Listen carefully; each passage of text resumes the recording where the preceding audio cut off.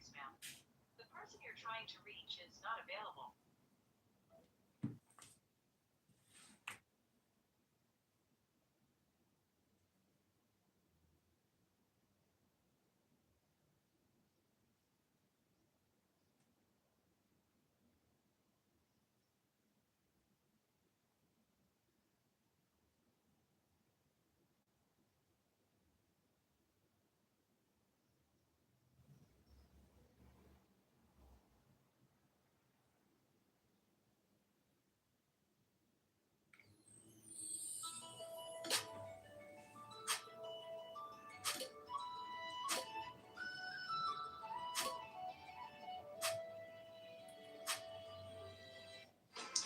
This large Taiwan flag commemorates the very special partnership between the United States and the Republic of China. Today, the ROC, known as Taiwan, remains a steadfast friend and partner in democracy and human rights. Today's flag is carried by the members from the Veterans Affairs Council, ROC, Taiwan.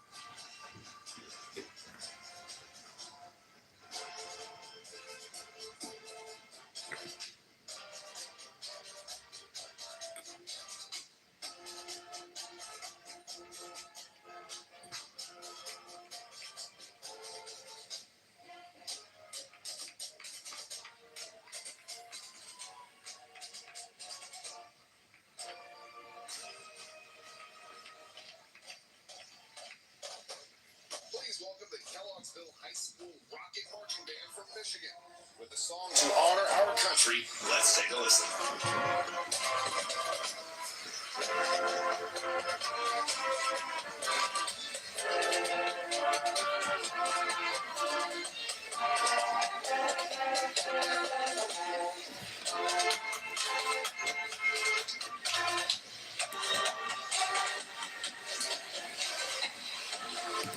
The 2026 National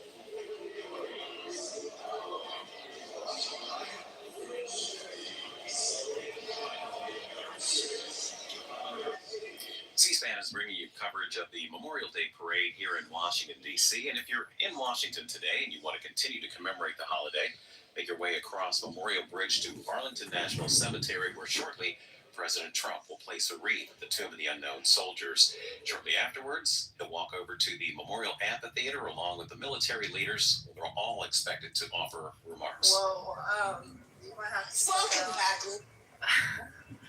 You're trying to escalate things. A little too soon. Oh, well, I mean, it's not every day that I meet a beautiful 5'11" Turkish girl. So sorry if I'm a little excited, but I do live near O'Hare in Jefferson Park, Northwest Side, so it wouldn't be that big of a deal. And then we could go have brunch. Live to Constitution Avenue. We're grateful for the thousands joining us here in D.C. on this soggy day, and for the many watching at home. On behalf of the American Veterans Center, you're watching the Freedom 250 National Memorial Day Parade presented by Boeing, and thank you so much for joining us. Absolutely. Get your patriotic gunners out. Let's go back to the parade. Leading our salute riding in the parade today is Korean War legend David Ogden. He's joined by Robin Hutton, author of the best-selling book Sergeant Reckless, America's Warhorse. I love Sergeant Reckless. The heart of commendations. Got Reckless during the Korean War for $250 from a Korean stable guy so he could buy a prosthetic leg for his sister. He did 51 missions. Can you imagine that?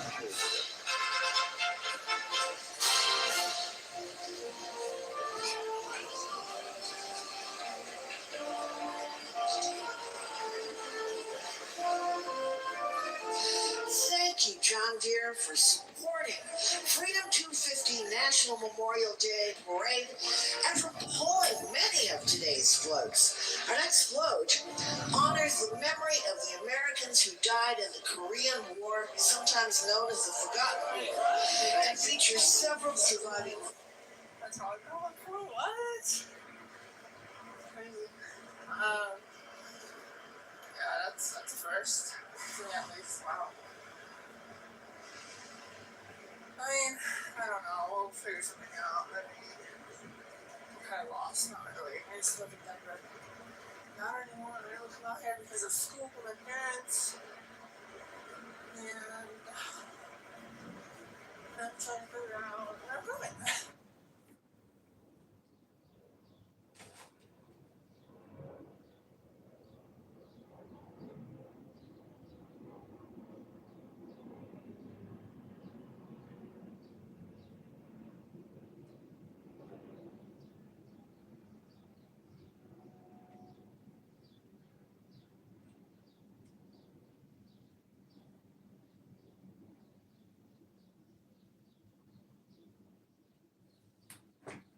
Veterans joining all in honor of who sacrificed in Korea. Well, we're not forgetting that joined by active duty military chaplains, this year's float is dedicated to the memory of Father Emil Kapan, Army captain and Catholic priest. Father Kapan was captured while saving soldiers on the battlefield in November 1950.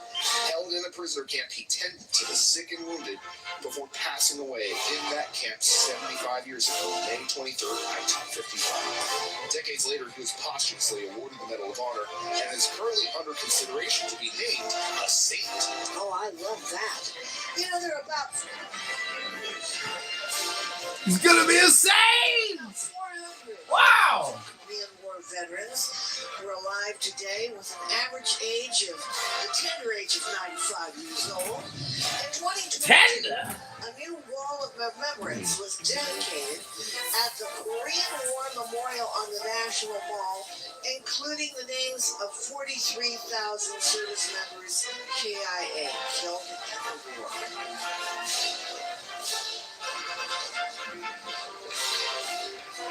From Somerville, South Carolina, here is the Cane Bay High School Marching Band.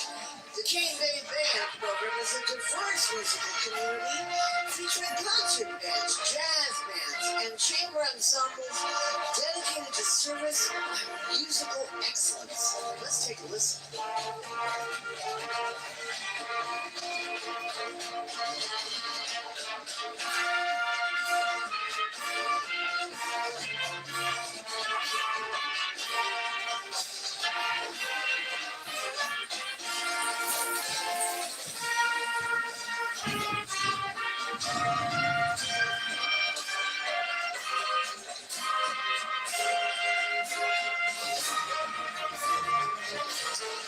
Our next float features very special guest veterans of the war in Vietnam. The names of more than 58,000 fallen Americans are engraved on that Vietnam Veterans Memorial Wall on the National Mall. And to the 2.7 Hello? million veterans who Hello? served in Vietnam, Hello? here at PACSM, we're here to tell you, welcome home and thank you for your service. God bless you. Thank you for your service! Productions. Mass Productions is the premier developer for the Institute of Heraldry and proud manufacturer of your military awards and insignias. Born and raised as patriots in New England, they're founded by a Marine veteran and have been family-owned and operated for 3 generations. SMP is committed to supporting troops both on and off the battlefield, especially those in crisis. You know, Maya Lynn was only 21 years old when she created that monument. And quite a work of art.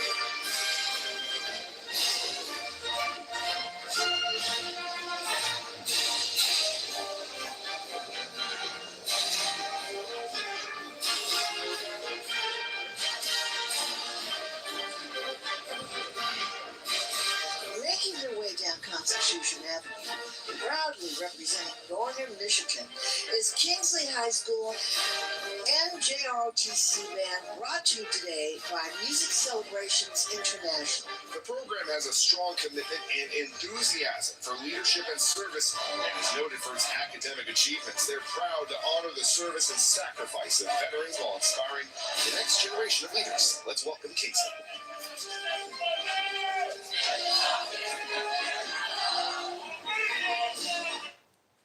What are you doing today, Steve? I'm watching C-SPAN, the 250-year celebration.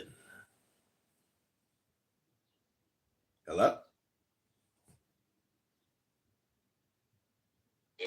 Rand? AYN Rand doesn't want to speak. Is there something wrong with my phone? No, I had to exit and come back. I'm watching C-SPAN's 250th anniversary. Happy Memorial Day. What are you doing today, Uncle Steve? I am working, and I decided to take a little break and Next we welcome Ozzy. just open up a pop-up room. That's what I'm doing. So, do you know the etymology of the word atheist? Probably not as good as I do. Why don't you tell us? Oh, I haven't looked it up yet, but I think it's kind of ironic how a non-believer in the word atheist. You see what I'm saying? Like if you say it slowly, it's atheist.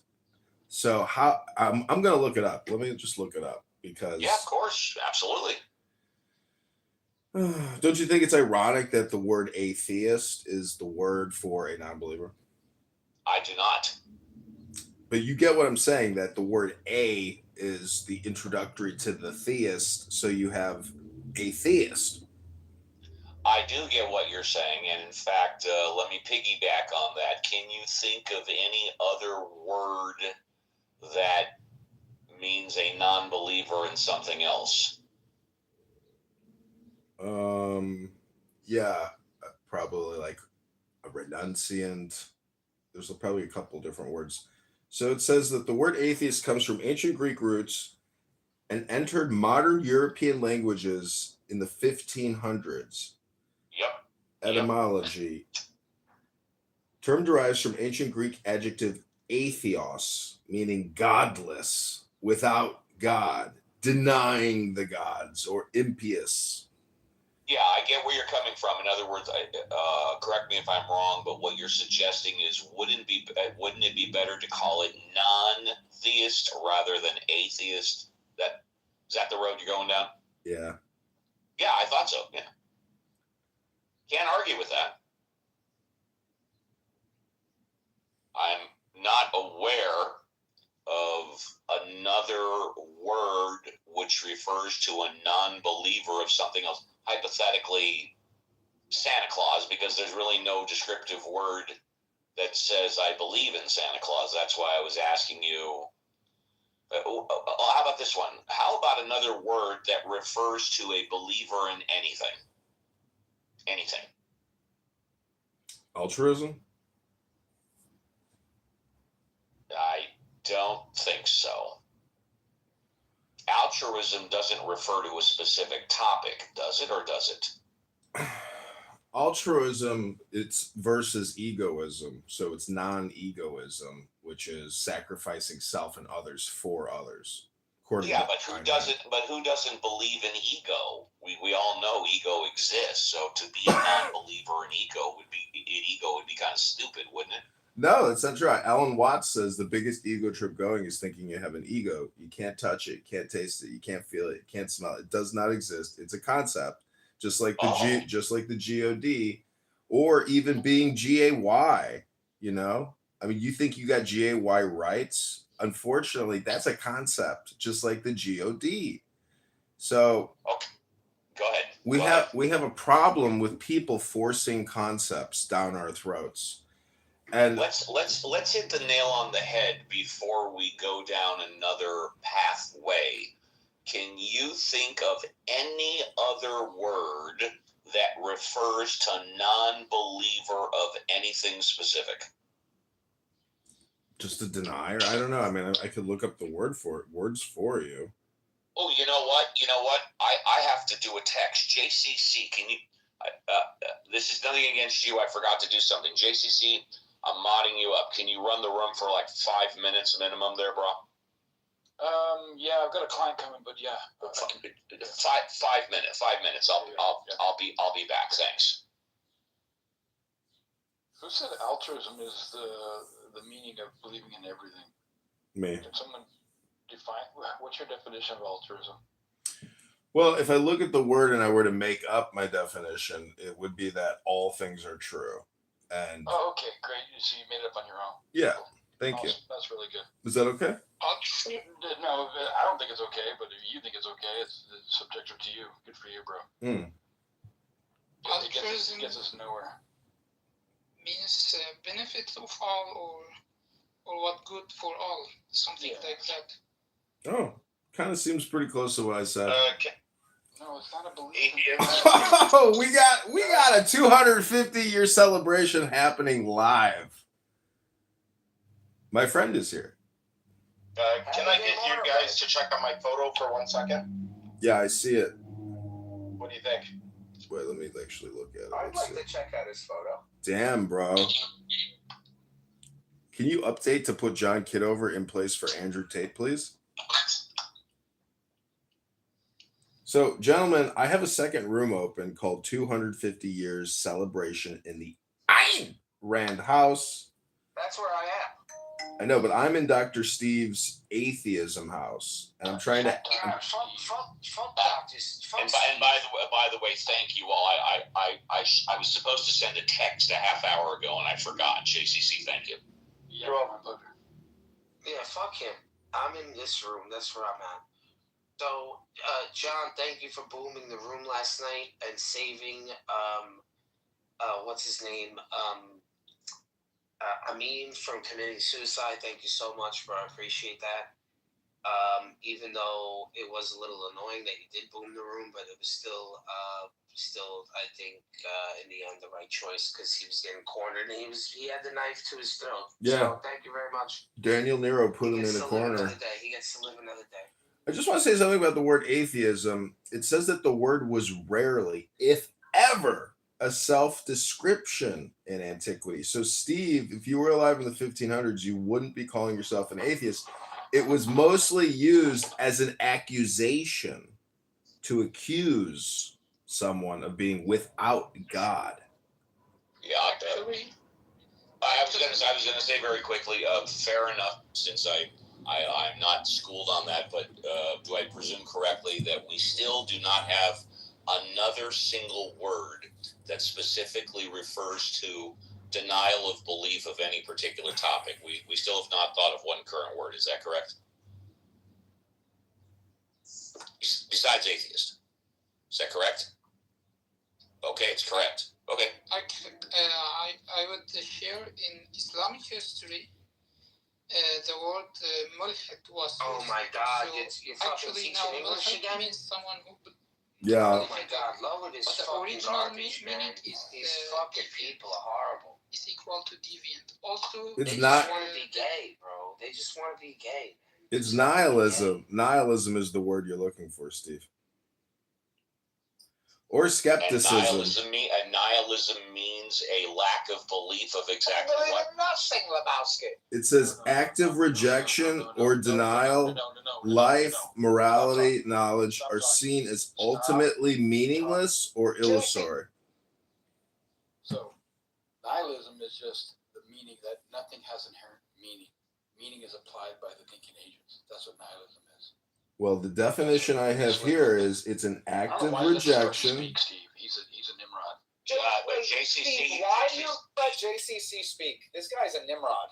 JCC, you're a mod. Do whatever you think.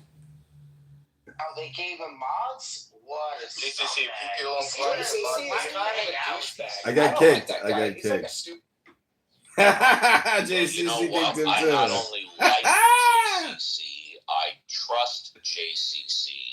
You trust And JCC? you- That's the fucking problem. I don't know who the fuck you are. So if that's He's the my first thing you're friend. gonna say to me, Hello. I couldn't give a rat's ass what you think. But just going back really quickly, we all agree that the word atheism means a lack of belief in God, those who don't believe in God, those that disbelieve God, however you want to frame it. I did ask the question, is there any other word in the English language that refers to a lack of belief, a disbelief, or not believing in one particular topic? And so far, nobody has been able to come up with that word, but we can talk about anything. Just simply say non-believer. But non-believer in what? That's my question. In what? Well, it's the same definition that you gave for atheism. So, like, colloquially, right? Like, if we use language like this, you automatically know what we're talking about. Now, You say non-believer. no, you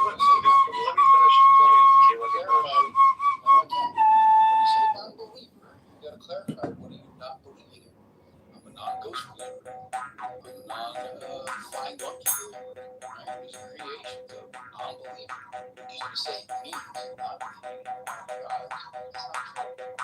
Yes, and to piggyback on what JCC said, the term non-believer can be used. Okay, these guys. I mean, I use Grok to get all the answers, to get all the words, and so it's pointless listening to Steve and JCC.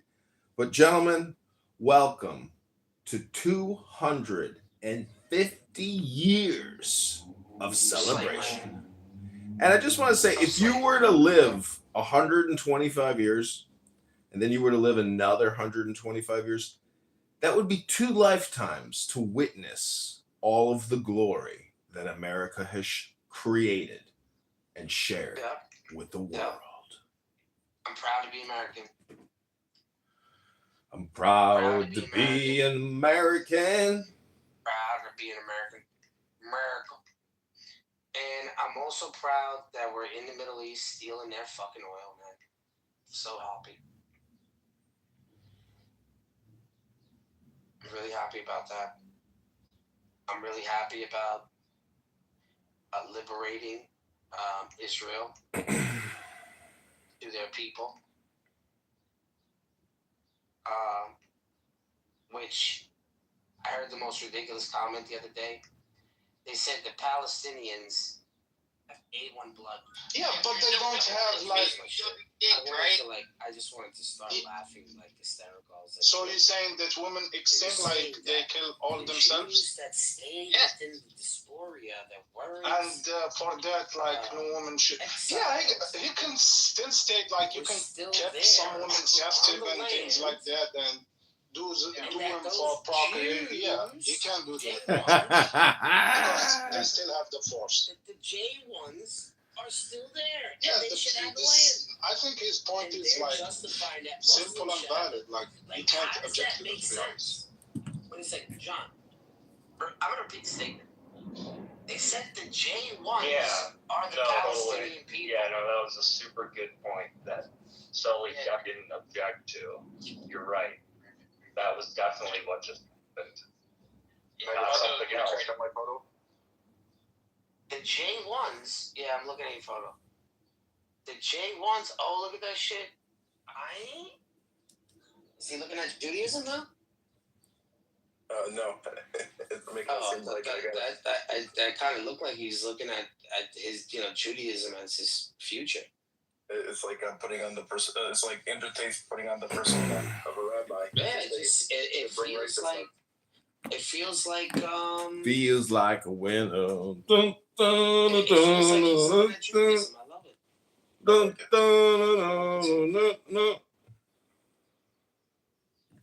This is like Hello. Hello. Oh, definitely. Hello.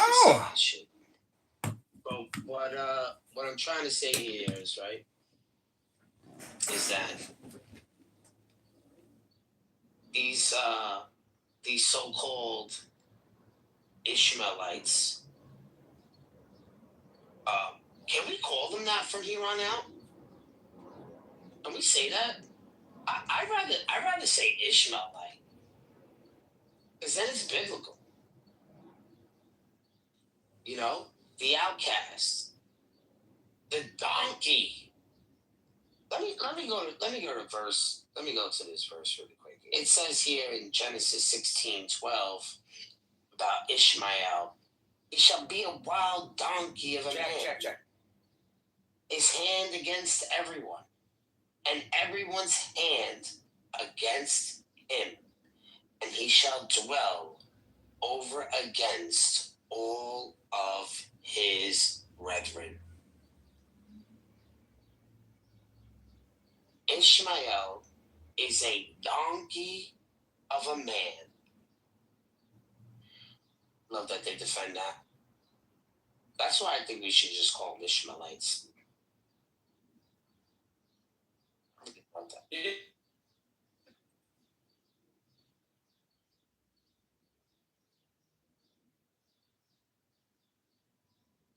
Do you mind if we refer to black people as the N-word? He's gone.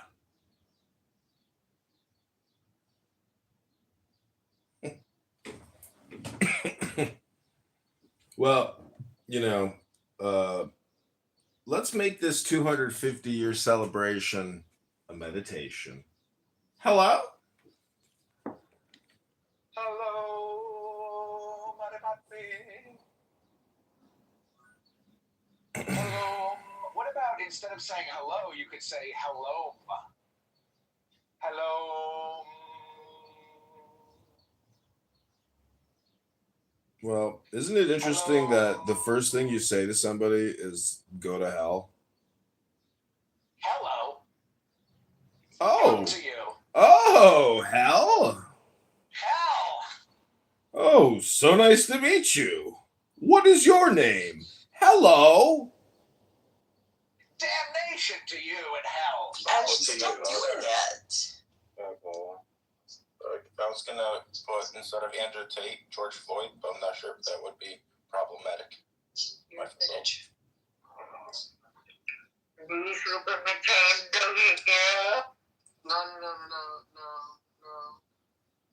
No. Hey, everybody, I came. Oh, they deleted. They kicked me. That was a quick one. They kicked you. They thought, fuck this guy. Just kick him. Boy, to compare it to. But wasn't that funny when JCC booted you, and then I was like, wow, what a jerk, and then I got booted. And you got Stephen Bell to say, I don't know who the fuck you are. I don't give a rat's ass.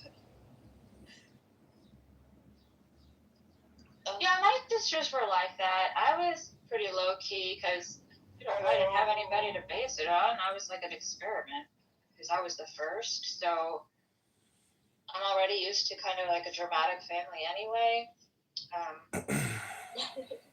But I mean, it's just, if there's nothing you can do, sometimes maybe she just needs to vocalize it. And there's nothing you can do. It's like, okay, you're going through that. Cool. Here's a journal because I got to go do things.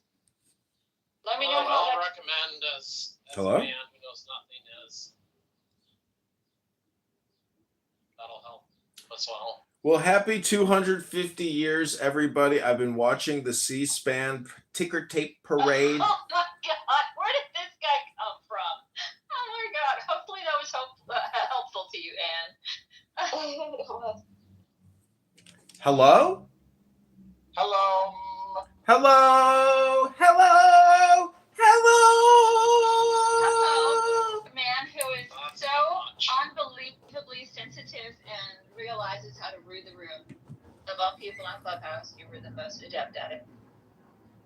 Sensitive man, good room reader. Also, if you didn't hear it, it's extreme sarcasm. You're welcome. You see, when somebody says it's sarcasm, that's when you know it's projection. Is it though? Is it? Maybe it could be. Yeah, you can't be sarcastic. You see the projection, and thus you're holding up a mirror and of sarcasm, saying, "Look at that." No, I mean the thing is, when I hear projection, Take that in a minute. It may be a little truth again. I know that's when you say take it in, give it a minute. You're really telling yourself, you know what? I should take it in and give it a minute. That's projection again. I do. It's all projection. You take it in? See, when Do you people give it a minute when you take it? I am very good at taking it in, yeah. When people say that, wow, I can only imagine. Can anyone here define altruism? I know we probably have a lot of pseudo-intellectuals in this room. Anybody here think they can explain to me the word altruism? Yeah, it's like a selfless kindness for other humans. But is it really so selfless and kind when you have to sacrifice yourself or others for others? Is that really kind for the self or the other? It can be. I mean, when you sacrifice eating ice cream, is that kind to your side of you that eats vegetables? Well, you're Jewish, right? By birth. Oh, you're a birth Jew? I'm a birther. You're a birther? Well, I was just saying, because Christ Jesus, the Lord and King, he sacrificed himself for the other. So Jesus is really the first true altruist.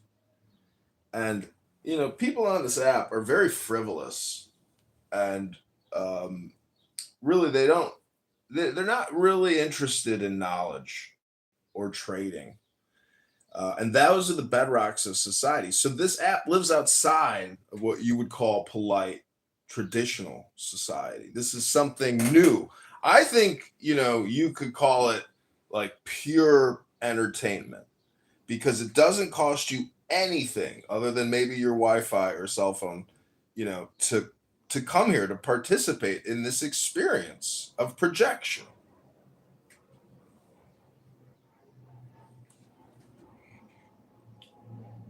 Well, you probably think that this app is all about dopamine.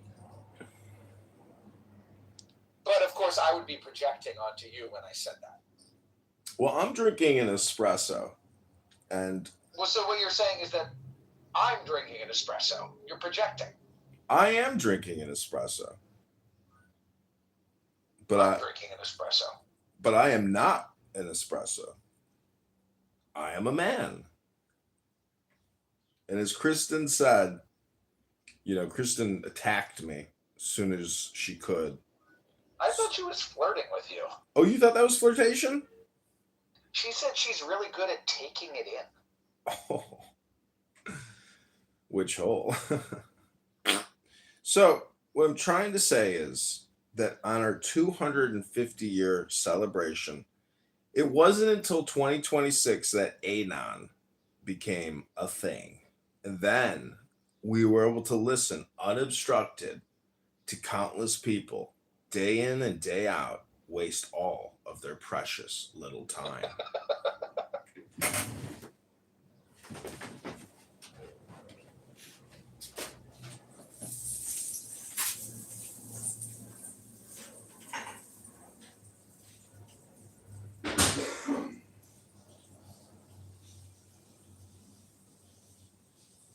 Is today really the 250th? I thought it was on the 4th of July.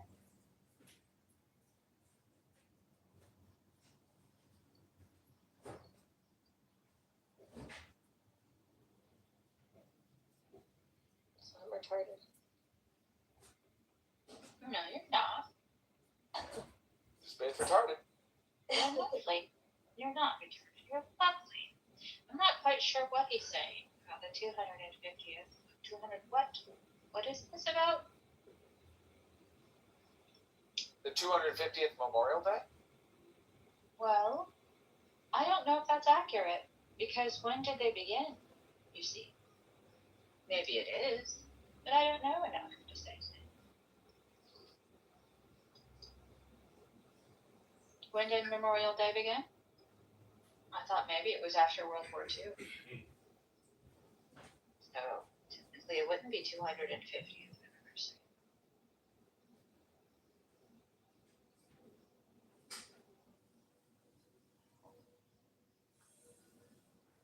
Alan Jean would know.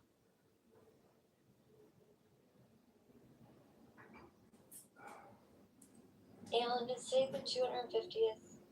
Alan! Is today what?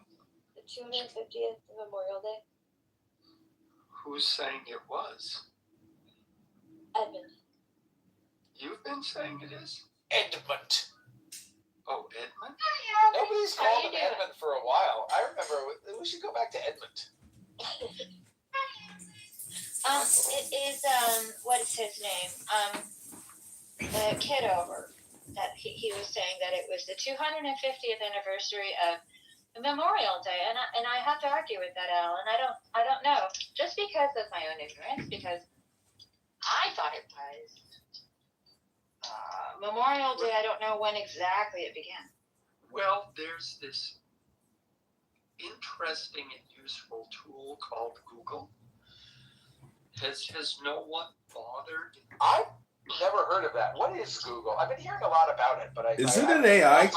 Is it an AI I'm actually company? quite busy right now. I would think that he would take up the time to, if he's going to say such a thing, that he would take the time to.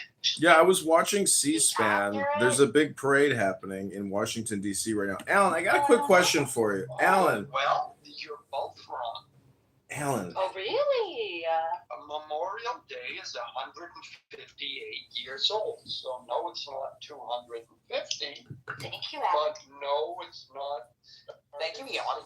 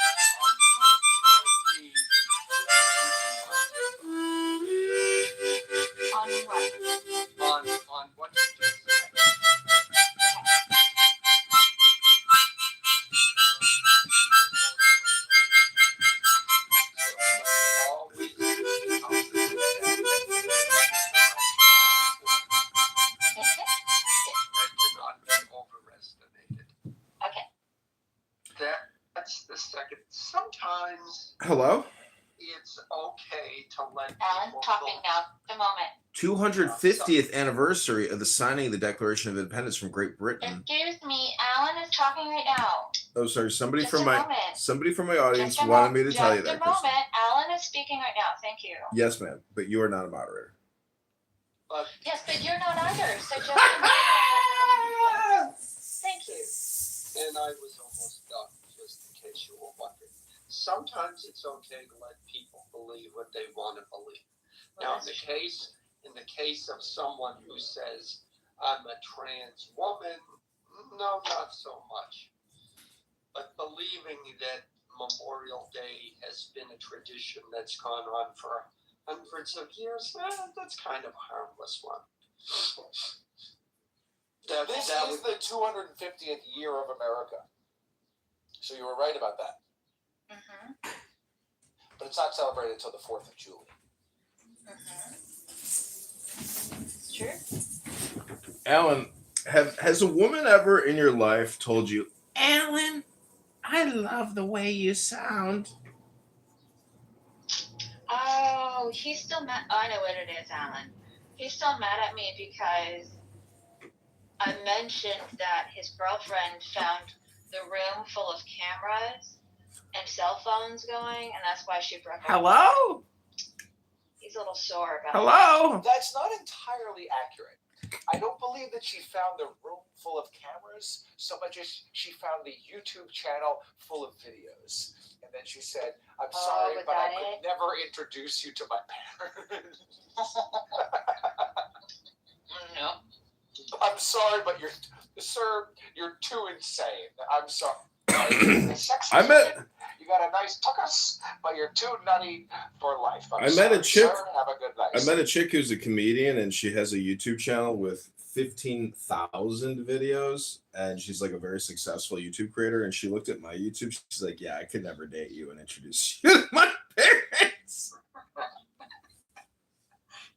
Well, I've had similar experience. Hello? First of all, let me just say, I don't think John is ever, and don't take this as a challenge, John, but I don't think John has ever done or said anything to me that would warrant me mocking the way a girlfriend broke up with him. Because if, in fact, a woman broke up with him over the reasons that were just stated, I would think that would be rather hurtful. So I don't think we should base on what he said so far to mock that about it. Even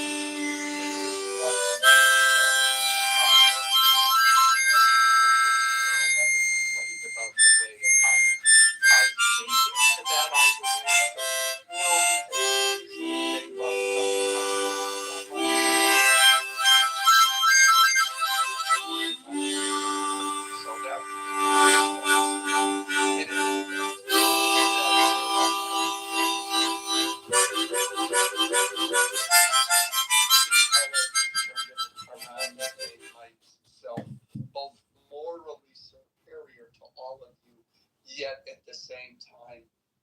responded with a base and sexually charged joke. I'm rather proud of that. Yeah, how do you view It values? was okay. How do you view values in like a dating arrangement? Because a lot of women will say to me, "I need to know your politics before we go out on a date," which is really telling me Just lie. what are your values. So, in the game of my values are more superior to your values, isn't that just the red flag you're looking for? You know, from a supposed partner, as opposed to like some vacuum consumer creature, you know, from the third layer of hell. Hello? If it were me, first of all, dating is a lot more serious. It used to be, do I like this person? Do I like this person? Now it's when you have 17 years. I don't mean to interrupt, but can I ask you as a boomer? Can I ask you a boomer question?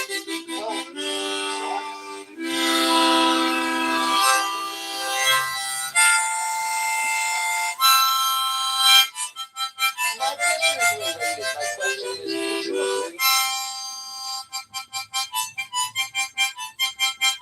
Uh-oh, what happened? That was very annoying. I just did a very annoying thing. Sorry, I understand that it's very annoying for me to take the floor and then leave. I hit the wrong button. Oops, did you? Very annoying. But I was just going to ask you, Alan, don't you think that boomers were more comfortable canceling each other out politically? Like you could have a husband and wife. Oh, I vote red, she votes blue. We cancel each other out. That's almost like a boomer thing. And nowadays, millennials and generations younger than that, it's like John goes out on a date and they're like, what's your politics? Like it used to be like for people who are 50, 60, 70 years old, like who gives a shit? Like I like this person. Yeah. Like Alan was saying, like I like this person, I get along with them. Who cares if we have different politics? Can we build a life? Hello? Who gives a fuck, you know? Hello? Let me read Hello? it a different way. Whether you're compatible with someone depends on a whole host of variables, of which political viewpoints is only but one part. Right. When a person places, and now here's the thing, John, if you're going out with a woman, the first thing she says, well, I need to know your political viewpoint, etc. What it's telling you is giving you information that she is hypersensitive to political viewpoints.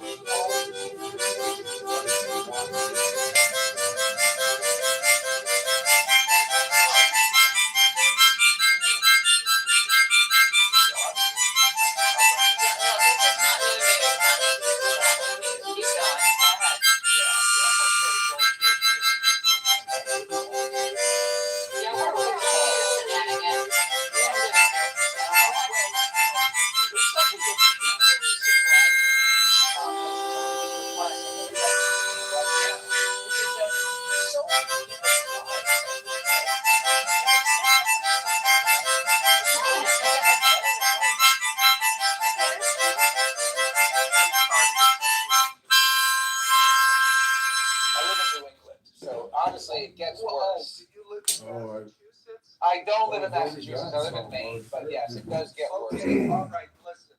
Are you from Maine? No, I'm from DC, but I've been here about 15. I've been here about 15 years. I know you're from Mass. Okay, let me explain. Thank you for the what we invite. do. I don't know if they do it in Maine, but we do it in Massachusetts. I would very much Let's like to do say two lanes are merging. I'm not going to look at you.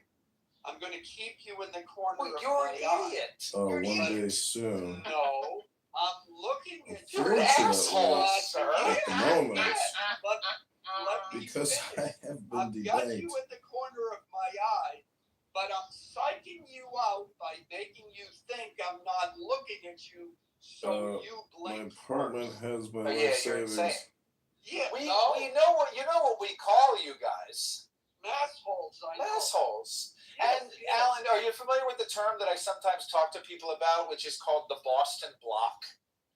I've never heard that one. What is But That's when you want to I leave, do like you want to have leave a gas station and you got to excellent yield to both lanes of traffic. You're like pulling saltwater out of a fish. gas station and nobody's letting you go. So you just pull the fuck out and you just block the lane of traffic and you wait for the other lane to stop. Oh, you I should see do people that. do that all the time.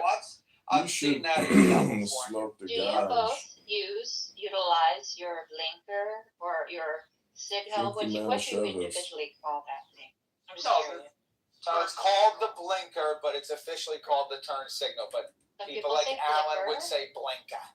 Blinker, yeah. I'm just curious because it is Contrary interesting chanting of some regionally what they shows. call it. Okay, thanks. Fine. Okay, continue. Yeah, it's a blinker.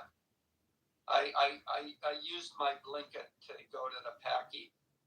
Do you when I guys was use it? making a left. Oh, You know, thanks for my the friend, I remember. thanks for the offer of fun and joy. And my driving instructor We're in going high to soon. school told me to do that. He said, "Look, if you got He to said, "Do the block." Oh my God, what a psycho!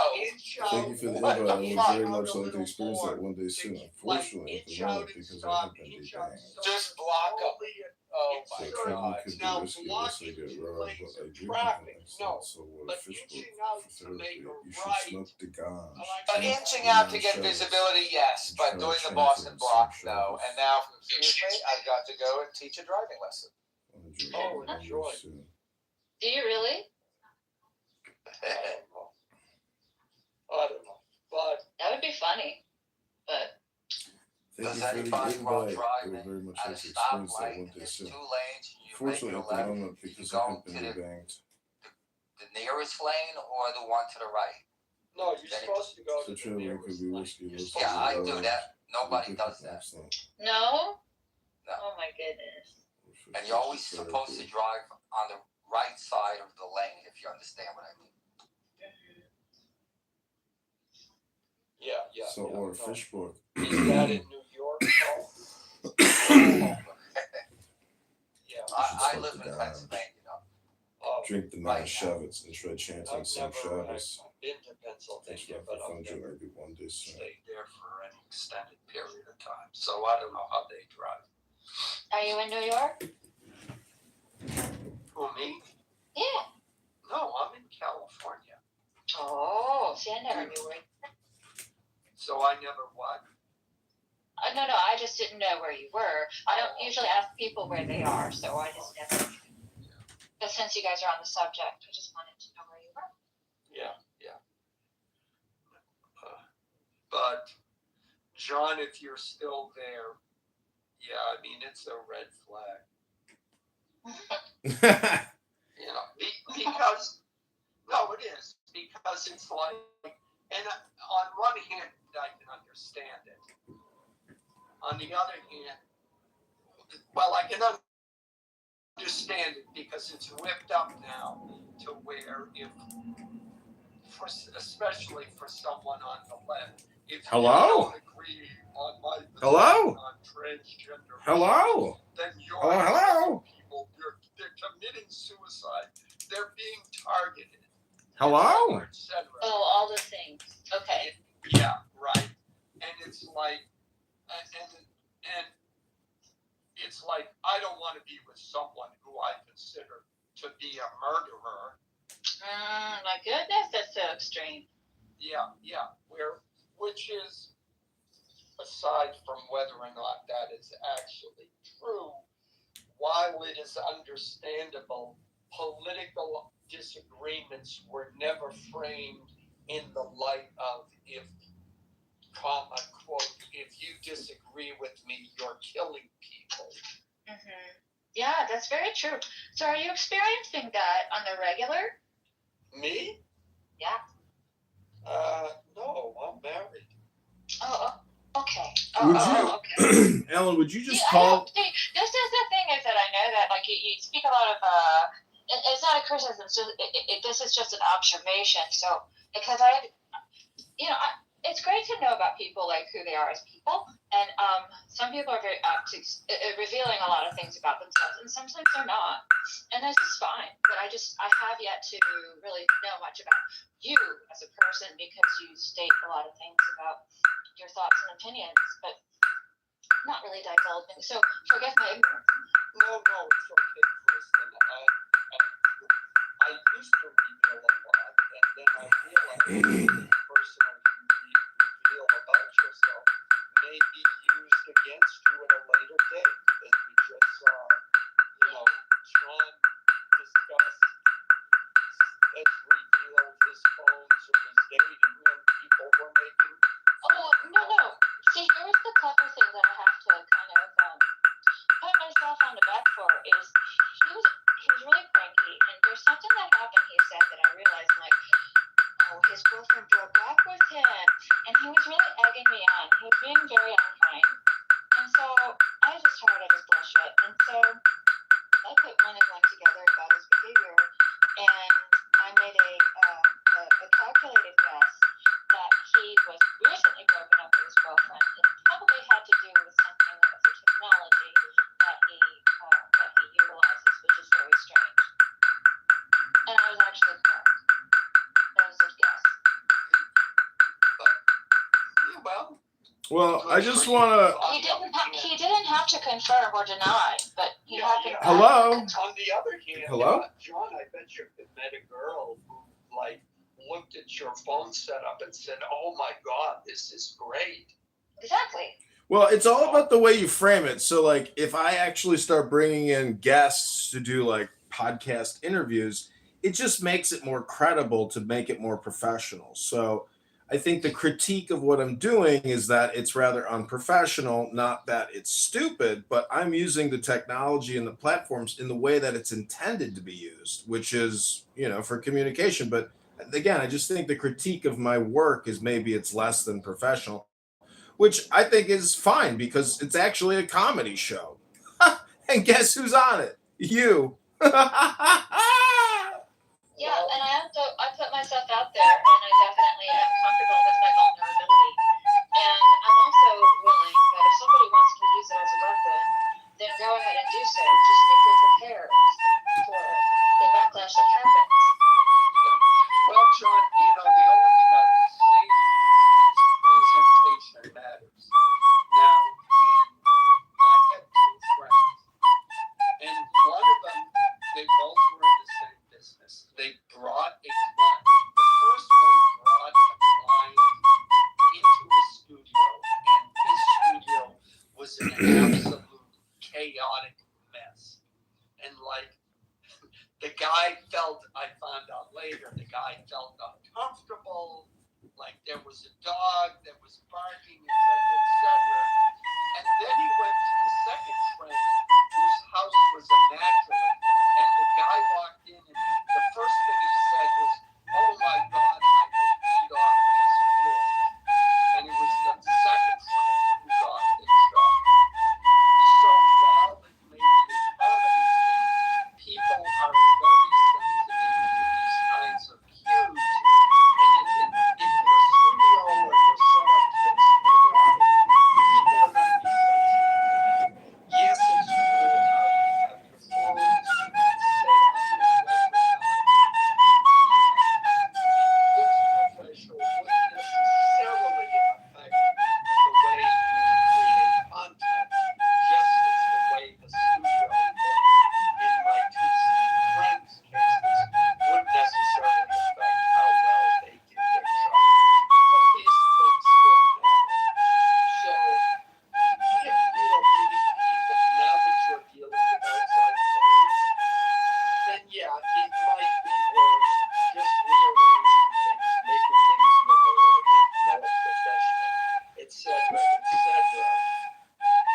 so that, it doesn't, when it rolls into things, that isn't quite the right thing, but that would be my advice.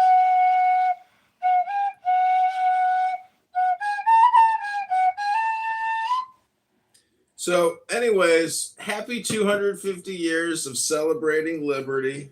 We got Anne here, an American patriot, Democrat hero, Democrat zero.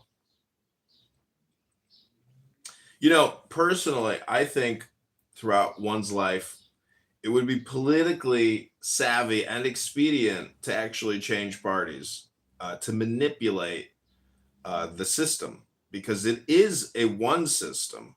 And whether you are on the left or on the right or on the top or on the bottom, it's always in need of adjustment. And sometimes politically savvy people, I'm sure, actually go the opposite route of what they think is their value associated to the party.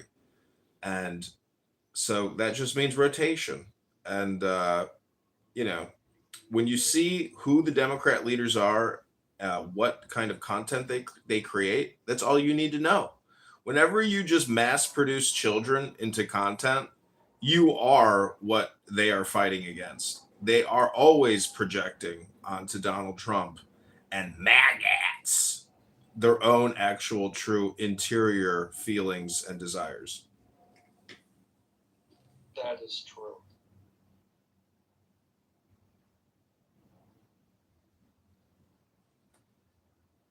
So if that's so true, why isn't it more obvious to the millions, hundreds of millions of impressions and views of people who just consume the content of the left, liberal, intellectual, woke, LGBTQ, CRT, BLM, DEI? Well, I'm just curious, since you and I don't really get along very well, and I just wonder why you sent me a friend request on Instagram. Don't you just want to leave me alone?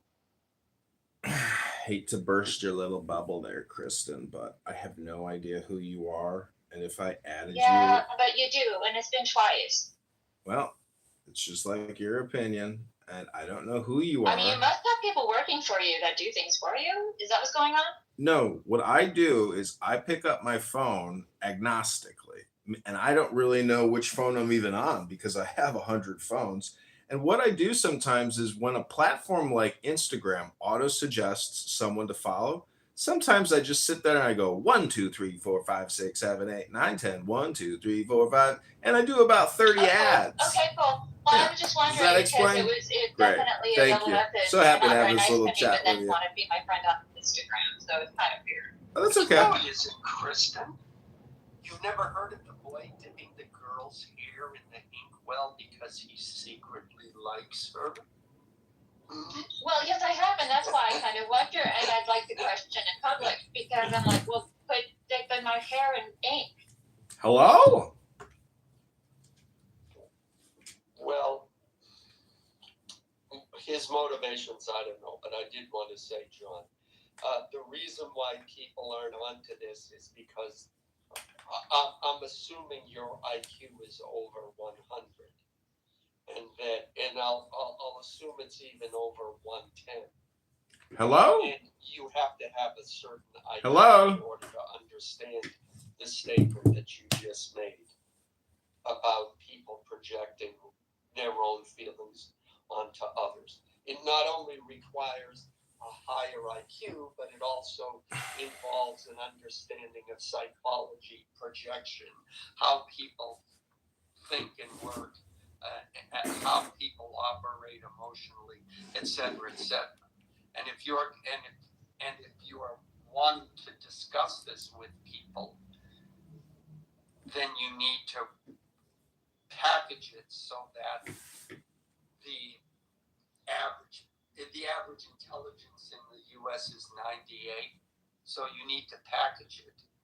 You can try to package it. 98 percentile. You can try to package it, but it's really just a question of, like you said, IQ, but it's really whether or not the person is willing to consider a new concept. And that concept is that all communication is hypnosis. And for some people, they get that. Some people reject that.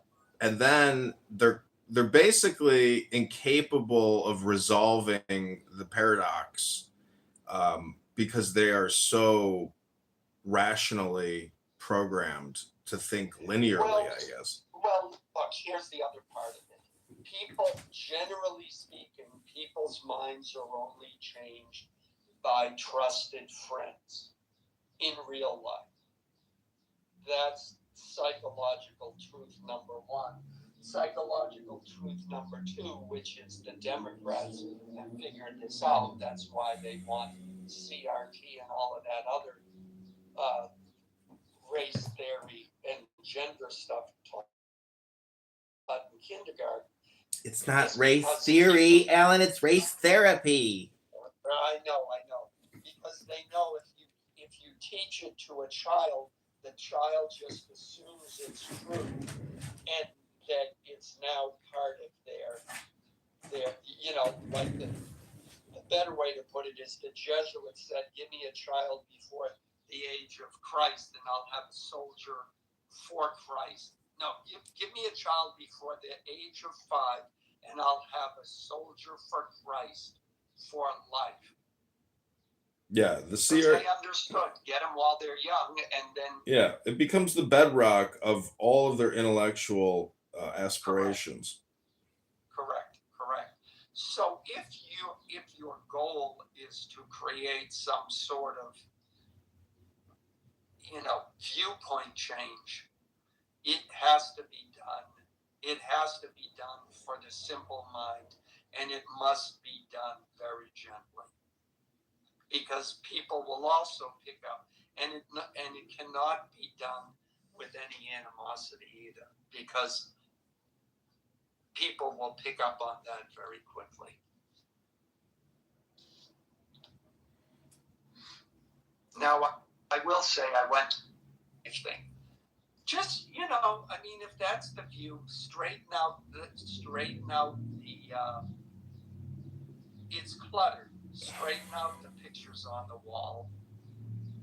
Organize the books so they look like there's some sort of order to them, and you'll be fine. I mean, it gives a sort of, yes, I read, which I know you were talking about, but just that, unless you're going to go full blown like Matt Walsh or other ones and create a specific studio, which would also, you could also go that way too. But I mean, I could interview people here in my office. It's a very tiny little bedroom, with 180-degree 25 cell phone array that can live stream on YouTube and Instagram. But the thing is, it's like Clubhouse is just immediate content for free. And it's a great place to really listen in to how people waste their time. And it's just amazing how, Patty's room, Politically Correct, is always the Trump projection echo chamber. But then I just love when people start talking about the weather and, other irrelevant things, and they get off topic. And it's because even they themselves are exhausted with their echo chamber. Yeah, I know. And I've always known that when I go, and I just got tired of it, but going into those rooms, I always knew it was like, okay, here we have another black, no, excuse me, we've got another conservative. Hello? Let's all. Hello? Hello? For fun. And yeah, I got tired of being the white guy they attack, especially since Douglas is the one who took over that room. He's just insufferable and an absolute liar. Yeah, he's a real snake. What was that? Yeah. No, you're right. He is. Yeah, snake is the correct word. Yeah, he's a real snake person. Because if you listen carefully, and we called him out on it, early on, he never states his actual opinion. you will say, well, I think the military should get involved.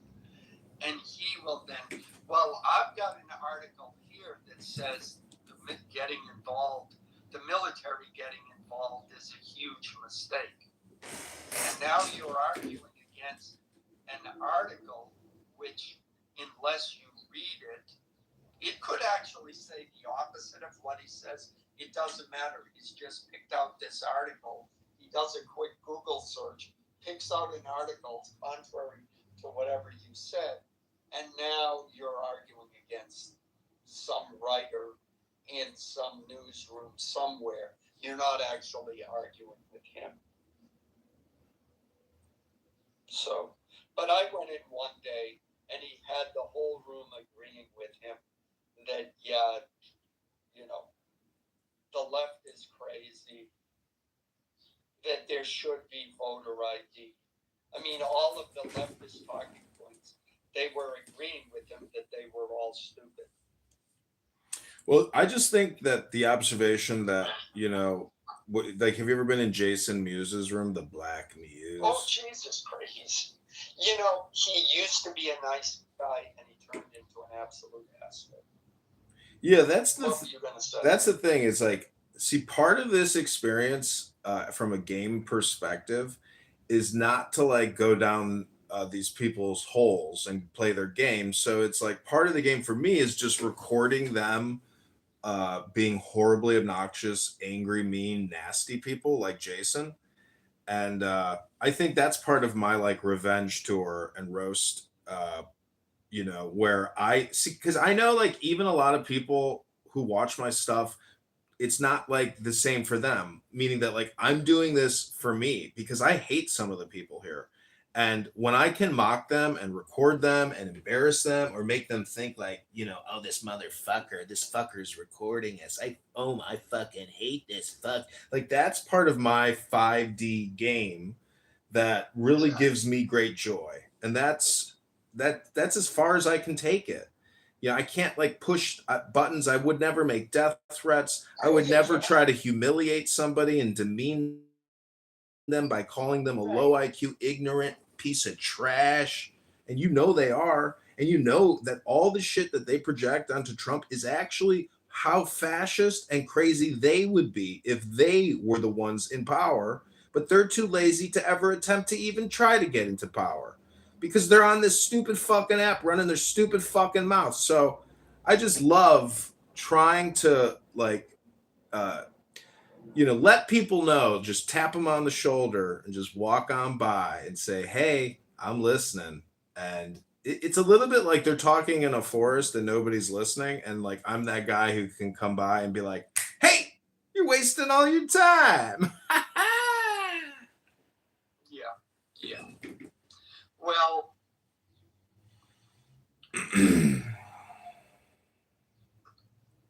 yeah. Well, first, yeah, I agree with what you say about them, and I think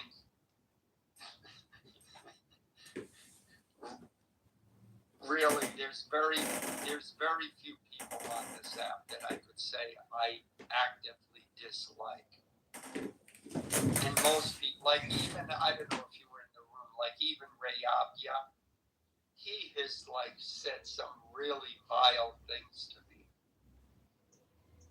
But I don't dislike the guy. And then last night, we ended up talking about, we got on to boxing and we were talking about that. And then we ended up talking about movies and how boxing was portrayed in movies and which Sylvester Hello? movie was better. Hello? Which character was Hello? better, et cetera. Yeah, people's personalities are vast and their interests are vast. And so you can actually connect with anybody eventually. But I'm just saying that from like the opportunity cost observational perspective, when you see how much time, because I have multiple recording studios where I have, 15 phones pointed towards one stupid phone. And that stupid phone is politically correct from 8 a.m. to generally 8 p.m. Like they are on there all day the fucking long and can go for an 8-hour session. So you know, I'm actually thankful that they do what they do because like I want to record it because people are putting in so much time and energy. It's shocking. But when you actually compare that to a book and that content, that's when you know that there's a significant knowledge difference between the content in a book and the content, you know, that people create here. And so from my perspective, I always want to go back towards the book and say, fuck these people, fuck them good, humiliate them, mock them, document them, and put them in the put them in the filing cabinet and the trash can, and go back to the good things in my life, which is the books, not these trash dinner for schmucks people. And you know, I realized one day I was like, I have to stop recording Pepe, because if people watch my content and they hear Pepe, that's basically me speaking, and they think that I am Pepe. So I have to go back towards books. I can't waste my life recording low value content, which is low value people. Yeah, I agree. And the fact, and morally, Dan, like 2 years ago, he's on the app and he's got a newborn baby that's crying and that he's feeding while he's on the app. So that newborn is now 3 or 4 years old. 2, 3, yeah. If he's at home, he should be a parent to that kid. Period. He should not be on this app. It's really a failure as a parent. Well, I'm not here to judge. I'm here to like mock and humiliate. I'm judging, and I say that because at a certain point. Hello? Hello? It was very simple. I was not setting a good example for my kid if he sees me yelling into a telephone all day long. So I left the app, and that was it. If you were, as he got older, and now, you know, he's out of the house, etc., etc. He's more mature as a person that I came back to the app. Well, if your child observes you reading a book and you happen to have, you know, a social audio conference call app open recording your book so other people might enjoy it, well, that's exercising knowledge. But if yeah. But at the same time, now I've just given him a directive. I told him, get off the phone and start reading again. So he started reading again. Hello? Hello? You know, Hello? summer break. And he was on the computer and on the phone all day long. Unless I'm like, we gotta go here. Hello? Hello? So yeah, but what I'm saying is you can use the computer. You can use your phone with a book. That's the joy. That's the joy, is merging the modern addiction with the old, you know, database, because books are just databases. And so if you read a book out loud and you invest 15 minutes a day to 45 minutes a day to maybe 2 hours a day to maybe 4 hours a day reading out loud, that experience integrates the knowledge at a much higher level than reading silently. Because when you read silently, you're jumping and thinking about other things. But when you record it, you can listen to the replay, and then really get deeper integration and do more contemplation. Because even John Locke said, you know, it's not what you read, it's really how you're processing it, integrating it, etc. So, well, congratulations, John. You're the second person I've met a book in my life who said that. And I say that because one semester, I forget, either I ate something or I drank something, and my stomach was nauseous, or whatever it was, I couldn't sleep. So I spent I had a psychology course. I spent the night reading the textbook for that course, and I read it out loud because I knew reading out loud how I came to that realization or conclusion. But I realized if I read it out loud, I'll remember. I'll remember it more easily. So no, I that's read exactly how I am, Ellen. I have to read it out loud for me to comprehend it. Yeah. But I read that entire book, the entire textbook that night, and I never studied for that course again, and I got an A. Just from that one night. Yeah, I always tell people studying to pass the bar exam or the LSAT to like dedicate some time to recording complicated material and then listening to yourself reading it. And it just amazes me. It's like, people don't know how to actually express their First Amendment right, meaning that because people don't want their identity attached to their online content, um, people are living in fear of actually creating and using their brain to improve their brain. And then we're like, well, no shit. But this is the problem with our education system, is that we really have we've neutered people's ability to truly learn because we silo everything, we privatize everything. We don't allow people to actually express their creative research because of the identity privacy concerns. But yet, the whole thing is completely monitored, stored in order to deliver future advertisements to you.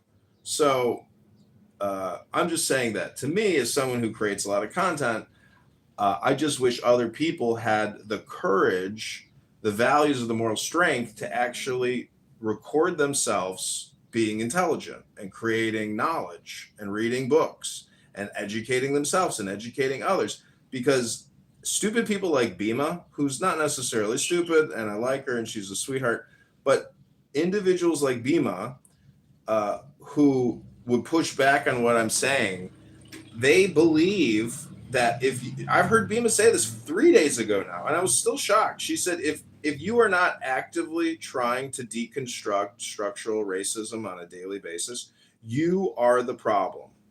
And so my response to that is, oh, well, I read books. So, I'm not part of the problem. But just because I read books, I know that there is no structural racism problem, but we have a political ideological problem. So, that's why I say, like, I don't even want to spend time debating or conversating. I just want to get back into the books, because then when I get back into the debating and the conversating and the rhetoric, I'm armed even better to emotionally and intellectually engage with people who are actually very emotionally unstable and intellectually tentative. Hello? Yeah.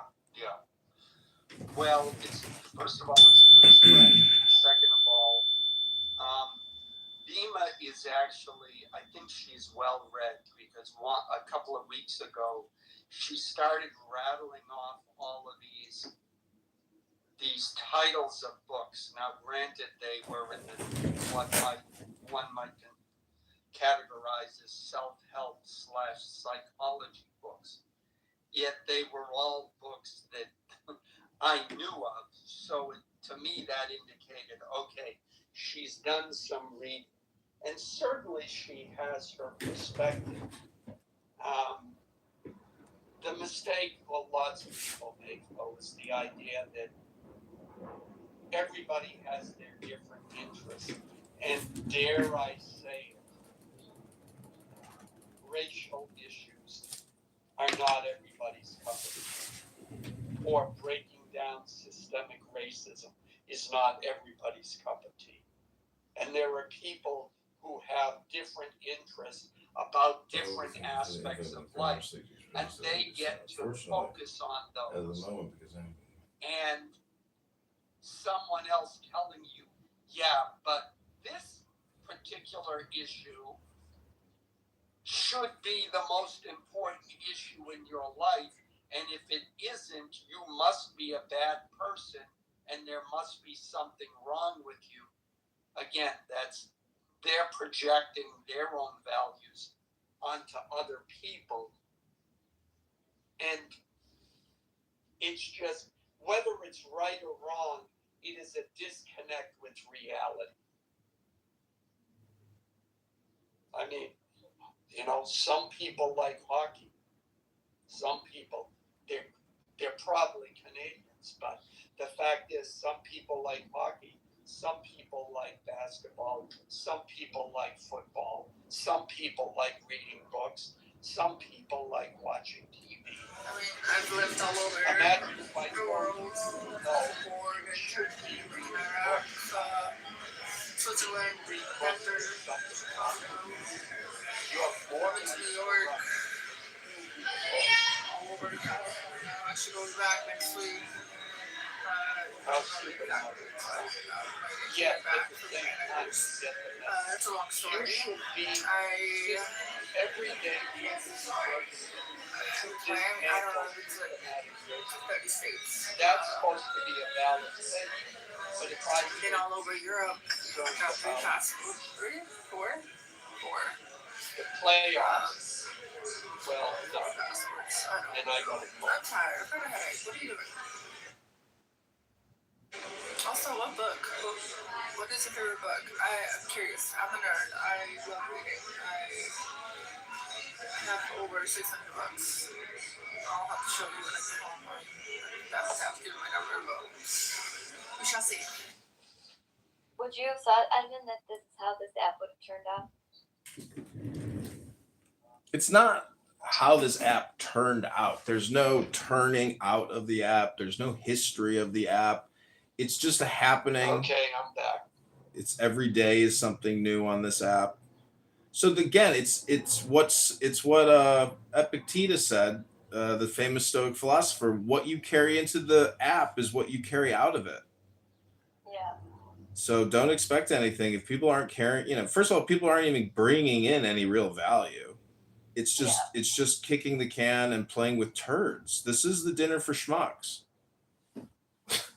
Like, whoever loser Pepe is in Scottsdale or whatever, with his fucking bullshit. Like, it's entertaining, but at the same time, it's not how I want my life's existence to, observe and absorb content. Fuck no. Do you know how low value that is compared to like listening to a book on philosophy?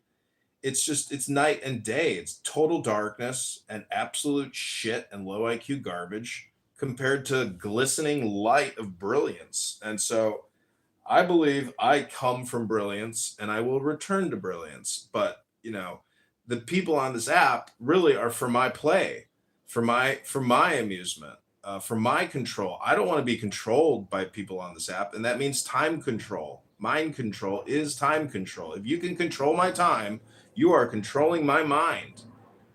And if you're more aware of that, you will choose high value content because, there's this disabled woman who lives nearby to me and she can't get out of her house and she weighs 400 pounds and, she's going to die in that house. But guess what she's doing as a blob in that house? She's sitting there watching content, consuming tremendous amounts of content as a blob. Netflix and Disney and YouTube and TikTok and Instagram and the list goes on and on and on. Just that blob barely moves, but that blob's brain really wants content. And so, you and I are no different. And we use this app to fill the space and the second after second after second. You only have 2.5 billion seconds to live. That's the average lifespan.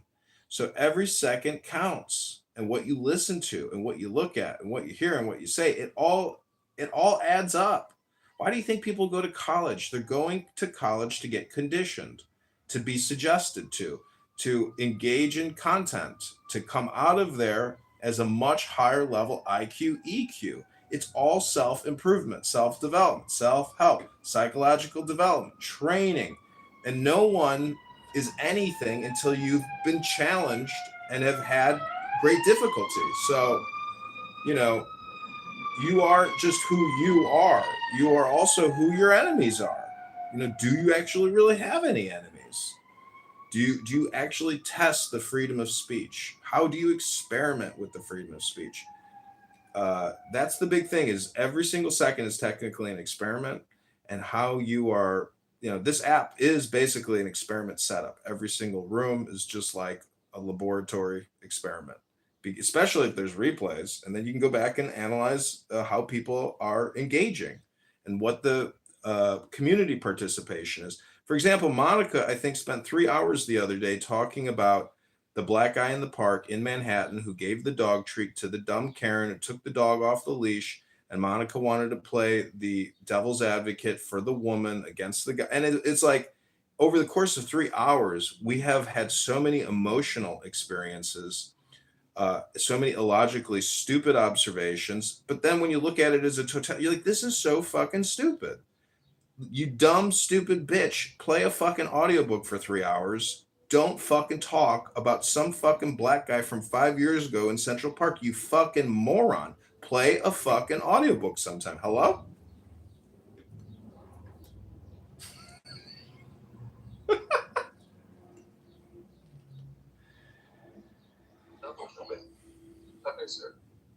Yeah, Pepe would be great.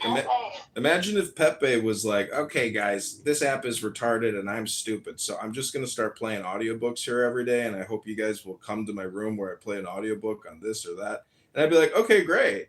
Because that's the thing is nobody is gaining any knowledge from listening to Pepe. So, and Pepe is gaining no knowledge himself. Like, think of this as a college classroom. You guys are all just a bunch of dunces dressed up as clowns in a classroom throwing spitballs at each other. Did you guys ever get out of the 5th grade? I mean, you guys are throwing food fights all day long. Read a fucking book on this app for 15 minutes. Use it to improve your brain. Hello? Hello?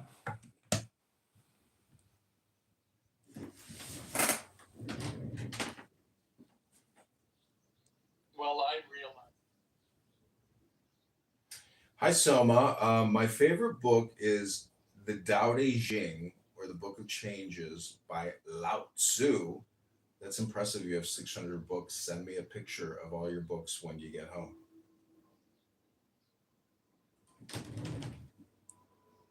To wait an hour just to have a 30-second response.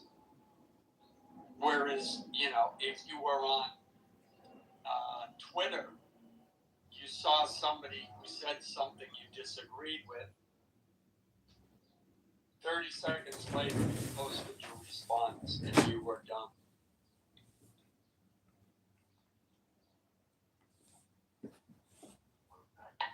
That was insufferable when we used to do PTR order.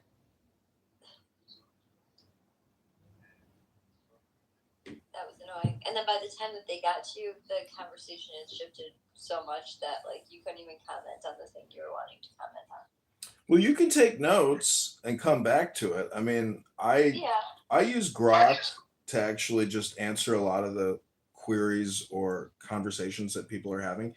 And then when you read what Grok gives you, you realize how people here really are so wasteful of their time and communication. And I just think it's because people just don't actually engage with information and knowledge. Like what's her face, Kristen, the cat here, just like if you don't have something intelligent and concise and topical, and I mean you're kind of a highly annoying person, and so that's what I call a hap, or an extremely annoying person, an EAP. There are people out there that don't really have anything concise, clear, and intelligent to give you. And so they are technically friction creating people. I think those are the trolls, personally. I don't think, see, when I'm accused of being a troll, I don't think I'm actually a troll. I think I am here to give you a hopefully an exact and precise observation. And unfortunately, people like Ban or Patty or First Lady, these are the real trolls because they can't actually give you a transparent, clear, effective, and accurate diagnosis or observation about reality. And so they are really the real fucking trolls. These liberal elite intellectuals are the biggest fucking trolls because, again, they cannot accurately diagnose, describe, and observe. Thus, they are the real fucking propagandist trolls. They're the gaslighters. They're the annoying, extremely annoying people, and they cause all the friction. It's not the people that bring clarity. Those are the non-friction people. Hello? So what you're saying is Pepe's a troll.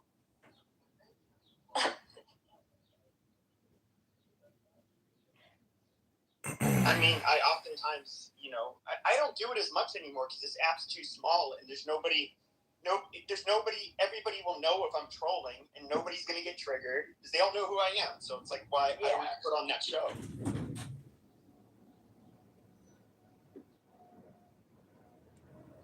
But yeah, that's why I miss old clubhouses when you had all of these people. Obviously, I could trigger people, and you know, it was kind of fun, and I meant a lot of what I said too. I had passion. I was angry, and now I'm not nearly angry, and I don't have. But see, Pepe, stirring the pot, much more boring. Stirring the pot is fun, but eventually you got to grow up and say, okay, stirring the pot every day is not healthy for me, for the person creating a stirred pot. Stirring the pot was healthy at that time, I think, because we were living. I mean, it was a fucking clown all around. Like it was fucking bizarre. What people took to be like true, and like they had this religious fervor about all of that woke shit, and nobody, if you dare speak back, you were just like a horrible person. Fine, fuck you. I'm a Nazi. I'm a racist. I'm just gonna go ahead and say all of the things that I believe are true. Hello? And Hello? But now it's kind of like that woke all that woke shit largely died off. People got sick of it. You have a Republican in power now.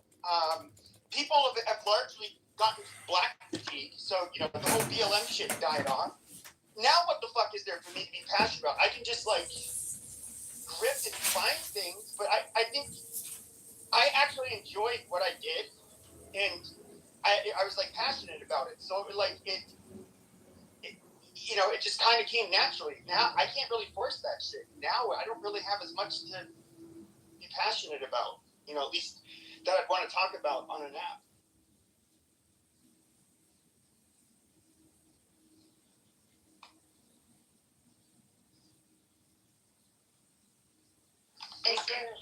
Well, I have to say, without Beaver and Matt's rooms, we would be doomed because there's nowhere else for us to go. And I don't like to just sit in the audience and listen to anybody else's rooms but theirs, because it's just garbage. It's just garbage. And I like to hear Joe talk, obviously. He's good content, and he helps people learn and understand things. But can you name any other room besides Beaver and Matt's rooms that are good?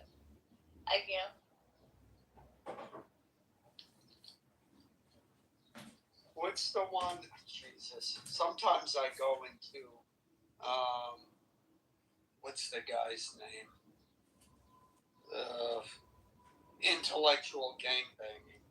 Oh yeah, he hasn't been on here in a while. I know. He really but I go in there because, first of all, I guess he likes me. Second of all, he's made clear, look, don't say any overtly dumb racist shit and you're good. And then he will say, let's hear from the white guy. And he'll make it clear, he clears the room for me so that he'll say, I want to hear, and people, if he says, I want to hear Alan speak, then people shut up. Then they'll listen. Without that, no, I wouldn't have a chance. I might be able to get in about 10 seconds, and then it'll be, get the white guy out of here. But he'll say, let's hear from the Armenian guy. Or, let's hear from the white guy. And they all know me at this point. Like his audience knows me, so that helps. Yeah, he's been gone. Lou Bass. Yeah. Well, maybe, who knows? There's always real life. The other one is that Uncle Steve and the atheist room. Oh God, I can't. Yeah, I was in there,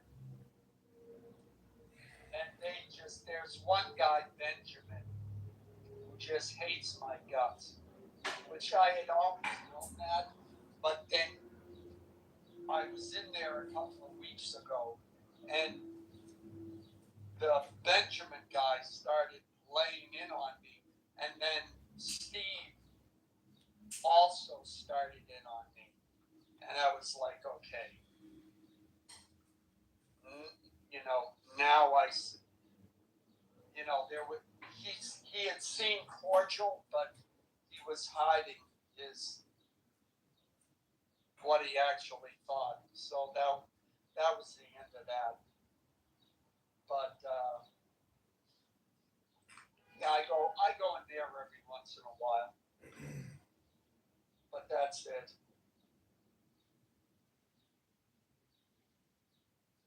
Yeah, I mean, there was a lot more content. But hey, we were all stuck in our homes. Yeah, that's true. I still cannot believe that conservative atheist died. He died? Yeah. How did he die? He had cancer. Was it a recent diagnosis and short fight, or Yeah, it was like had it all along? no, it was like short. He did get the vaccine and stuff, and the boosters. Then yeah, he died. Gosh, I want to say it was like almost 2 years now. Oh well. Can you believe that? Well, people. Hello? Hello? Hello? I didn't know that. Yeah. Yeah, he was largely the one that created them, and it wasn't his fault, but he was. I remember his rooms were like the first ones to bring up political issues on Clubhouse, and that's where the rifts started. Oh yeah. To where it became all political. It stopped being about NFTs and Bitcoin, and these other rooms started with the political discussion. Who are you talking about? Jerry and the Giraffe? No. Oh my God, I forgot about him. There were some super weird people out here. He was like a Bitcoin Ponzi schemer who had some kind of bullshit Ponzi scam. The giraffe guy. Who's this? Who's that? The giraffe guy. Gary the giraffe, remember? No, I don't know that guy. Sorry. Yeah, I never went in. Well, I'm sorry he's dead then. No. Wait, who passed on? I didn't. I said no offense. I'm sorry he's dead though. Who did you say passed on? Conservative atheist guy? Yeah. Oh, yeah. Well, he was already having health problems. David, what are you drinking today, this Memorial Day? Yeah, I always drink coffee in the mornings. Oh, really? You ever add any like Irish whiskey to that coffee, David? Irish coffees? No, I never had that. No. I've had Mexican coffee before. What kind of coffee? Mexican coffee. I'm sorry, what kind of coffee? I swear I thought you said methane coffee. No, Mexican coffee. Well, Rabono Shalom, you know. So you put tequila in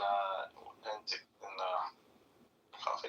All I gotta say is, until somebody can actually read a book on this app, and I hear you reading a book, I just think you're still at the dinner for schmucks. It's just my opinion, and I love that movie. That's a good movie. What was the guy that was the head guy? Was it Steve Carell? No, well, yeah, Steve Carell and then Zach Galifianakis, and don't just casually watch it, but you have to pick up on what they're trying to tell you, which is that all communication is hypnosis. Yeah, no, people were all a little strange at the end of the day. You know, I you know, by the third time I watched it, I was like, oh, I get it. Okay, so we're all a little strange. No, that's not what the purpose of the movie. It's a comedy, but it's what Clubhouse does. Yeah, but it wasn't that funny though. It was funny, and what I didn't laugh. Well, that's okay.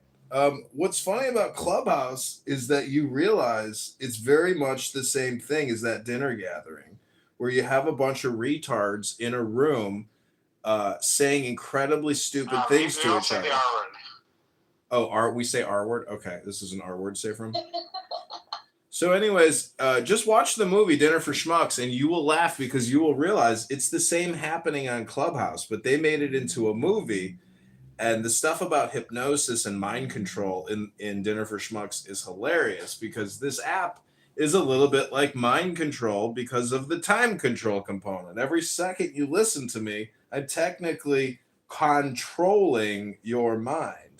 And so trolling and controlling are interrelated, and there's just a lot of character actors here. I feel like Brad Stauffenberger, the Viking warrior, is a little bit of a performative actor. And that's because the other day I heard him say he parachuted into a pond, a high altitude jump. And then when he landed in the pond, he took a selfie with the biggest alligator in the world. And I was like, that sounds a little performative to me. Maybe that didn't really happen. Alligator with his bare hands, don't forget. Oh, I forgot about that part. After he took the selfie, he grabbed the alligator by its throat and then started rotating with it until he killed it, and then ate barbecued alligator for dinner with a tribe of indigenous naked women. So anyways, I'm just saying that when people get on their soapbox and they say the most incredible things about their lifestyle, that to me was always that was the first thing I noticed about this app. Is I came on here because a guy that I had done business with in the past invited me here, and he said, you got to come on this app. And I was like, great. I was like, well, let me invest in a company with you. So I gave him 10 grand to invest in marijuanabusiness.com. And then I was going to all these rooms with him, and all these people on here were saying that they own Bitcoin. And like, you know, some fucking Schwartz is like, yeah, man, I got millions in Bitcoin. I was like, bitch, you don't got shit. And so my friend got very upset with me because I was calling people out on their claims of being Bitcoin millionaires. And I was like, you are prove it, bitch. You're a broke ass motherfucker on a stupid app trying to scam people. You ain't got no fucking money. I could tell right away it's a bunch of scammers on here. So I'm a Bitcoin millionaire. Well, anyways, what I'm trying to say is when people make claims about lifestyle, like David doesn't really make wild claims about his lifestyle. I've heard David is well off, but he doesn't talk about it because the truth is he can barely get a sentence off without sounding like an R word. So even if you're rich and you can fly first class and you've got palatial estates all around the world and you don't really have to worry about anything anymore because you can live just fine off a 6% interest and you're pulling down tens of millions of dollars a year. That's a hell of a lifestyle. But they wouldn't be on a social audio chat app talking to you or me. They would be creating security layers to get away from people like you and me. Hello?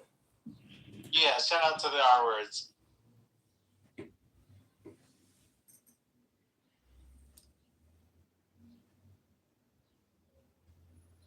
That's right. Yeah, I mean, the thing about Brad is I remember when he was first on the app, his whole performative thing is he's trying to be black. That's all. There's nothing wrong with being black. But he's white. There's nothing wrong with being white. Well, I know that, and you know that, but that's his whole, when he starts going off and insulting people, that's him trying to be black. That's all.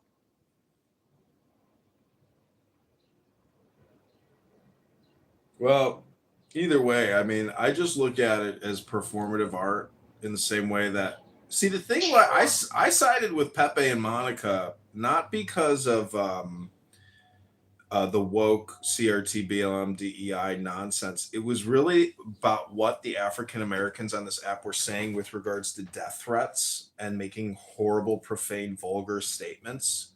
That's what really made me angry, and then sided and even partnered with Monica to basically say, hey, okay, we have an extreme, profane, vulgar, illegal type of communication that, you know, is shocking. I had never heard people say, like, make death threats on a verbal public social audio platform. You know, like, imagine on Facebook, like, if people were allowed to, you know, anyways, I'm just saying it was shocking. And so it's like almost comical, but at the same time, you know, in terms of like who is right and wrong, the people who do not make these horrible, profane statements are always going to be in the right versus your wrong, illegal, vulgar, profane death threat. So I'm just saying, like, you know, that seems to be kind of walled off a little bit. Like, there is a network and a clique of people here that, you know, block and don't want to necessarily hear that, but it's still there. And you could go to any trench room right now, any ghetto room right now. Cray, I'm sure, has one open right now. And there are just so many ghetto rooms on this app that, from a recording perspective, black content and the Jerry Springer Show are like synonymous. I mean, that's the community, that's the culture, that is the content of the culture. And that is sad. But it's really not that different from other types of rooms. Like, you know, the people in this small clique, it's basically comedy, more comedy. I guess it's all comedy, technically. All communication is comedy because these profane ghetto trench rooms. Wow. You don't say the G word. Can you say the T word, trench? Are you overly sensitive, David? I mean, I went to Penn, so, I mean, we tried not to say certain words. Well, I'm just saying there are so many ghetto trench rooms that it's shocking, but it's not really that shocking because technically I think African Americans really love to chat, you know, and in terms of like being a blabberina or a yapper, they love it. And I get it. But again, if you can't go back to a book as being the basis of our communication, we have essentially run the full gamut of stupidity in this country.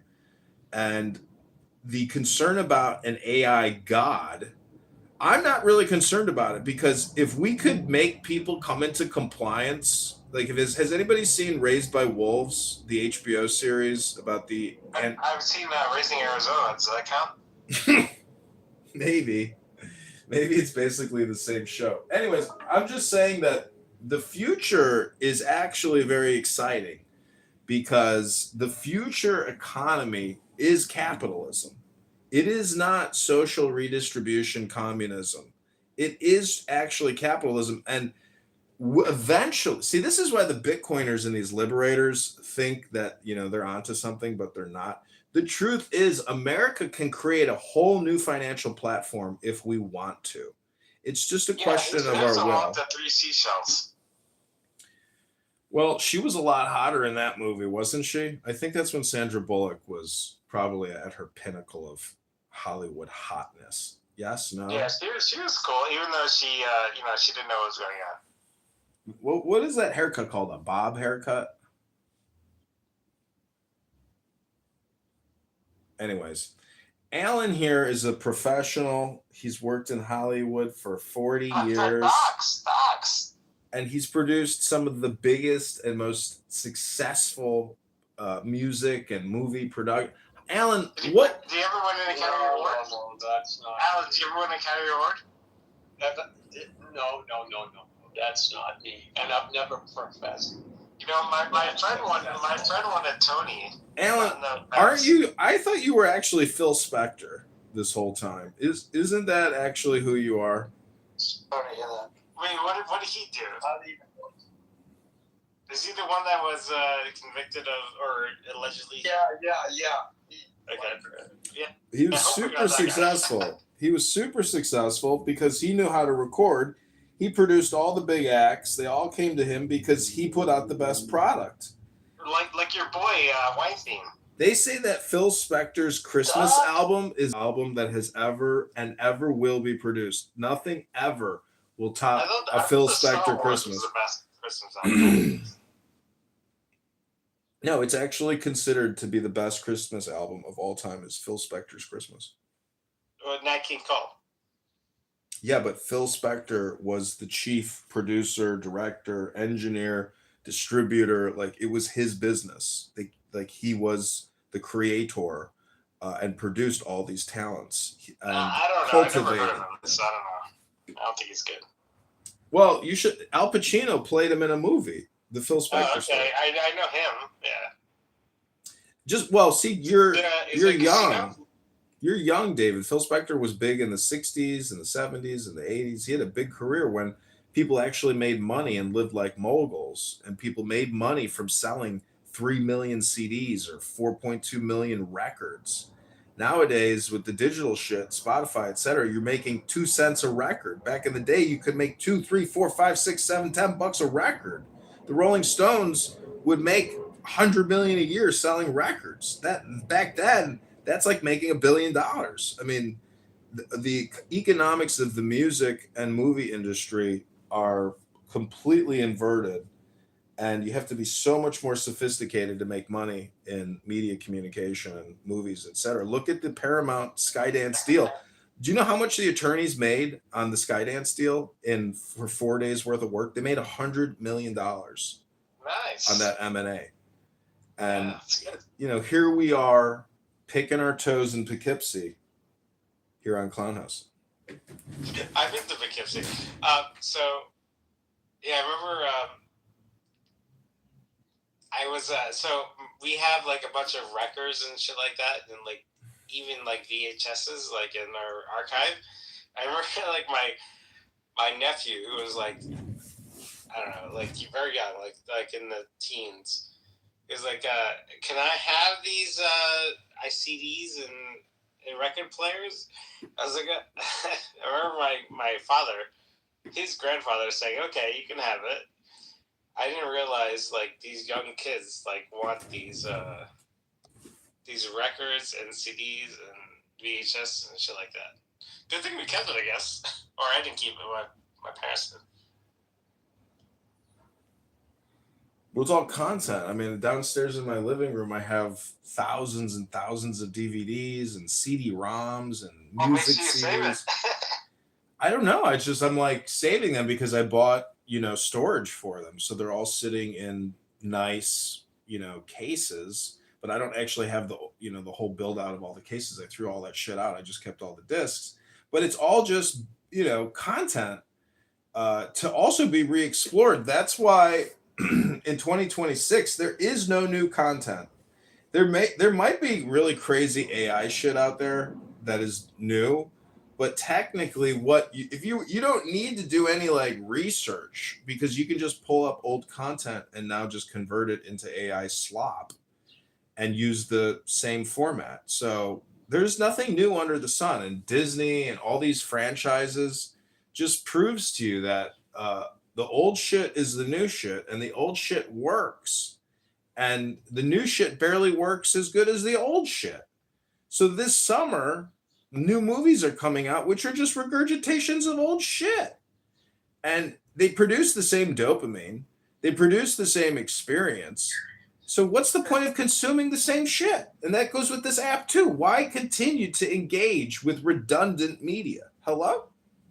The only movie I actually want to see is The Odyssey. Yeah, that's the only movie I want to see. Like I'll buy one of those weird popcorn boxes because of that. Yeah, it's gonna be completely useless. I mean, they took the Odyssey has been made about 5 or 6 times. They're making it again, but Elliot, aka Ellen Page, is playing the ghost of Achilles at one point. So you've got a trans man playing Achilles. Wait, are they playing a girl or a guy? Or is there that? She's playing a guy. Okay, then it's a, under the guise of representation, you have a couple of black actors in it playing, and one of them is Lupita Nyong'o, whatever her name. Yeah, but they were all slaves back then. There can't be a black. Yeah. Not only that, it's a Greek myth based on actual Greek facts. So, and there are no Greeks in the film. So, which it's fine, it's Hollywood, but Christopher Nolan based it on a book in which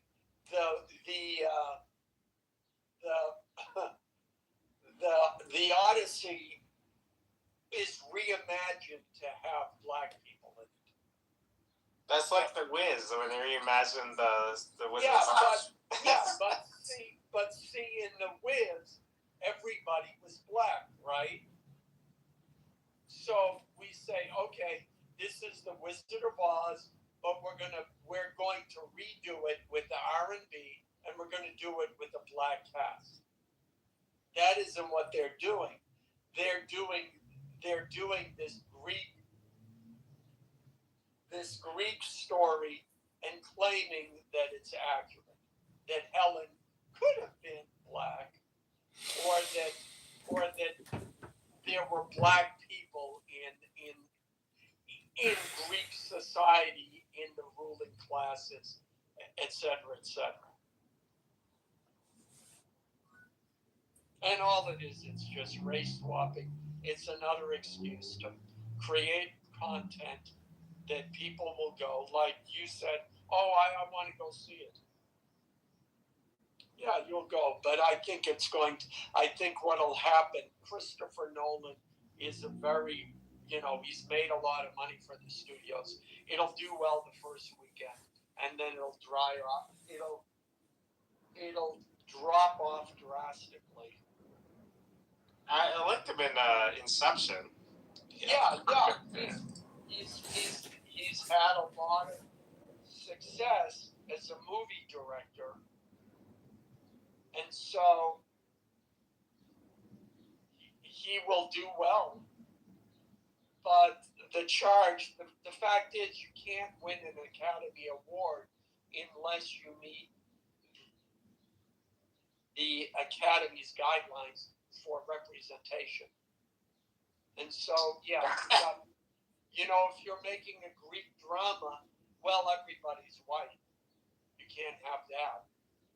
So they have to insert. Yeah, I remember when they changed the rules for the Oscars, and they said in order to be nominated, you have to be a certain percent black or gay. And I remember thinking right away, I was like, okay, so you want gay people to come out to say, I'm gay, I'm in the movie? It makes no sense. Yeah, on top of that, you know what they do? They say they'll have a character who's black and gay, so that they get 2 for 1. So, like, if you watch the movie Hitch, aside from Will Smith, there's one character, he fits that. And then I can't tell you the number of TV shows I've seen, they've got the gay black character. Well, some would say, like, Will Smith is gay. Allegedly. Well, yeah, but his character isn't gay. So you either have... he's kind of gay. Well, yeah, we know he is. But the point is, it's either or. You can have a straight character played by an openly gay actor, and then you'll be okay. Or you have to have the gay character. As long as there's some quote representation, then you fulfill the rules. And and the thing is there always is an out, because they'll say, well, if you've got no representation in front of the camera, then you can make up for that by who you hire behind the camera. So if you have a movie that's all about white people, then you have to have all black people behind the camera to balance it out. Or you have to ask them, it's like, yeah, we would love to hire you. Are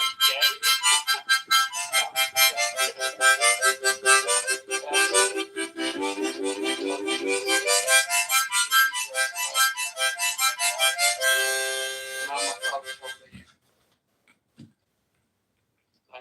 All right, well, enjoy your 250-year celebration, Dr. Allen. All right. Well, what was it you said? People project what they would do if they were in power. Yeah. Yeah, that is absolutely true. So, But that's the beautiful thing. They are not in power, and they never will be in power, because they're here essentially creating fake projection power. And that's one of the reasons why they're here, because, this is where it got them. And I'm not saying that's projection. I'm just saying if you're aware of the projection, it kind of nullifies it. But, there's a saying that a sage never criticizes anyone.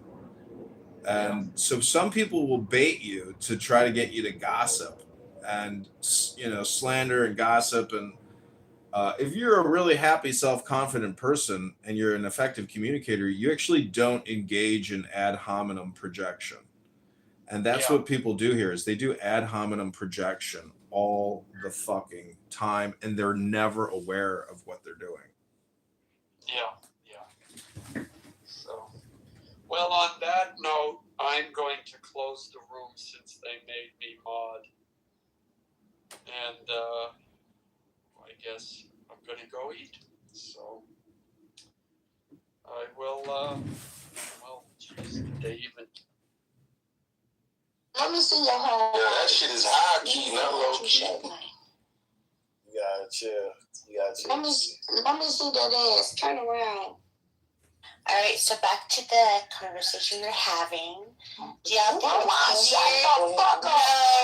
And take your ass back here, because ain't nobody asked you. Why she had to be a bitch? I didn't need your motherfucking help. What the hell exactly are you doing, Mom, baby? Bitch, are you okay? Go ahead, Mom. Is it easier to lie to a younger person or to an older person? Appetition having ass bitch, is y'all okay? Are you okay? Are you okay? Are you okay? Go ahead, Mom. Are you okay? No, just back to the question we were having. Is it easier to treat someone younger or older to know you? Go ahead, Mom. That's fine. Control your heart. You can't control me. Fuck you and your heart. Bitch, are you okay? Yeah, I am actually. No, you're not. I don't have to be on the app sounding like Elmo. Girl, shut up. Go ahead, Mom. I was just asking the question you're talking about. That's all. Back to the question. You sound what you say? Like we were talking about the question before. Oh, hold on. You sound like your heart about, and that's true. About girl, fuck you and Rewind. What? Oh, you ran. She ran. Teaching someone. Exactly, because this heart machine, bitch. What the fuck is with you? What we were talking about was teaching. Nobody gives a fuck about you. So the difference between me and you is I sit in a room talking about you like you do me. Fuck you, so bitch. I'm never saying nobody talking about you, bitch. You delusional. I'm not. I get the messages. So bitch, you don't get no fucking messages telling nobody that I'm sitting in the room talking about you. Because that never motherfucking happened, bitch. I've never in the room talking about you. She has showed up in the bomb shoulder. I have never sat in a room talking about you. Bitch, never. We were talking about. I don't give a fuck what y'all was talking about. We were talking about you teach someone. Shut the fuck up. I bet you're not going to pay for it. Shut the fuck up. I bet that. Shut the fuck up. And control that heart, bitch. EBT don't work on stuff. Control that motherfucking heart. Bitch, I wish you did get EBT, food stamps, or whatever the fuck it is that you fucking eat so you can eat better, so that heart will be better. But your heart is fucking bad because you're mean as fuck. You're a mean ass old ass. I'm mean, ugly, and old. Absolutely. Wow.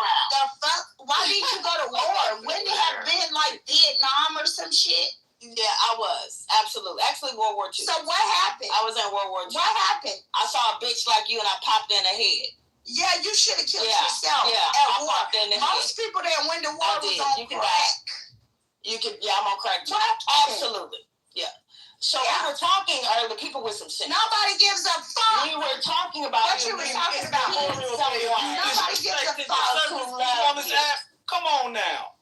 Let's move on. Because I heard you fought that nigga in the back of the car. I did. He's satisfied. And you too old for that. He's very. Oh no, not my niece is good.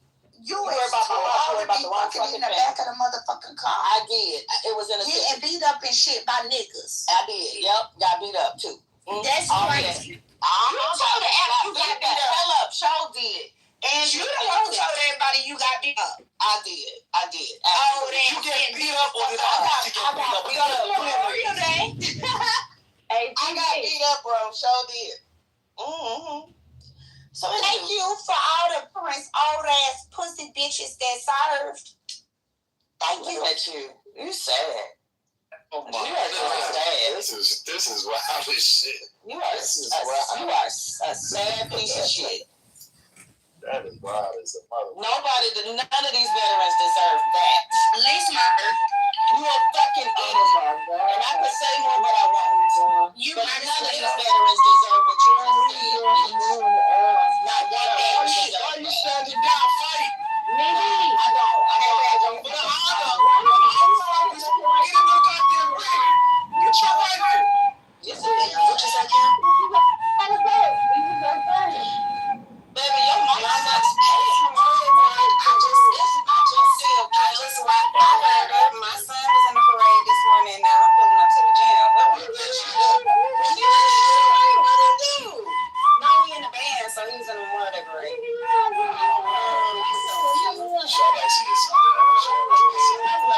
you take pictures? Yeah, I got pictures. So now I'm not going to gym because the gym closed early, so I hope y'all still going. No, I'm not.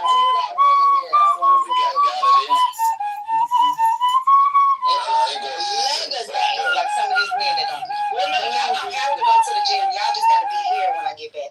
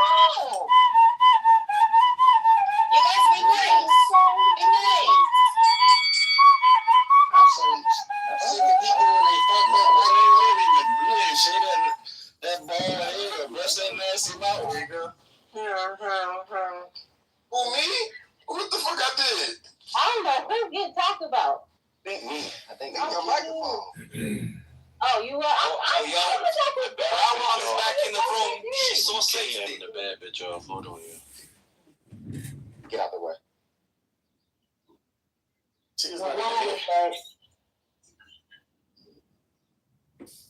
This how y'all know this nigga ain't never been on a trip with his daughter as a child. He doesn't even know like proper parent etiquette when they're on a road trip with their children. Like, look how he talks. That bitch said she was at a lounge the other night. Take that girl on a family trip. She's older now. He was at the house. Yes. I ain't got no. She been on like 8. I took her on like 8. Things that you didn't travel with your daughter as a child. I done took her on 8 trips. No, I refuse refuse to believe that. Like, okay, I don't give a fuck what you believe. You don't believe in your life. Nasty. You don't believe in that little ass nigga that you married. You don't believe in. You didn't believe that you could finish college. You didn't believe that you could pay your rent on time. You didn't believe in nothing. You didn't believe in nothing, but I want y'all to remember that. Less than 3 minutes. You didn't believe in that retarded ass shower that you got. Less than 3 minutes ago, she was talking about how he don't understand people being 13. Less than 3 minutes ago. Because we're on a trip with our children. I don't know what you have. I never asked you that.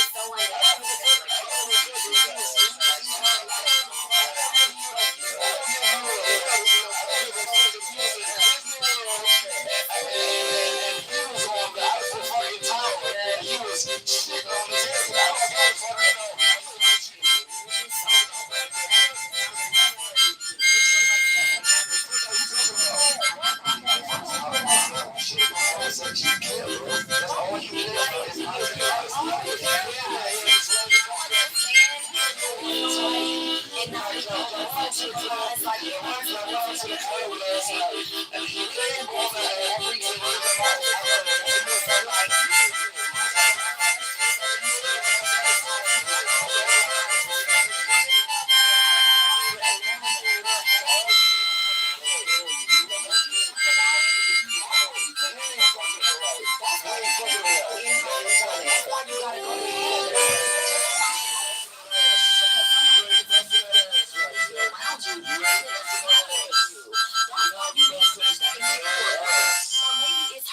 you giving her a break. That's why you don't have in-house nothing. Because you're a sad, miserable little drunk man. If you would be a nicer person, maybe somebody would want to live with you and build a life with you and travel with you and sleep with you. But you don't have that. No, they don't. Literally, they do that. You didn't have that before Stacey, and you don't have that now currently with Stacey. Which is why she can opt into your origin, because she got a better somewhere. Shout out to her. I love the juggling. I love how she juggles. I love it. Shout out to Stacey. And just a second ago, you were talking about 40-year-old women who ain't never been chosen being washed up. But meanwhile, back in reality, older than me. No, she not. Like, cut it. Yes, she is. Yes, she is. Yes, she is. You want to be young so bad. You are so delusional. You don't even know what your woman looks like with bad hair. Because when Dawn picks you out that picture of Stacey with her hair looking all kind of every way, I see her. I see every side of her. With bad hair. I've seen every side of her. Shut up. You didn't even recognize that lady. And now you talking about Stacey. Hello? Hello? Hello? Hello?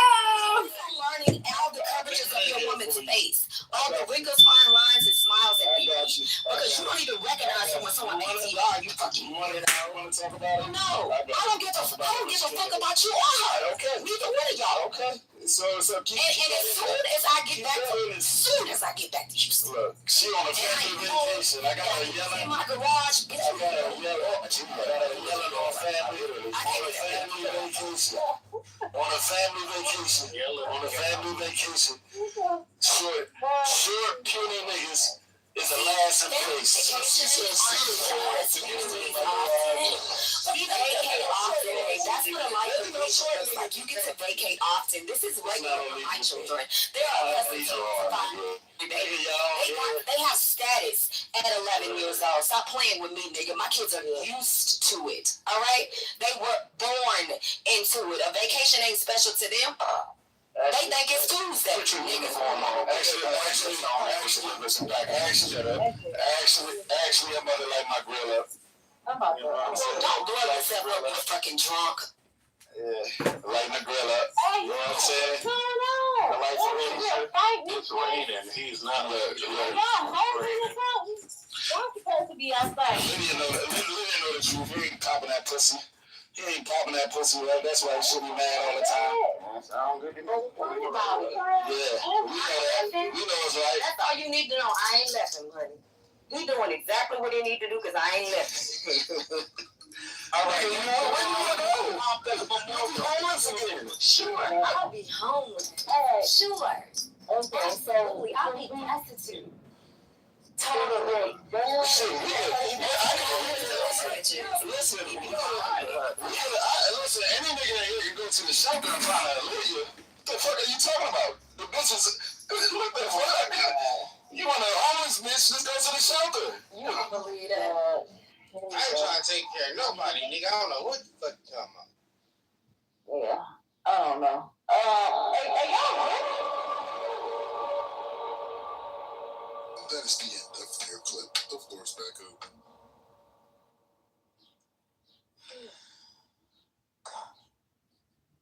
Lady, what's up, sis? Wow! Hang up. People, you arguing with Lydia, just talk about don't talk about Darius. The same thing, Lydia. You arguing with Darius started first. Right? Why the fuck do Darius I started keep getting first. mentioned? but y'all gotta push your spouses down. That ain't right. And it always be the ones. I fuck with them, dang. I keep you one. Darius started first. When it's my turn, I don't want to hear shit. When I take it to hell, I don't want to hear shit. I don't want to hear nobody pick me in no private rooms trying to say, oh, you went too far. I don't want to hear shit.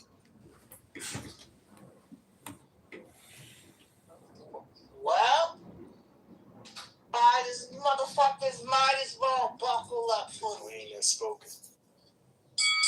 But listen, gonna be a good work week.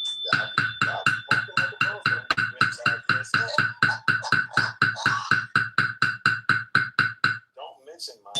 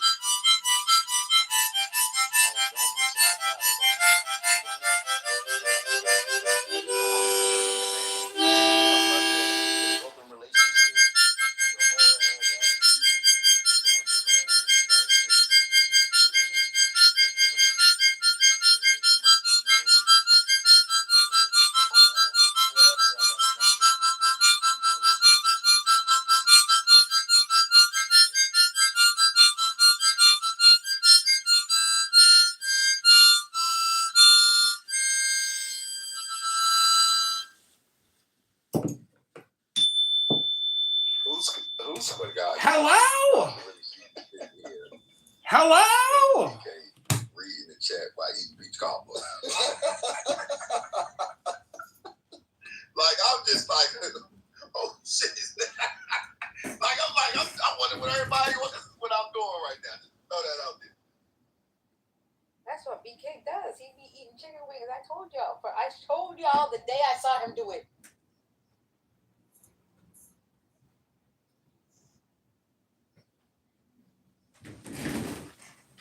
So much on Canada. What the hell? I gotta go back to the fucking store. This is some bullshit. Stacy, what up?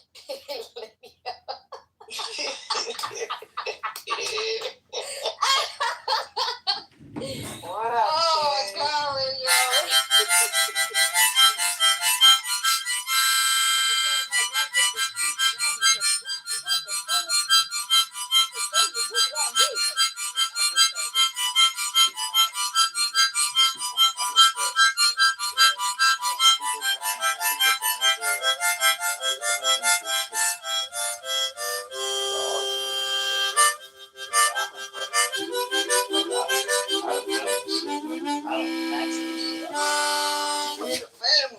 It is a C harmonica. You know what? You might be on this. You might have that music. You know. You might have music. I never heard you yell with nobody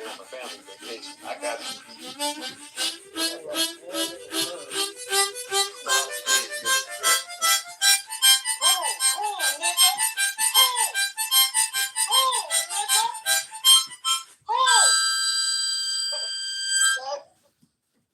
Just say fucking hi, nigga. Shit. Hey, Diddy. What's up? What's up? Happy holidays. Thank you. Thank you. Are you still with that Haitian girl? I just had some barbacoa a few minutes ago. And that's an FBA. Foundational Black American. You said barbacoa? You heard him? You heard me, nigga. You heard him? It was delicious. Hey, Lady O, I'm gonna tell you something. I ain't like what you did yesterday. What I did yesterday? Tell me. You know, Tia was talking straight bullshit. What shit? I don't remember. You do. Because you left. You said, You tried to back up. Tell me what I did. I could be held accountable for my shit. I should have thought I was drinking last night. No, bro. You was being a girl's girl. They don't appreciate Lady O being a girl's girl. What happened last night? Did I come in here and tell a story about the nigga that was watching his man's pocket? Who? In the spot? What? Yeah, you did. Yeah, that's wow. I get a recap? I told Tia she was going to hear it. But I don't want to do it. I'm going to give you a recap. But first, tell me what I did last night. Let's unpack that. Okay, so, like, you was trying to, like, get the ladies the mic, right? You was being a girl's girl. And then she went on some, like, broke, desperate, starving, and that's not Lady O. You know what I'm saying? That's not Lady O. Like, you was trying to defend this, and I'm like, wow. Bro, who was broke and desperate? You kept on pushing me to the side. She was doing some, like, real poor. We need to clip, because I want to remember what you're saying so I could dialogue with you. I should have died. I don't remember my nigga. Oh, you was drinking? Yeah, I was outside watching the game. Yeah. My bad. You know, I just be trying. You were saying no. You were saying no, BK. Nah, this is not what I wanted. You backed out of the car and then you left. Can somebody fund it, please? I want to hear it. I gotta go back to the store.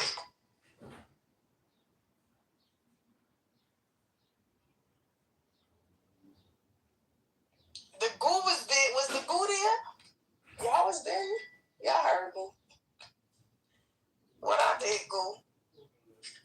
Manipulation 101. Act stupid. I'm not acting.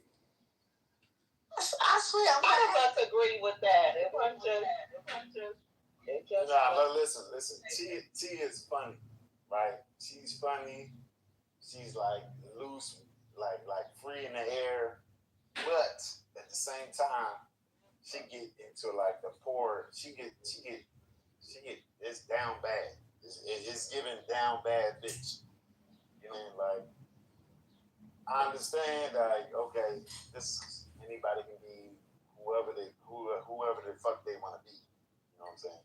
But sometimes y'all gotta listen to the content before y'all start clapping. Listen to the content first. You know what I'm saying? I think Tia was maybe she was drinking. We had a good Memorial Day weekend. It's been raining on the East.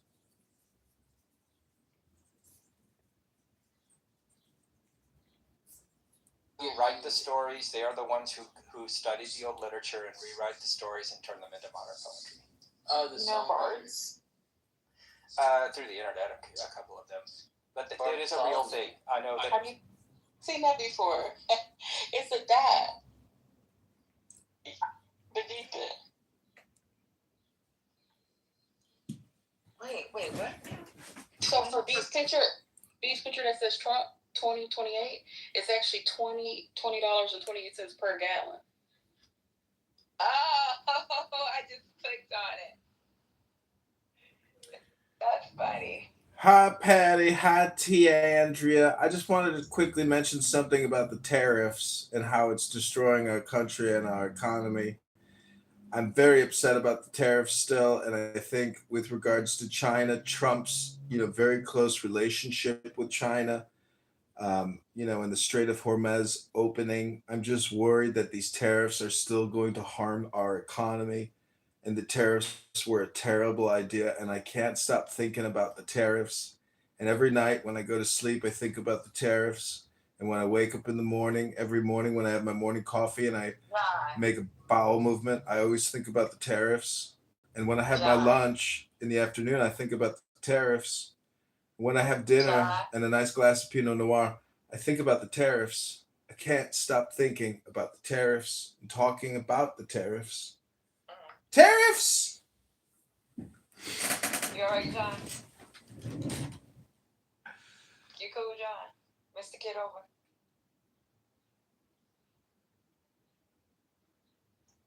Girl, he played too much, ain't it, Tia? We know you recording around.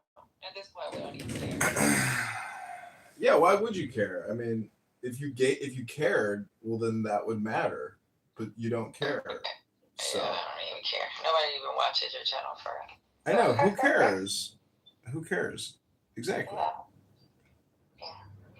But what does it feel like talking in a forest and nobody hears you? You know, you think you. Right.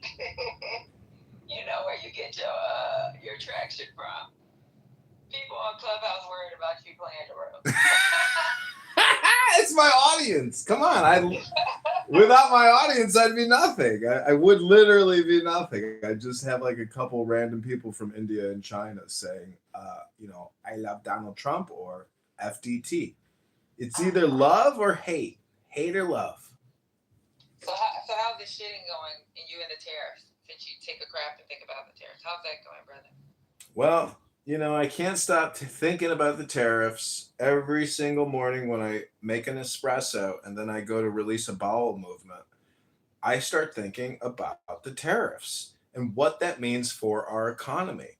Plus, when you do the forced, mass demigration and you deport hundreds of thousands of hardworking laborers and you add in the tariffs, we are further deconstructing economic opportunity, which is less trade internally and less trade externally. It's madness. You don't prick a bubble, you keep inflating a bubble. You keep inflating. You don't prick. You do not prick. You inflate. You do not prick. Aren't you a Trump supporter? I support America and our destiny. It's not about one man. That's my complaint is too many people project onto Donald Trump their internal emotional state and they're unaware of it. All communication is projection.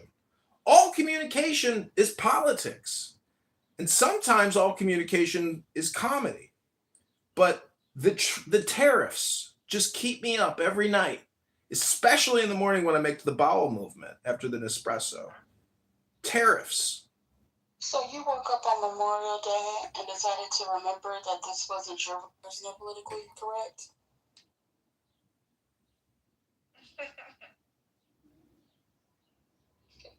Lady, you know who this is, right? This is John. I told John, we don't care anymore. Nobody's really watching it. Except for people on Clubhouse. We'll see one or two people and be like, is that me? Is that Lily? Is that us checking if people? Oh. I just don't understand why. Yeah, so explain to us why you record the wrong time. Well, I've kind of given up because, as you said, my only audience is people from Clubhouse checking to see if I'm recording you. But Anon does open up the opportunity to record, but it's still just not like a very good recording because I'm filming cell phone to cell phone. Some people have perfected screen recording virtually, and there are other people recording your room, not just me. But you're on YouTube, but you'll never find it. Because it's not like labeled to, some way that you could find it. You just can't find it. And nobody watches it. So it's really just like a labor of love and an artistic endeavor, which requires work and time and effort and value. So it is what it is, but it's not commercially successful. And that's okay. I mean, I enjoy doing what I do, to me, it's like, how do I continue to optimize my productivity? And unfortunately, people don't like what I do. But to me, like, if there was ever an actual franchise or some type of way to earn and monetize and distribute, like, you ladies could have a YouTube channel, for God's sakes. You would be a valued YouTube publisher. I don't understand why you don't do it. You think that we don't know that? Some people have different lives than the lives that you live. Yeah. And maybe for purposes unbeknown to a lot of people, we don't. Like, has that ever crossed anybody's mind? Of course, but my argument is that you're here anyways. But my argument is, if I'm not going to do it for myself, why would I want somebody else to take my voice? Hello? You angry? Off of my voice. I'm happy. Leave me alone. You angry? I didn't give you. I'm happy. Because I'm. Leave me alone. So you taking somebody's picture, you taking somebody's voice, and monopolizing it at the risk that something could happen to me. That's the problem I have. It'd be something different if, there wasn't people's pictures up there and stuff like that. But,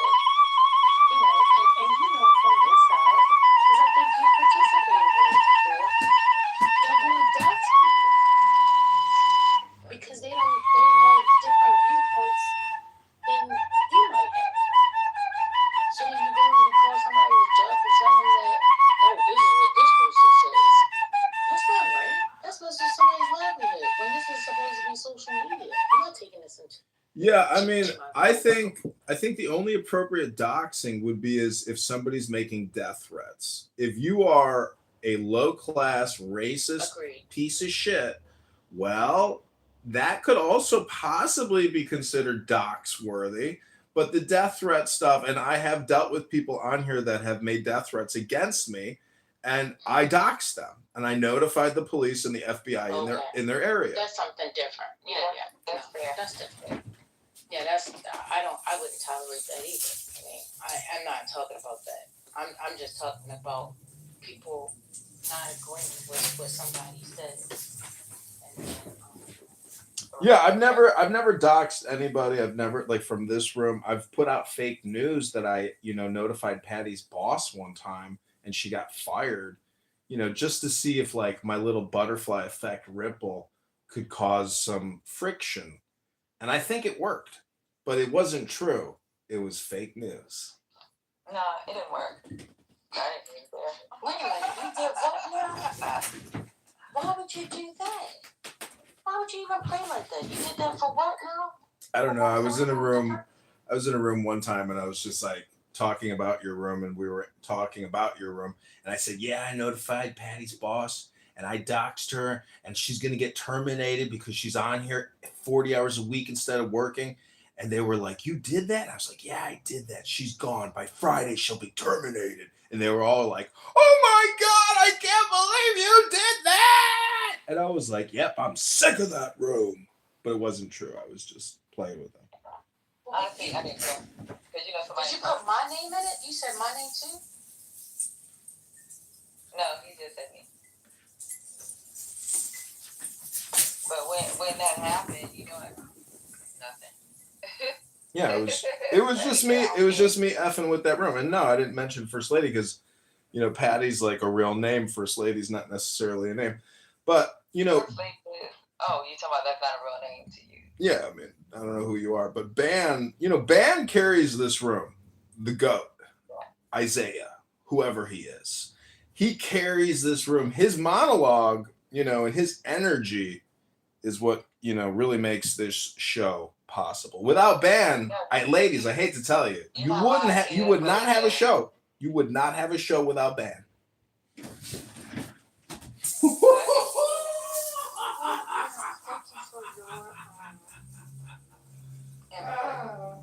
But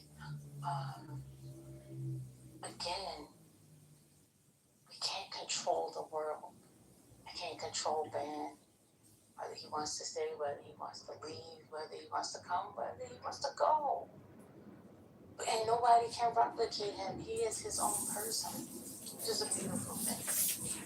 So, but at the end of the day, when you say carry this show, that was never the point of this particular space when it was created. It wasn't about a show.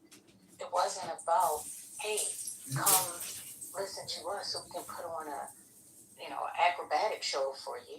No, it was to bring news. Yeah. So we actually been doing this room for over a year with just females.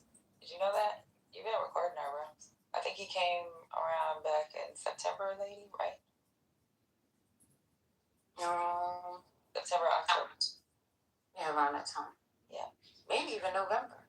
Yeah, but we already had like 18,000 people by then. It was before Thanksgiving. Yeah. It was before Thanksgiving. And I'm not sure if he was here during Halloween. Yeah, and we just hit our year mark probably 2 months before that. We were at 18,000. But I get it. I mean, when it comes down to, the everyday thing, because, and that's the thing that makes this particular space different than a lot of people, and people want to know how it keeps on moving, is because we all work together. Okay. Well, I would say that I was very incensed and upset the day that Charlie Kirk was killed, and the things that people were saying in Politically Correct, particularly a homosexual, gay African American man. And the things that he was saying were so upsetting to me and so disappointing. I know it's not reflective of the entire African American community, but the things that were said in this room after a murder of an innocent man were so upsetting to me personally and disappointing. It didn't wake me up, but it alerted me to the actual real friction and divide amongst Americans, because it's not our people, it's the American people. You got to get your words right. It's Americans. Hello? That's the thing about how people choose to judge, because I took a lot of slack for that. Because I'm a type of person of integrity and certain things. Like, I don't feel like I would want that to be associated with me, because I wouldn't want people in my real life to think that I'm associated with that. There was a lot of pushback. Like, oh, you can't say that. You can't say that. For weeks. Even after it happened, if somebody says, if anybody brought the name up, I would zap out. Like, just be quiet. Let's not even talk about that. Well, why is it that they can do da-da-da-da-da? Certain people can do things in this world and get away with it. Certain people can't. And I'm not saying that you can't be that person. But in this particular space, just respect the space. So when people judge and they say, oh, this happened, well, how long did you stay? Because just because you didn't see the fight back at that time, because people like me are very strategic. I know when to say something. Sometimes when the stove is too hot, you just can't open up and be like, oh, well, let me just go ahead and say this, because then it's just going to make the situation worse. But there are plenty of times that there was pushback in regards to it. Yeah, at the end of the day, I care about life. Can I ask a question? This is interesting. I'm going to frame the question in two different parts. It's going to be three parts. First, the individual, and then George Floyd and Charlie Kirk. And I'm going to talk about the individual. It's amazing to me how people care more about people they've never met and don't know, and cannot go home and mend their relationship with their own parents, their brothers and sisters, and they're deeply wounded by something they may see on TV with Charlie Kirk or George Floyd. I'm going to tell you why I'm telling this story. I sympathize. It's not about the person or what happened to them. It's about how people see their lives and how disconnected they are from their own lives. I met a gentleman when George Floyd got killed, and he was marching. He had there's a black guy with 500 white people marching with him. And, it was a lot of noise. I went home, went outside, started walking and following the crowd. Finally met up with the gentleman. And we started talking. And I said, I like what you're doing here. Take my business card. If you need some help starting a nonprofit, call me. next day. So I started talking to him. And I said to him, he said that he just got out of jail like 3 months ago, and so what happened to George Floyd, he got involved and became an activist, blah, blah, blah. So I said to him, you just came out of jail. I said, where are you now? He was in a halfway house, and I said, I can't help you. He said, why not? I said, let me ask you a question. You have any kids? He said, yes. I said, you have a wife, girlfriend? He said, yes. I said, have you seen any of your family members since you came out of jail? He said, no. I said, I cannot help you until you go and call your daughter. He hasn't seen his daughter in 12 years, hasn't seen his girlfriend who's baby mother. Otherwise, I said, I cannot help you until you go see your daughter and go apologize to your girl for getting in trouble, going into jail, coming out and marching for another man's family and not your own. Now, let that settle for a minute. A couple weeks later, the guy called me back in 2 weeks. About 2 weeks later, he called me back. And he was thanking me and crying on the phone because what I said to him messed him up in his mind, because he said he was ashamed of going home, and he was ashamed as a person for going to jail, messing his life up, and not being around his kids for 12 years. But when I said it to him, it was about the humanity of your own life and fixing your own business before you pay attention to other people's business. And he realized in that moment that what I said to him was so true that he couldn't hide from it anymore. And a stranger said it to him in a way where it was so impactful that he wanted to call me back, and I helped him in a situation and everything else. But the reason why I'm mentioning that, because when I hear people talk about people, George Floyd and Charlie Kirk, Hello? King and Malcolm X and all these great people, it's great to admire great people that's doing great things or have sacrificed their lives to resonate in your life. But what all that is demonstrating to you is where in your life are you dealing with the living people that you're not taking responsibility for forgiving yourself, forgiving your mom and your pop for doing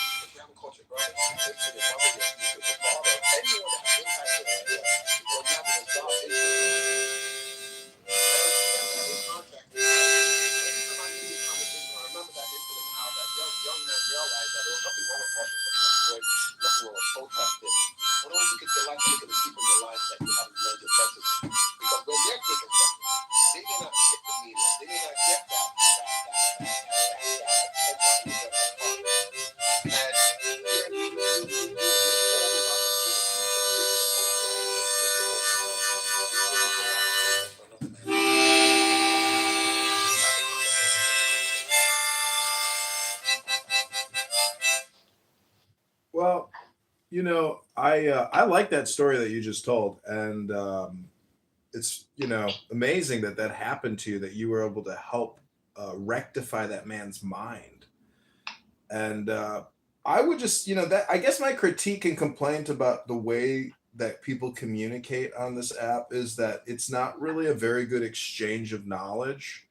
Plus, there's also time duration, so we can't transfer large amounts of information to each other. That's what books are for. And so I'm just saying, I understand this is entertainment and social activity, but you can come on here and read a book for 10 minutes. 10 minutes. One true sentence is better than a million illogical, ridiculous, woke, liberal, intellectual sentences.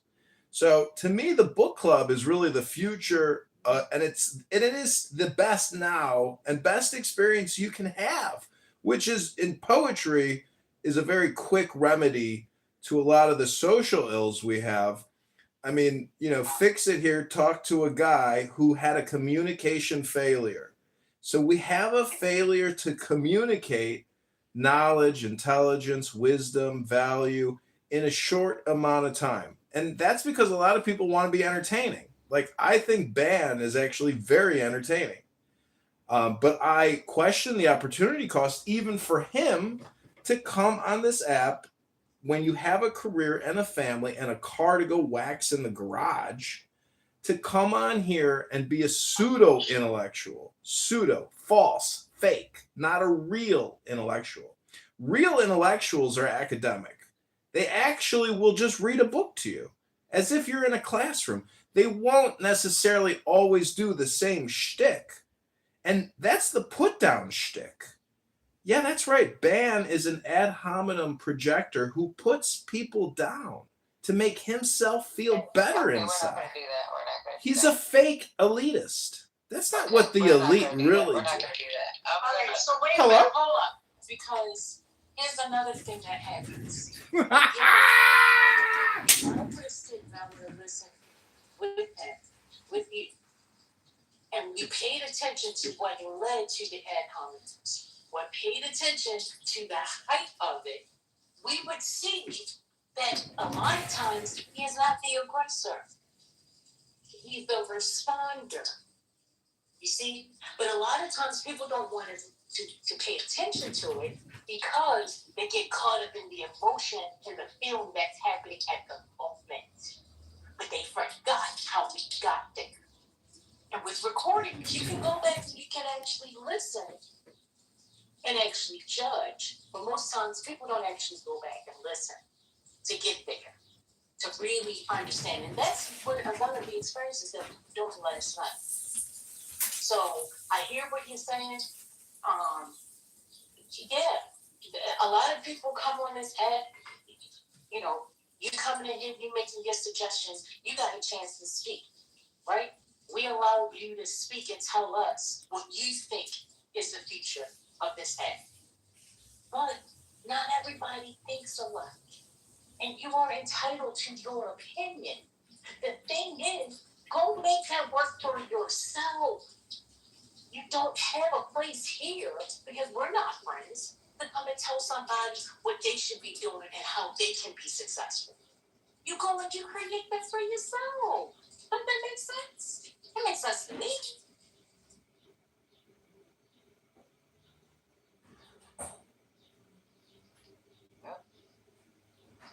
Guess you got me. So hey y'all, let's go ahead and start our regular routine with our Meet the Press. Y'all know how it goes. It's 24 hours old. If there's any updates, we can work on the update. We don't go straight through it. We try our best to like do breaks in between.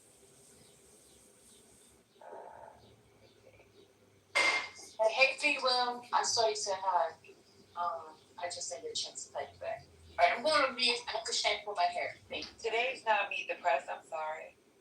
It's Monday. So we play. Oh, God. We're not doing Meet the Press anymore on Monday. We're doing.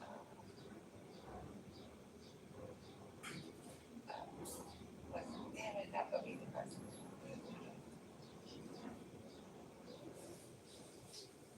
Damn it. Give me a second, y'all. What's the nation? What's that going on? Damn it. I'm sorry, y'all. Can I ask a question? What is the percentage of women in the U.S. Army? Why? Because the president is a coward, so there's women that's actually fighting for just dodging dodging the war when he got drafted. What do you mean? Just let it go through. Okay. Well, let me go ahead and start Meet the Press, y'all. Let's see who's on Meet the Press today. So this week, not Meet the Press, Face the Nation. This week on Face the Nation, let's see. Talking about President Trump says a peace deal with Iran has been largely negotiated. Well, they have no choice. It's not Venezuela. Okay. But he dodged a war back in the day. He did. He got drafted, and he got, so this is fake from the beginning. He doesn't care. Well, let me explain what's going on with Face the Nations on this one.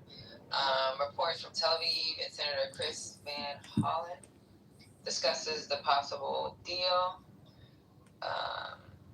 Medal of Honor recipients, retired Lieutenant Colonel William Stevenson and retired Command Sergeant Major Matthew Williams are going to be on there. So let's see what they're talking about. Hello? Hello? Hello? Iraq told him, they said, like, we don't want to deal with you. We want Obama to deal with you. We want to deal with Obama. Okay, that's fine. Let me start Meet the Press first. Not Meet the Press, but update. Face the nation. Appear to be nearing a peace agreement with Iran. You'll have the latest. Sources familiar with the talks tell CBS News that the latest proposal to end the war, which is now in its 13th week, includes a process to reopen the Strait of Hormuz, the unfreezing of some Iranian assets held in foreign banks, and a continuation of negotiations over Iran's nuclear program.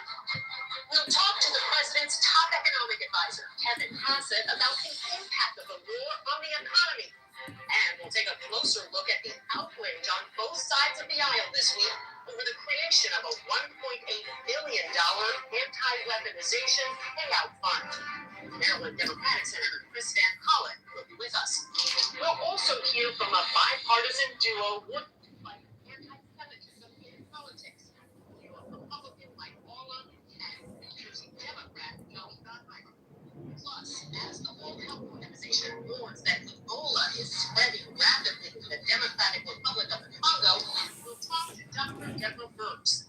And finally, a special Memorial Day conversation with two Medal of Honor recipients about the significance of service. It's all just ahead on Face the Nation. Oh my God!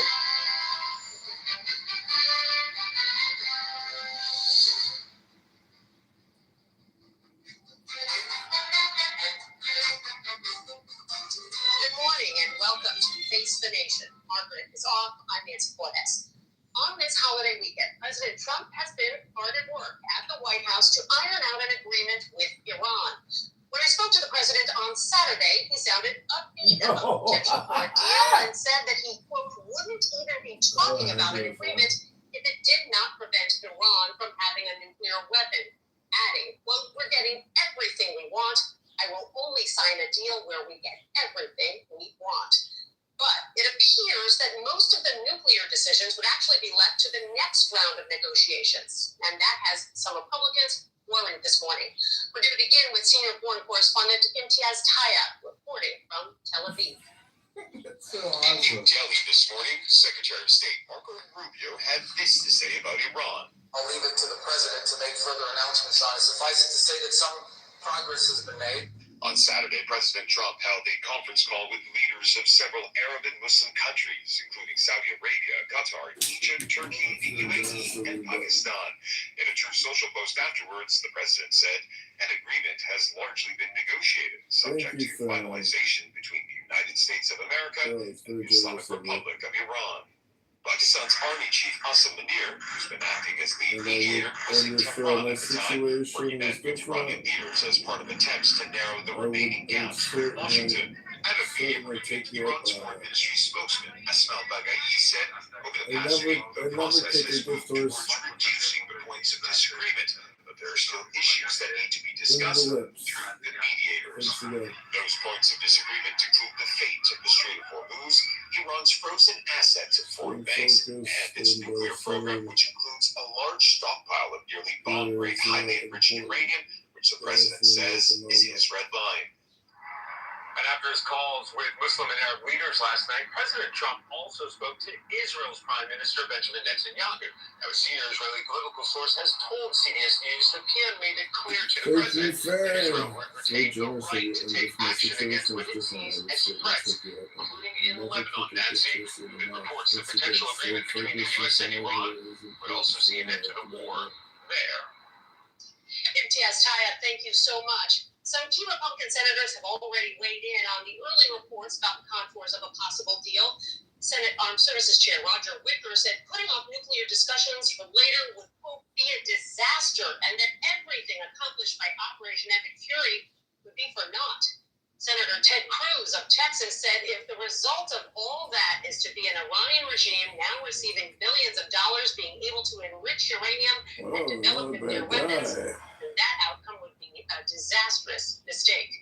We turn now to Maryland Democratic Senator Chris Van Hollen. Senator, thank you so much for being with me. That's a good guy. It's good to be with you, Nancy. So I want to stress that all of this is still evolving. We're getting slightly different takes on the terms of the deal from the Americans and the Iranians. But what do you think about what you've heard so far?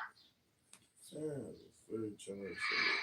Well, Nancy, this war against Iran has been a big blunder from the very start. The president should have stuck to his campaign pledge of keeping us out of war and focused on bringing down prices. He's done just the opposite. Prices are going up, interest rates are going up, and we're mired in this war in Iran. And when you're digging a hole, you should stop digging. That's what this agreement sounds like. It sounds like we will go back to opening the Strait of Hormuz, which of course was open before the war started. I will say, however, it looks like Iran will retain more control over those straits. We also know Iran has an even more hardline regime in place now, and we're talking about releasing some of Iran's frozen assets. So, look, my view is, as I said, stop digging.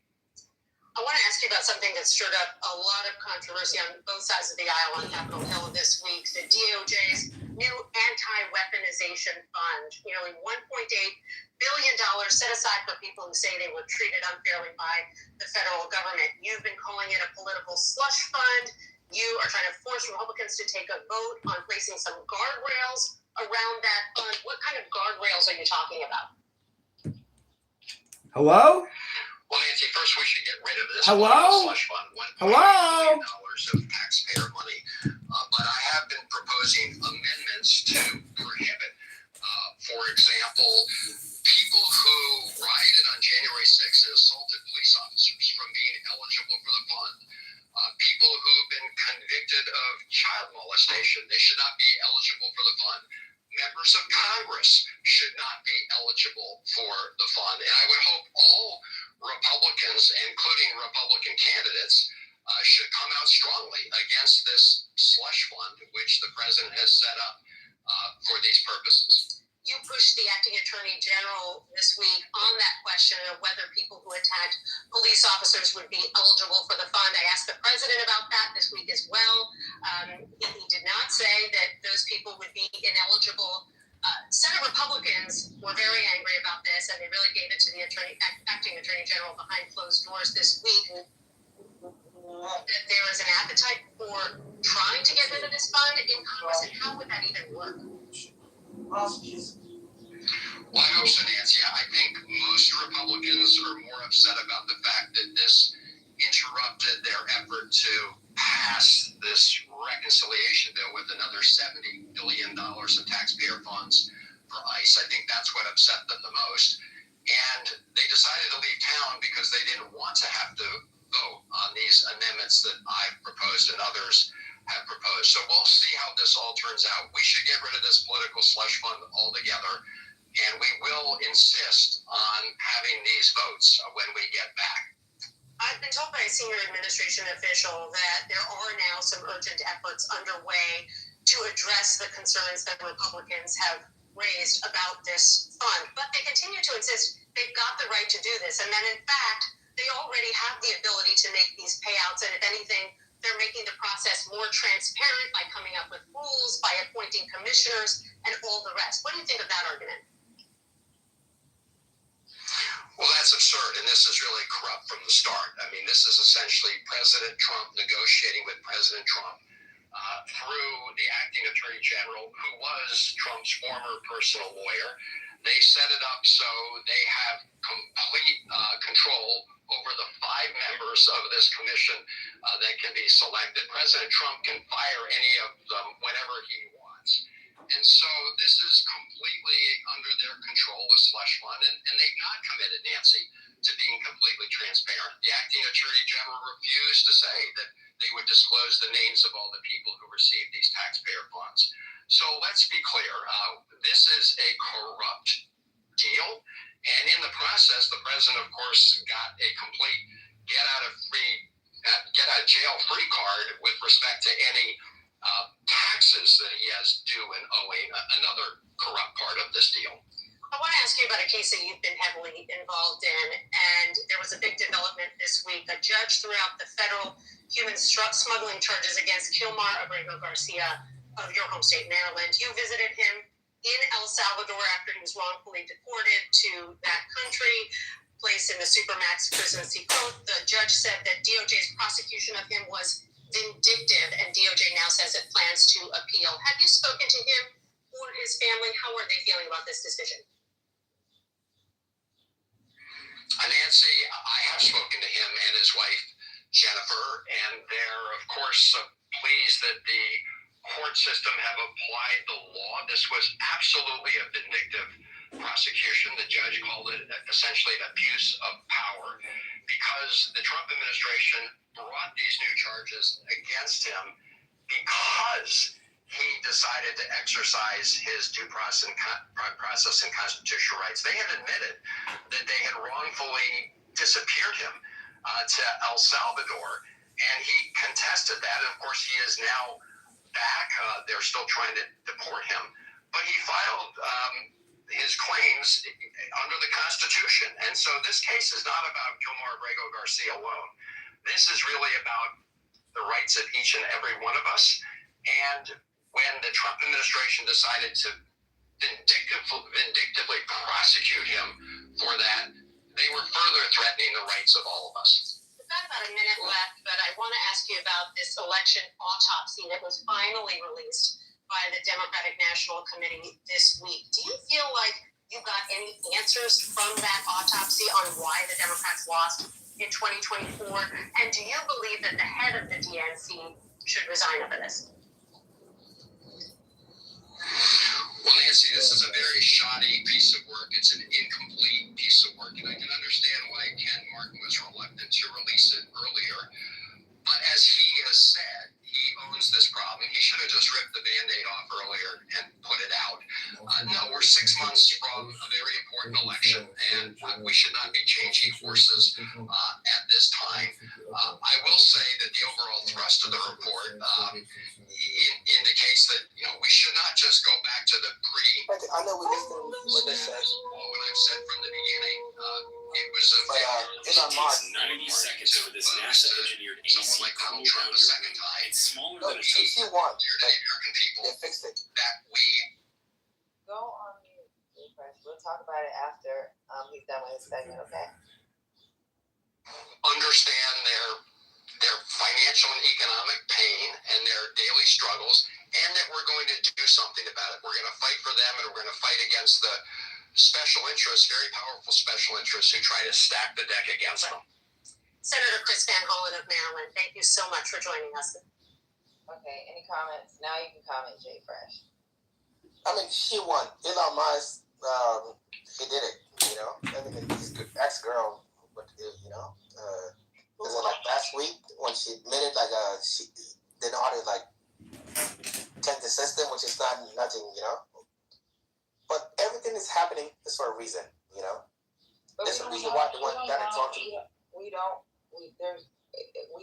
know. Okay, can I speak? Okay.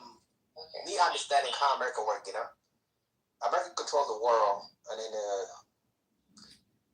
they're afraid of losing that power. But it is start losing from the beginning, from the dollarization. Right now, I'm from South Sudan. I mean, over there we use dollar. We don't even care about country money. America controls to oil companies, which is Iran. When Iran stopped that, so dollar might drop. You might not have no value, but Donald Trump is just fucking up everything. He thought he was gonna go through the plan that the way it's ran. It just backfired because people are just giving up in America, and then we understand this 8 billion people. We have more people.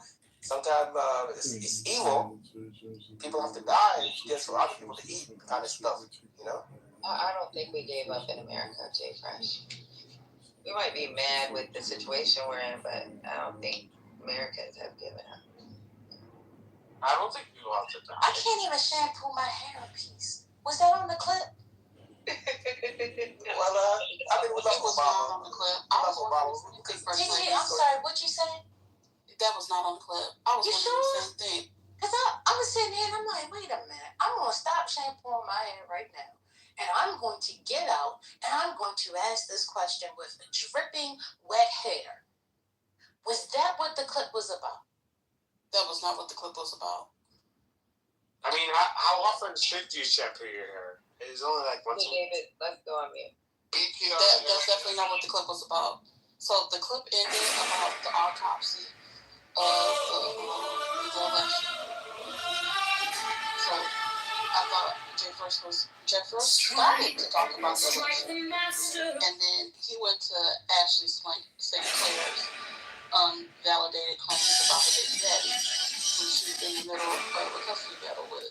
But that's not on the clip. Jefferson Park News. There's been a car accident. Hey everyone. Today I wanted to talk about this. Hey everyone, check this out. This book on John Locke is crucial. It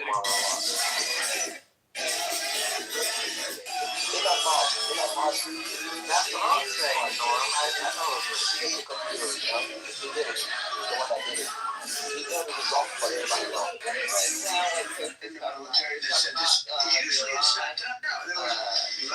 They want us to keep pumping. It's like a machine gun, which is pumping. He criticized the left He doesn't have a plan. I have the best plan of all. Limit on what executive power looks like. In your mind. Something got brought up briefly about his visit What are you trying to explain to her? Venezuela. Yeah, No, not Venezuela, but Oh, Jesus Christ. But I understand when someone is they talked about his visit with Oh, really? Garcia. Years. It was just a Everybody's in each other's faces, everybody gets arrested. I said, ultimately, who is this good for? Because Chud the Builder himself, his life is over. And what political Well, the retaliation adolescent has been. who flees Yeah, in relation and he talked about congressional Pride. oversight. anything wrong with trying to be Yeah, I don't. Maybe. Yeah, so why are these Democrats like panning the report anyway? They're saying like it's not worth it, or it doesn't say anything useful. Well, do you know what the argument is? What are they saying? AOC said it doesn't say anything useful, basically. So okay. Well, it was a breakdown on what was going on. Yeah, I mean, I listened. Did you want feedback on the Meet the Press clip you just played? No, that wasn't Meet the Press. That was actually Face the Nation. But yes, Oh, that's what we were Face the trying to. So when we do, you should know this. You've been recording rooms long enough. When we do the news, we do, or you probably come out because of copyright infringement. But when we do the news piece, what happens is we do breaks so we can talk about the news or the piece, because everybody on here has ADHD, and you play something too long, they fall asleep or they run away. You don't want to hear the entire news clip. So we're playing it piece by piece so we can break it down if there's any updates. And I just brought up what he spoke about. Hey, Dad, happy Memorial Day. Yes, I am fine. Farron called me and text messaged me, and he said, hey, if you want to fly out to Seattle and go to the river, and we will host you, we will pay for you. So that was a very nice offer of them, but I told them I have to decline because, I have too many things going on here, and it's important for me to be focused and centered here in Chicago, where my life and assets are, and not go, hang out at our river.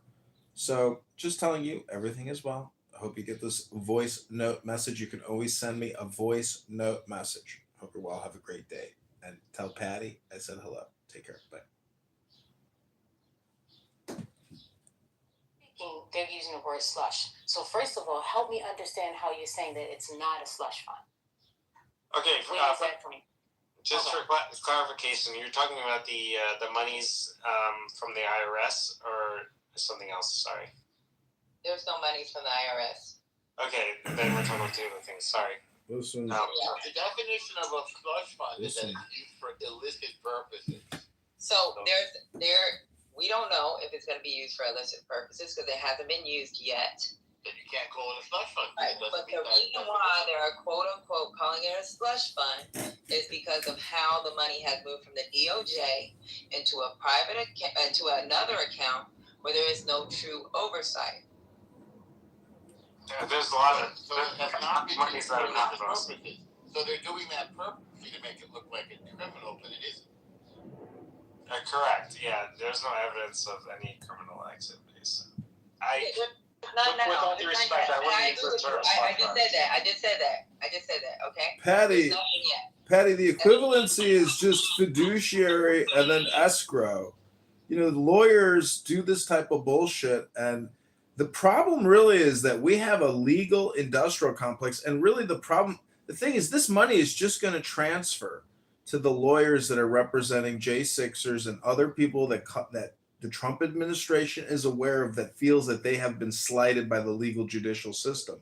If you are a strong Democrat and you are a proud liberal, well, you know, lawfare and the legal industrial complex is actually to your favor, because most judges tend to be very liberal and Democrat. The bigger problem. Oh, Hindustan's in that bad. Yo, I mean, killing is killing. They ignore this. They ignore, disrespect it. But it's not about the judges.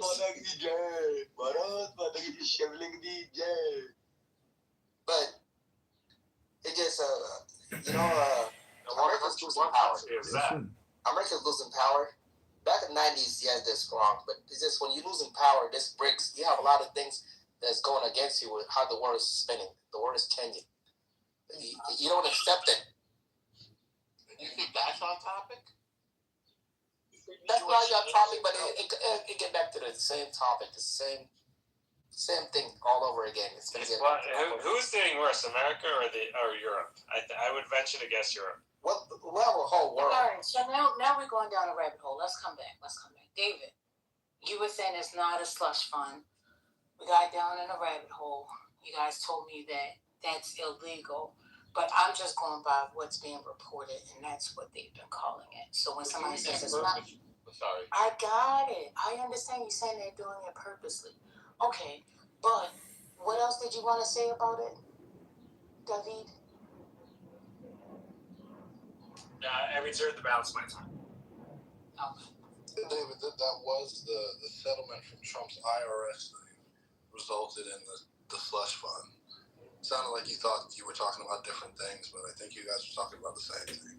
No. So the settlement from. Do that money have value in it? You could just print it all day. For us, just take a break for a second. No, the settlement from the IRS, Sydney, was they could not investigate him for his past when it comes to his tax filings. That was the settlement. Now, this DOJ thing, which already existed, where there was funding appropriated from Congress in case there was, like, someone sued the government because of some kind of, like, something that the government did generate some harm. That's what that funding was for. Well, some of that money, $1.776 billion, so that something that's already being done, that would have been adjudicated in a court, instead of judged by 5 people that is chosen by the Senate, that is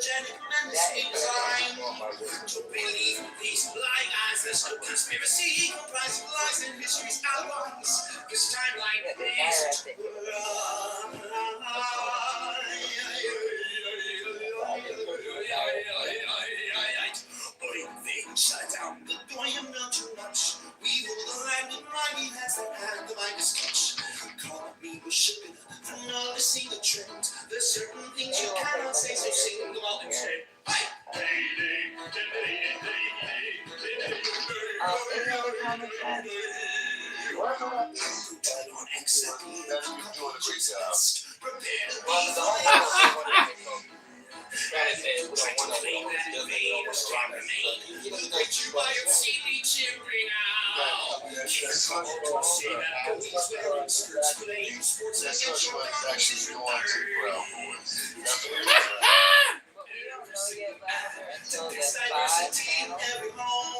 So that's what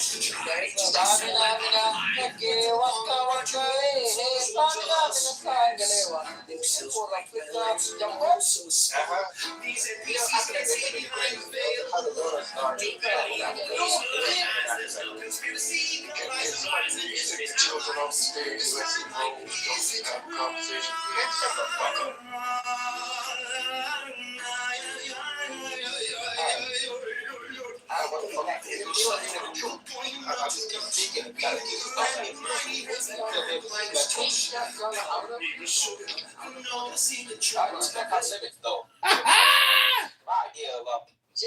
I had limits, and you have already exhausted your limits. Please, for the last time. When you're on this app, talk to me. Yeah, you're gonna get dropped, Jay Fresh. You can listen to the Indigo, and then you can put in the chat, and then we'll bring you up as needed. There's a lot of rooms. I have to go speak to other people. Okay, babe. Well, have a good day. That would be great. That's fine. Go to the I other appreciate room and that. speak to them. I think they want to see you. Goodbye. I appreciate that. Patty, you have open invitation on here, Patty. You don't have the invitations locked down. I think anybody could come up. Oh yeah. We're okay. We know. We got it. Hey, Patty, is this your first room? I think so. Oh, I wasn't sure.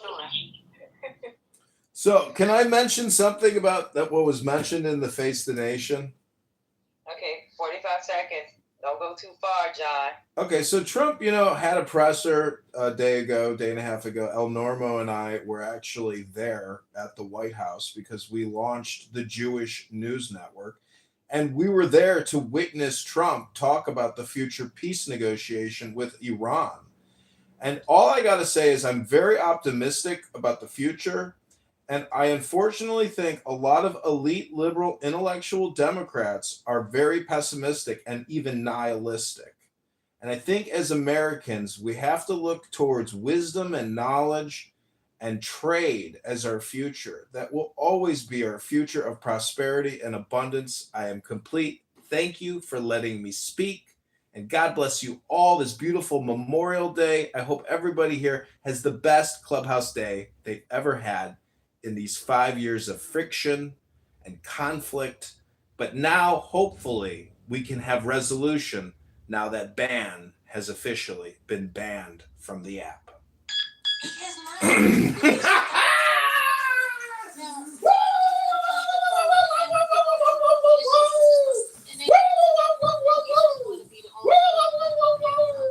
Because everything that you said, you just said all these ad Oh hominems my God. about the left or That was the beautiful. liberals, That was whatever. the best All speech I I know think is I've a ever lot. made. Go to mayorkidover.com.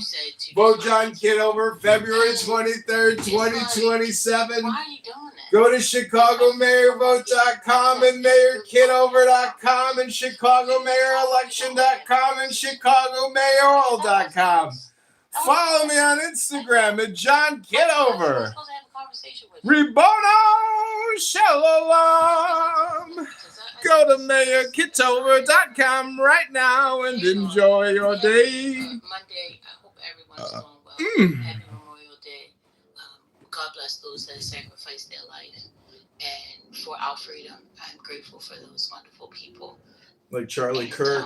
Charlie Kirk was one of those. Charlie Kirk is the Patriot of the Year. Charlie Kirk. Speaking while I'm speaking, sir. I was just bringing up Charlie Kirk. You're being rude. Well, I thought it was rude when you guys demonized Charlie Kirk on the day of his assassination. That was rude too. You're becoming oil, and I'm going to always be water. Okay? And I don't need your oil and my water. I really truly don't. So why don't you just go ahead and find yourself a new spot for today? Because I'm not doing it with you. I don't know why you're trying to get a rise out of people. We already had that discussion. I already said what I said, that I definitely told people not to do that. And here you are bringing this back up. This is when your inability to be able to communicate starts kicking in. I don't know if you have Asperger's or what. I'm not sure. But whatever disabilities you have, That's ad hominem projection, baby. Ad hominem projection. No, there's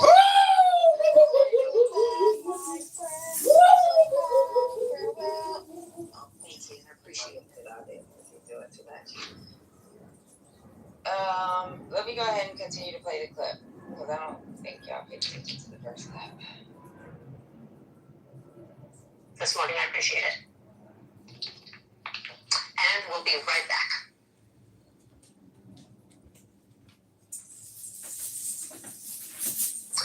We go now to a bipartisan pair of representatives. Josh Gottheimer is a Democrat from New Jersey, and Mike Lawler is a Republican from New York. Congressman, welcome. Thank you for joining us. Thanks for having us.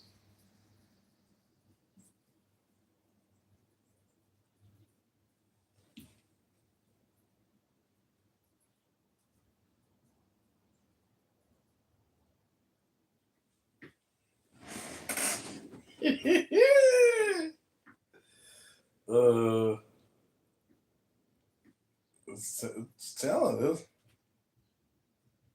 It's talented.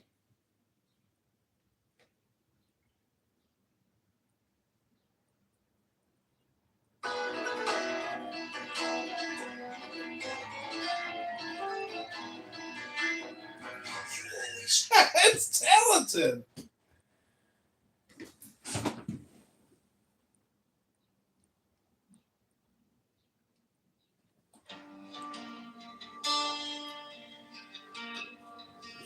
Now ye shall know that the chosen priest, that ox of infinite space, is the prince, priest, the beast,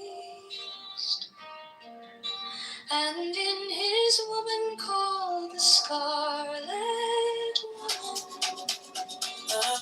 is all power given. They shall gather my children into their fold. They shall bring the glory of the stars into the hearts of men.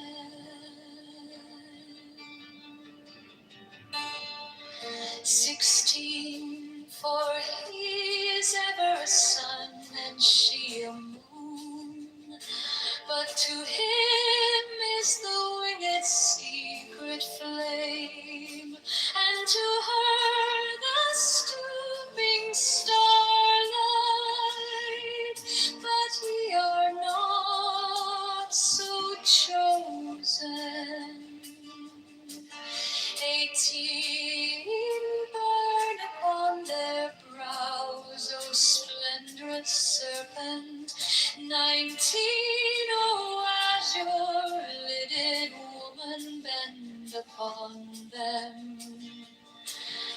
20, the key of the rituals is in the secret word which I have given unto him.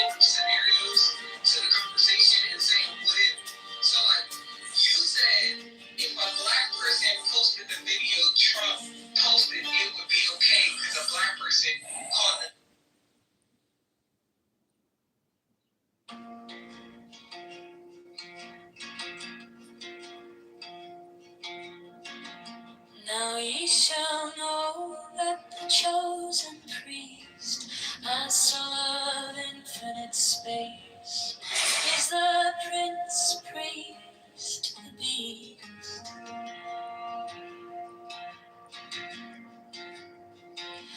And in his woman, called the Scarlet Woman, is all power.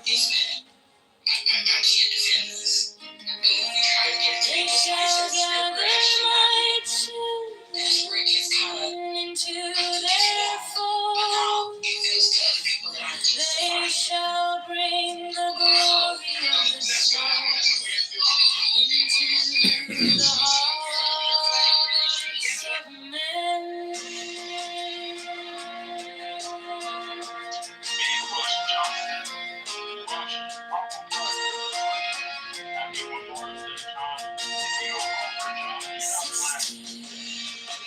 For he is ever a son, and she a moon.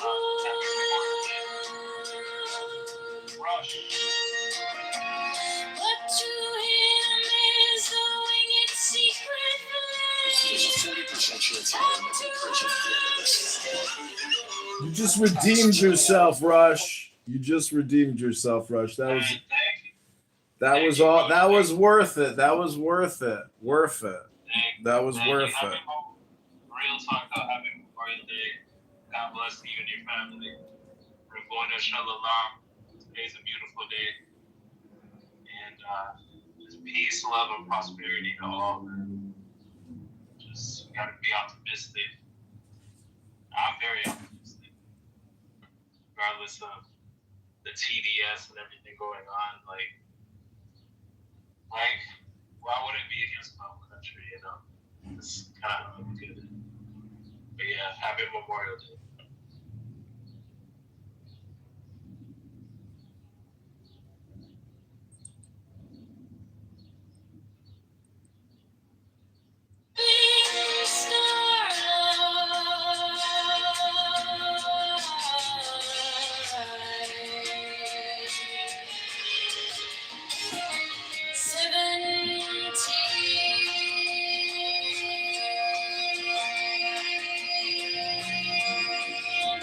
But ye are not so chosen.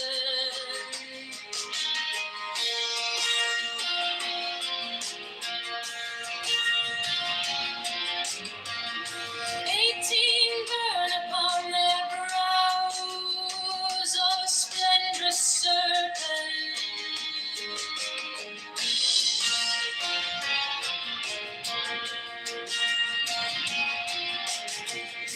19 azure lidded woman, bend upon them. 20, the key of the rituals is in the secret word which I have given unto him.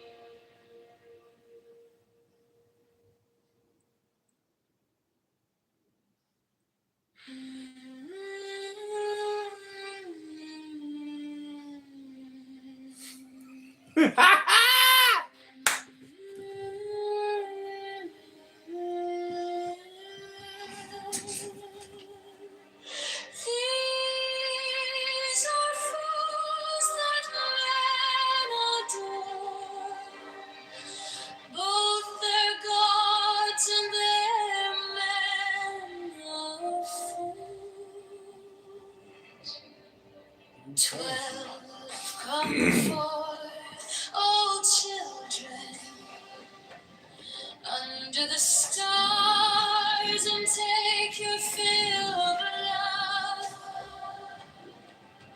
13, I am above you and in you, my ecstasy is in yours.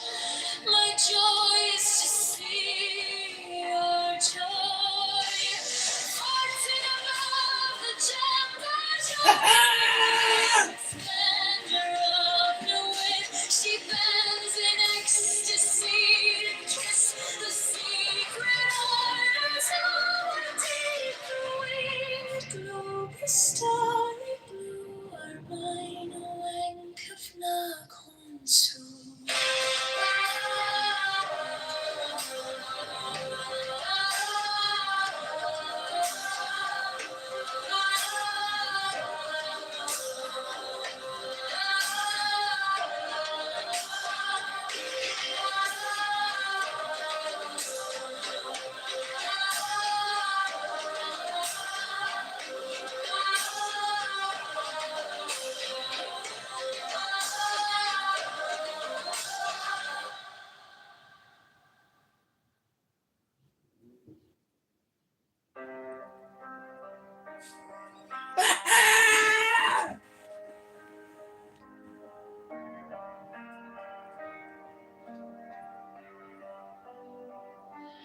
These are fools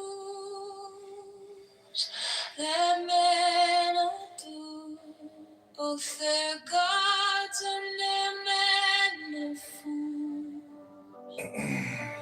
12 come forth, oh children, under the stars and take your fill of love. 13, I am above you, and in you my ecstasy is in yours. My joy is to see your joy.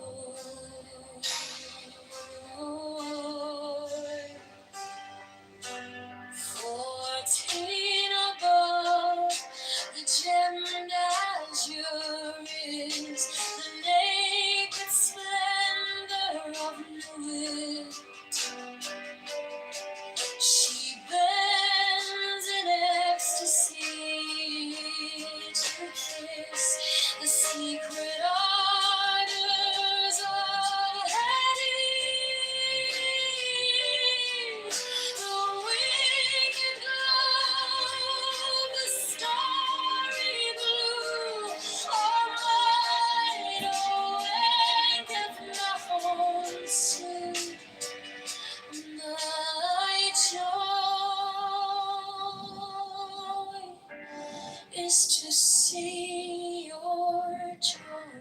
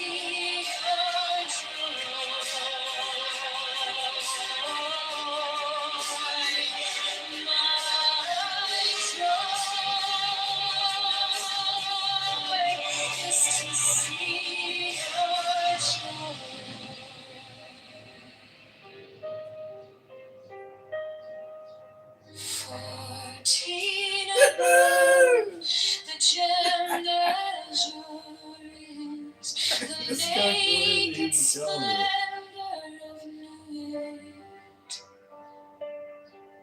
She bends in ecstasy to kiss the secret ardors of her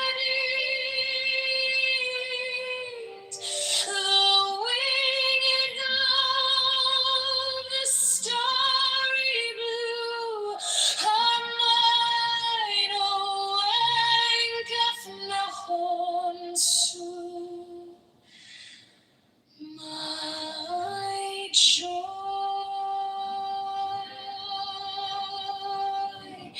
is to see your joy.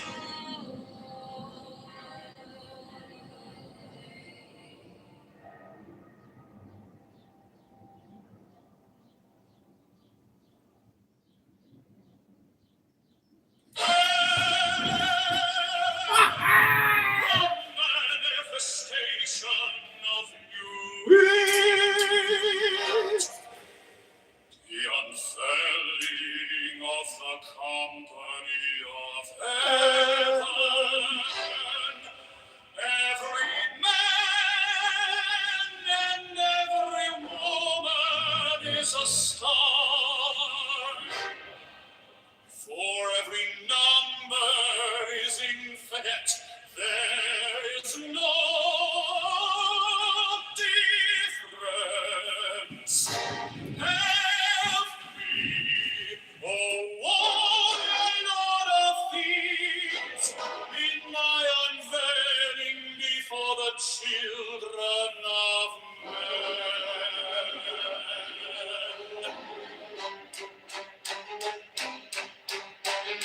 6 feet how deep my secret center, my heart and my tongue. 7, behold, it is revealed by Iris, the minister of war apartment. 8, the calves is in the pool. Not the poo in the cups. I'm washing then the cups, and behold, my light shed over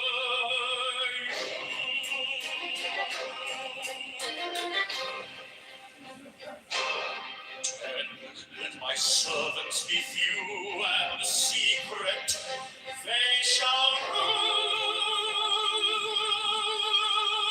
the many and the known.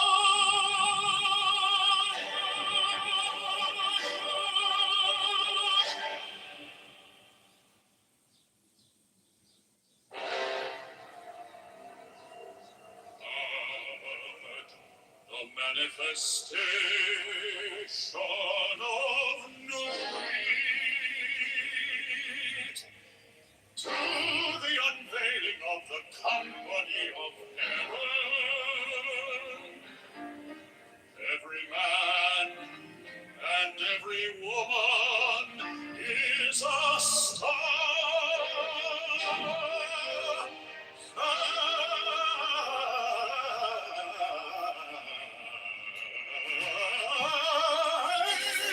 Every number is infinite.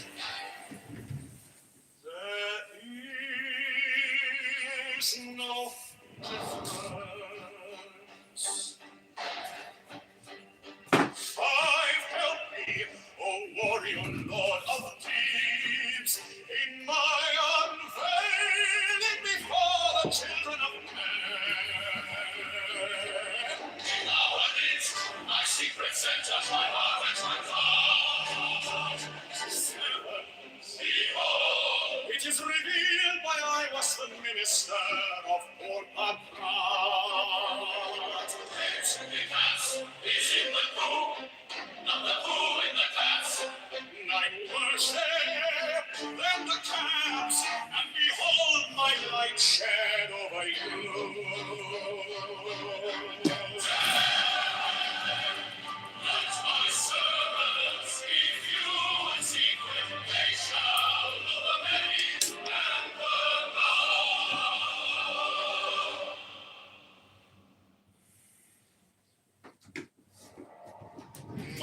is the head of the man, and my insight is keen as the hawk's. By my head I invoke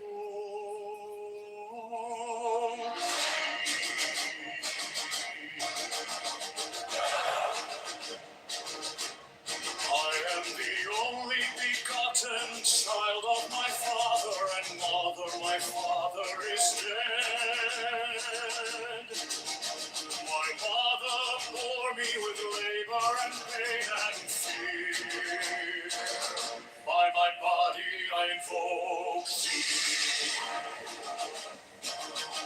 About me shine the diamonds of radiant light and pure.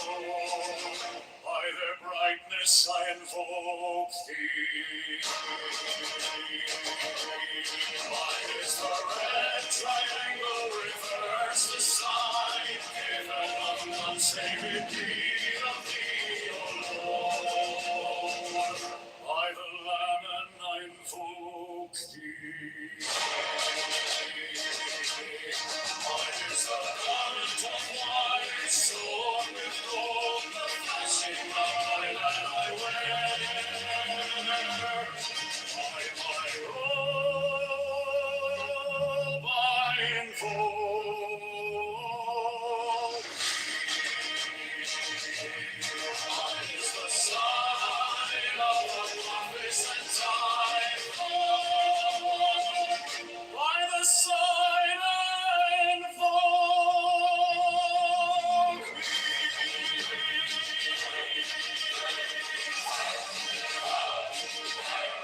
Mine is the turban of white and gold, and mine the blue vigor of the intimate air. By my crown I invoke thee. My fingers travel on the beats of the world, so love I after thee in thy call of glory. By my fingers I invoke thee.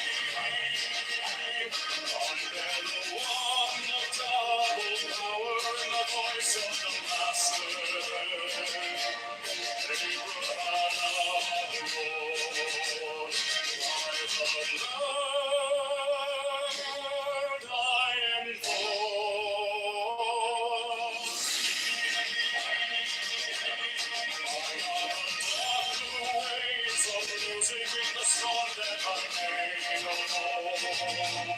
To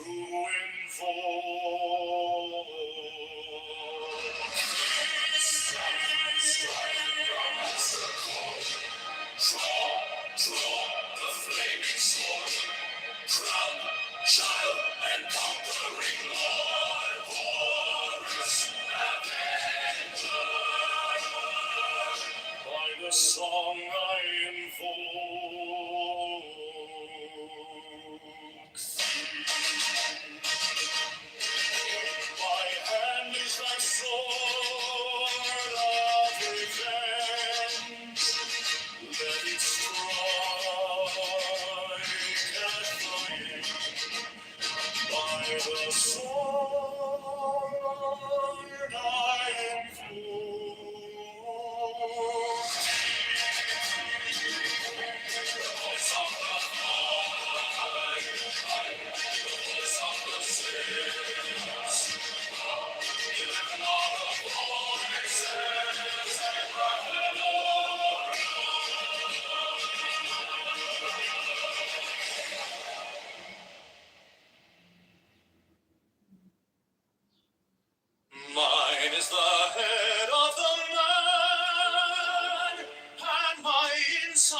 keen as the hawks by my bed I invoke thee. I am the only begotten child of my father and mother. My father is dead. My mother bore me with labor and pain and fear. By my body I invoke thee.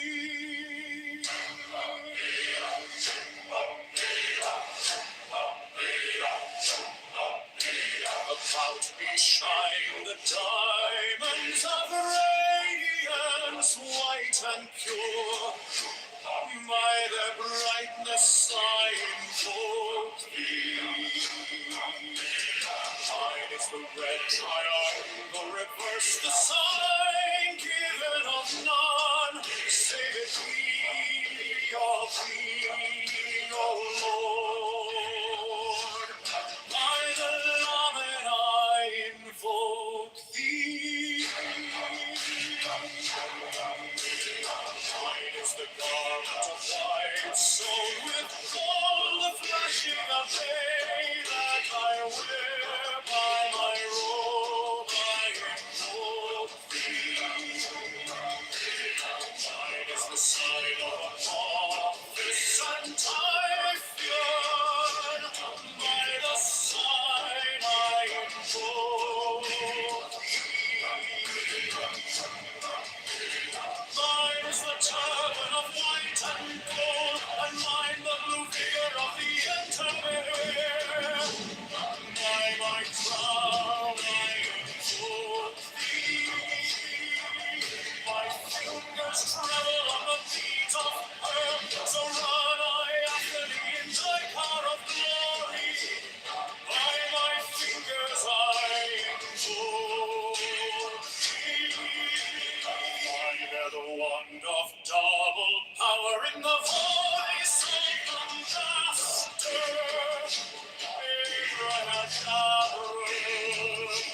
By the word I invoke thee. Mine are the dark blue waves of music and the song that I made of old to invoke thee. Strike the master chord, draw the flaming sword, child and conquering Lord, Horus Avenger.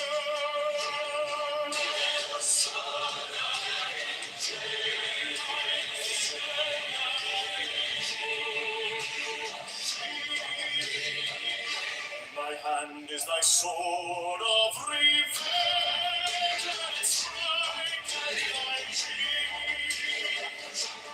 By the sword I invoke thee. Voice of the 5, the voice of the 6, 11 are the voices.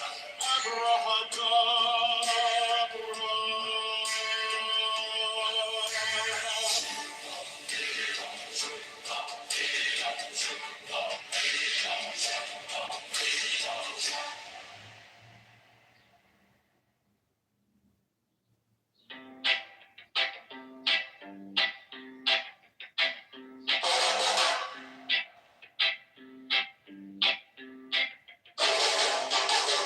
Mine is the head of the man, and my insight is keen as the hawks. By my head I invoke thee.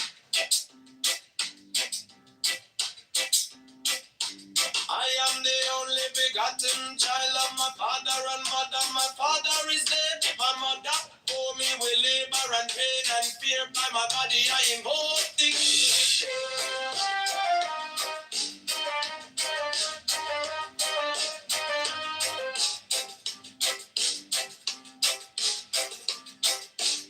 About me shine the diamonds are radiance, white and pure. By their brightness I invoke thee. Mine is the red triangle, reverse the sign given a plan. Save it be of thee, oh Lord. By the Lamb and I invoke thee.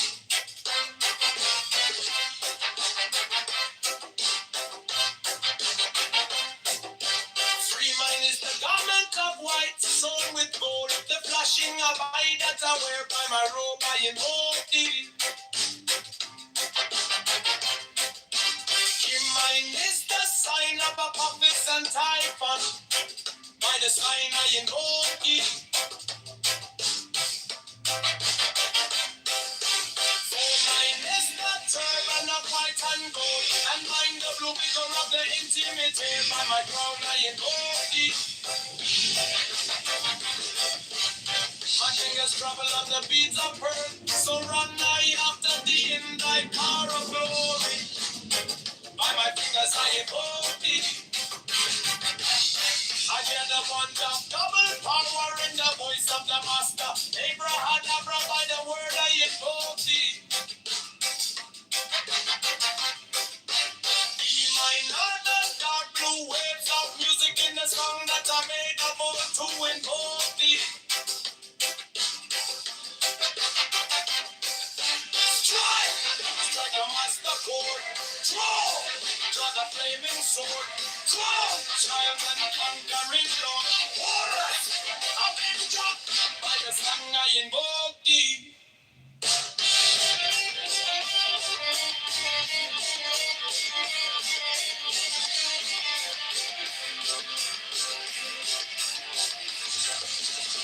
In my hand, the voice call of revenge.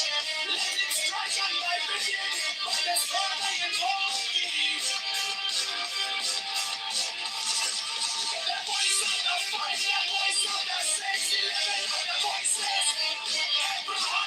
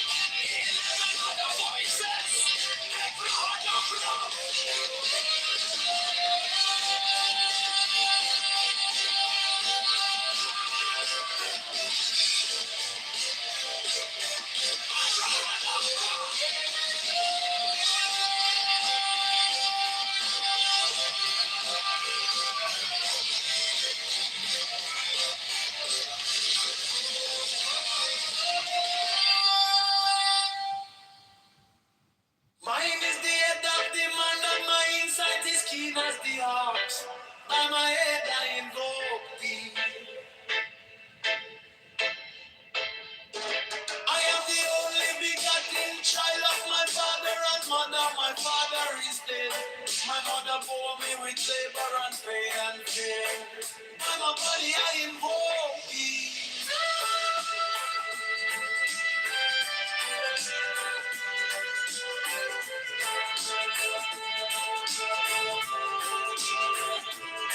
I only shine the diamonds of radiance, white and pure. By the brightness I invoke thee. Mine is the red triangle reverse, the sign given of none. Save it be, oh Lord.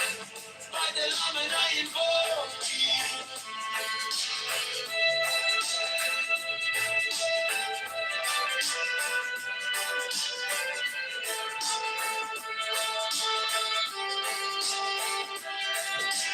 Mine is the garment of white sewn with gold, the flashing of my that I wear.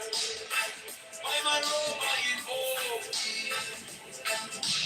Mine is the sign of a prophet and typhon. By the sign I invoke thee.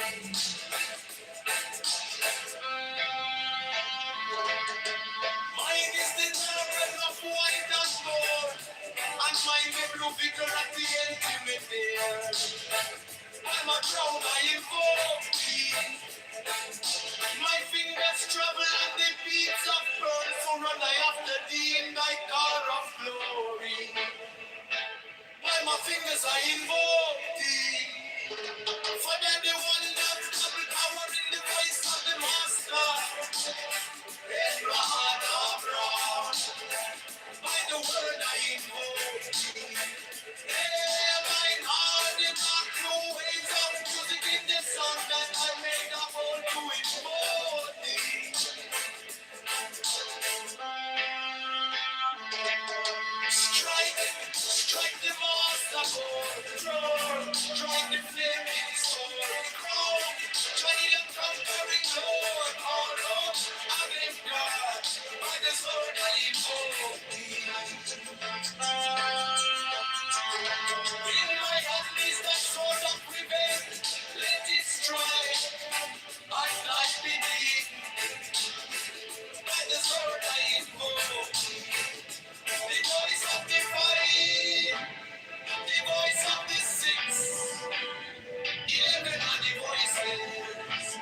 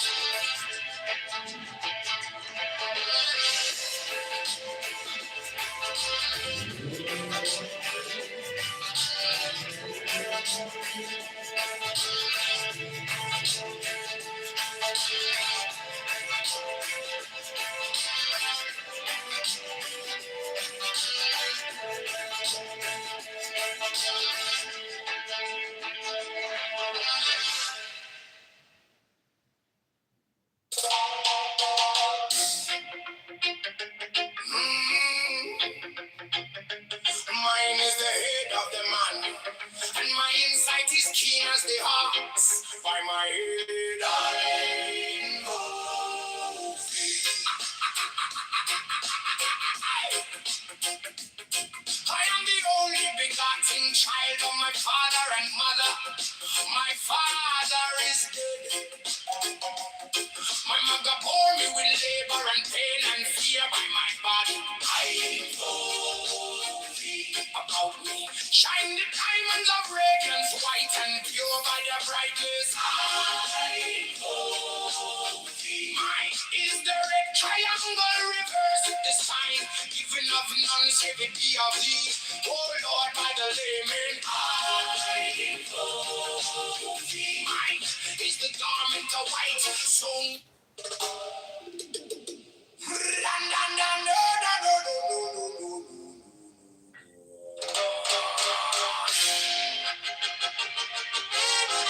mine is the head of the man, and my insight is keen as the ox.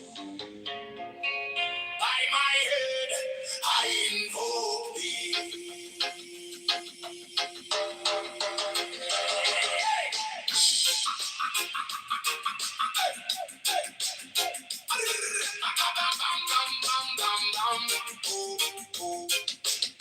I am the only begotten child of my father and mother. My father is dead. My mother bore me with labor and pain and fear by my body. I invoke thee. About me shine the diamonds of radiance, white and pure. By their brightness, I. Mine is the head of the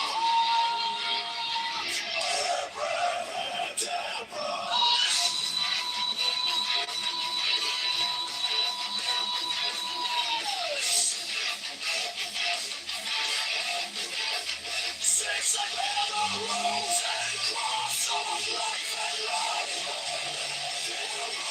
Giving the sonic age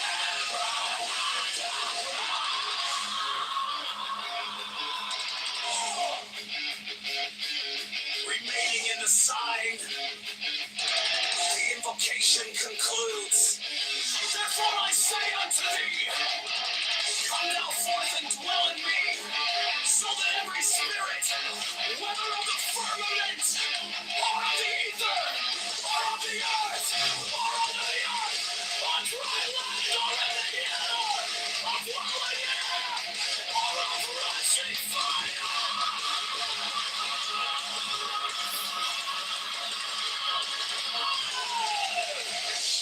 And every spell and scourge of God, the vast one might be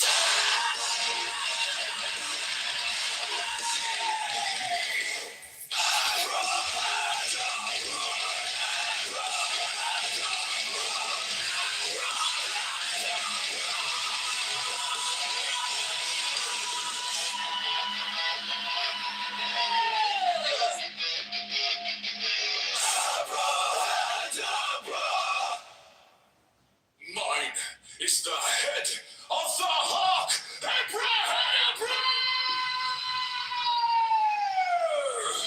Yes! I bear the rose and cross of life and love.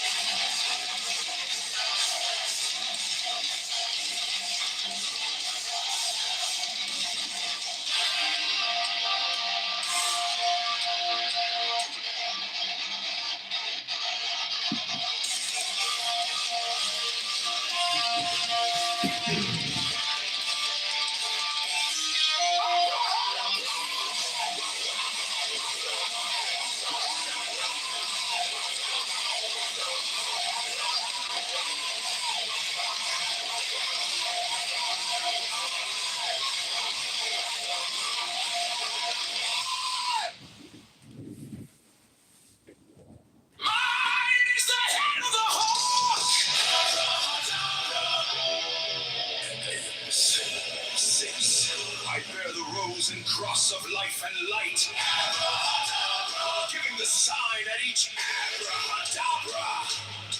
Remaining in the sign, the invocation concludes.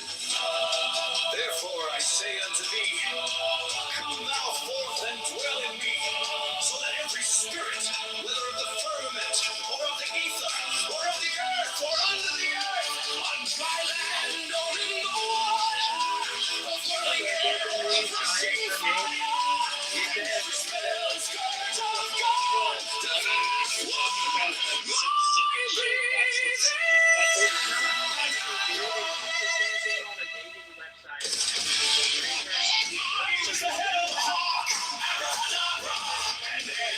Six, I bear the rose and cross of life and light, giving the sign at each abracadabra.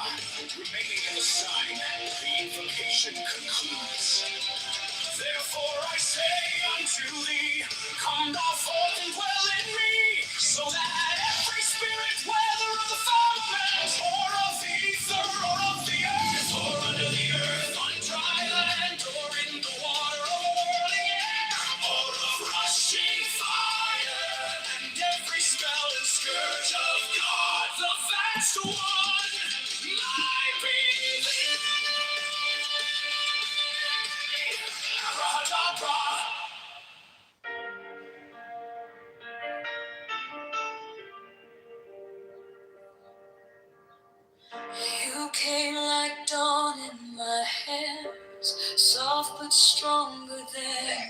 Okay. Yeah. Patty, the equivalency is just fiduciary and then escrow.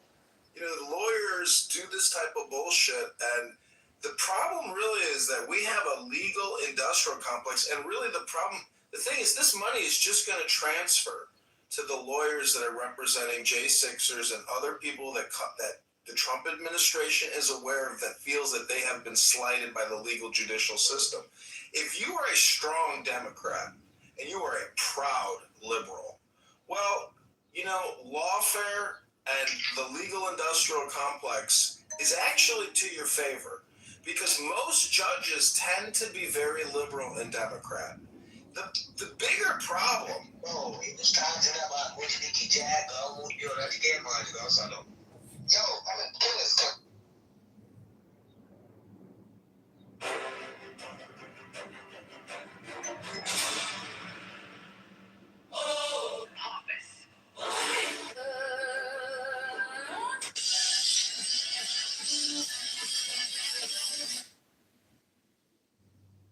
So it's a. Please don't scroll.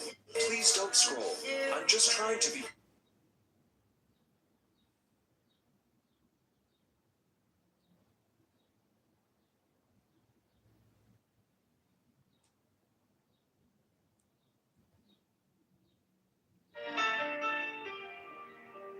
Please don't.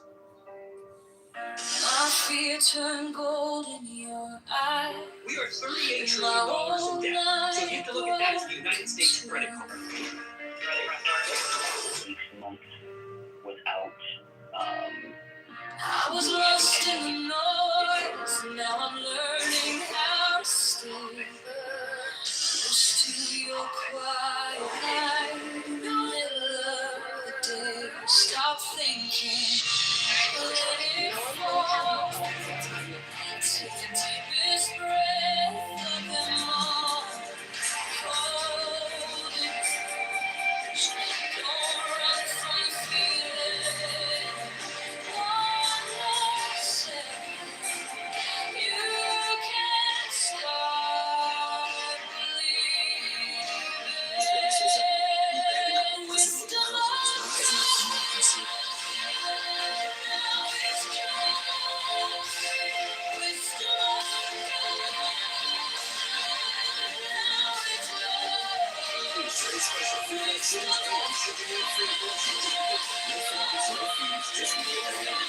You're serious? For free, like let's not lose it. Please, today's special free vaccines.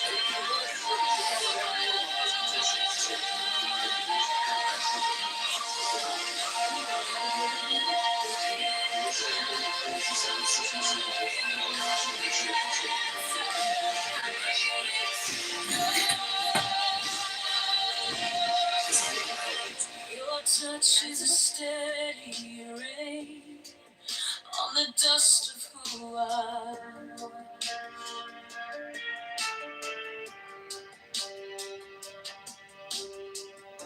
Every wound gets named and it fades in the hush.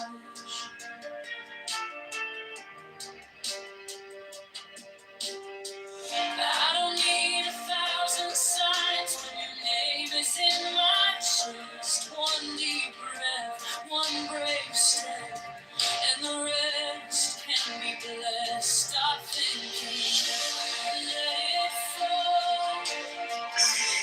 This breath of them all. Hold it close. Don't run from the feeling. One second. You can start believing. Wisdom of God. Now it's yours.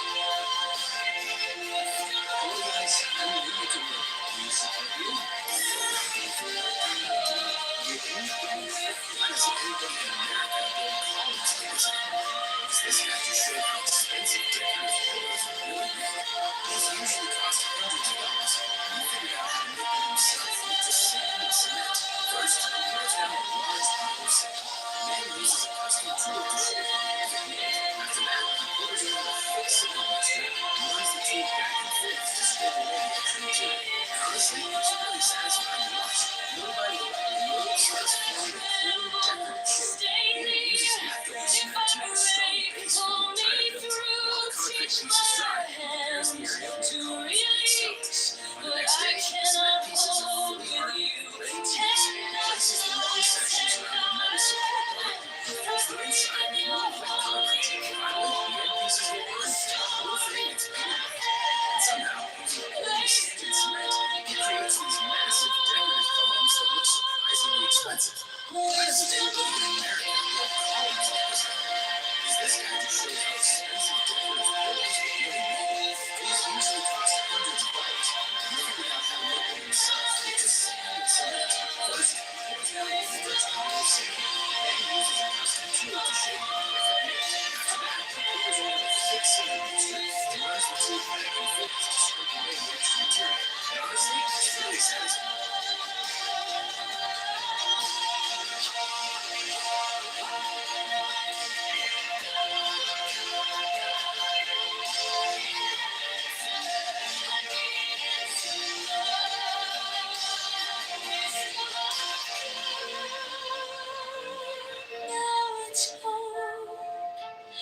I'm yours alone.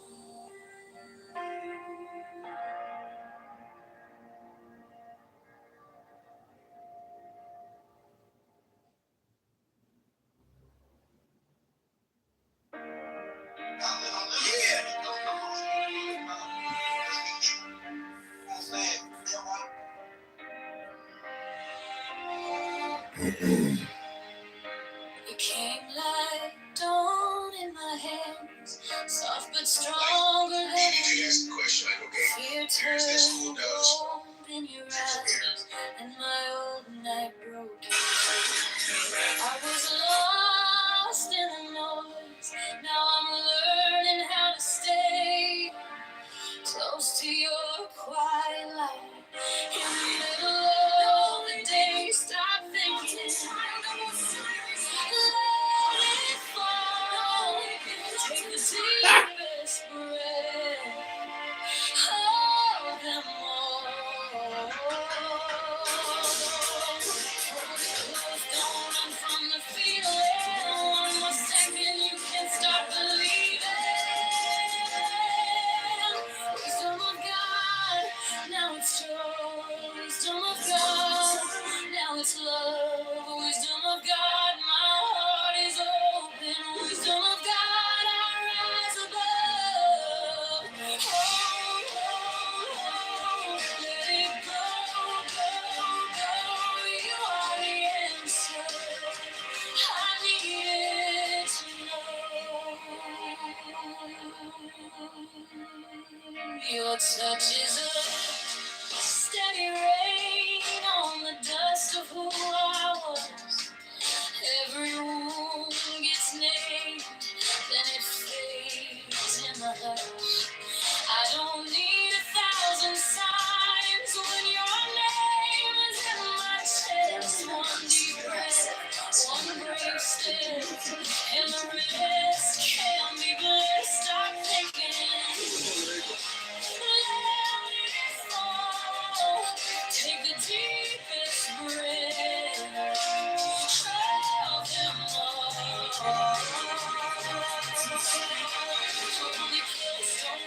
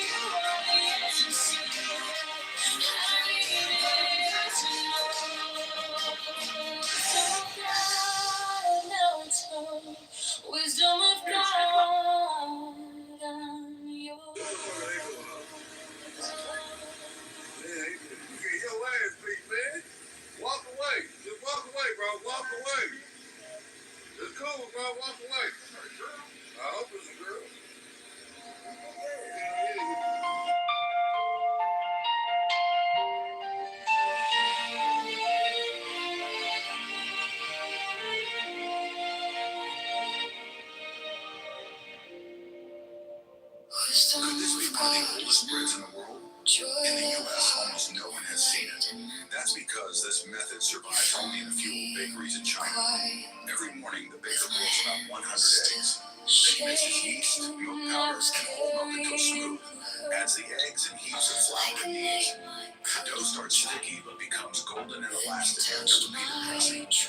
Next comes the secret: stretching and folding the dough repeatedly until it forms a thin, nearly transparent membrane. The key to its softness: the dough is divided and placed into both mouths. Think it goes into the oven now? Not at all. It's steamed, letting it rise one last time, just as people did centuries ago. The air fills with the scent of eggs and milk. When the lid lifts, the bread is golden, soft, and delicate. Not sweet like modern pastries. Could this be one of the oldest?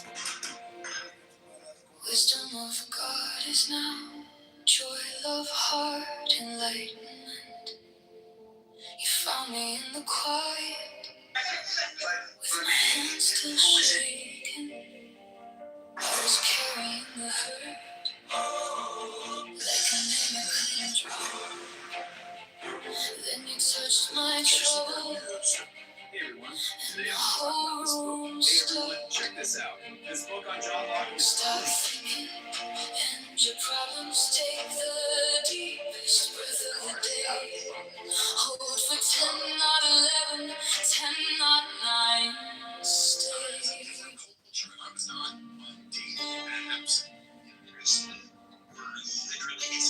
I shall know that chosen that axle of infinite space is the prince, priest, the beast, and in his woman called the Scarlet Woman is all. My numbers are going down. Uh-oh. They shall gather my children into their fold. They shall bring the glory of the stars into the hearts of men.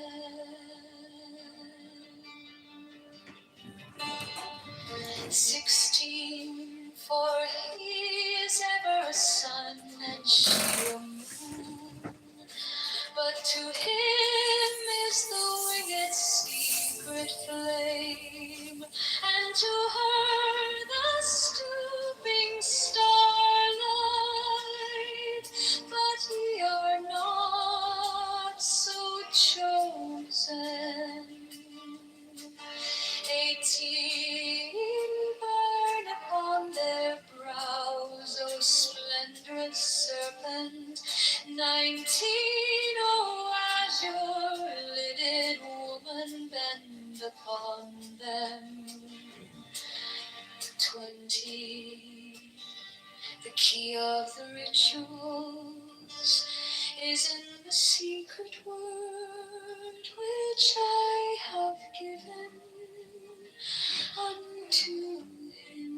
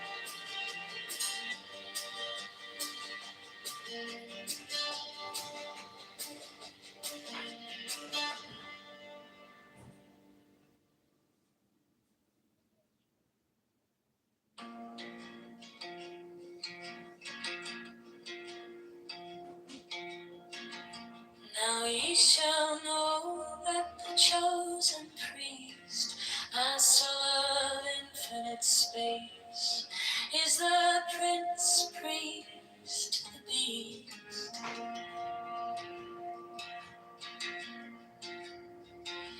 And in his woman, called the Scarlet Woman, is all power given. They shall gather my children into their fold. They shall bring the glory of the stars into the hearts of men.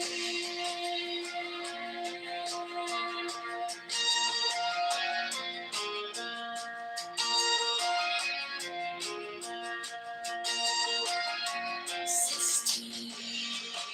For he is ever sun and she moon.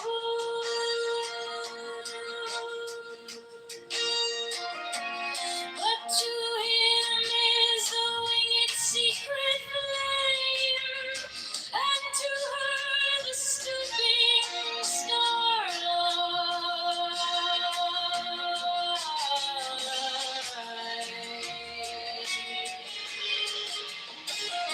17.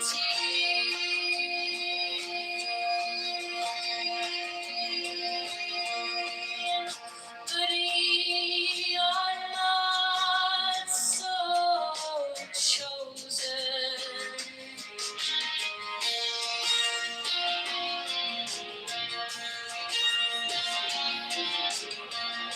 18 burn upon their brows, oh splendrous serpent.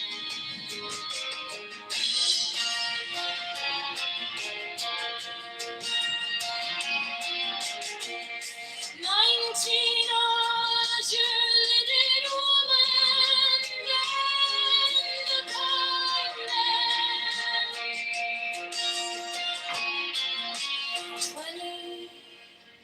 The key of the rituals is in the secret word which I have given unto him.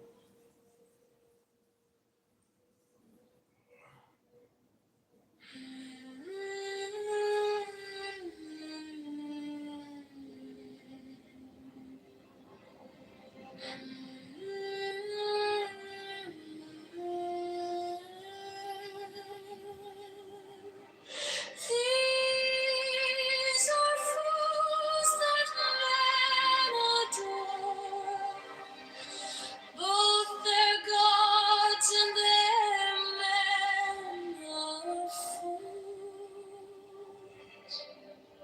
12 come forth, O children,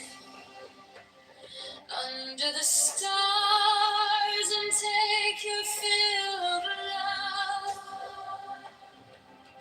13, I am above you, and in you my ecstasy is in yours. My joy is to see your joy. 14, above the gem is the naked splendor of new wit. She bends in ecstasy to kiss the secret orders of the deep. The winged globe, the starry blue are mine, O Enk of Nakhon Su.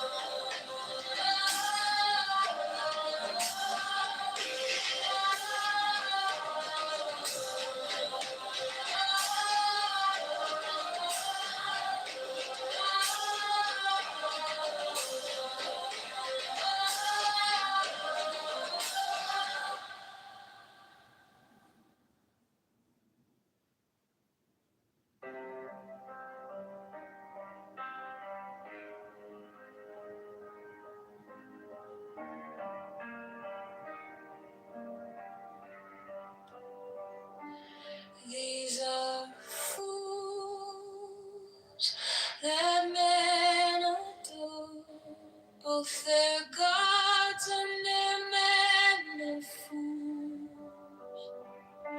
12 come forth, O children, under the stars, and take your fill of love. 13, I am above you, and in you my ecstasy is in yours. My joy is to see your joy.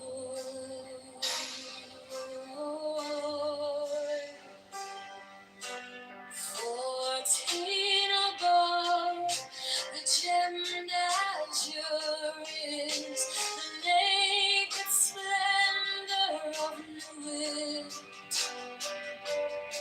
She bends in ecstasy to kiss the secret ardors of Hades. The winged glow, the starry blue, are mine, oh, and if not soon. My joy is to see your joy.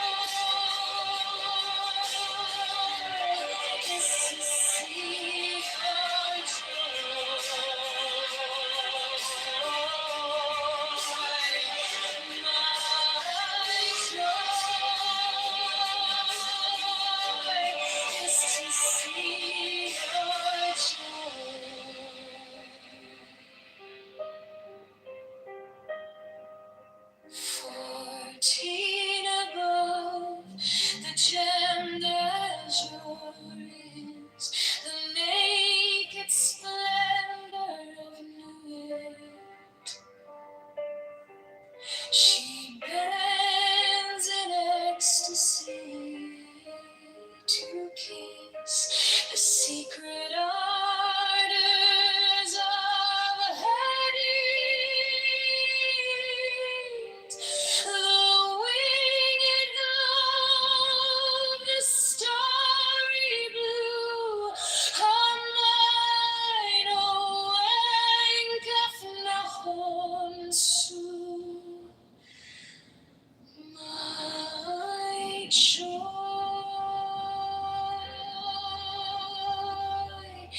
is to see your joy.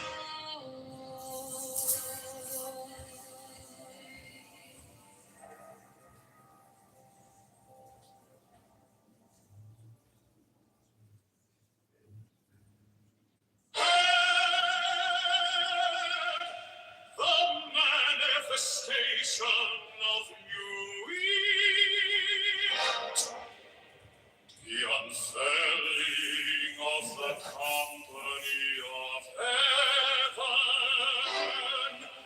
Every man and every woman is a star. For every number is infinite, there is no difference.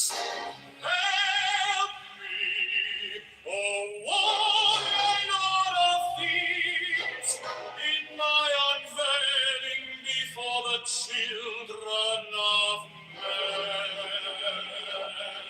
6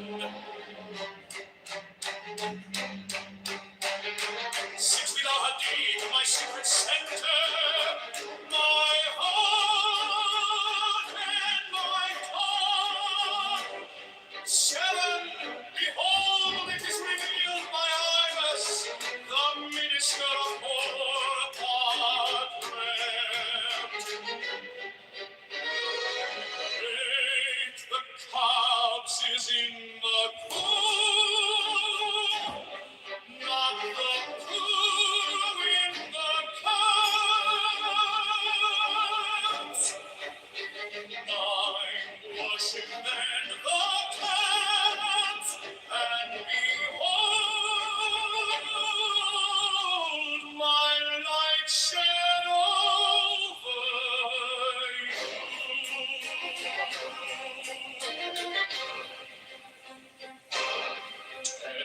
Let my servants be few and secret, they shall rule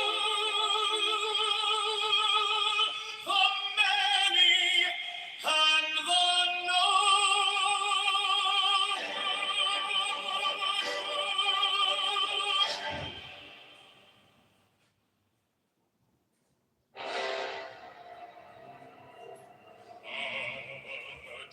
The manifestation of no creed to the unveiling of the company of heaven. Every man and every woman is a star.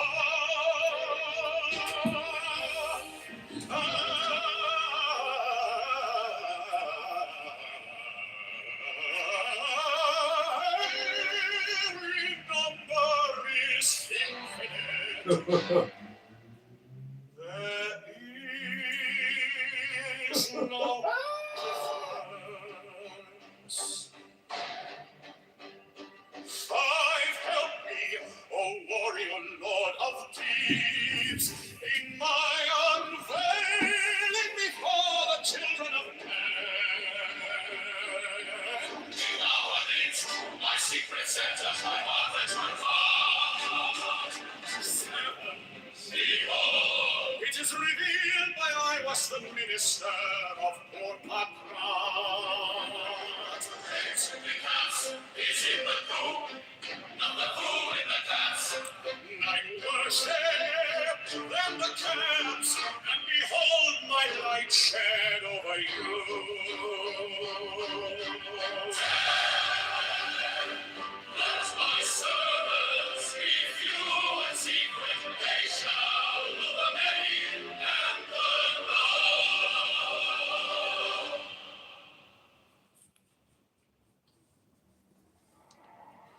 Mine is the head of the man, and my insight is keen as the hawk's. By my head I invoke.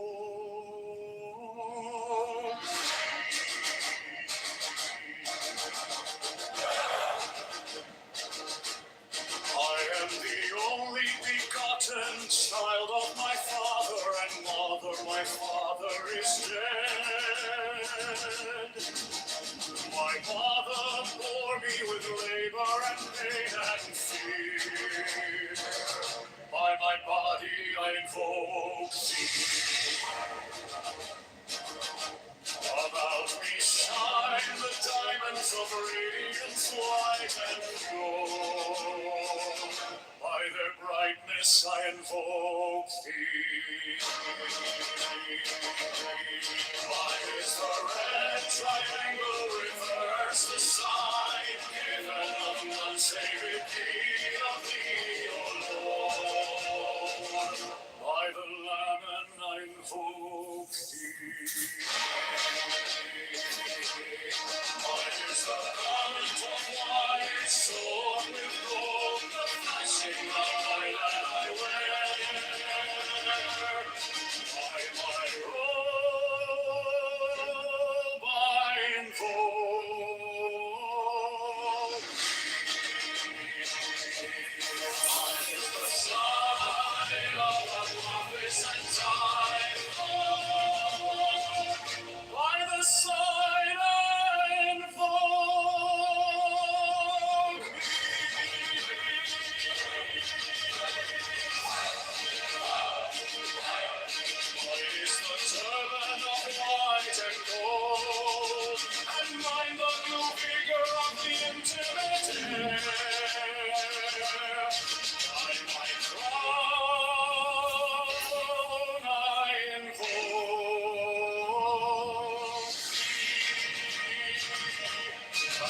travel on the breeze of pearl. So run I after thee in thy car of glory. On my fingers I enfold thee. I bear the wand of double power in the voice of the Master.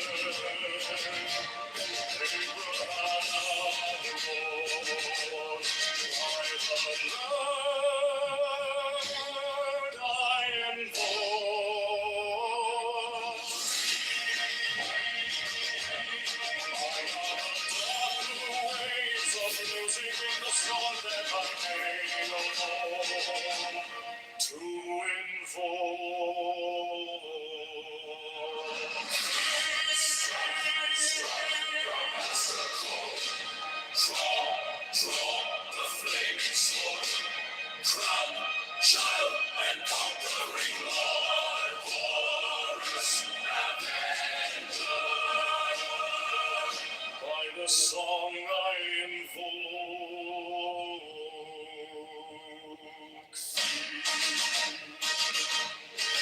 in my hand is thy sword of revenge. Let it strike at thy bidding. By the sword I invoke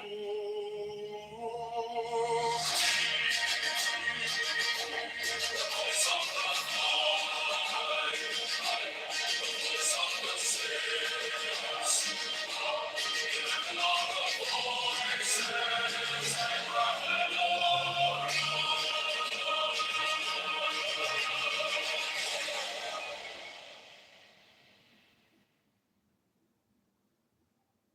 Mine is the head of the man, and my inside is keen as the hawk's. By my head I invoke thee.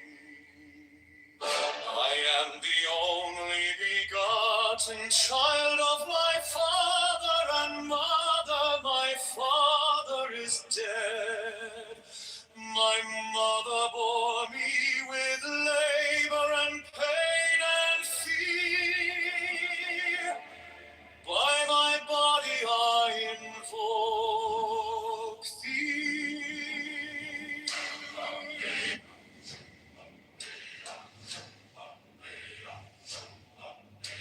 About me shine the diamonds of radiance, white and pure.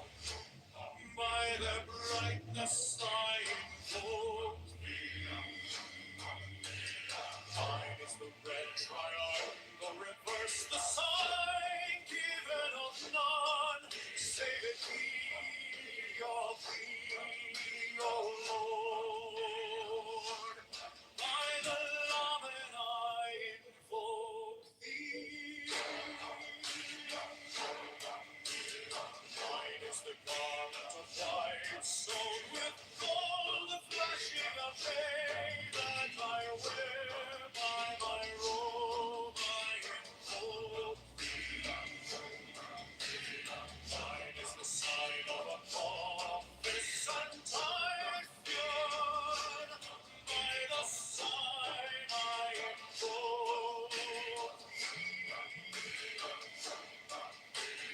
Mine is the turban of white and gold, and mine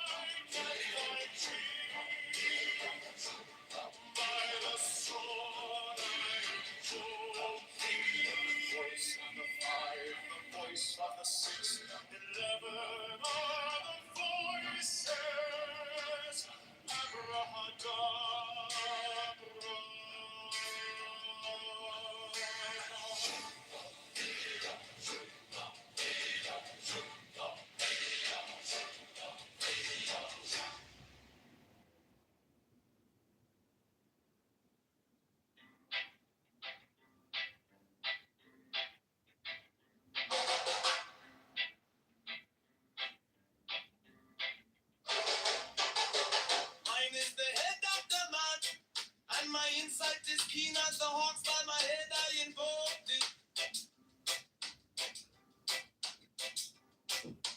I am the only begotten child of my father and mother. My father is dead. My mother bore me with labor and pain and fear. By my body I invoke thee.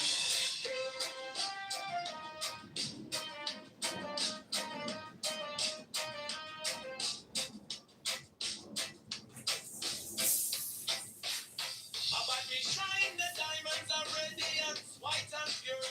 By their brightness I invoke thee.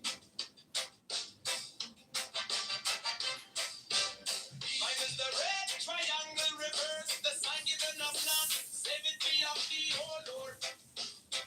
By the Lamb and I invoke thee.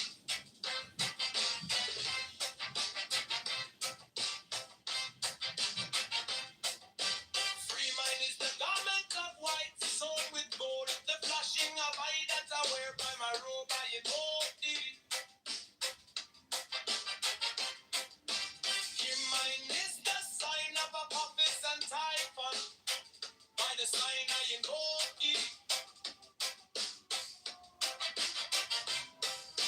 For mine is the turban of white and gold, and mine the blue vigor of the intimate air. By my crown I invoke thee. My biggest trouble of the beats of earth, so run I after thee in thy power of glory. By my fingers I invoke thee.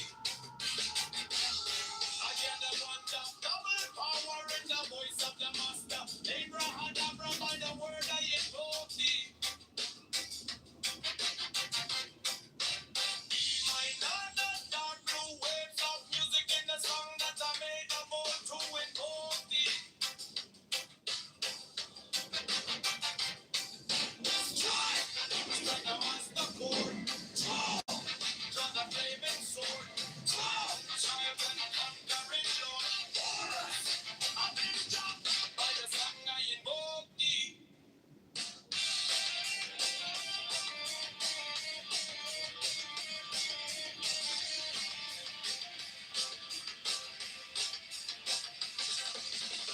In my hand is my sword of revenge. Let it strike at thy being.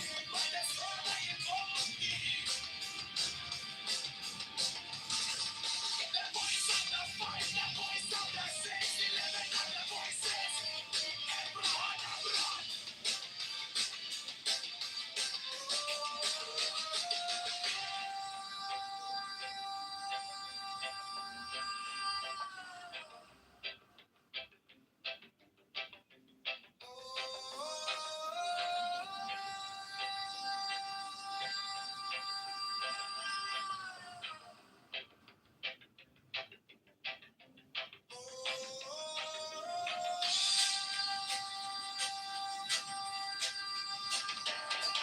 The voice of the fight, the voice of the 611 of the voices. Everyone, everyone.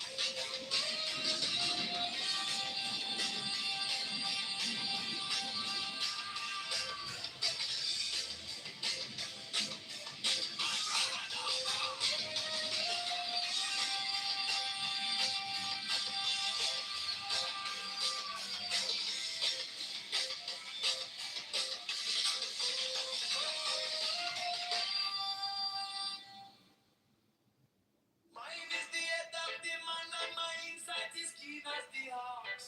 By my head I invoke thee.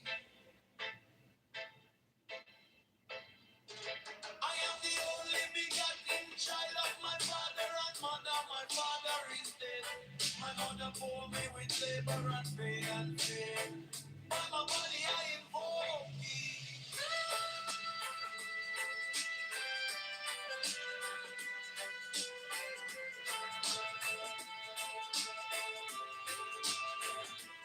Above me shine the diamonds of radiance, white and pure. By their brightness I invoke thee.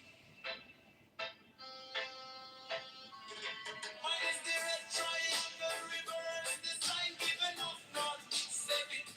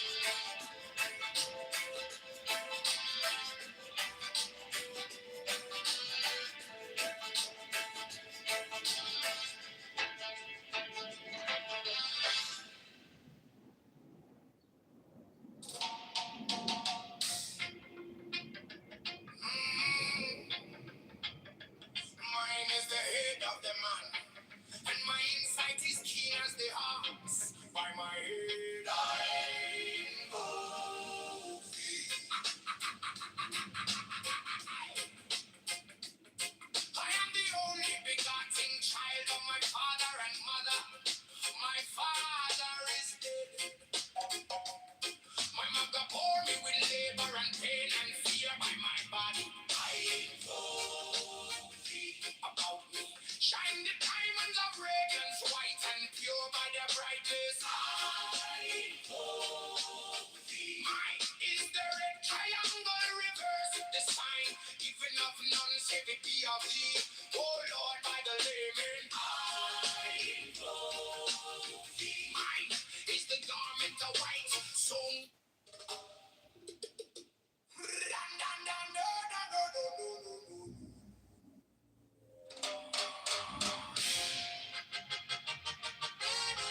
mine is the head of the man, and my insight is keen as the ox. By my head, I invoke thee.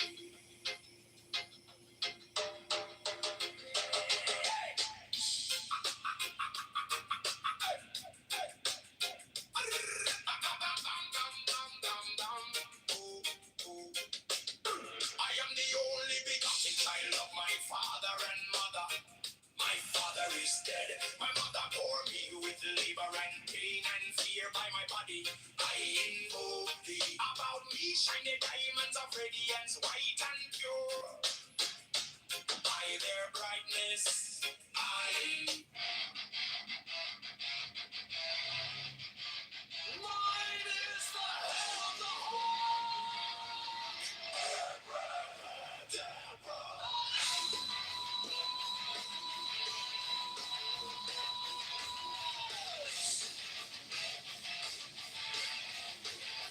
six I bear the rose and cross of life and love.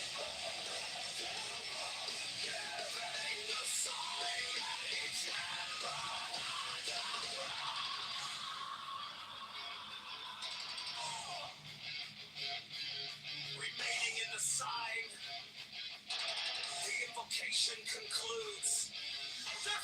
say unto thee, come thou forth and dwell in me, so that every spirit, whether of the firmament, or of the ether, or of the earth, or under the earth, on dry land, or in the air, of whirling air, or of rushing fire.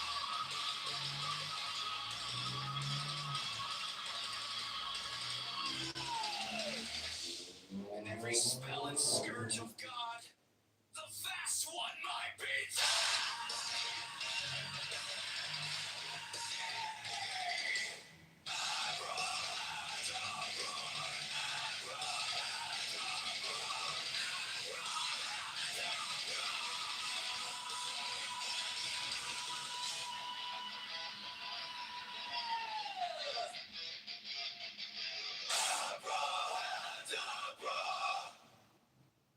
mine is the head of the hawk, Abrahadabra!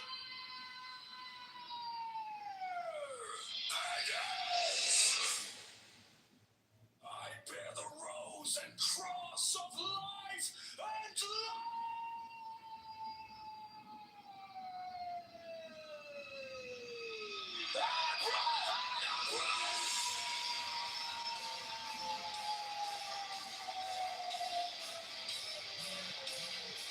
Giving the sign of each Abrahadabra! Remaining in the sign, the invocation comes live.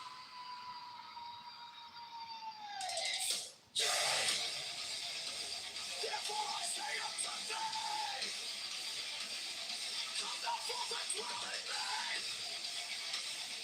so that every spirit, whether of the firmament, or of the ether, or of the earth, or right of the earth, or twilight, or in the water, of rolling air, or of rushing fire, and every spell and scourge of God, the vast one might be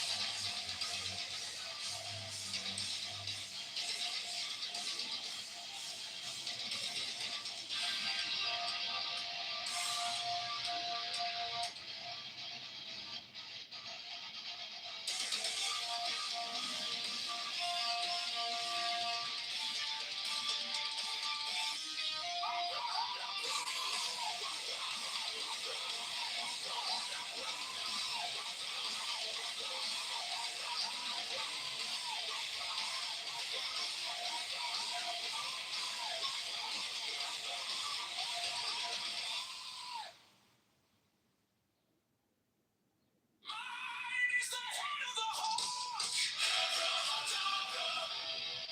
And ends. 6. I bear the rose and cross of life and light, giving the sign at each Abrahadabra. Remaining in the sign, the invocation concludes. Therefore I say unto thee, come thou forth and dwell in me, so that every spirit, whether of the firmament, or of the ether, or of the earth, or under the earth, on dry land, or in the water, of whirling air, or of rushing fire, and every spell and scourge of God, the vast one might be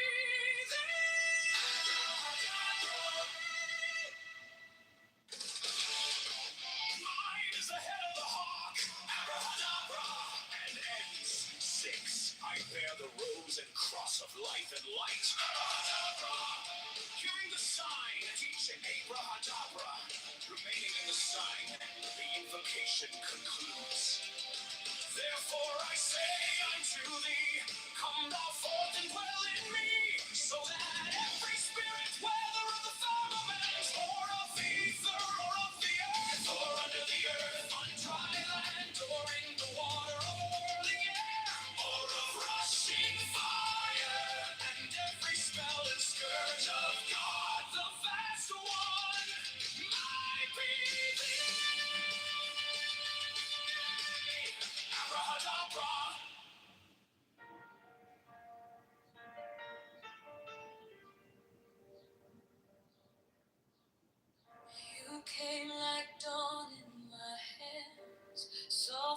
stronger than I knew.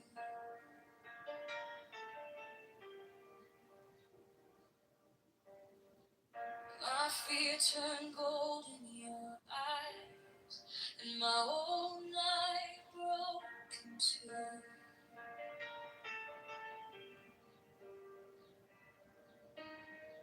I was lost in the noise, now I'm learning how to stay close to your quiet light in the middle of the day. Stop thinking, let it fall. Take the deepest breath of them all. Hold it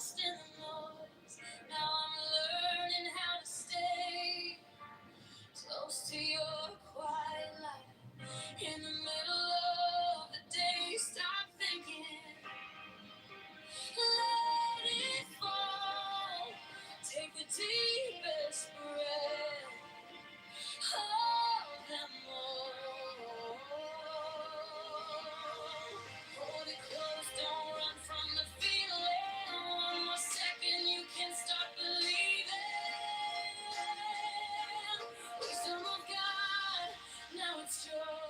Wisdom of God, now it's love. Wisdom of God, my heart is open. Wisdom of God, I rise above. Hold, hold, hold, let it go, go, go. You are the answer I needed to know. Your touch is a steady rain on the dust of who I was. Every wound gets named, then it fades in the hush. I don't need 1,000 signs when your name is in my chest. One deep breath, one brave step, and the rest can be blessed. Stop thinking. Let it fall. Take the deepest breath of them all. Hold it close, don't run from the feeling. One more second, you can't stop believing. Wisdom of God, now it's joy. Wisdom of God, now it's love. Wisdom of God, my heart is open. Wisdom of God, rise above. Hold, hold, hold, let it go, go, go. You are the answer I needed to know. If I tremble, stay near. If I break, pull me through. Teach my hands to release what I cannot hold with you. 10, not 9, 10, not 11. I breathe in your holy cover. The storm in my head lays down like a pond. Wisdom of God, now it's joy. Wisdom of God, now it's love. Wisdom of God, my heart is open. Wisdom of God, I rise above. Hold, hold, hold, let it go, go, go. You are the answer I needed to know. Wisdom of God, now it's home. Wisdom of God, I'm yours alone.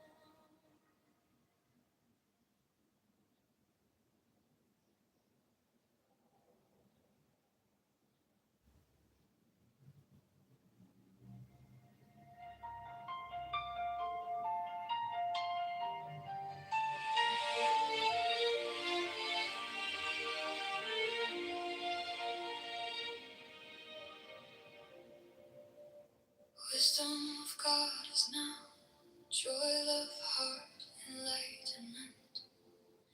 You found me in the quiet with my hands still shaking. I was carrying the hurt like a name I couldn't drop. Then you touched my trouble and the whole room stopped. Stop thinking and your problems. Take the deepest breath of the day. Hold for 10, not 11. 10, not 9. Stay.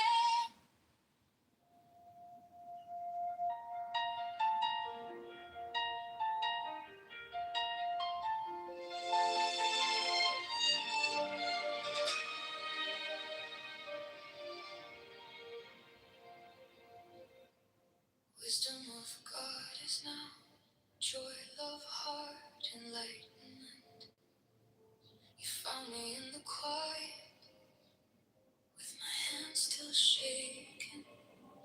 I was carrying the hurt like a name I couldn't drop. Then you touched my trouble and the whole room stopped. Stop thinking and your problems. Take the deepest breath of the day. Hold for 10, not 11. 10, not 9.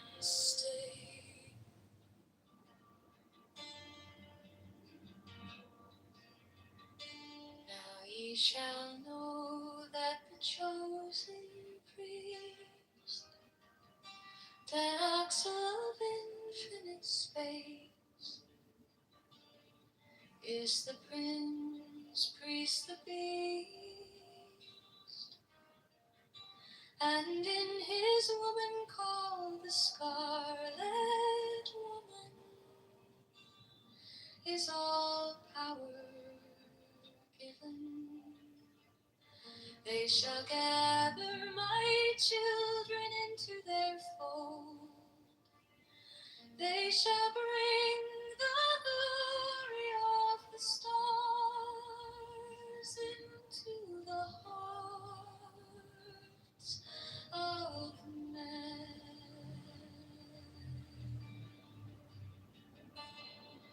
16, for he is ever a sun and she a moon.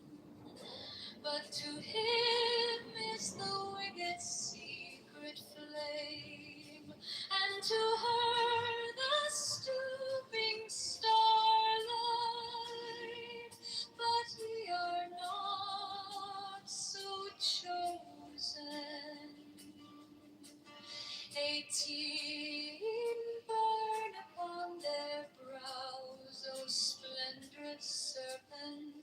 19, O azure-lidded woman, bend upon them.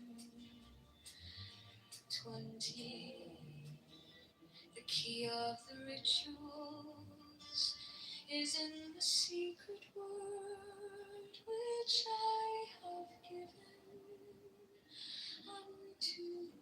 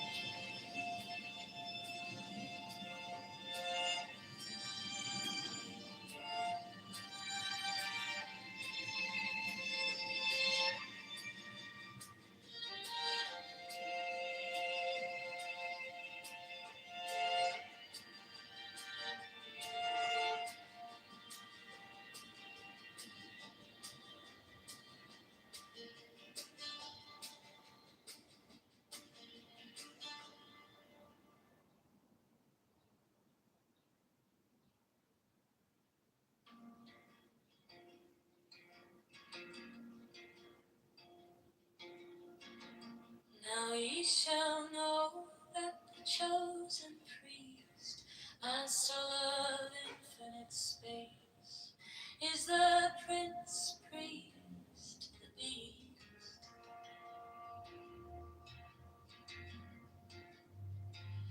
And in his woman, called the Scarlet Woman, is all power given. They shall gather my children into their fold. They shall bring the glory of the stars into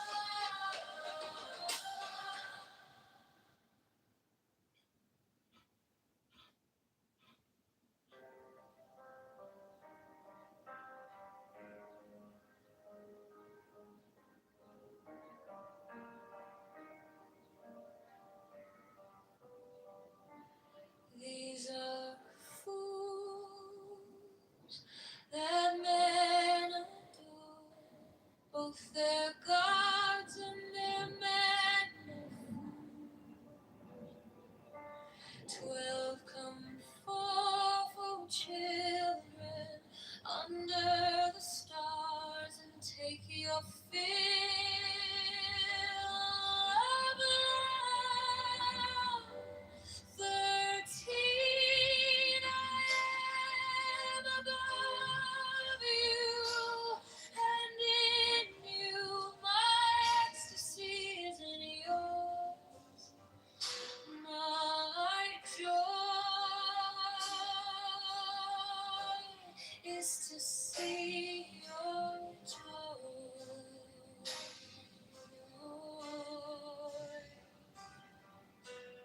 14 above, the gemmed azure is the naked splendor of Louis.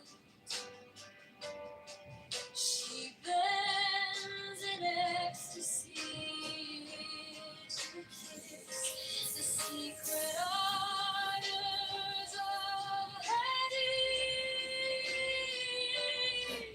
The winged glow, the starry blue, are mine, awakened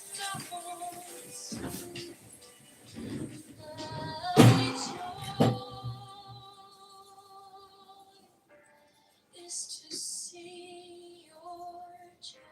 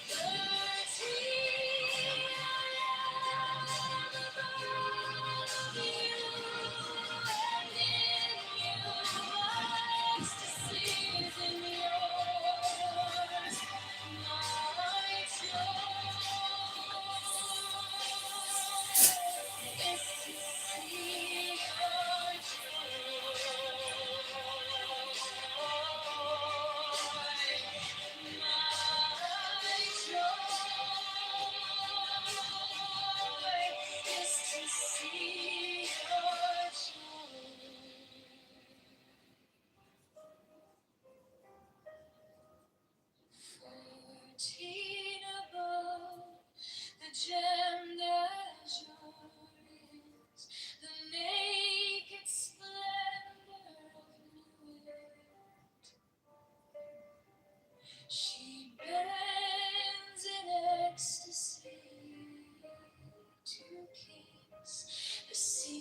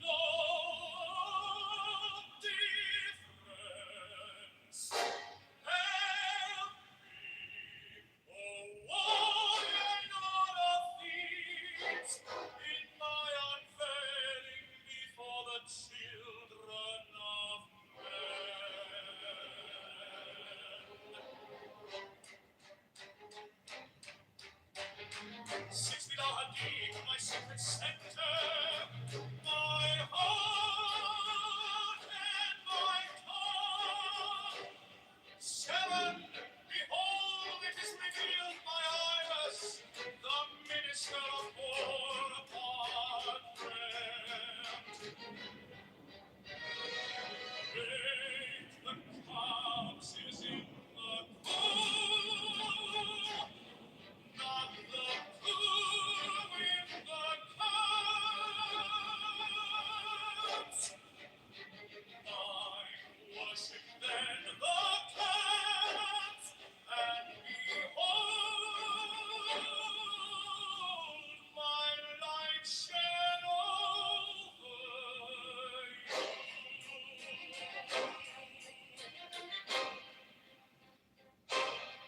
And let my servants be few and secret, they shall rule the many and the known.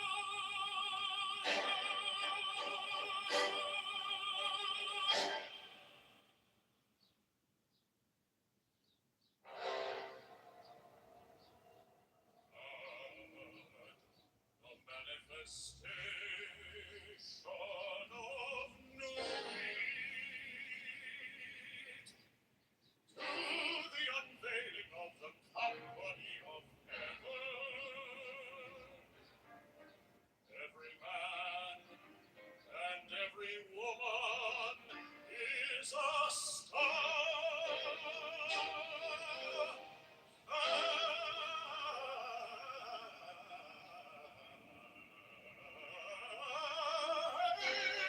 Every number is infinite. There is no difference. Five, help me, O warrior lord of Thebes, in my unveiling before the children of men. Now amidst my secret center, my heart is my thought. Seven, behold, it is revealed by I was the minister of Bonaparte. Eight, the cats is in the pool, not the pool in the cats. Night worship, then the cats, and behold my light shed over you.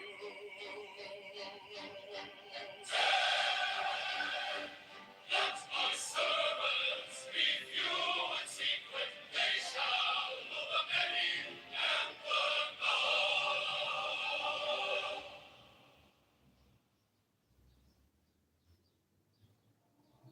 Mine is the head of the man, and my insight is keen as the hawk's.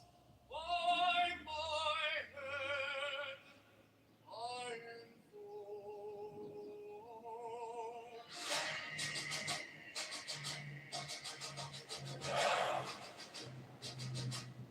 I am the only begotten child of my father and mother. My father is dead. My mother bore me with labor and pain and fear.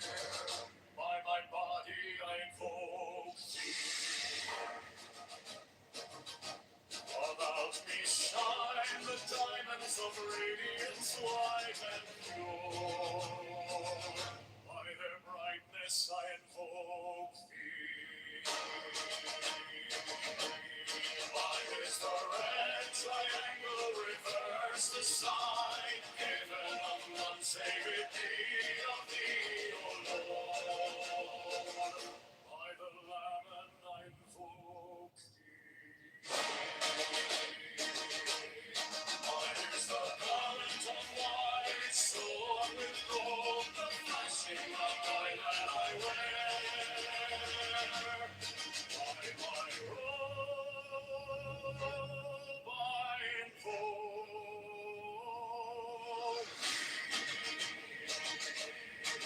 thee.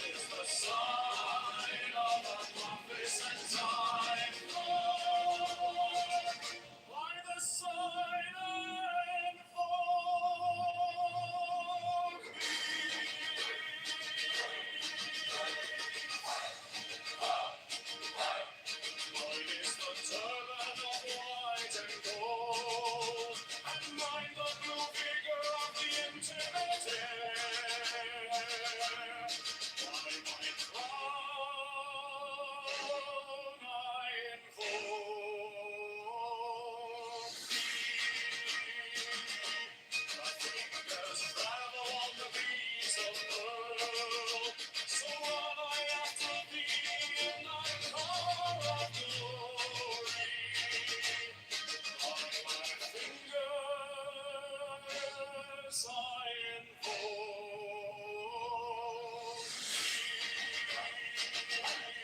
under the wand of double power in the voice of the master.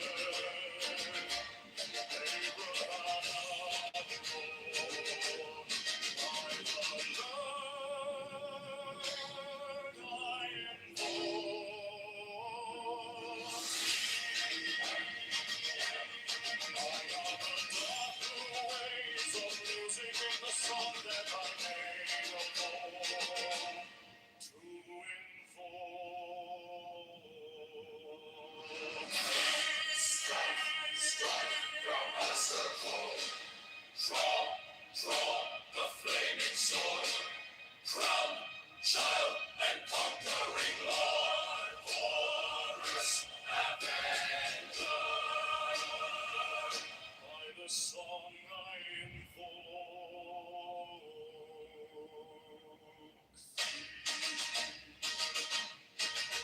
My hand is thy sword of revenge. Let it strike at thy bidding. By the sword I invoke.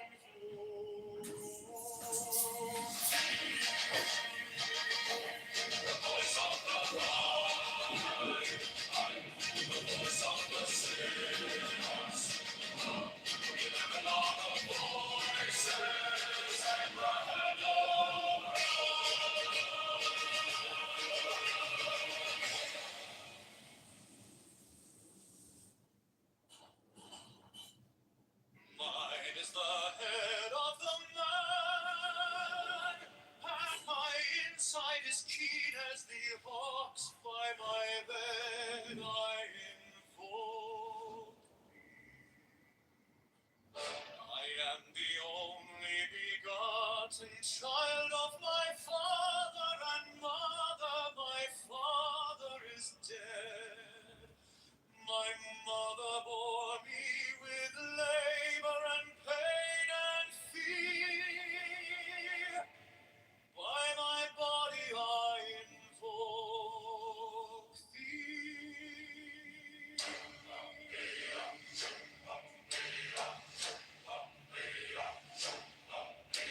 About me shine the diamonds of radiance, white and pure. By their brightness I invoke thee. Mine is the red triangle, reverse the sign, given of none, save it be O Lord.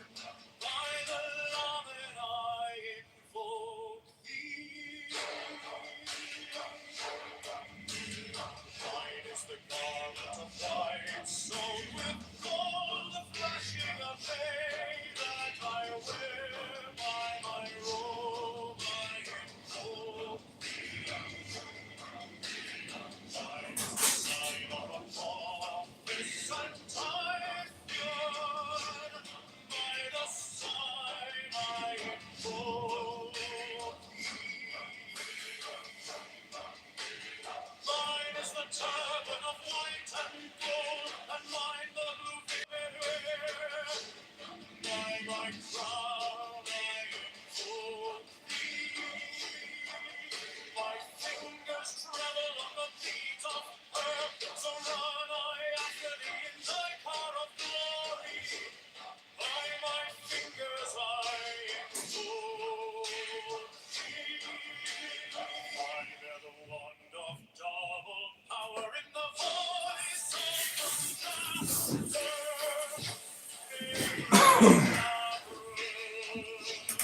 By the word I invoke thee. Mine are the dark blue waves of music in the song that I made all bold to invoke thee.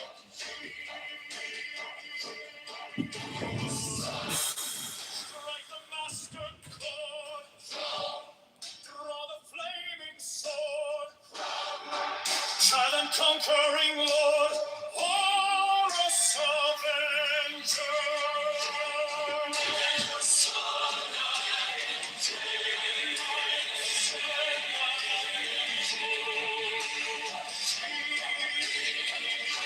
My hand is thy sword of revenge.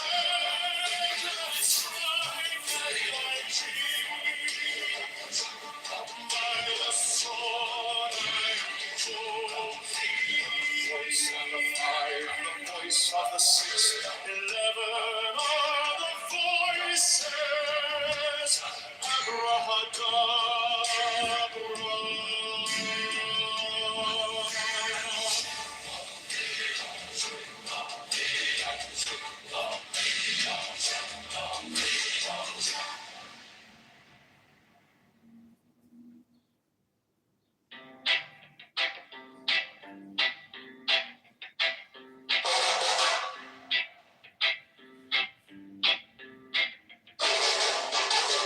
Mine is the head of the man, and my insight is keen as the hawks by my head I invoked it. I am the only begotten child of my father and mother. My father is dead, my mother bore me with labor and pain and fear. By my body I invoked it.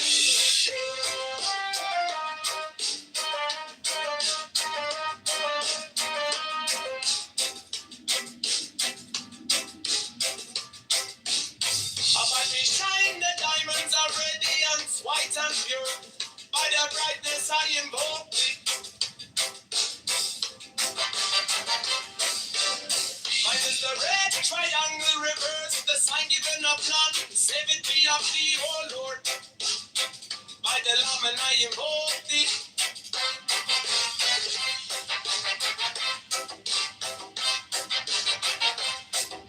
Free mine is the garment of white, sewn with gold. The flashing of eye that I wear by my robe I invoke thee.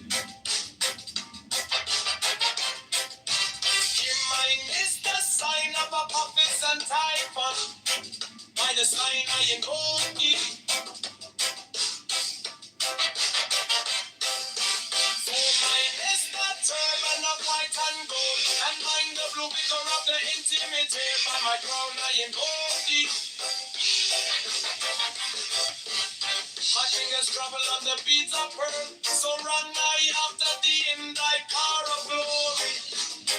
By my fingers I invoke thee. I hear the wand of double power in the voice of the master. Abrahadabra, by the word I invoke thee. Be mine are the dark blue waves of music in the song that I made a bold to invoke thee. Strike! Strike the master chord. Draw the flaming sword. Child and a conquering Lord. Horus! Avenger! By the song I invoke thee.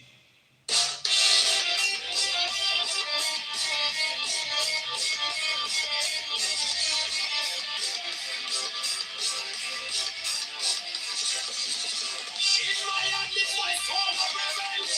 Let it strike and I begin. By the sword I invoke thee. The voice of the fight, the voice of the 6, 11 of the voices. Abraham.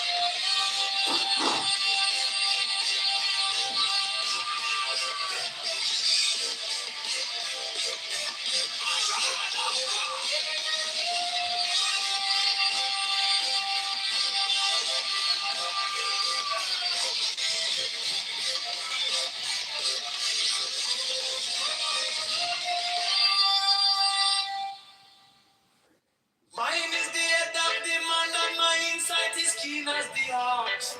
By my head I invoke thee. I am the only begotten child of my father and mother. My father is dead. My mother bore me with labor and pain and fear. I'm a body I invoke thee.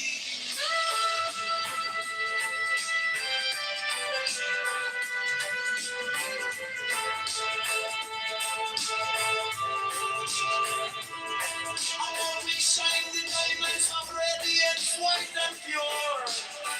By the brightness I invoke thee. Mine is the red triangle reverse, the sign given of none. Save it be, O P, O Lord. By the Lamb and I invoke thee.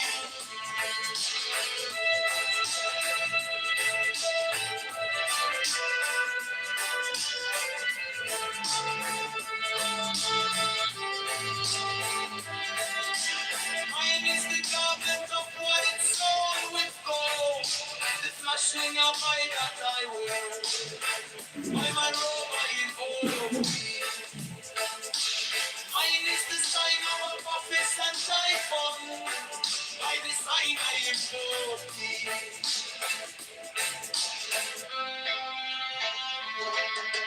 Mine is the garment of white and gold, and mine the blue vicar at the intimate there.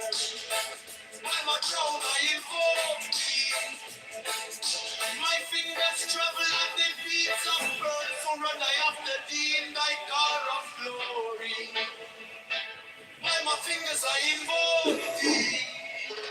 For that the one that double power in the voice of the master.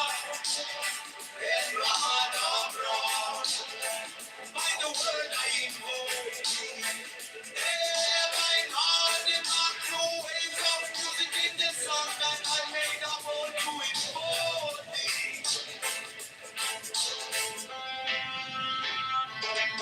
Strike the monster core, draw the flaming sword, crown, giant conquering Lord, our Lord, avec God, by the sword I invoke thee. In my hand is the sword of revenge, let it strike, I die beneath, by the sword I invoke thee. The voice of the fight, the voice of the six, 11 are the voices of God.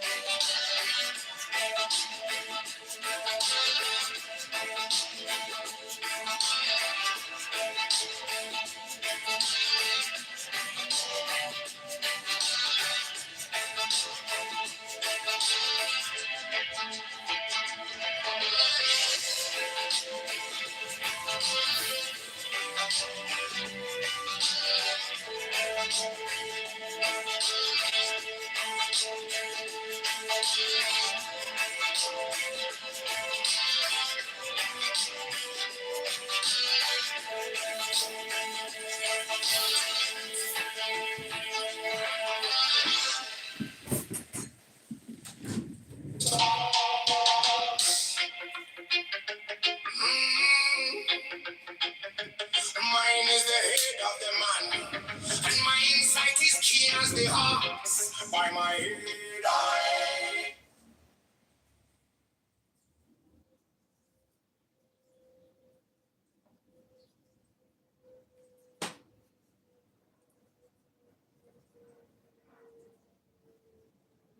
Well, I mean, he wasn't wrong about the facts. It's just that he thinks that his words are going to change your mind. Well, again, I think that we didn't have a place to debate, right? Because he's a religious letter. For him, this is more religious belief. Yeah.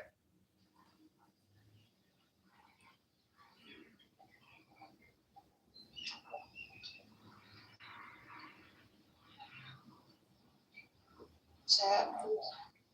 I'll leave you guys for just a little bit. You guys get yourselves in trouble. What are you doing? Are you checking us or your kids? Beth, I'm trying to find women I'm attracted to. But the only ones I'm seeing are taken.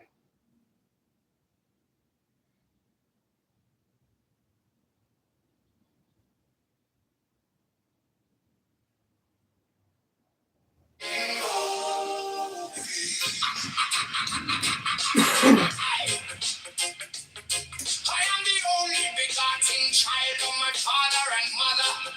My father is dead. My mother bore me with labor and pain and fear by my body. I told thee about me. Shine the diamonds of radiance, white and pure by their brightness. I told thee. Mine is the red triangle reverse, the sign given of none, save it be of thee. Oh Lord, by the layman. I told thee. Mine is the garment of white, so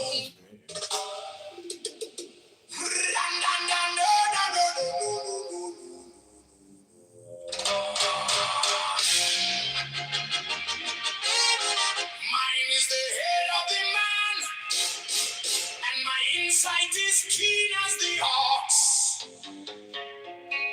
By my head, I invoke thee.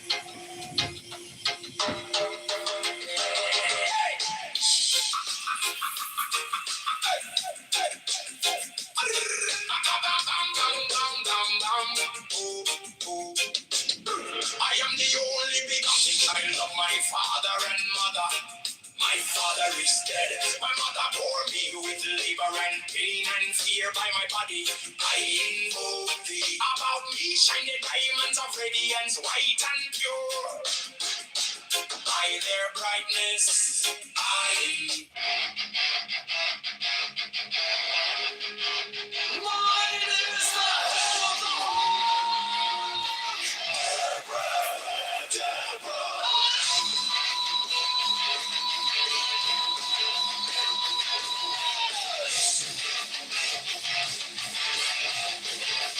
six of the rose and cross of life and love.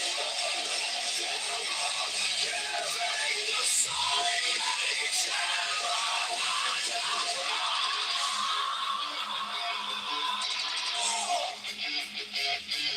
Remaining in the sign, the invocation concludes.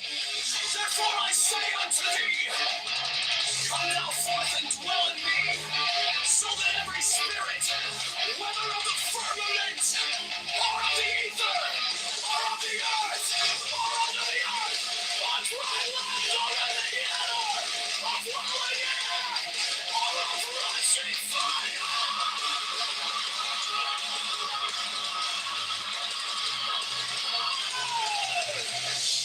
and every spell and scourge of God, the vast one might be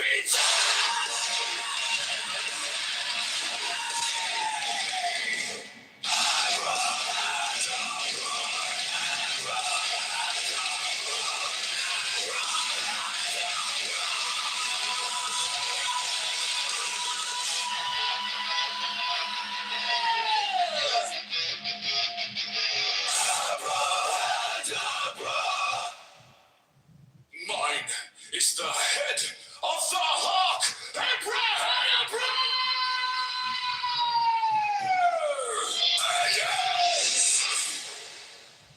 I bear the rose and cross of life and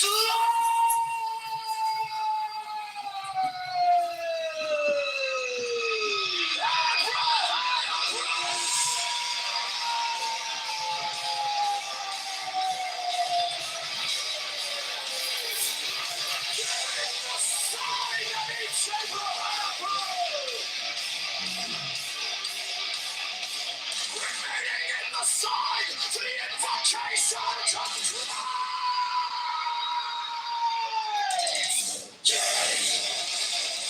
therefore I say unto thee, come thou forth and dwell in me, so that every spirit, whether of the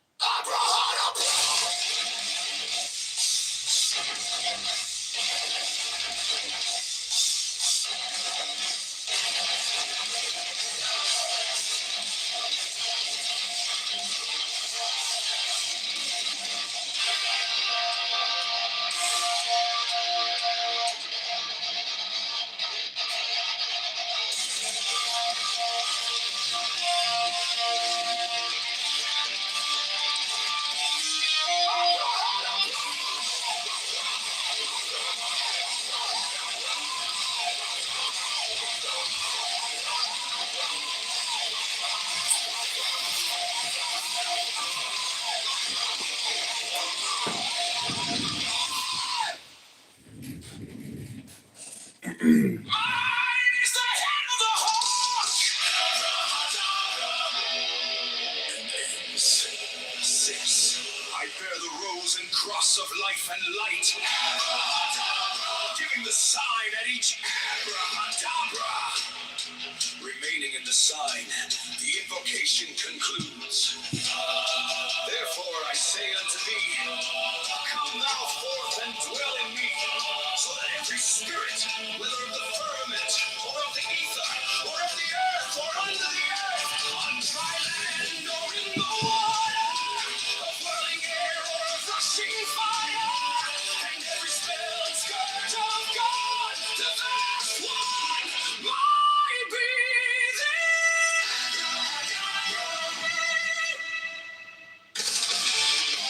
mine is the head of the hawk, abracadabra, and ends. 6. I bear the rose and cross of life and light, giving the sign at each and abracadabra. Remaining in the sign, the invocation concludes. Therefore I say unto thee, come thou forth and dwell in me, so that every spirit, whether of the firmament, or of the ether, or of the earth, or under the earth, on dry land, or in the water, or whirling air, or of rushing fire, and every spell and scourge of God, the vast one, might be thee.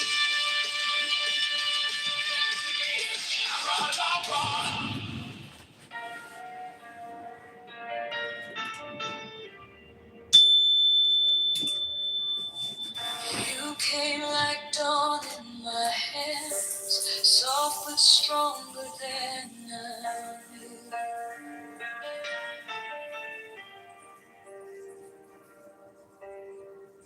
My fear turned gold in your eyes, and my whole night broke in two.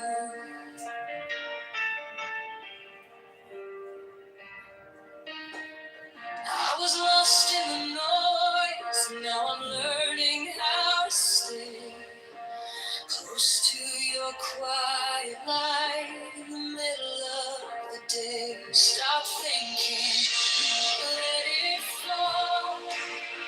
Take the deepest breath of them all. Hold it close. Don't run from the feeling. One more second.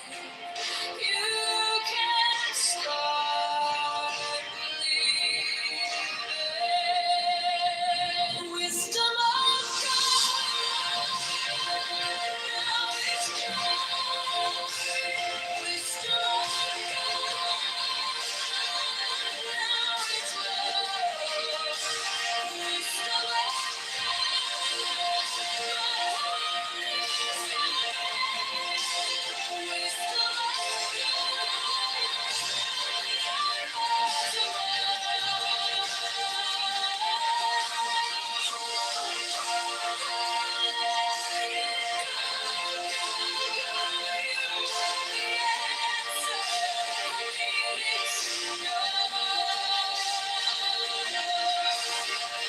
your touch is a steady rain on the dust of who I am.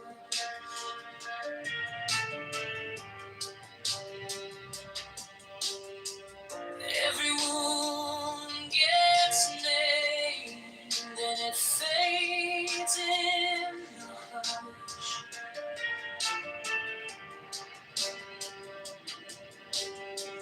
I don't need 1,000 signs when your name is in my chest. One deep breath, one brave step, and the rest can be blessed. Stop thinking, let it flow. Take the deepest breath of them all. Hold it close. Don't run from the feeling. One more second. You can't stop believing.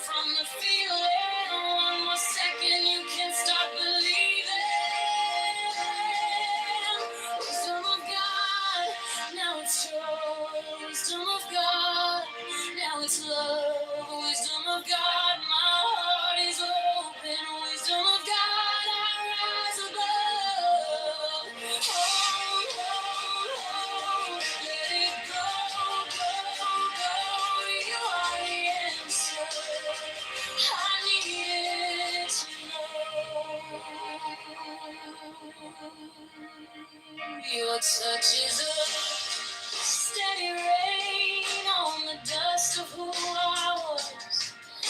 Every wound gets named, then it fades in the hush.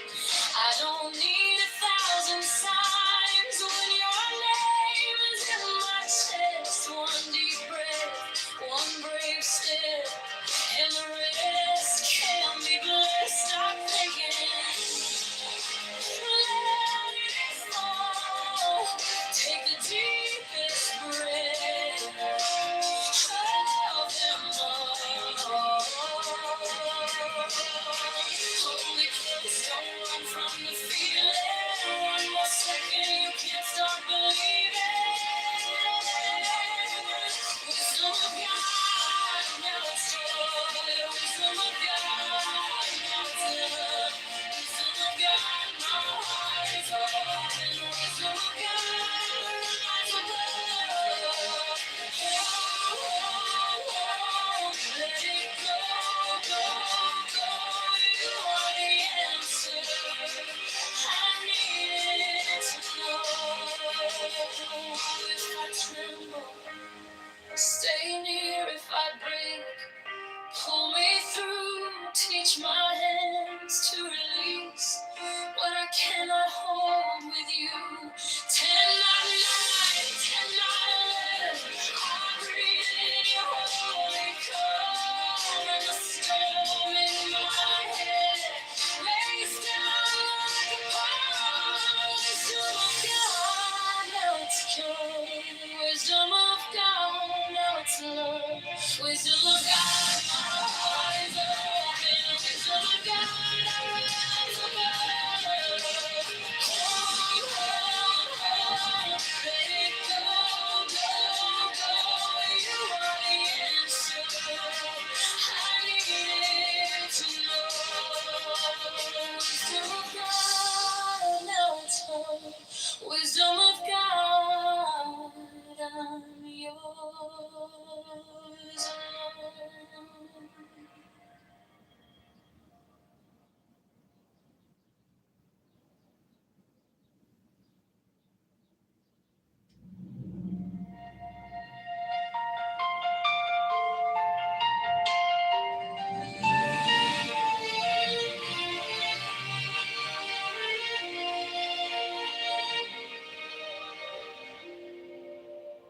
Wisdom of God is now joy, love, heart, enlightenment.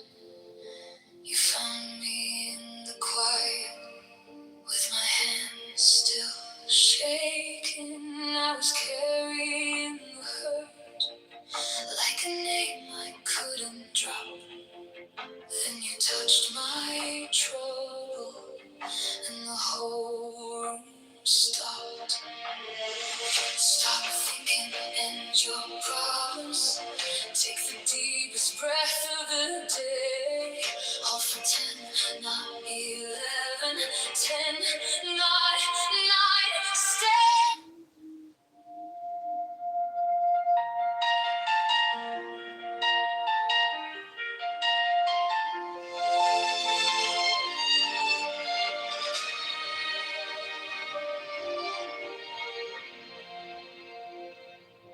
Wisdom of God is now joy, love, heart, enlightenment.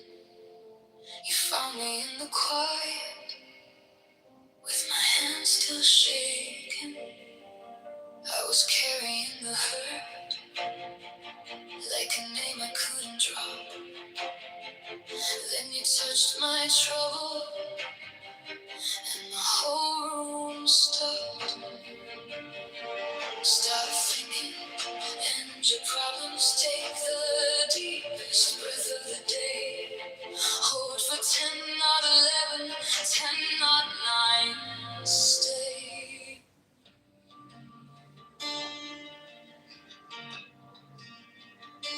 Now ye shall know that the chosen priest, that ox of infinite space, is the prince, priest, the beast, And in his woman called the Scarlet Woman is all power given. They shall gather my children into their fold. They shall bring the glory of the stars into the hearts of men.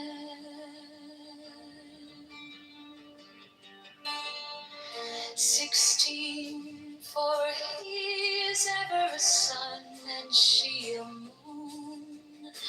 But to him is the winged secret flame, and to her the stooping starlight. But ye are not so chosen. 18 burn upon their brows, O splendorous serpent. 19, O azure-lidded woman, bend upon them. 20, the key of the rituals is in the secret word which I have given unto him.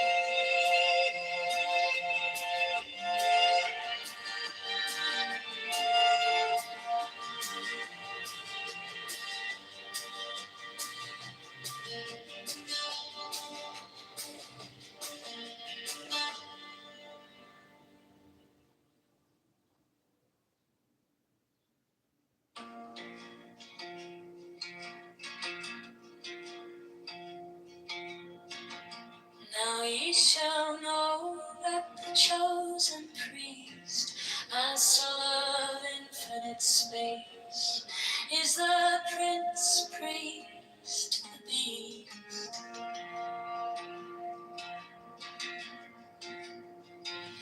And in his woman, called the Scarlet Woman, is all power given.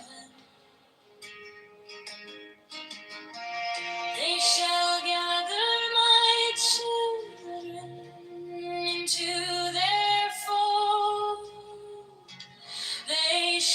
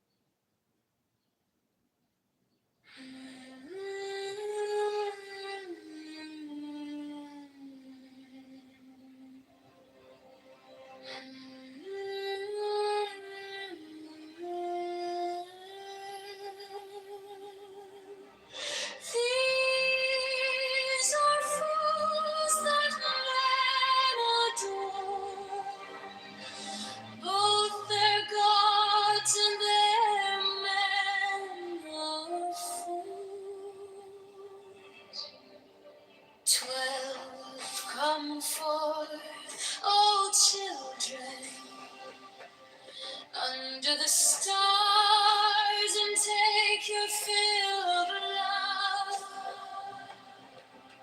13, I am above you and in you. My ecstasy is in yours. My joy is to see your joy. 14 above the gem yours, the naked splendor of the wind. She bends in ecstasy to kiss the secret orders of a deep glow. The starry blue are mine, oenk of nakonsu.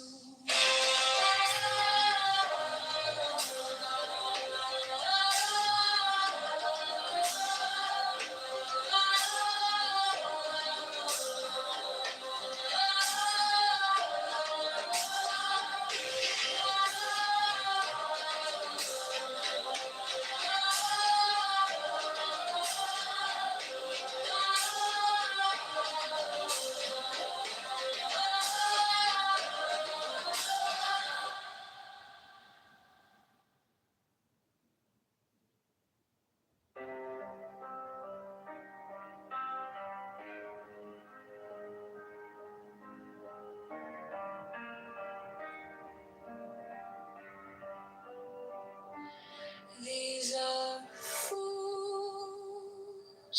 that men adore, both their gods and their men are fools. 12 come forth, O children, under the stars and take your fill of love. 13, I am above you, and in you my ecstasy is in yours. My joy is to see your joy.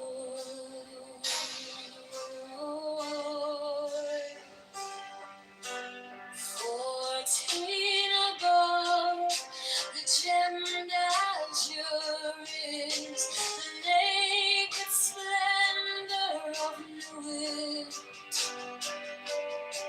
she bends in ecstasy to kiss the secret ardors of Hades.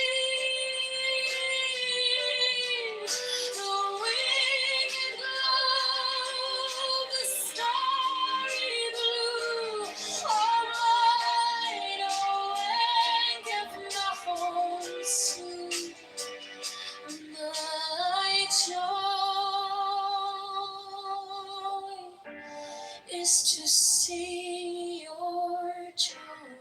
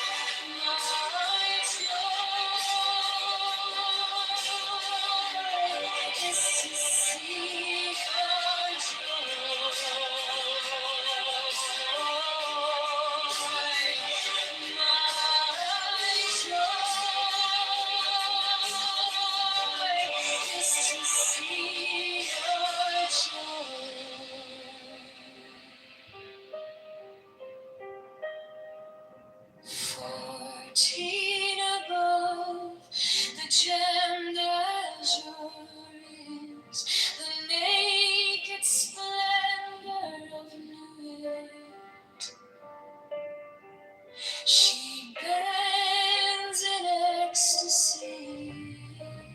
to kiss the secret ardors of Hades. The winged of the starry blue, on mine awanketh Nahon Su. My joy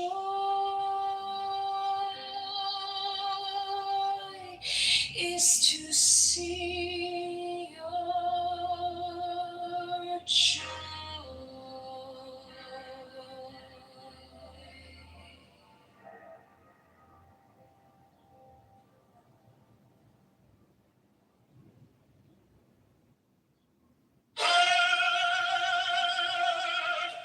The manifestation of you,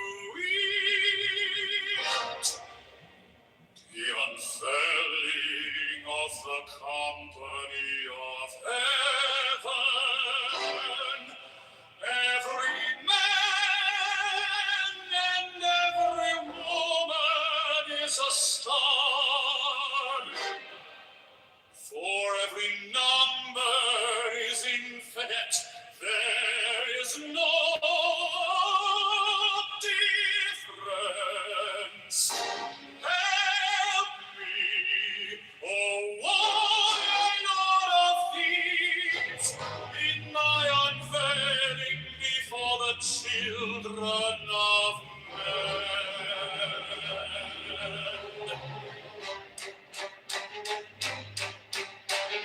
6 feet deep, my secret center, my heart and my tongue. 7, behold, it is revealed by Imus, the minister of war upon prayer. 8, the cubs is in the pool. Not the poo in the cups. 9, washing then the cups, and behold, my light shed over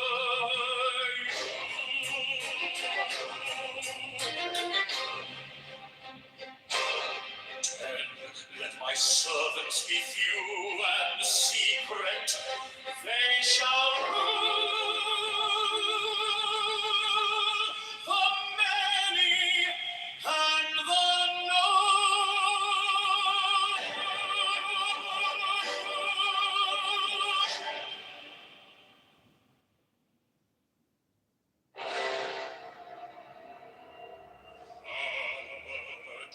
the manifestation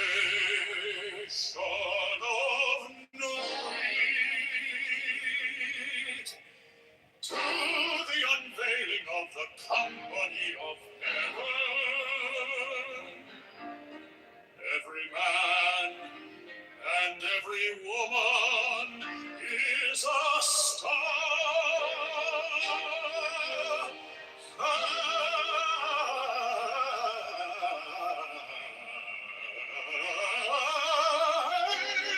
Every number is infinite. There is no difference. 5, help me, O warrior lord of deeds, in my unveiling before the children of men.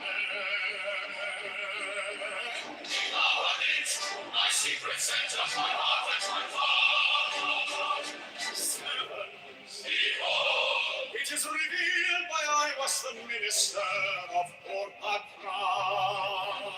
8, because is in the room. Number 2 in the cats.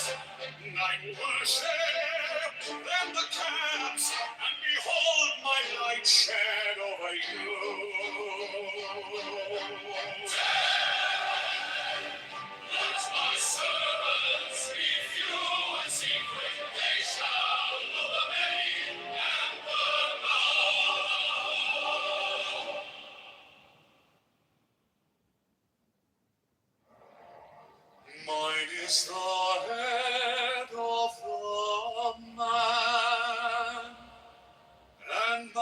insight is keen as the hawk's. By my head I invoke.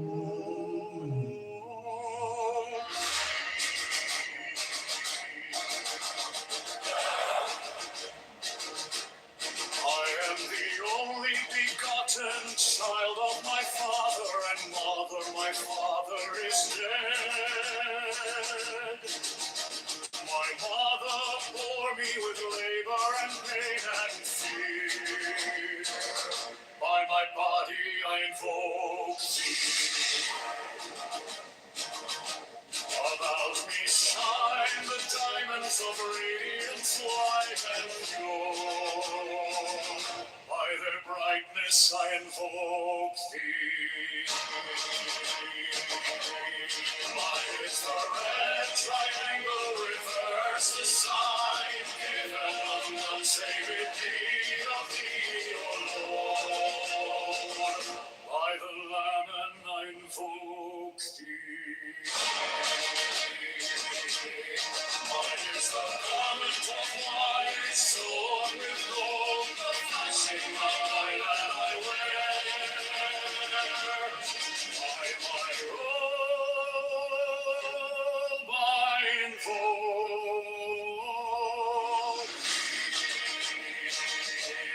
Mine is the sign of the prophets and time.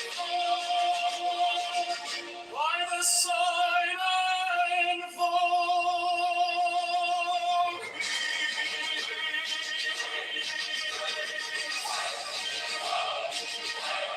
Mine is the turban of white and gold, and mine the blue vigor of the intimate air. By my crown I invoke thee. My fingers travel on the keys of pearl, so I after thee my call of glory. By my fingers I invoke thee.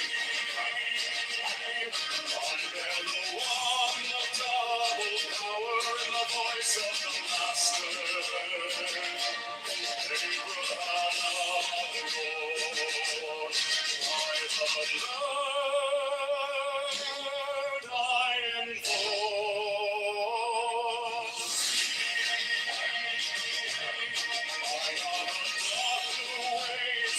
Music in the song that I made to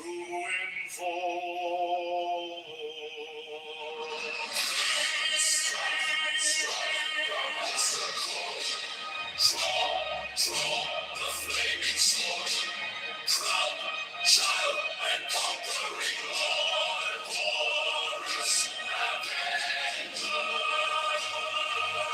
By the song I invoke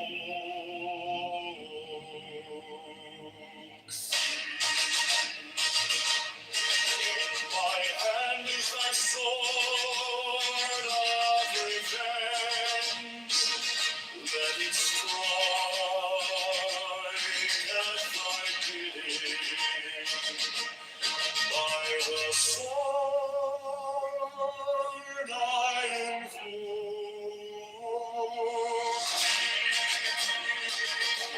the voice of the fire, the voice of the sinners. 11 are the voices, Abraham,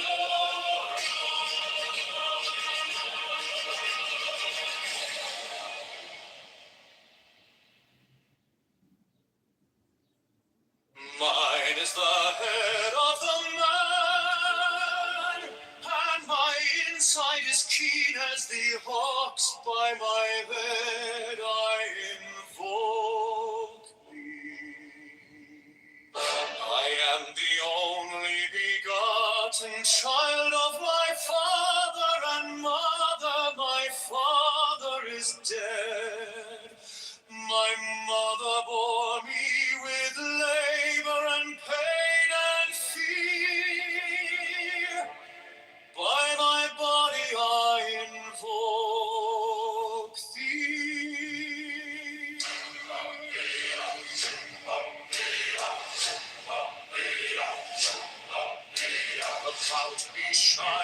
diamonds of radiance, white and pure. By their brightness I invoke thee.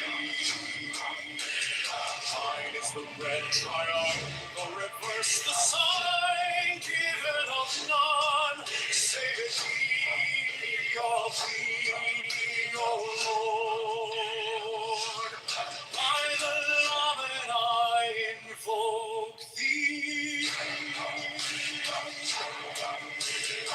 Mine is the garment of white, sewn with gold, the flashing of day that I wear by my robe I invoke thee. Mine is the sign of a office and time feared, by the sign I invoke thee. Mine is the turban of white and gold, and mine the blue figure of the interwear. By my crown I invoke thee. My fingers tremble on the beat of her, so run I after thee in thy car of glory. By my fingers I invoke thee. I bear the wand of double power in the voice of the master. Abraham by the word I invoke thee. Mine are the dark blue waves of music and the song that I made of old to invoke thee. Strike the master chord, draw the flaming sword, child and conquering Lord, Horus Avenger.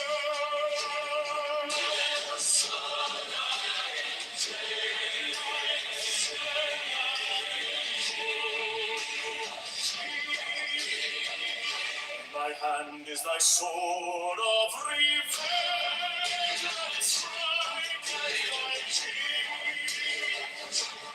By the sword I invoke thee. Voice of the five, the voice of the 6, 11 are the voices. Abrahadabra.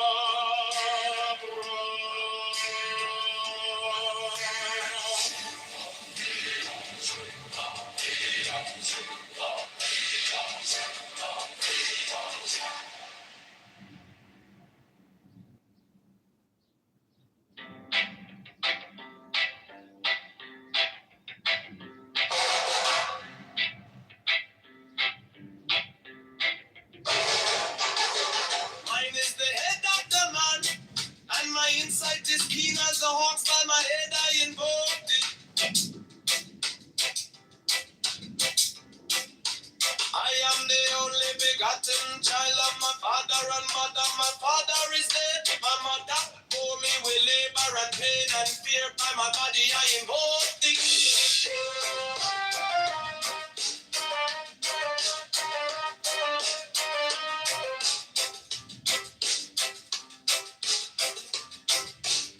Upon me shine the diamonds are radiant, white and pure. By their brightness I invoke thee. Mine is the red triangle reverse, the sign given of none. Save it be of thee, O Lord. By the Lamb and I invoke thee.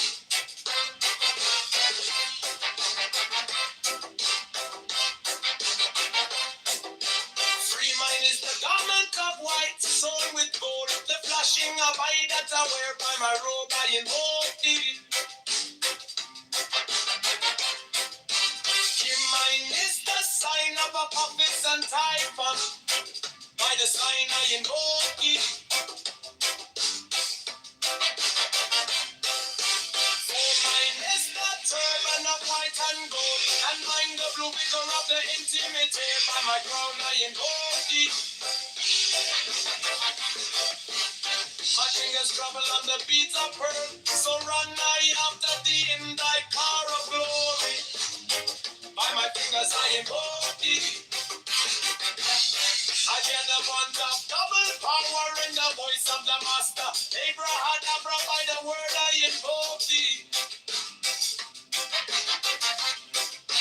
Be minor, the dark blue waves of music in the song that I made about to invoke thee. Strike a master chord, draw the flaming sword, triumph and conquering Lord, Horus, Avenger, by the song I invoke thee.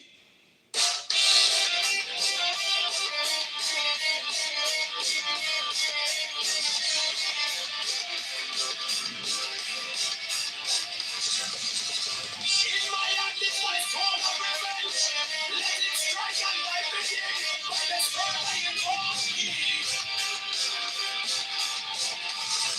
The voice of the fight, the voice of the 611 of the voices. Abraham.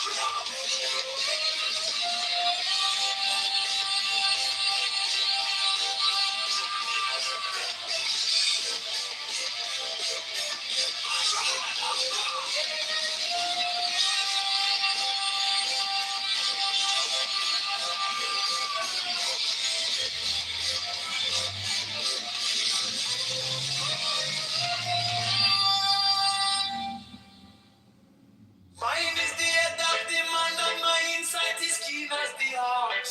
By my head I invoke thee. I am the only begotten child of my father and mother. My father is dead. My mother bore me with labor and pain and fear. By my body I invoke thee.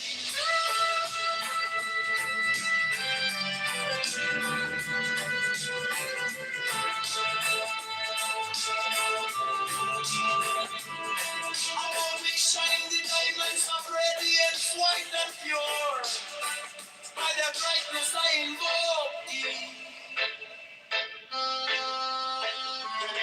Mine is the red triangle reverse, the sign given of none. Save it be, oh keep it, oh Lord. By the Lamb and I invoke thee.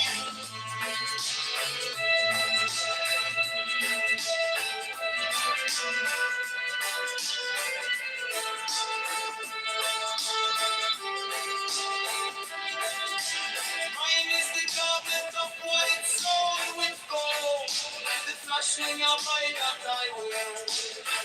By my robe I invoke thee. Mine is the sign of office and typhon. By the sign I invoke thee.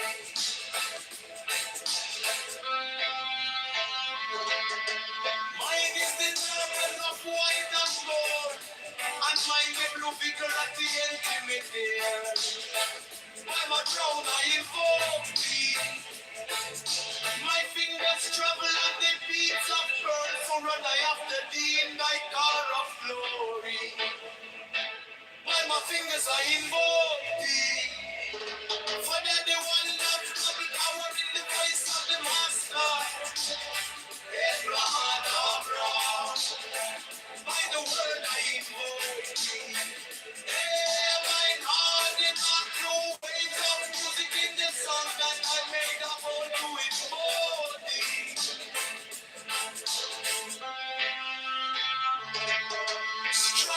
Strike the master. Drive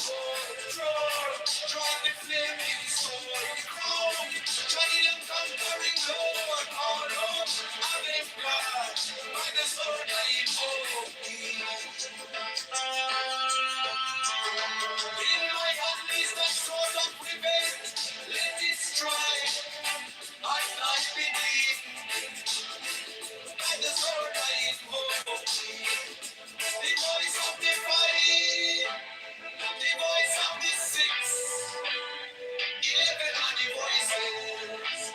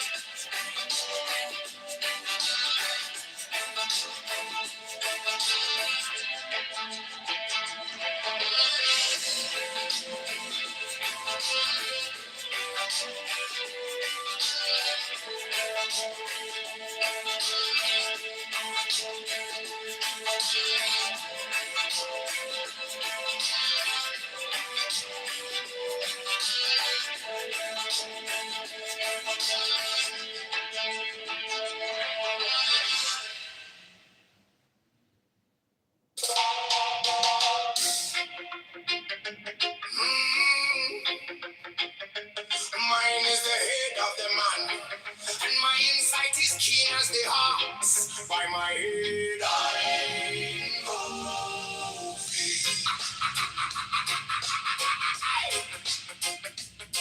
I am the only begotten child of my father and mother.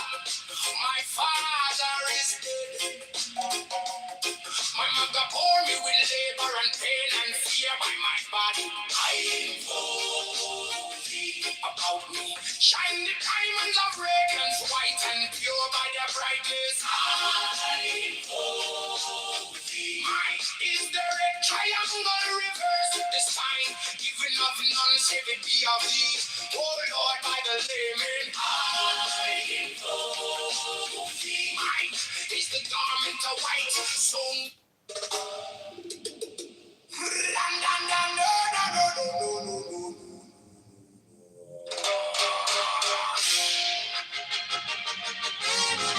mine is the head of the man, and my insight is keen as the ox. By my head, I invoke thee.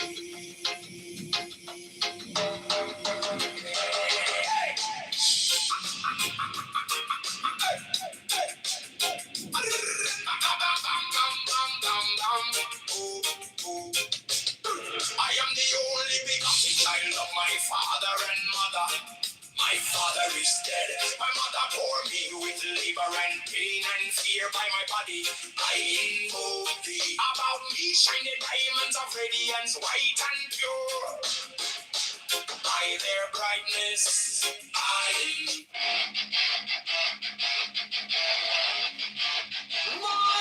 is the head of the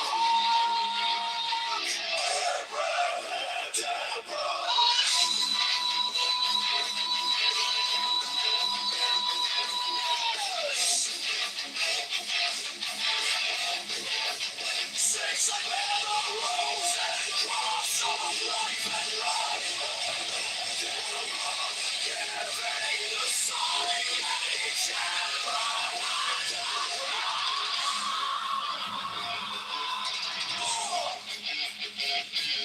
remaining in the sign, the invocation concludes. Therefore I say unto thee, come now forth and dwell in me, so that every spirit, whether of the firmament, or of the ether, or of the earth, or under the earth, on dry land, or in the air, of whirling air, or of rushing fire,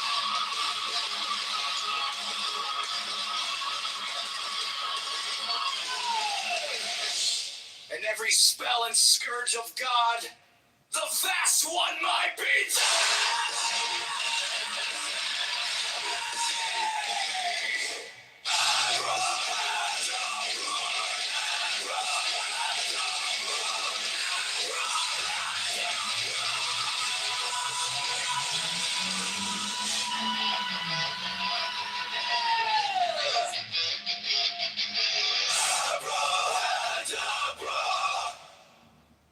Mine is the head of the hawk, Abrahadabra!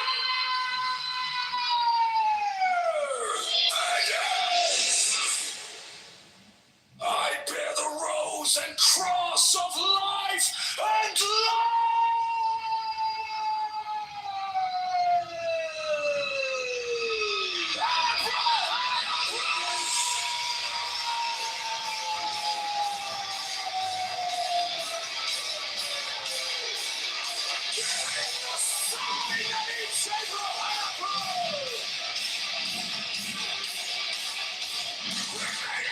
sign to the invocation comes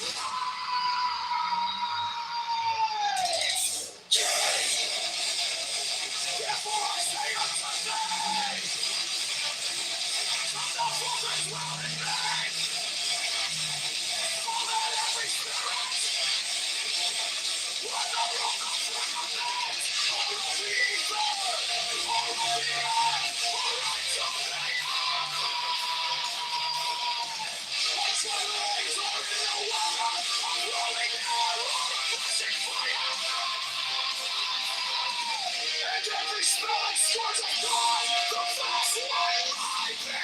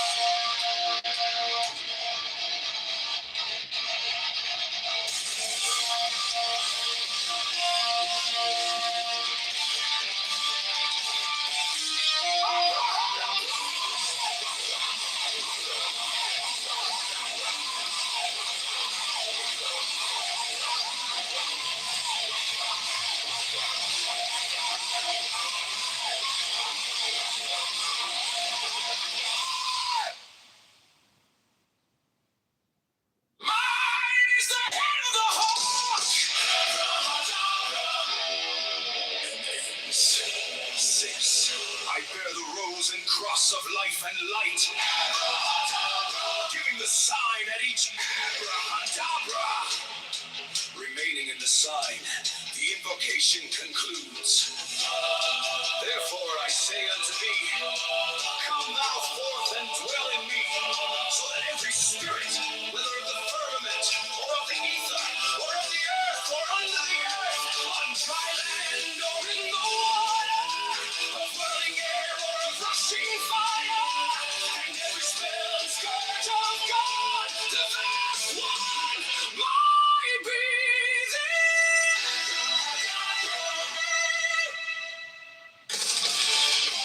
mine is the head of the hawk, abracadabra, and ends in 6. I bear the rose and cross of life and light, giving the sign at each abracadabra. Remaining in the sign, the invocation concludes. Therefore I say unto thee, come thou forth and dwell in me, so that every spirit, whether of the firmament, or of the ether, or of the earth, or under the earth, on dry land, or in the water, or whirling air, or a rushing fire, and every spell and scourge of God, the vast one, might be thee. Abracadabra.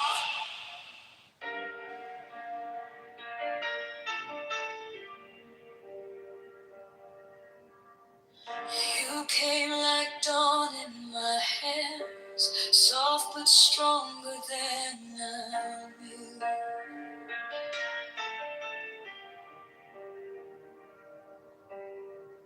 My fear turned gold in your eyes, and my whole night broke in two.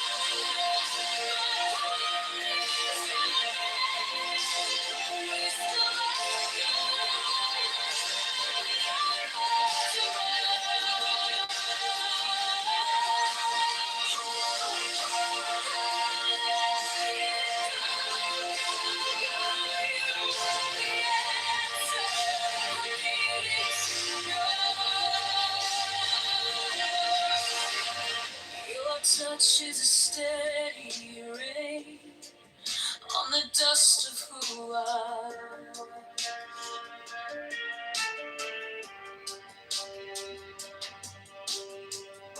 Every wound gets named and it fades in the hush.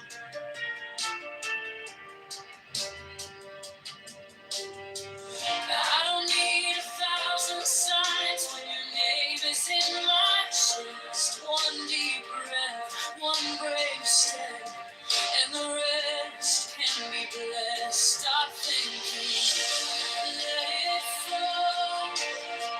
Take the deepest breath of them all. Hold it close. Don't run from the feeling. One more second. You can't stop believing. Wisdom of God.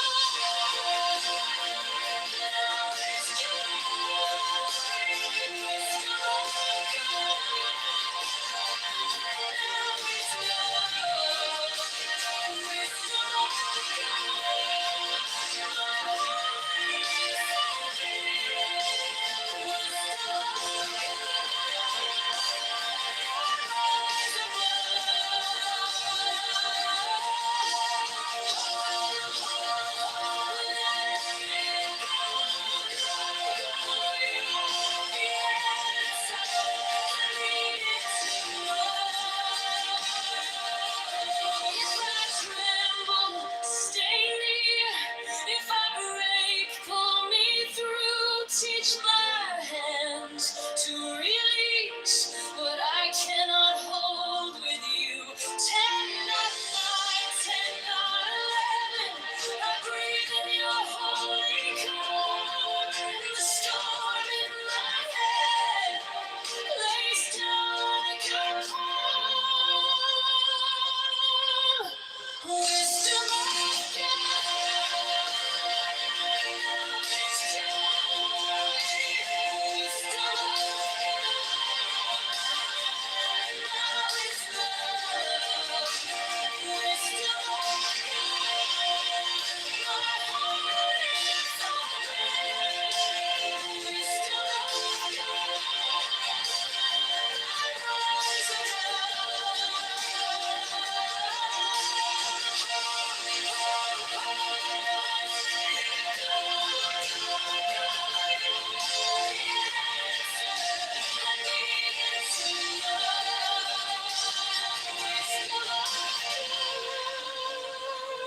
Now it's home.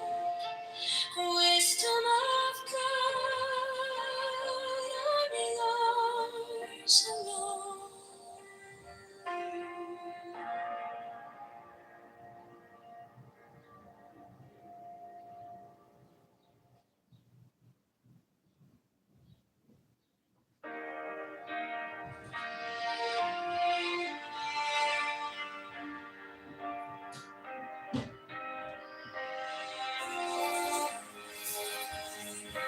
You came like dawn in my hands, soft but stronger than I knew. My fear turned gold in your eyes, and my old night broke in two. I was lost in the noise, now I'm learning how to stay close to your quiet light in the middle of the day. Stop thinking, let it fall. Take the deepest breath. Hold them all. Hold it close, don't run from the feeling. One more second, you can start believing. Wisdom of God, now it's joy. Wisdom of God, now it's love. Wisdom of God, my heart is open. Wisdom of God, I rise above.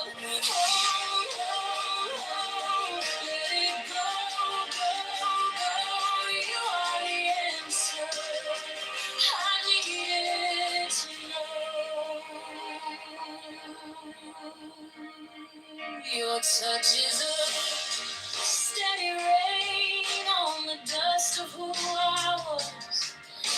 Every wound gets named, then it fades in the hush. I don't need 1,000 signs when your name is in my chest. One deep breath, one brave step, and the rest can be blessed. Stop thinking, let it fall. Take the deepest breath of them all. Hold it close, don't run from the feeling. One more second, you can't stop believing. Wisdom of God, now it's joy. Wisdom of God, now it's love. Wisdom of God, my heart is open. Wisdom of God, eyes of love. Let it go, go, go. You are the answer. I needed to know if I tremble. Stay near if I break. Pull me through, teach my hands to release what I cannot hold with you. Cannot lie, cannot live. I breathe in your holy calm, and the storm in my head lays down like a bomb. Wisdom of God, now it's joy. Wisdom of God, now it's love. Wisdom of God, my heart is open. Wisdom of God, I rise above.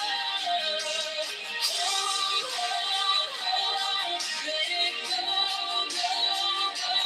You are the answer. I needed to know. Wisdom of God, now it's home. Wisdom of God, I'm yours.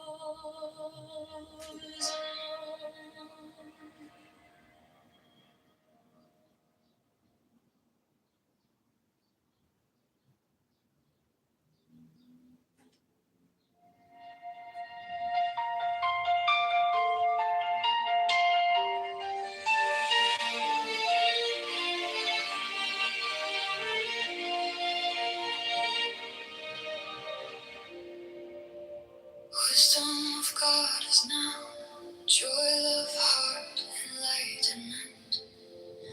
You found me in the quiet, with my hands still shaking.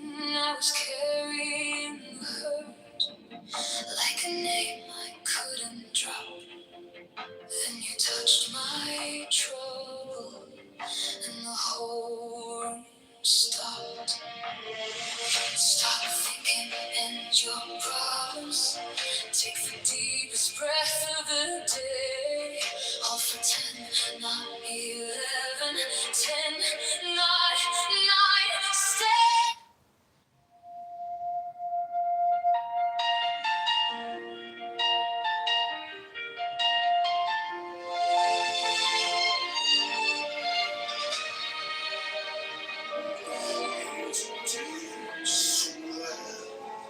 Wisdom of God is now joy of heart and light. You found me in the quiet tunnels, with my hands still shaking. I was carrying the hurt like a name I couldn't drop. To find a parallel Then you touched my trouble, and the whole room stopped. Stop thinking, and your problems. Take the deepest breath of the day. Hold for 10, not 11. 10, not 9. Stay.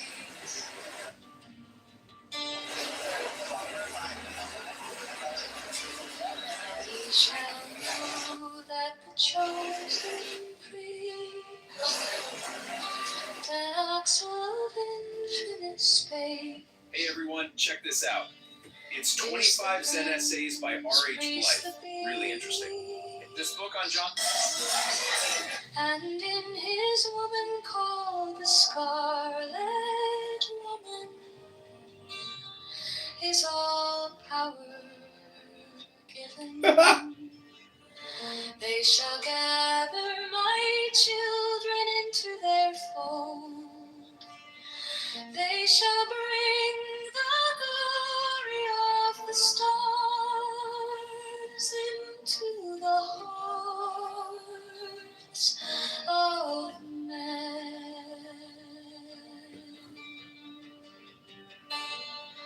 16, for he is ever a sun and she a moon. But to him is the winged secret flame, and to her the stooping starlight. But ye are not so chosen. 18 burn upon their brows, O splendorous serpent. 19, O azure-lidded woman, bend upon them. 20, the key of the rituals is in the secret word which I have given unto him.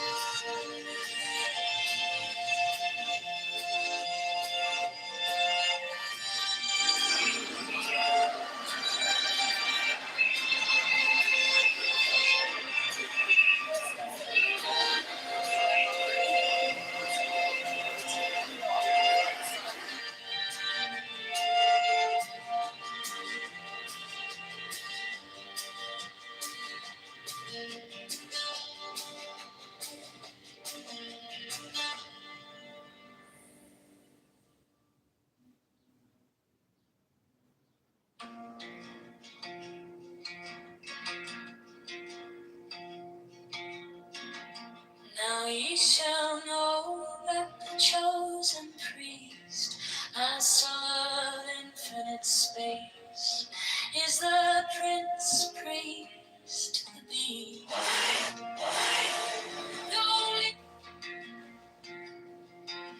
And in his woman, called the Scarlet Woman, is all power given. They shall gather my children into their fold.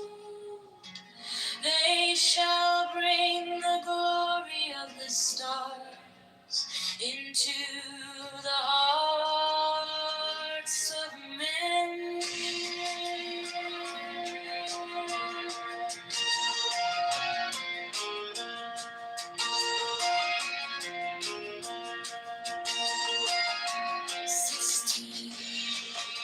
For he is ever sun and she a moon.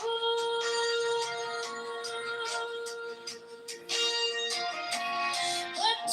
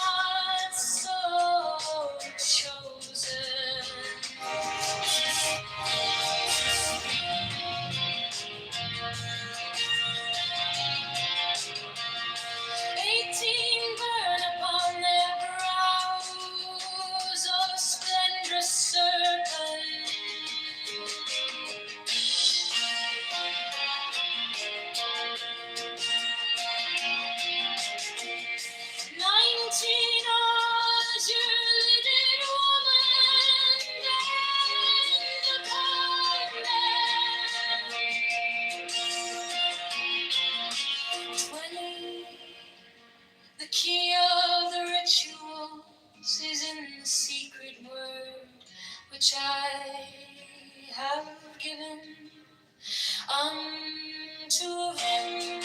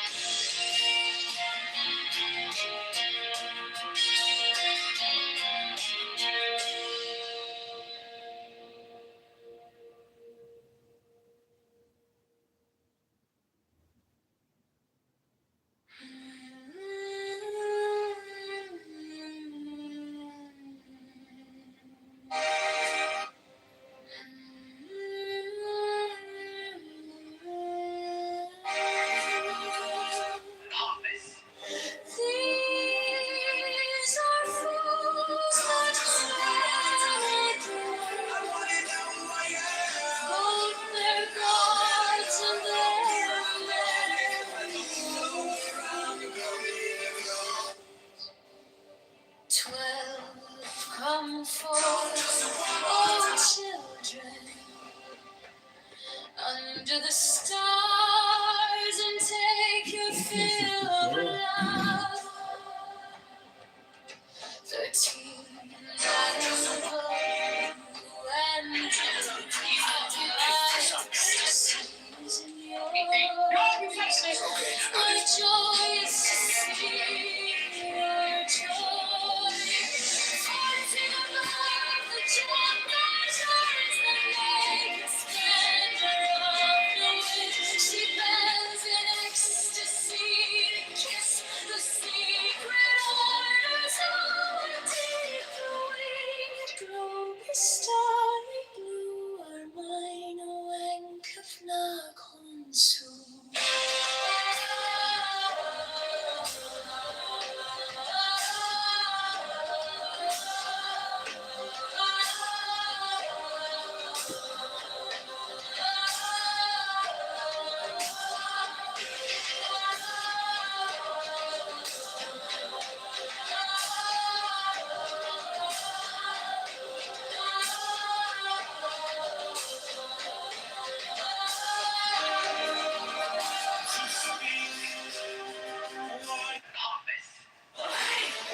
The only begotten child of Osiris, thy father.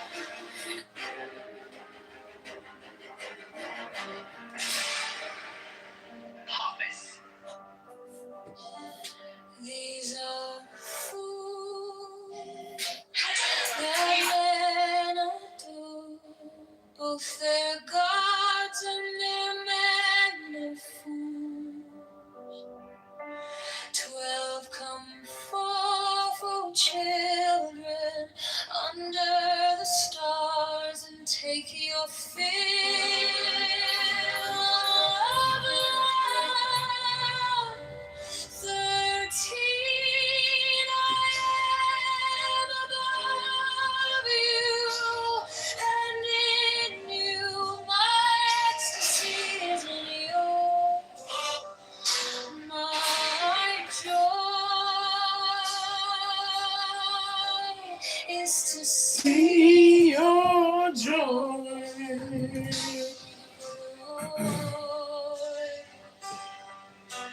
14 above the gemmed azure is the naked splendor of the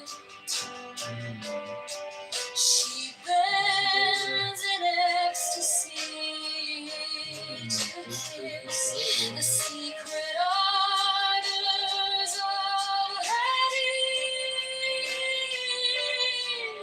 The winged globe, the starry blue, are mine, O Enk of Nahon. My joy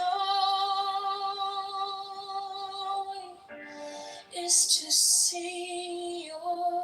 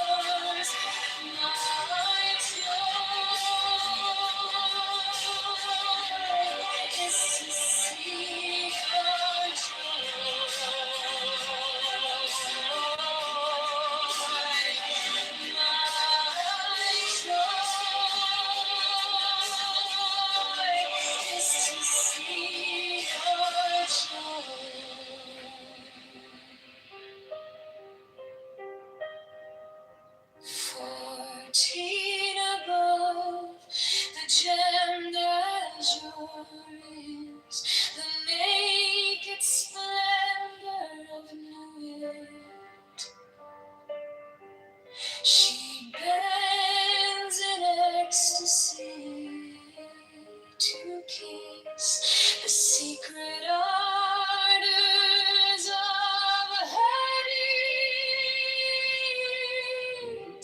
The winged glow, the starry blue, her mind awanketh nachon zu.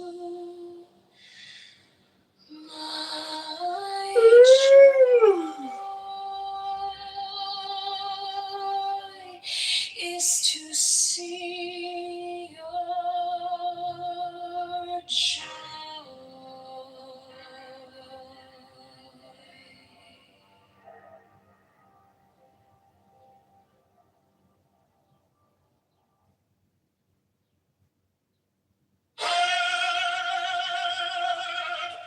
The manifestation of new Eve, the unfurling of the company of heaven. Every man and every woman is a star. For every number is infinite, there is no difference. Help me, oh Lord of thieves, in my unveiling before the children of men.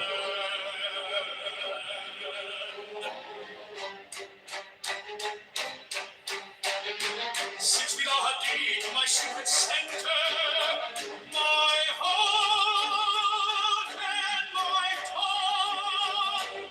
7, behold, it is revealed, my eyeless, the minister of poor apartment. 8, the cubs is in the cool. Not the poo in the cups. 9, worship then the cats, and behold,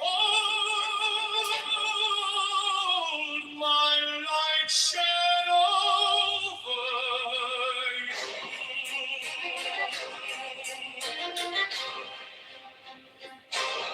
10, let my servants be few and secret, they shall rule the many and the known.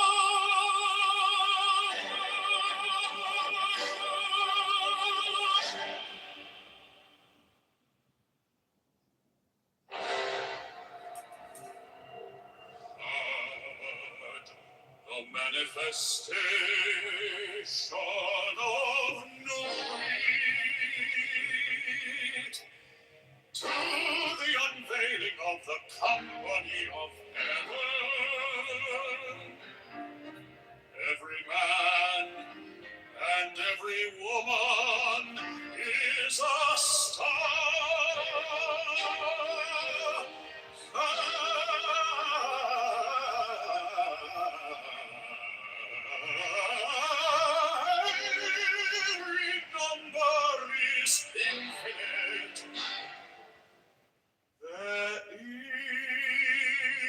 is no difference. Five, help me, O warrior lord of deeds, in my unveiling before the children of men. Be thou amidst my secret center, my heart and my heart. Seven, behold, it is revealed why I was the minister of poor Patrat. Because is in the poo, not the poo in the cats. Nine worship, then the cats, and behold my light shed over you.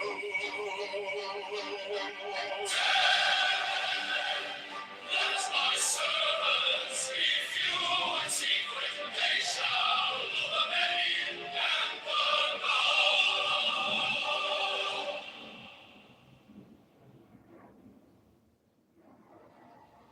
Mine is the head of the man, and my insight is keen as the hawk's.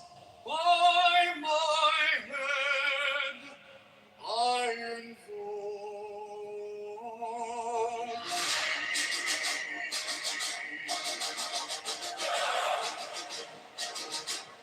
I am the only begotten child of my father and mother. My father is dead.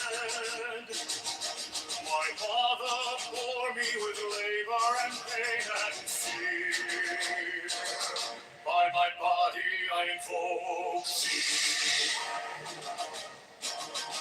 About me shine the diamonds of radiance white and pure.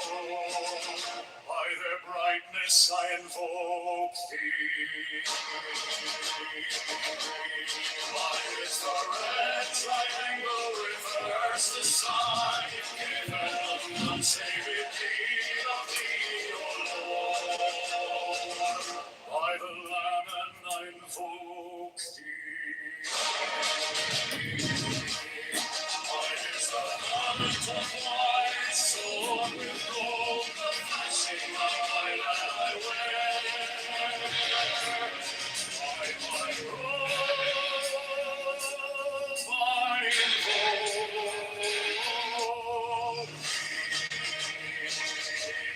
Mine is the sign of office and time. By the sign Congress created the Department of Justice.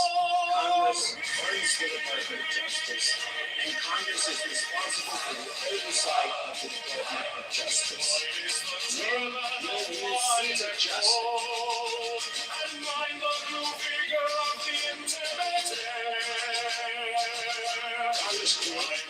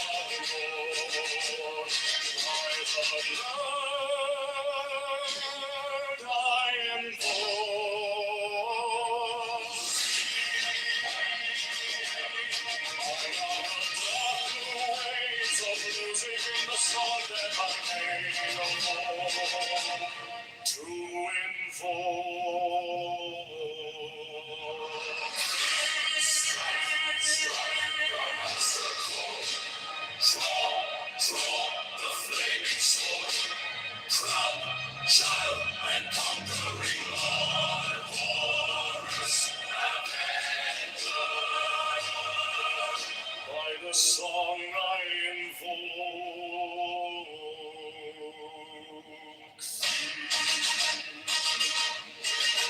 My hand is thy sword of revenge.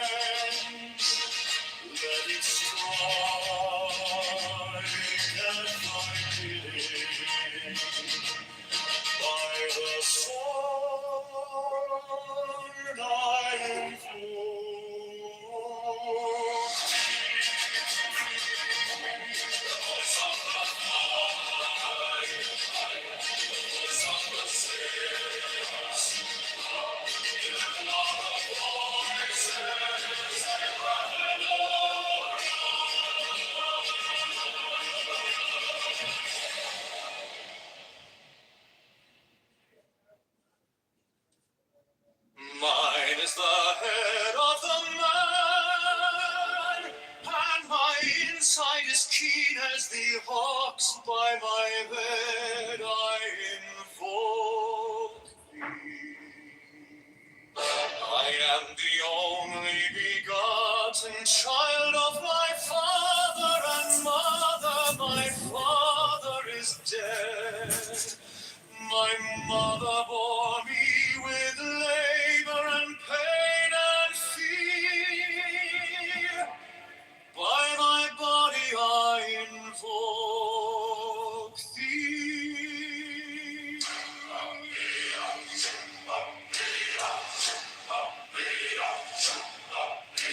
About me shine the diamonds of radiance, white and pure. By their brightness I invoke thee. Mine is the red triangle, reverse the sign given of none. Save it thee, O Lord. By the Lamed I invoke thee. Mine is the garment of white, sewn with gold, the flashing of day that I wear. By my robe I invoke thee. Mine is the sign of a office and Typhoon. By the sign I invoke thee. Mine is the turban of white and gold, and mine the blue figure of the interwear. By my crown I invoke thee. My fingers tremble on the beat of her, so run I after thee into the car of glory. By my fingers I invoke thee. I bear the wand of double power in the voice of the Master. Abraham, by the word I invoke thee. Mine are the dark blue waves of music and the song that I made all alone to invoke thee. Strike the master chord, draw the flaming sword, child and conquering Lord, Horus Avenger.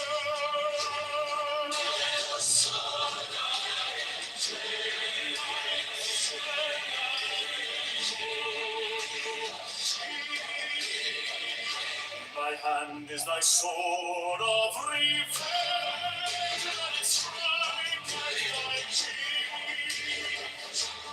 By the sword I invoke thee. Voice of the five, the voice of the 611 are the voices.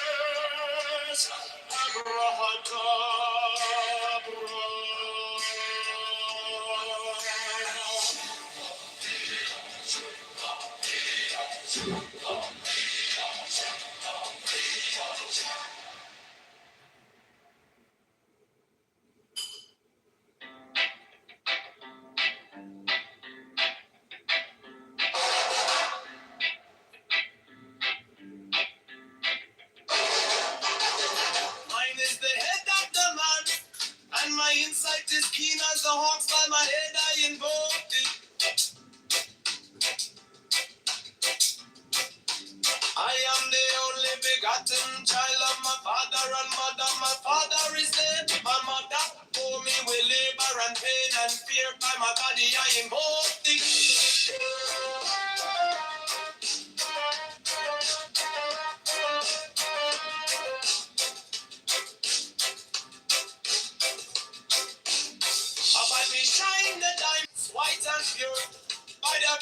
Jesus, I invoke thee. Mine is the red triangle reverse, the sign given of none. Save it be of thee, O Lord. By the Lamb and I invoke thee.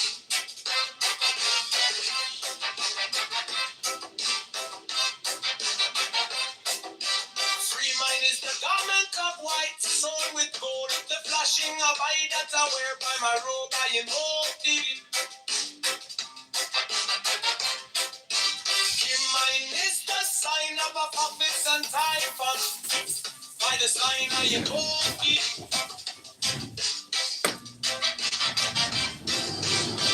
Mine is the turban of white and gold, and like the blue figure of the intimate by my crown I invoke thee.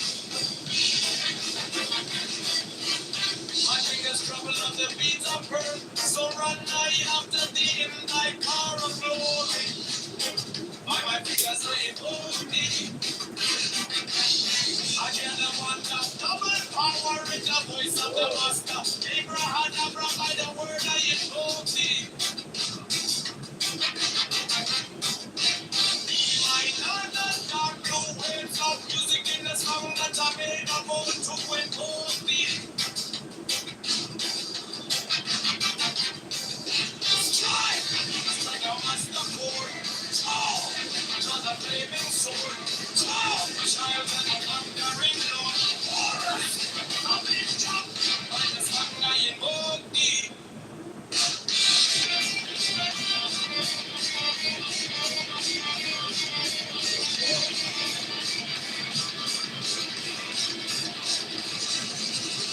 In my hand is my sword of revenge. Let it strike my enemy. Let it strike my enemy. The voice of the fight, the voice of the 611, the voices.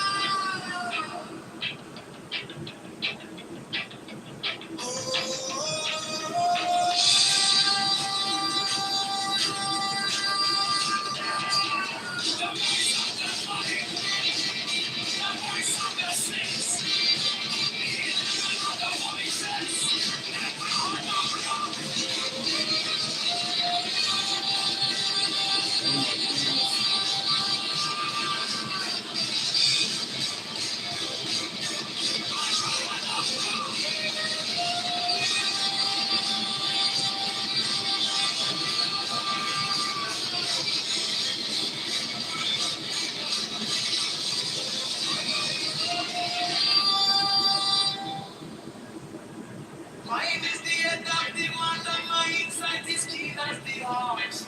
By my head I invoke thee. I am the only begotten child of my father and mother. My father is dead. My mother bore me with labor and pain and fear. I'm a body I invoke thee.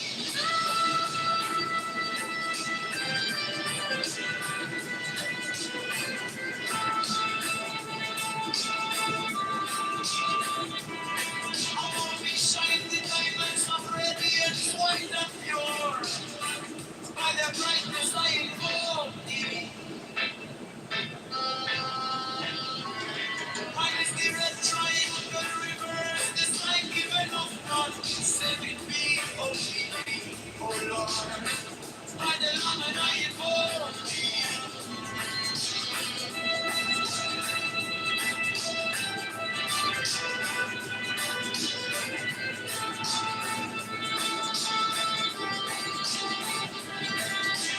Mine is the garment of white sewn with gold, the flashing of light that I wear. By my robe I invoke thee. Mine is the sign of office and typhon. By the sign I invoke thee.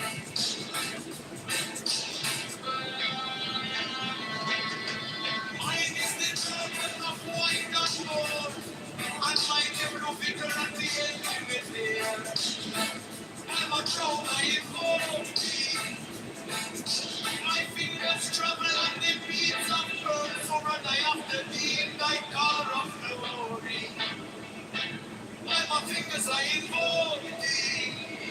For that they want to love to the power in the voice of the master.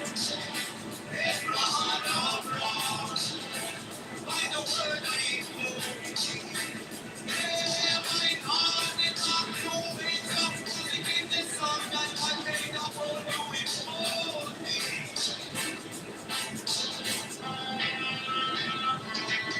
Strike the master roar, strong the flaming sword, grow, Johnny the conquering Lord, all Lord, Amen God, by the sword I invoke thee. In my hand is the sword of revenge, let it strike, I not believe, by the sword I invoke, the voice of the right, the voice of the six. 11 honey voices. Oh, Lord, oh, Lord.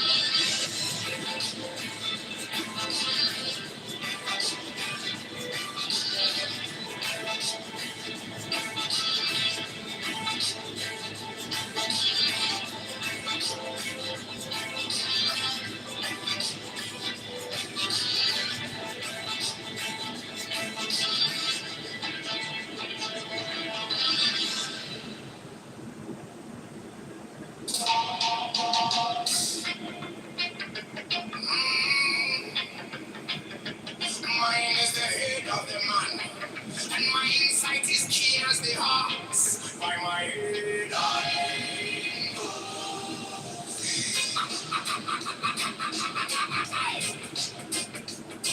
I am the only begotten child of my father and mother. My father is dead. My mother bore me with labor and pain and fear by my body. About me shine the diamonds of radiance, white and pure by the brightness.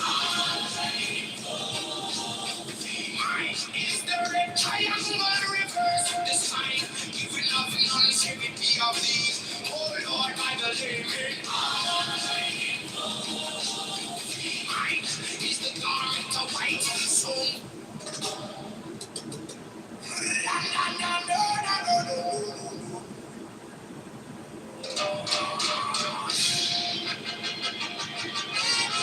Mine is the head of the world, and my insight is keen as the ox.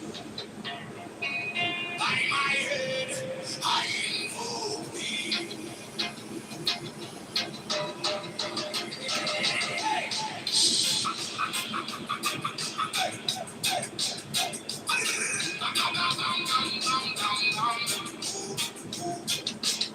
I am the only begotten child of my father and mother.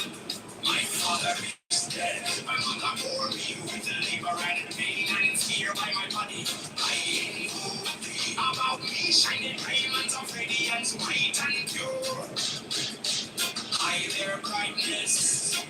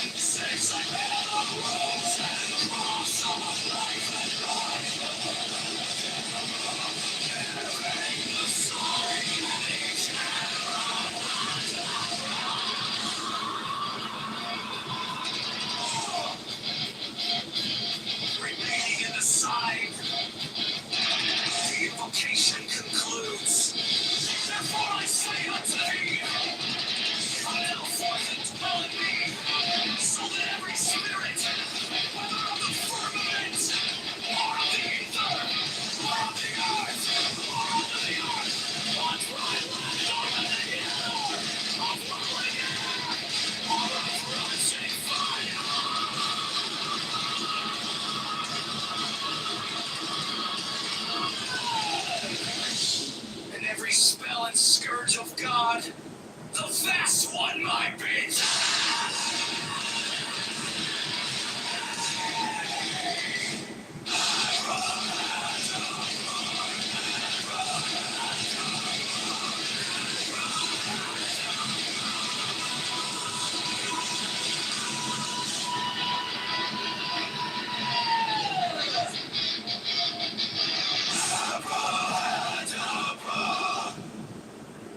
Mine is the head of the hawk.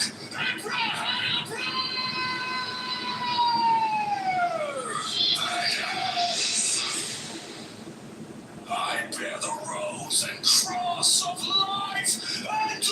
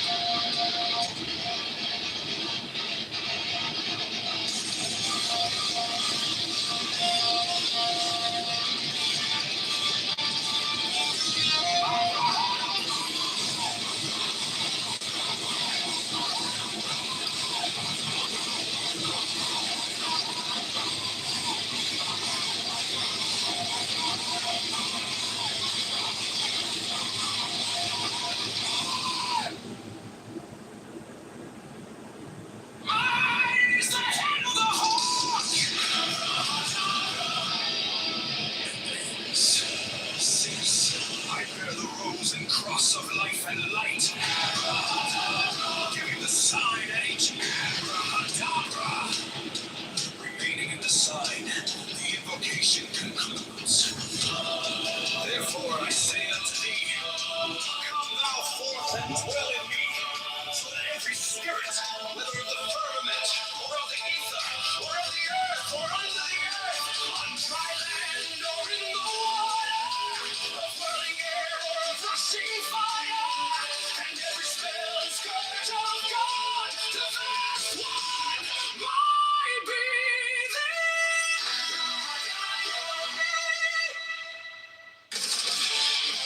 mine is the head of the hawk, abracadabra, and ends in 6. I bear the rose and cross of life and light, giving the sign at each and abracadabra. Remaining in the sign, the invocation concludes.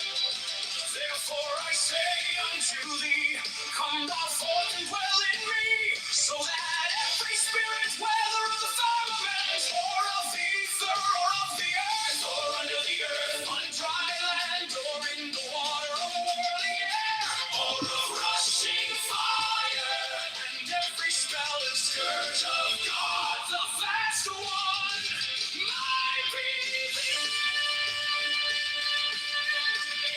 Abracadabra.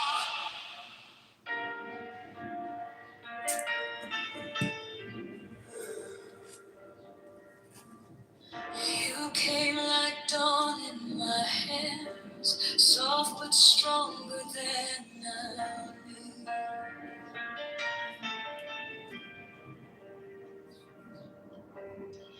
My fear turned gold in your eyes, and my whole night broke in two. Even though they'd be willing to die, why you witness the sin that they're also I was lost in the noise, now I'm learning how to stay close to your quiet light in the middle of the day. Stop thinking, let it fall. Take the deepest breath of them all. Hold it close. Don't run from the feeling. One more second, you can start believing. Wisdom of God, now it's true. Wisdom of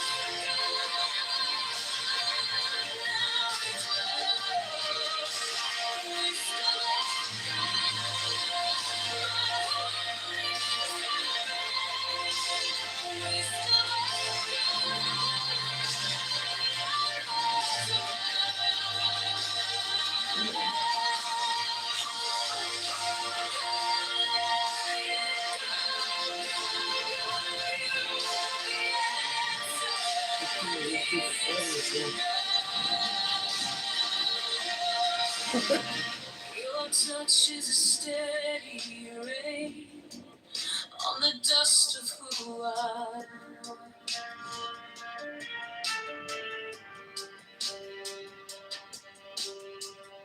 Every wound gets named, and it fades in the hush.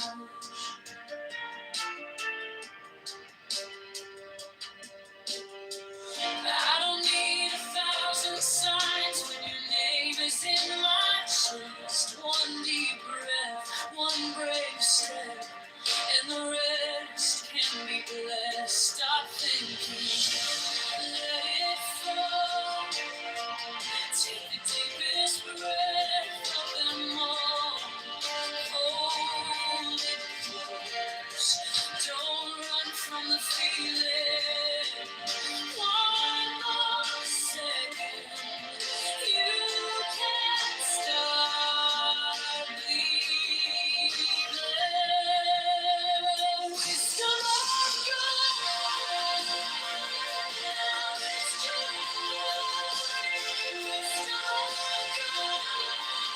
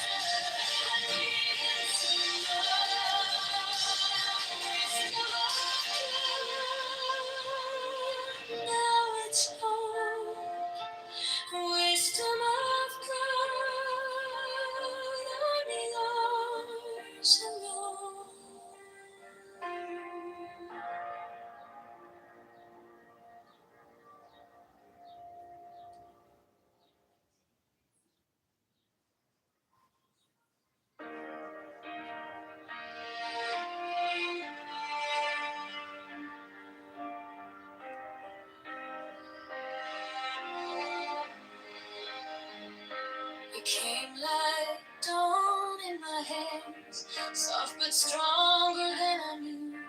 The fear turned gold in your eyes, and my old night broke in two. I was lost in the noise. Now I'm learning how to stay close to your quiet light. In the middle of the day, stop thinking. Let it fall. Take the deepest breath. Hold them all. Hold it close, don't run from the feeling. One more second, you can start believing. Wisdom of God, now it's joy. Wisdom of God, now it's love. Wisdom of God, my heart is open. Wisdom of God, I rise above. Hold, let it go, go, go. You are the answer I needed to know.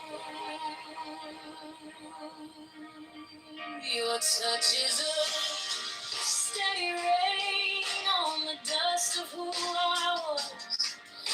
Every wound gets named, then it fades in the hush. I don't need 1,000 signs when your name is in my chest. One deep breath, one brave step, and the rest can be blessed. Stop thinking. Let it fall. Take the deepest breath. Hold them all. Hold it close, don't run from the feeling. One more second, you can start believing. Wisdom of God, now it's joy. Wisdom of God, now it's love. Wisdom of God, my heart is open. Wisdom of God, rise above. Let it go, go, go. You are the answer I needed to know. If I tremble, stay near. If I break, pull me through. Teach my hands to release what I cannot hold with you. Tend my light, tend my letter. I breathe in your holy calm. And the storm in my head lays down like a palm. Wisdom of God, now it's joy. Wisdom of God, now it's love. Wisdom of God, my heart is open. Wisdom of God, I rise above. Hold, let it go, go, go. You are the answer I needed to know. Wisdom of God, now it's home. Wisdom of God, I'm yours alone.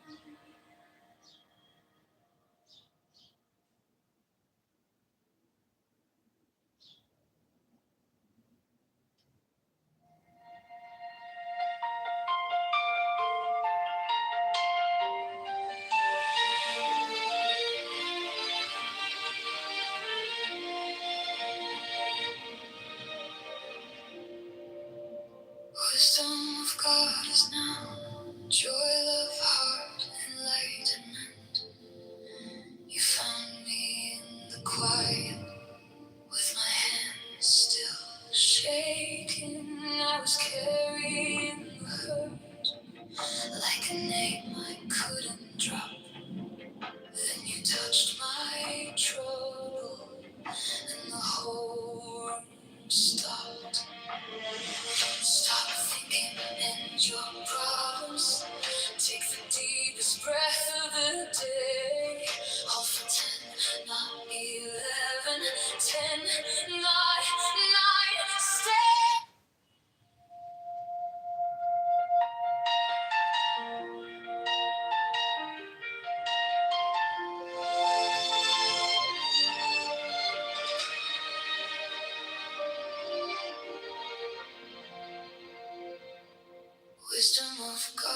now. Joy, love, heart, enlightenment. You found me in the quiet, with my hands still shaking. I was carrying the hurt, like a name I couldn't drop. Then you touched my trouble, and the whole room stopped. Stop thinking, and your problems take the deepest breath of the day. Hold for 10, not 11, 10, not 9, stay.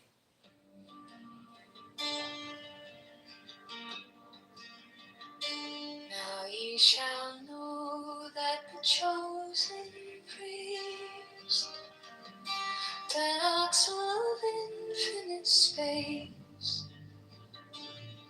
is the prince, priest, the beast, and in his woman called the scarlet woman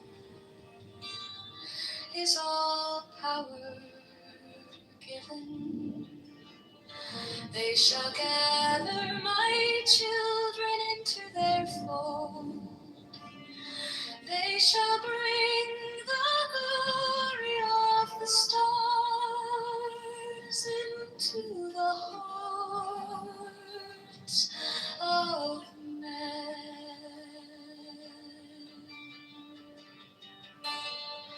16, for he is ever a sun and she a moon.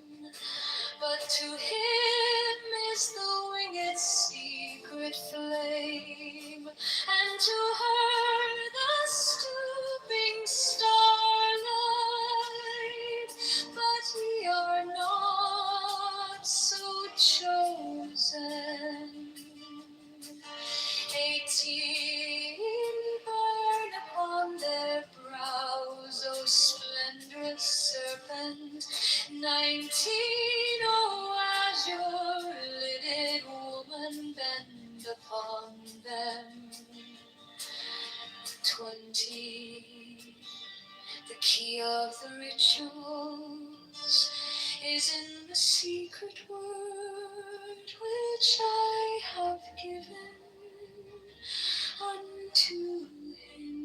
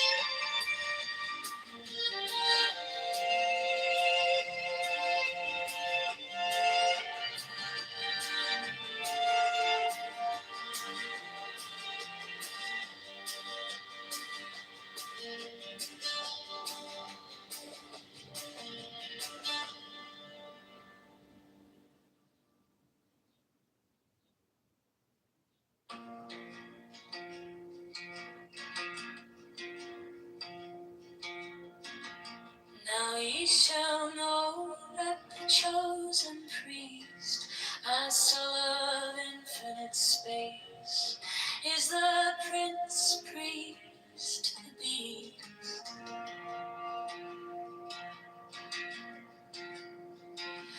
And in his woman, called the scarlet woman, is all power given.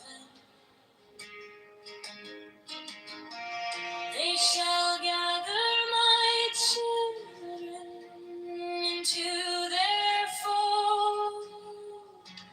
They shall bring the glory of the stars into the hearts of men.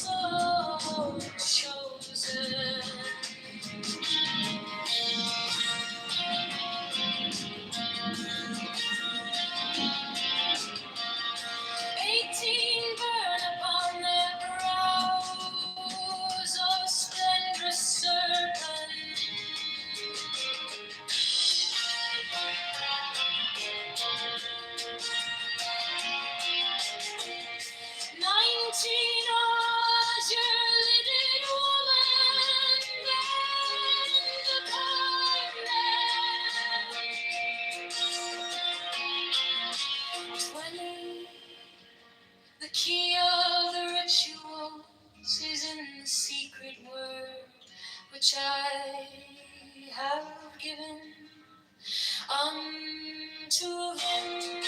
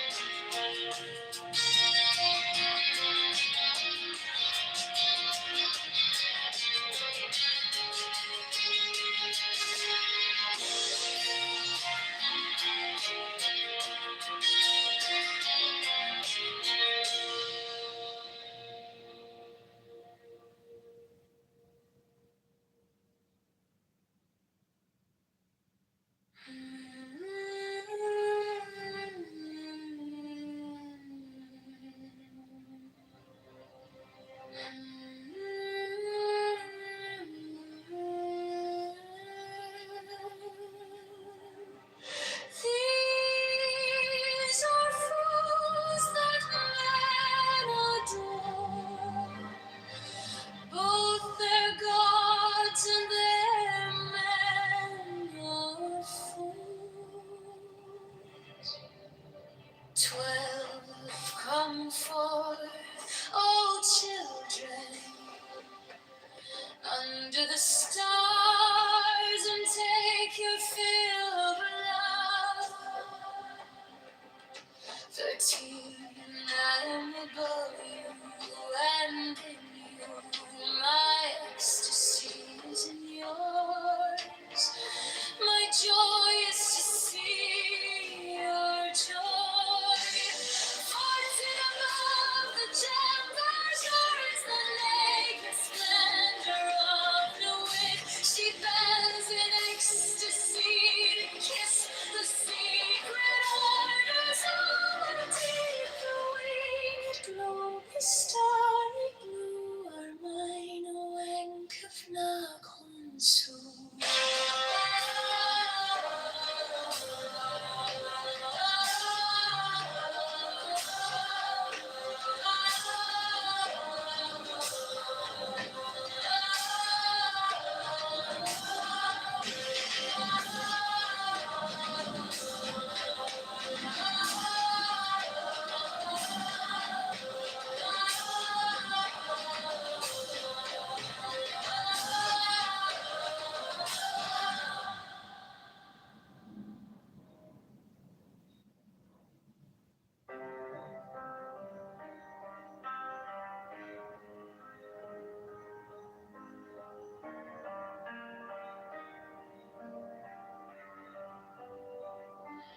These are fools that men adore, both their gods and their men are fools. 12 come forth, O children, under the stars, and take your fill of love. 13, I am above you, and in you my ecstasy is in yours. My joy is to see your joy.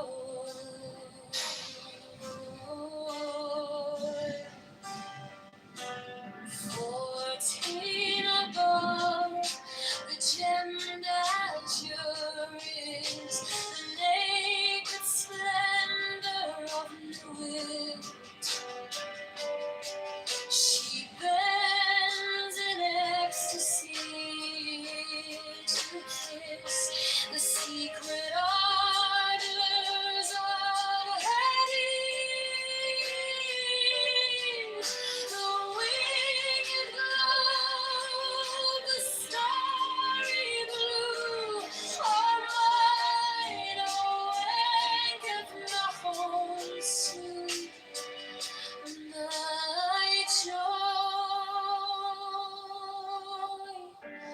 is to see your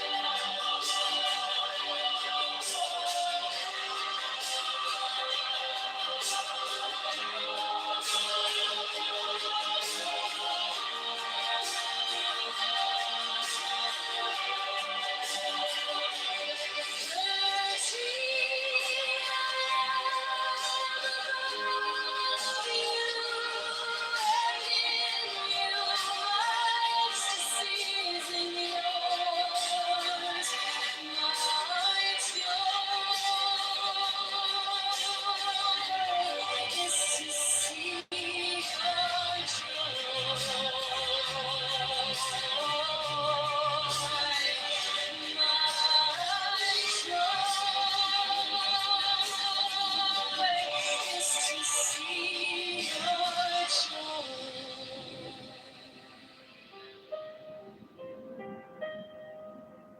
14 above, the gender juries, the naked splendor of Nuit. She bends in ecstasy to kiss the secret ardors of her knees. The winged glove, the starry blue, are mine, oh, Enkath Nahon my joy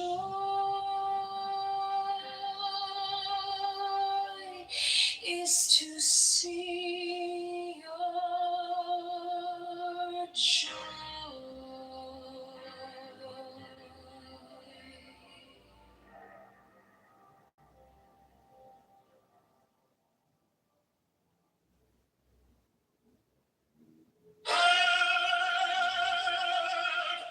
The manifestation of Nuit, the unfurling of the company of heaven. Every man and every woman is a star. For every number is infinite, there is no difference. Help me, oh Lord of thieves, in my unveiling before the children of men.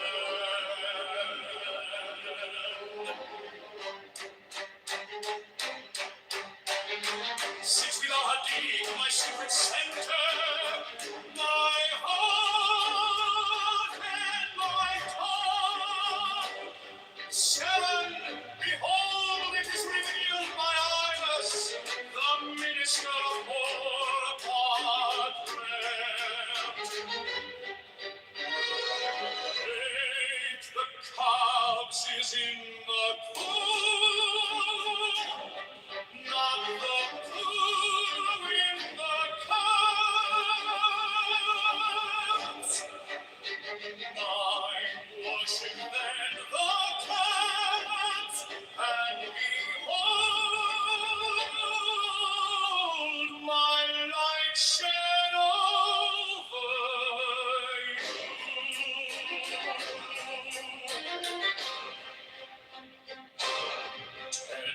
Let my servants be few and secret, they shall rule the many and the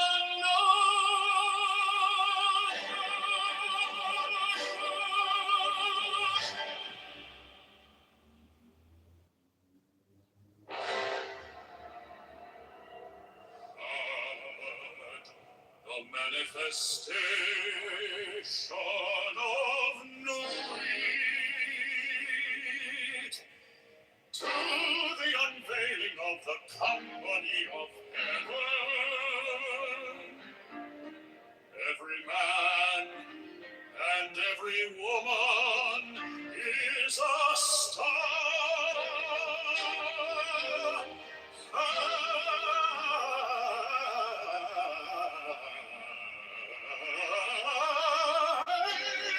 Every number is infinite. There is no difference. 5, help me, O warrior lord of Thebes, in my unveiling before the children of men. My secret center, my heart and my thought. 7, behold, it it is revealed why I was the minister of poor Patrat. Race in the house is in the poo, not the poo in the cats. Nine worship, then the cats, and behold my light shed over you.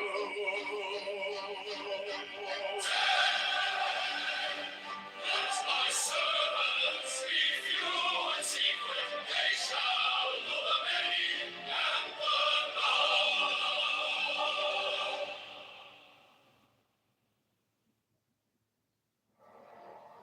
Mine is the head of the man, and my insight is keen as the hawk's. By my head I invoke.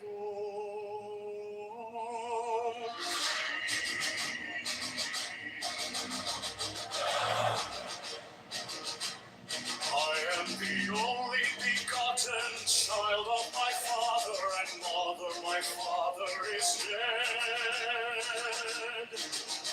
My mother bore me with labor and pain and fear. By my body I invoke thee. About me shine the diamonds of radiance light and pure. By their brightness I invoke thee. Mine is the red triangle reverse the sign, given of none save it be of thee, O Lord. By the Lamb and I invoke thee. Mine is the garment of white, sword with gold, the flashing of my light I wear. By my robe I invoke thee. Mine is the sign of the prophets and time. By the sign I invoke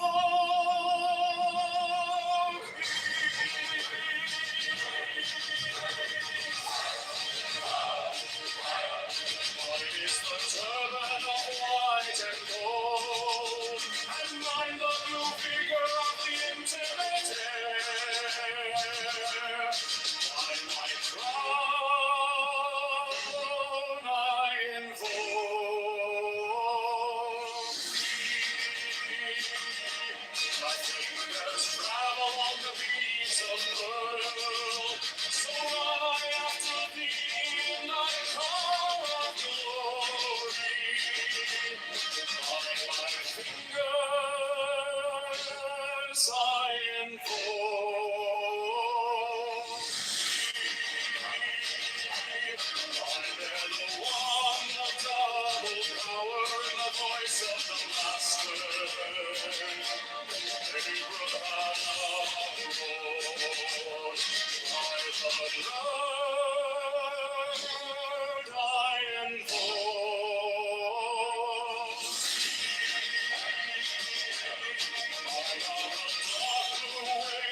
Music in the song that I made alone to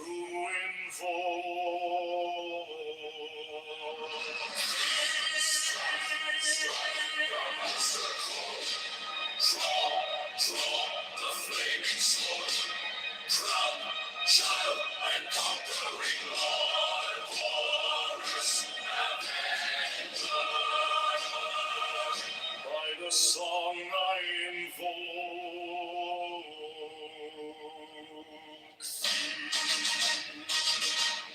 in my hand is thy sword of revenge.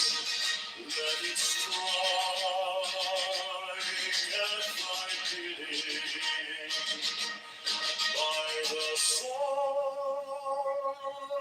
I invoke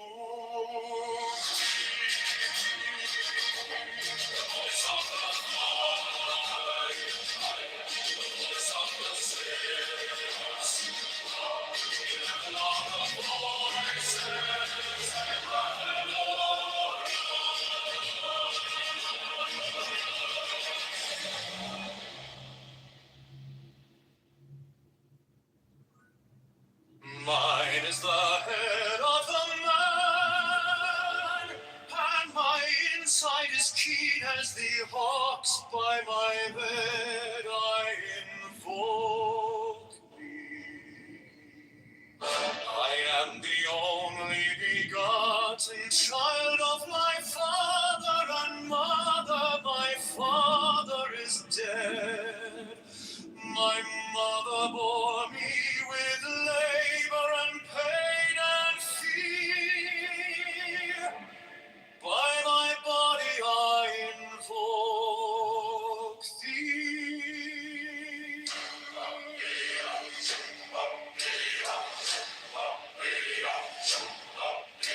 About me shine the diamonds of radiance, white and pure.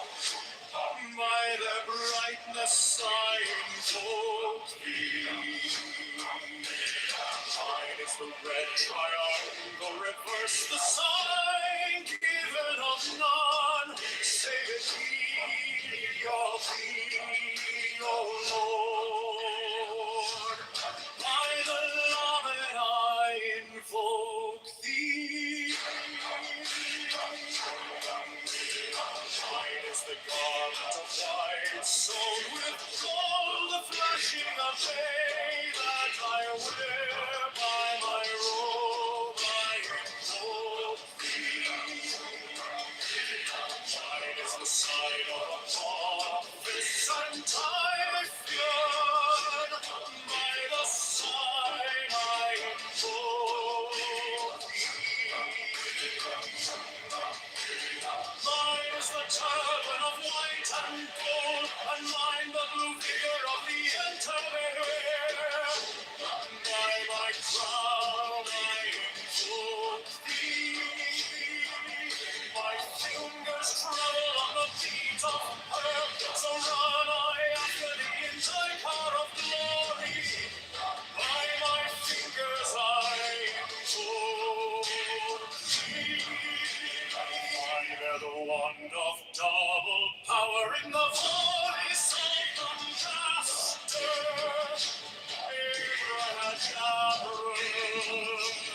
By the word I invoke thee. Mine are the dark blue waves of music in the song that I made of old to invoke thee. Strike the master chord, draw the flaming sword, child and conquering Lord, Horus Avenger.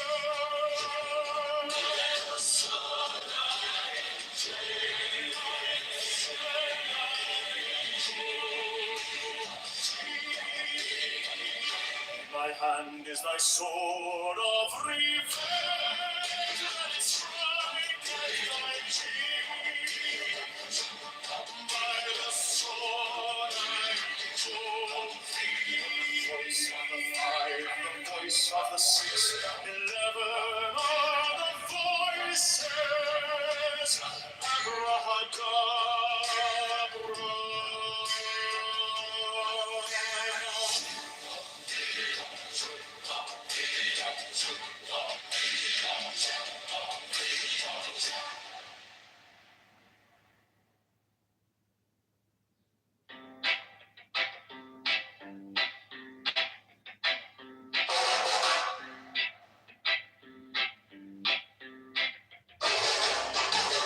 Mine is the head of the man, and my insight is keen as the hawks. By my head I invoke thee.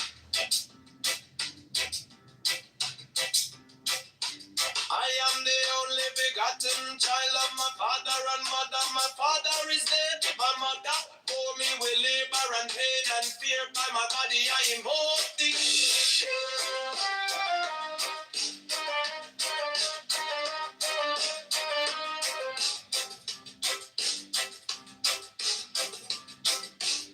About me shine the diamonds of radiance, white and pure. By their brightness I invoke thee. Mine is the red triangle reverse, the sign given of none. Save it be of thee, O Lord. By the Lamb and I invoke thee.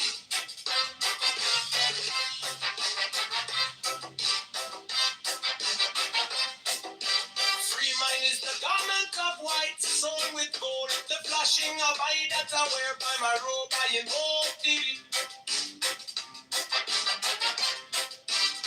Mine is the sign of a prophet and typhon. By the sign I invoke thee. For mine is the turban of white and gold, and mine the blue vigor of the intimate air. By my crown I invoke thee. My fingers travel on the beats of pearl, so run I after thee in thy car of glory. By my fingers I invoke thee. I hear the wonder of double power in the voice of the master. Abrahadabra, by the word I invoke thee. Be mine are the dark blue waves of music in the song that I made of old to invoke thee. Strike a master chord. Draw the flaming sword. Triumph and conquering Lord. Alright, I've been dropped by the song I invoke thee.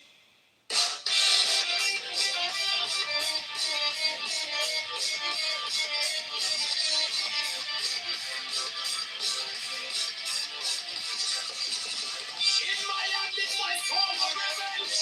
Let it strike and I begin. By the sword I invoke thee.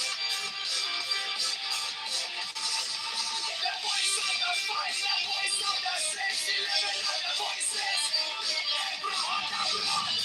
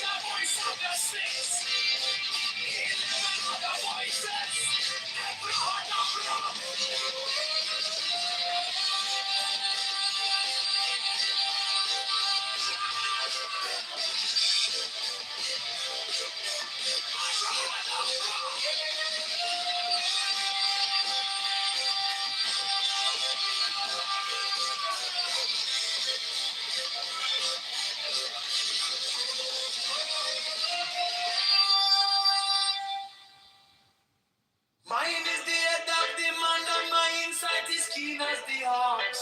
By my head I invoke thee. I am the only begotten child of my father and mother. My father is dead. My mother bore me with labor and pain and fear. By my body I invoke thee.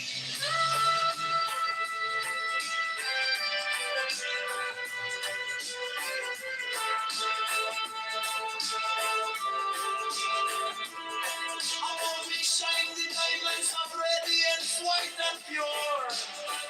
By their brightness I invoke thee. Mine is the red triangle reverse, the sign given of none. Save it be, O P.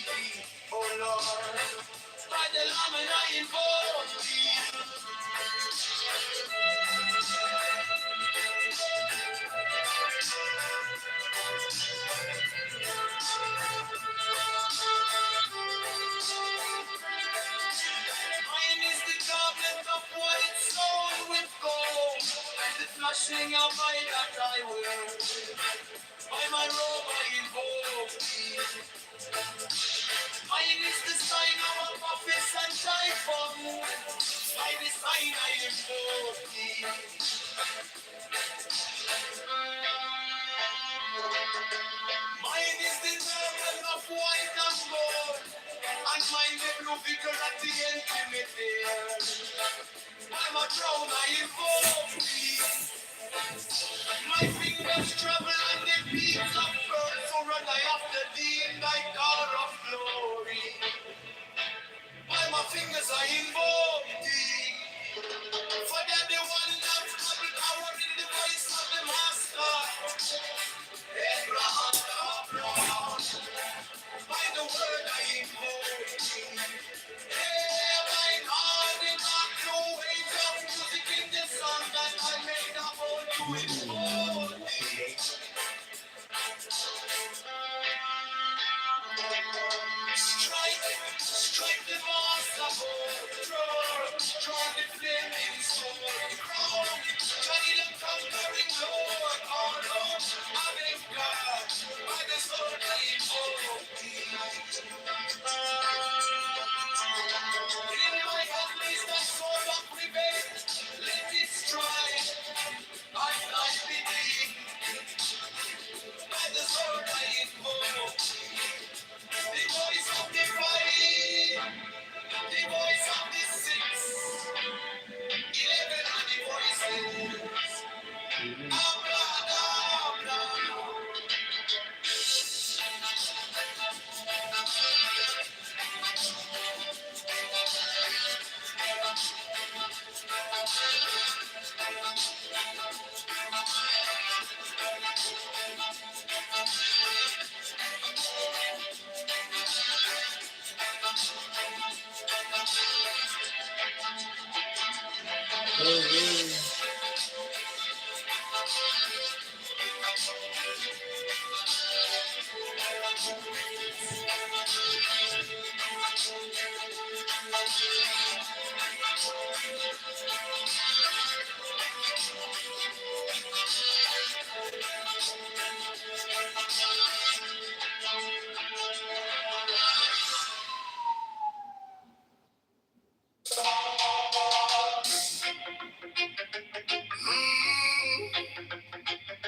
Mine is the head of the man, and my insight is keen as the ox.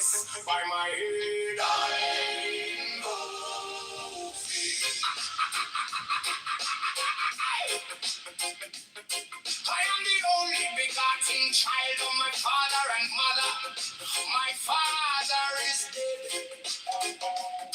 My mother bore me with labor and pain and fear by my body. I know thee about me. Shine the diamonds of radiance, white and pure by their brightness. I know thee. Mine is the red triangle reverse the sign, even of none save it be of thee. Oh Lord, by the layman. I know thee. Mine is the garment of white, so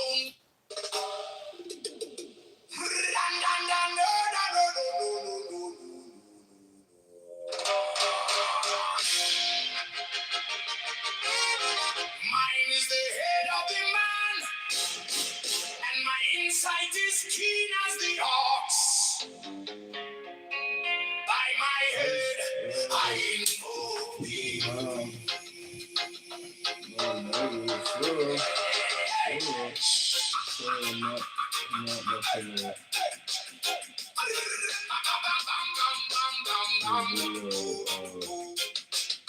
I am the only begotten child of my father and mother.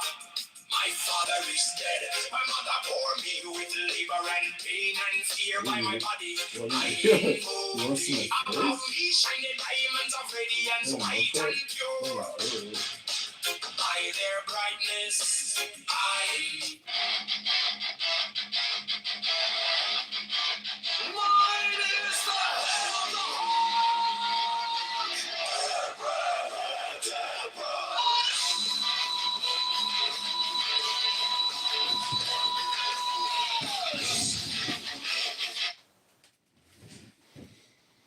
Hey Soma, good evening. Yes, I do have WhatsApp, but I don't actually really use it. And I have a Motorola, but feel free to send me a voice note. And I hope you're having a lovely evening.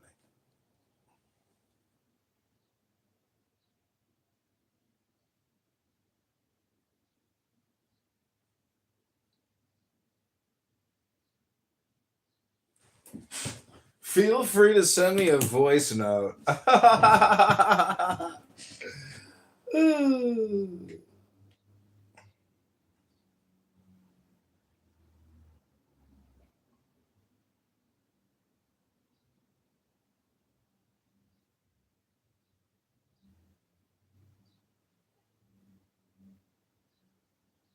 Well, he's taking me out at 5 in the morning now because he's going to the gym now. We went the last 3 days. We went out in the rain. We're out shooting. He's getting up 200 shots and 100 makes, and he's not leaving until he does it. And he's putting in the work. And he's exercising, buying all these with me at the gym. Shouldn't you leave those jobs in the NBA for kids who are growing up in the projects? Like, I don't know about that, but it's a tough take. But there is something, a derivative of that, where what's up, Europe? There's my kid didn't grow up fighting like I did, right? So I want my son to be a dog when he's out on the court, but I did not raise him to be a dog, right? Like I raised him to not be a pushover, but at the same time, he's not a like. No, I know. He goes out there and he follows gently and drops his cap. Yeah, exactly. Exactly. So I'm trying to get him to. It's like it's not too late, but there's kids that have an advantage on that. Like we were working. He's like, "Dad, I need you to push me like harder. Like, what do I need to do?" And I'm like, "All right." I was like, "Honestly, you want the real deal? You would really want me to tell you?" He's like, "Yeah." I'm like, "You're way too soft." he's like, "What do you mean?" And I'm like, "All right, go do a layup." Right. So he doesn't do the layup, but I say, "Okay, I'm going to cover you lightly. I want to see what you do." Right. So he's trying to get around my outstretched arm to block him. And I'm like, "Bro, like, do you watch the good players in the NBA? Do you watch the good players in college?" He probably doesn't watch enough of it. And I'm like, "Do you know how you do a layup if you want to be successful?" He's like, "No." And I'm like, "All right, you stand there and I'm going to do one." And I like knocked him over. Like I put my shoulder into him as it went, right? And he's like, "Oh," he's like, yeah, I got it. I'm like, "All right, so you do it." So he comes in, he hits me with his shoulder, and he like goes in for the layup, and he got it in.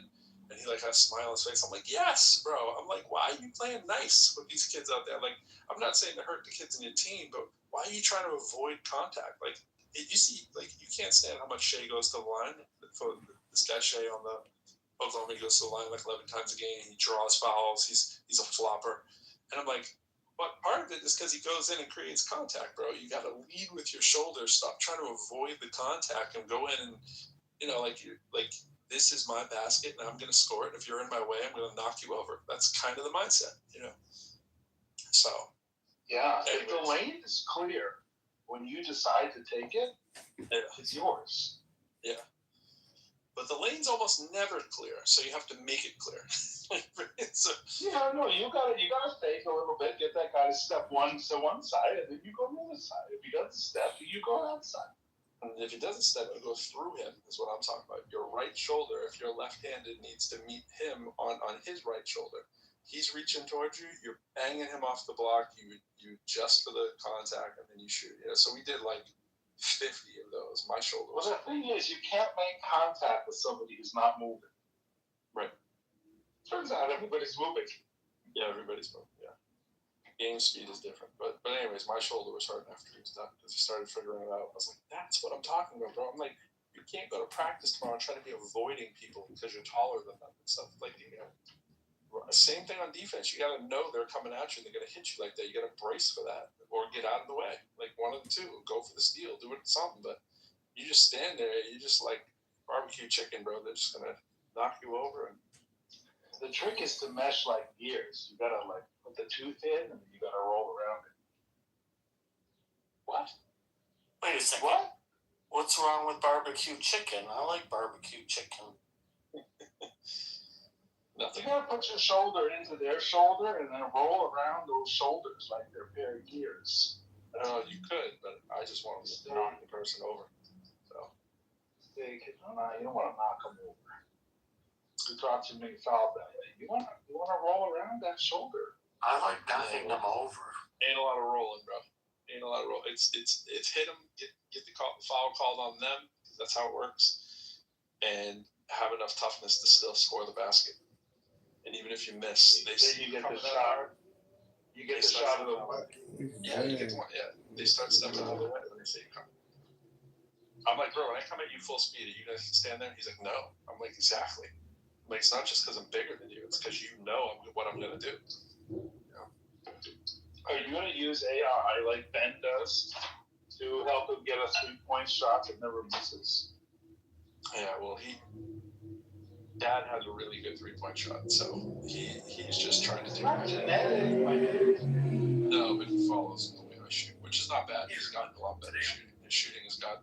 That's probably the key thing. He's picked up the quickness, but you run into 50 makes from like 5 different spots, and then you back up to do it from 3-point land. You do 50 makes. If you do it every day, twice a day, you get really good shooting. Check this book on John Locke. Comparatively, this people only show up to practice basically. You do that 4 days a week, and they can't make up the time because it's like you're advancing like weeks in 1 week compared to what they're doing. And then a couple weeks go by, it's like you're a month better than you were. Just keep doing that. It feels like you're 2-3 years ahead at the end of the year when they see you again. Like same place next time. Like, damn, what happened to this kid? But you got to get out and do it.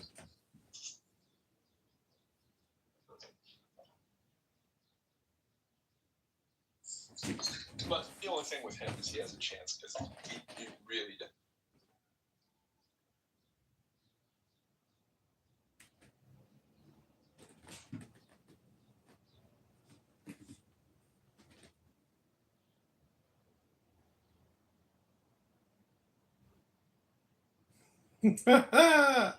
What are you working out? Nothing. I'm at my place. What are you doing? Are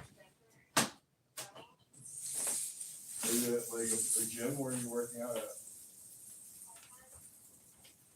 Where? Oh, right there.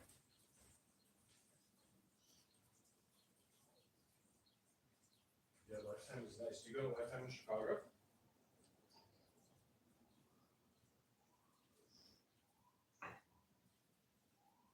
Well, you're barely sweating yet. You gotta work out harder and break that sweat.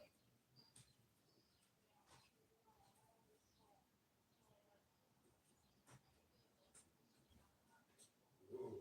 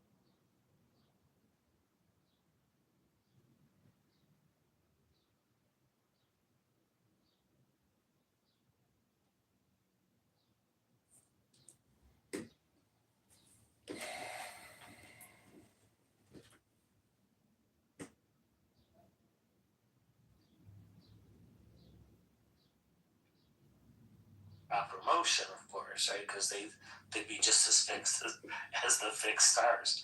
So it turns out, after more careful analysis. No, I'm saying that's crazy. If you guys have fetishes for Jewish and Israeli women, just be honest. Listen, okay, then why wouldn't I just go straight for parrots or ravens or something else with a big beak? It's not necessary. Listen, there's no such thing as Israel. If you do a DNA test, nothing shows Israel. It'll show Ukraine, Romania, fucking Poland. That's why in Israel it's banned to do a DNA test. And it's banned to do a DNA test.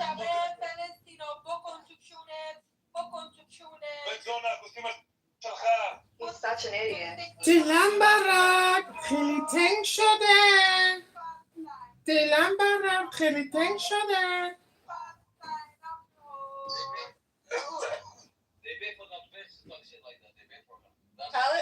Palestine is a place where unicorns come from, because it doesn't exist. The worst part about living in Palestine is you have to live next door to Jews, for fuck's sake. This video contains images that may disturb some viewers. The video is violent and extreme. 8 men are dragged into the center of an intersection in Gaza City. We'll pause the video here, but they're then shot from several times. Because of what? No, because of all the shit that you guys put them. People need to support them And the child pregnancy amongst Muslims is skyrocketing. Document and put it in this. In what world do you claim genocide? But the population, the population has gone up. Where at least I could shoot my guns. I wish you motherfuckers would shut the fuck up. Yeah, he's doing it outside again. Right on. I love the homegrown American white trash like you. It's so amazing. Shooting your guns out your window. I'm on my back porch. You look like a Selena girl. What he wants. Fuck yeah. I love that, man. Practice makes perfect. If I did that, I would get like 20 cop cars pull up and then they'd take me to jail. And they'd take my guns away. I told you he was gay. No, I mean, but like you act like I don't know, like I've been there or not. Like, dude, I know that there was like Sunni, Shia, and Kurds, and like the difference between all the Middle East. What about Orthodox, Hasidic, Zionism? What about those kind of stuff? What about? Oh, I love it, dude. I'm a Zionist. I mean, Ahura Mazda, the duality of God from that was 1,500 years before Jesus was born. You want to talk about reading the Tao Te Ching? Because he was an Iranian that went to India and then read Buddhism and came back and then started Zoroastrianism in 1500 BC. You should read the Talmud. Do you really want to play with a guy that wanted to be a history teacher? Listen, the Talmud states that none of us are human unless we're Jews. So just be careful with that. What do your hadiths say about the Jews? To respect every religion, but it's not my hadith. No, that's absolutely not true. Absolutely, what fucking world do you live in? Islam says that just Listen, Muslims I have go to Muslim friends, heaven. I have Jewish friends, I have Christian friends. No, but you're also stupid. I'm not stupid. So Have you ever read a hadith or the Quran? I read every single book, the Torah, the Quran, and the. No, you have not. You're a liar.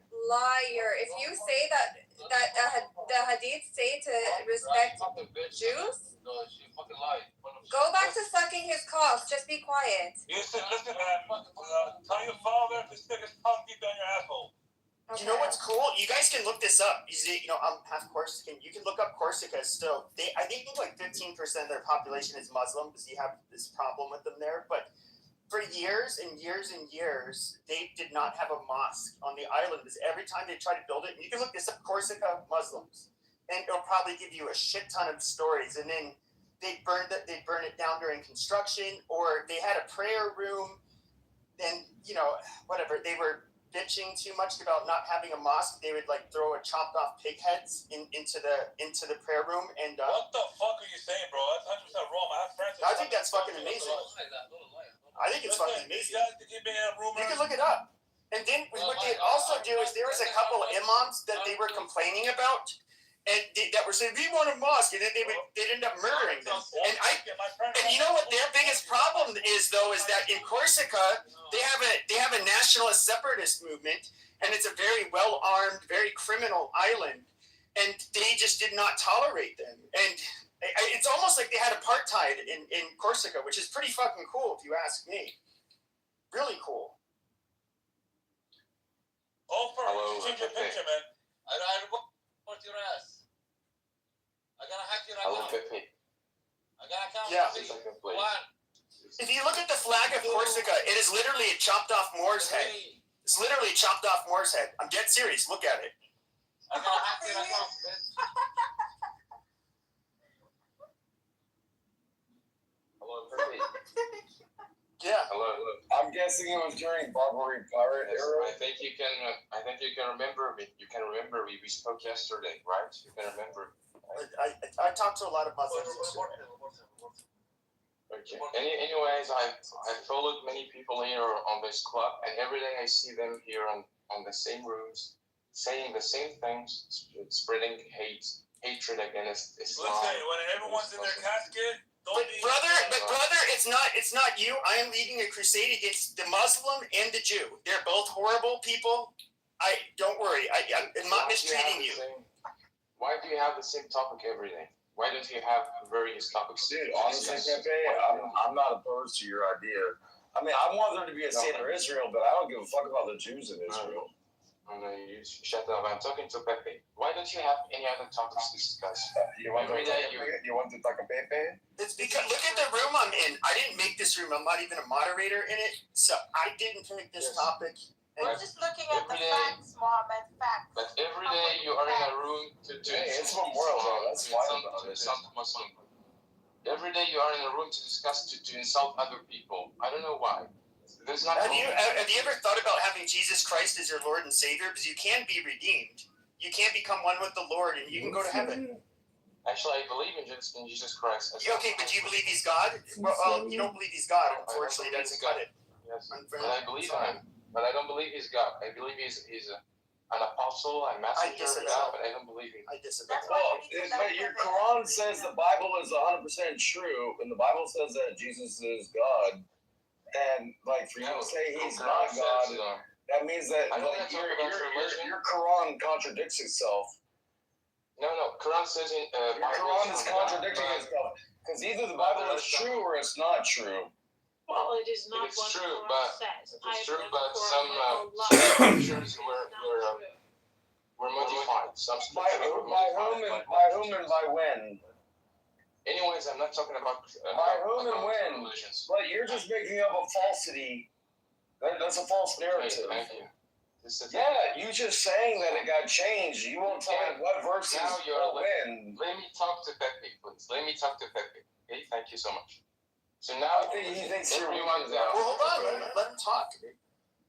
Yes, now you're letting everyone down that you get paid to do this every day because it's impossible for anyone to waste his time every day insulting another religion on Clubhouse. Oh yeah, you're the one who said I'm a Mossad agent. I forgot. Dude, yes, I'm pretty pissed off because you're blowing my fucking cover. I have to sit around, okay, talking to these. Not only you, many other people like Globe, Ocean, M, all the moderators. Globe, Ocean, M, Masha. All these people are Mossad agents. I doubt it. Where's my fucking money? I don't know. I don't doubt. I don't doubt. Mohammed, what's the problem with insulting? I don't have time. You know our problems with Zionism. I don't have time to be on Clubhouse every day insulting Zionists. Muhammad, you didn't mention me, so I am from Muhadarat al-Israeliya. Okay, no problem. I'm talking about Pepe because I notice him every day on this Clubhouse insulting Islam. This is not normal. Well, what can I say? The country I work for has a lot of bucks to throw at people like me. That's all it is.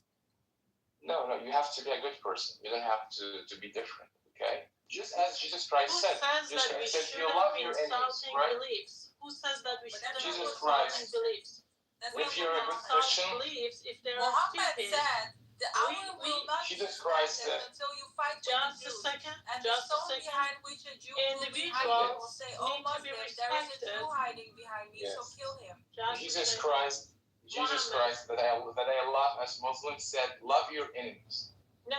Okay, Jesus No, Christ said just a this. second. So if you're a good If Christian, you're you don't have to talking about- insult. No, the Mossad kills their fucking enemies. I can promise you that much. Muhammad, there are two different So, yeah. things. If we're talking about people or beliefs, okay, I certainly will not respect beliefs. I mean, there are many stupid beliefs in the world, and I'm not going to respect them. Just a He second, let me always finish. says Muslims. Let me He always finish. speaks about Hey, Muhammad, shut the fuck up, asshole. Mute yourself. Mute yourself. Mute yourself right now. Muhammad, mute yourself. You mute yourself. Mute yourself. Mute yourself. No, I'm telling you to mute yourself. Okay, fine. If you're not going to mute yourself, يا خنزير ابن خنزير. you don't want to fucking listen? Okay. Go ahead, Masa. I don't know why people think that we should respect their beliefs and their religions. No, beliefs are not to be respected. Okay, we can disagree with your belief. We can hate your belief. We can disrespect your belief if it's stupid to us. Okay, that's people who should be respected as individuals, as long as they're respecting the others. That's it. We are not supposed to respect your beliefs. We are not supposed to respect your religion. Okay? So I don't understand why you keep coming and crying like you don't respect our religion, you disrespect our beliefs. We are not supposed to do that. That's it. Okay, so Pepe, would you respect the belief that would say about the Christians, fight those who do not believe in Allah among the people of the book? The people of the book is you, Christians, until they pay the jizya, which is like a tax. Would you respect them if they say, kill them wherever you encounter them? No, in fact, I just don't want them. I mean, I personally just wouldn't play that game. I just Okay, so fuck them. Well, I mean, if we're gonna be, I mean, it's hard to talk to Muslims mainly because I know that such a good chunk of them do not say to us what they actually think and what they're actually and what they're willing to accept from other Muslims in regards to how they would treat us or look at us. So I just personally just think they're people that are best avoided. Like they should just remain in the Middle East where they are and not be in the West like at all, except for very small numbers. That's always been my view. So, you know, I don't hate them or anything, and I can really care less what their religion says. I'm not a religious person, but the problematic part is that they not only is their religion like inherently intolerant, but it's a religion of conquest where they have to try to subjugate and take over other people. And you know what Islam? What is the whole? Essentially, what is Islam? It's submission to God. They expect you to submit, and you know that's Wrong. It's a submission to Muhammad and God. There's a difference there. It's not submission to God. It is submission to Muhammad, the messenger. Hello? I don't know. I mean, I'm sorry. You're not going to have me and I do get like this snotty pretentiousness about me, I guess you can say, where it's like, you guys want me to submit to this hairy, backwards, child raping, third world, fucking warlord from the 4th century? No, go fuck yourselves. I mean, I don't want to see it. I mean, it's a term that used to get used a lot, but they call it a mud religion. It's just beneath us. And that's like largely how I feel about Islam.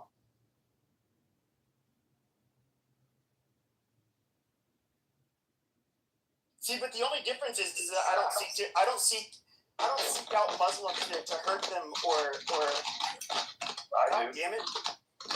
Your mic, dude. I don't understand. Like, I seek out Muslims. I think your mic's It's 9 making too o'clock. much noise. Like, you know. It's 9 o'clock. Okay, let's relax on the gun there. But yeah, I mean, the reality is though is that I'm not somebody who number one, I don't get offended if somebody has different beliefs. I mean, I think if Christians and Jews are even honest with each other, they find each other's religion somewhat offensive to each other. But they're not really, they don't really, I think there's like a maturity or an understanding there where it's like, okay, we have these differences of beliefs and we kind of have to live with each other, so we just won't go there. But you don't really have this, you don't see like either group really wanting to hurt the other or force them. Well, you don't want to force conversions, and you don't want to be killed because of your beliefs. It's really simple. Yeah, and unfortunately that's kind of where Islam is, and I don't know. You can call it like Islamophobic because I am calling it out. I don't care about labels. I mean, you can call me Islamophobic all you want. Pepe, what would you do if like they would live like amongst you in America, but like in such a huge amount of them that they would like teach the children to bind like bombs onto their bodies, go into groups of Christians and blow themselves up? How would you like that? Well, I'm not going to. This may sound cold, but if you have to live with a population like that, it's going to likely turn into what would become a civil war and probably a genocide, where they will, I don't mean accidentally, but deliberately just kill families and just basically eradicate them. That's not a genocide. If it's a war and it's not deliberately and you're acting out of self-defense, it's not a genocide. Genocide has to meet a certain criteria, and it's quite a few to be labeled that. Well, I guess, how do I rephrase this? So I think, like, especially in like 100 years ago, if let's say you had a European population and they had, like, let's say close to 50% of the population was Muslim and they were committing terrorist attacks, like with children, and when I use the term genocide, I mean they would want it so that every Muslim, despite their role, they'd probably kill them. I mean, just realistically, in a way, it's like, how else do you stop it from reoccurring? A lot of people, they hear the term genocide and they think, oh my God, that's so horrible. But genocides have happened many times, and like the Assassins, where the assassin, the term comes from. Commercial. They were nighttime. Very violent, brutal people that Right, sure. They really weaponized assassination. My act didn't have anything in it that I really had to. I think, who was it that ended up killing him? They said, okay, well, you know what, just kill every man, woman, and child. Objectionable language so much. That was that. They were off the face of this planet. Two jokes in the course. That problem never occurred again. One of them was about Muhammad Ali. He was the world champion. It may be like anti-Christian to do, but if you're being 100% logical, sometimes like I'm not advocating for this. But think about like in the past in tribal regions. And as a result, sometimes genocide is literally the only way you can persist. He couldn't fight. And no longer have to deal with an attack from so the I had tribe. 2 jokes in this monologue. One of them was about George Wallace, the racist governor of Alabama, who was so running how are they for president. doing? Are they like? And he had a thing he used to like to say. He would make fun of liberals in the North, calling them pointy-headed intellectuals. He would call that was his code word for the Jewish establishment in the Northeast intellectual Washington, New York corridor. The liberal it's just the numbers weren't. That was his shorthand for that. I mean, compared to Biden, the numbers were. I had 2 higher because they were just letting a bunch of people in. George Wallace keeps talking about pointy-headed intellectuals. Have you ever seen the sheets they wear down there? That many people compared to like even Obama. Pointy-headed sheets of the Ku Klux Klan.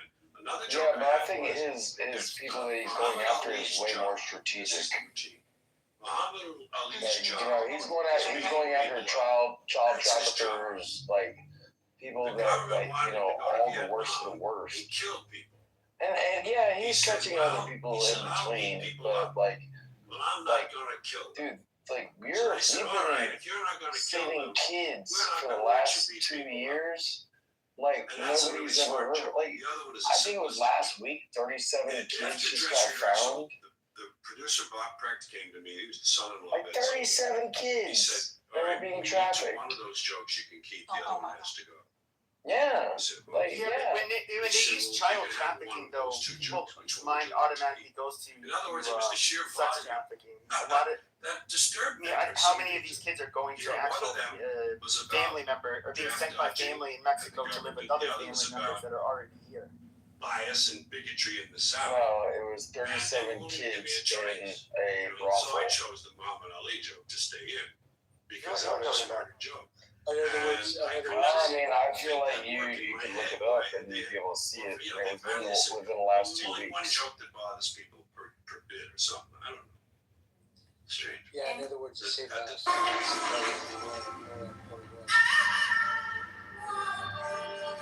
I mean, I get the bracelets that they all wear.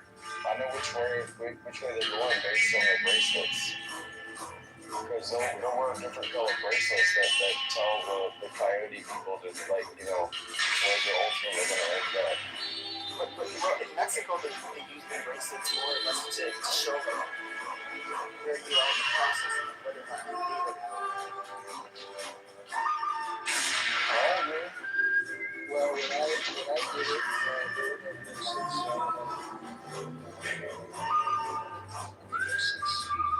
I just started up. It's very popular under Obama. So under Obama, so when you had the huge flood of people coming across the border, they were turning themselves in. Even though they were turning themselves into the border, which obviously is the best thing to do, you declare asylum and then they give you quarantine several years away. So, you know, that's the best way into the country. And when they were coming across, they many of them would have their bracelets on, but as they were coming across the border, what they were doing is they were dumping their. So basically, at the checkpoints, it was the desert was littered with the different colored bracelets. And they also, for whatever reason, I don't know if it's because they're trying to gain asylum under a fake identity, but there's a shit ton of passports and like driver's licenses and different ID cards that they would just, like, you know, dump right before they cross the border. Pepe, what do you think about Trump making that executive order that, like, if you're gonna get a green card, you have to wait outside the United States to get approval? What do you think about that one that just happened? I don't have like a strong opinion on it. Wow. Let's go next. Yeah, so one of the deals with that is that when they did that the first time, I remember there was a shitload of people down here just south of the border here in TJ, and they were not being bad people, but the problem was they were just they were stuck. So they would literally get tents, or they would have tents.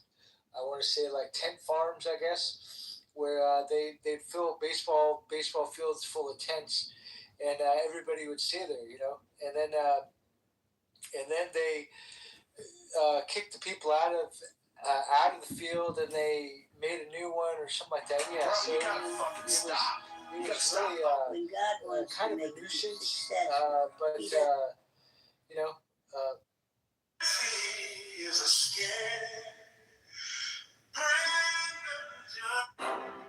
That's a you problem. Yeah, where I come from, we call that a personal problem.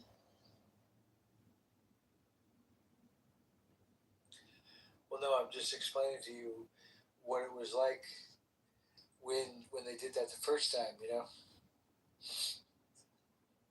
Because nobody ever gets to see that. Dude, it's been happening throughout history, bro. Well, nobody ever gets to see it if you're on the U.S. side, you know, because you don't, you know, you're not down here, so you don't I can read it in the book. Well, you can, but, you know, it's a little different. Well, I mean, when you've been there, done that, and got the T-shirts, do you think I care? Oh, I know you don't care. It's okay. It's just from somebody that's down here. From somebody's perspective that's down here, that's like I'm not used to the shit.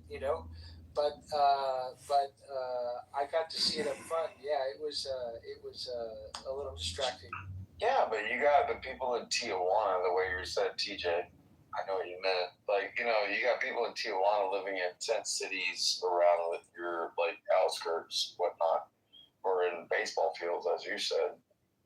Like, but, like, the reality is, like, why, when you come from Guatemala, would you not ask for refugee in Mexico? Why are you coming to America? Why are you passing a whole country to get to our country? Like, if you were really in, like, a hurtful place, you would go to the first country that wasn't yours and ask for asylum. Why are you moving across multiple countries to come to get to ours? Well, the reason Mexico is because Mexico pays $20 a day, as opposed to in America it's $20 an hour now. So or $15 to $20 an hour instead of per day. So that's the reason why the cost of living is different. Like I mean, they don't have nearly as many jobs available for them, and of course, yes, the pay is a lot less, and it's also one thing you have to understand is Mexico somewhat tolerates people getting funneled through their country, but they're actually pretty strict on illegal immigration. They're notorious for hypercritically saying, "Oh, why don't you guys take more people in?" Saying that to America, but like even like their socialist president AMLO, he was 100% against Central American immigration. They expel and deport Americans all the time for overstaying visas. Like with Americans, it's often because they are increasing the prices of rental properties and that kind of stuff, and it pisses everybody off, and so they end up getting deported. But no, it's not really a good place for them. The American influence down here is fucking crazy. The prices up here or down here, holy shit. They've pretty much tripled, I guess, in the last, I would say, 10 years. So it costs you $1 for a taco? I hate to change your topics, moderators, but great news. BLM Executive Director Tashiela Sharia Morey Dickerson has been charged with embezzling $3.15 million to buy 6 properties, a luxury car, shopping sprees, and $50,000 in Uber Eats. This fat pig has been arrested. Yay! Fuck California. Wow.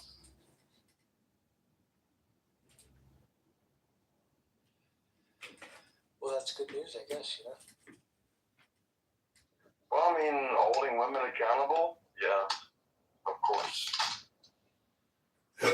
Well, I mean, she did it all for George Floyd, right? So. She did it for the gram. Yeah, for sure.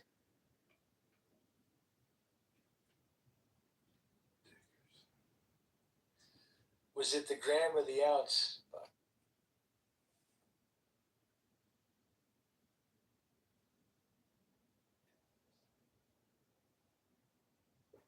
I mean, we're living in Memorial Day. We're talking about like the reality of all the bullshit we live through. I mean, Pepe was talking about the Sunnis and the Shias when I first showed up, and like, are you an American? Do you believe in the red, white, and blue, or are you just a bitch about it?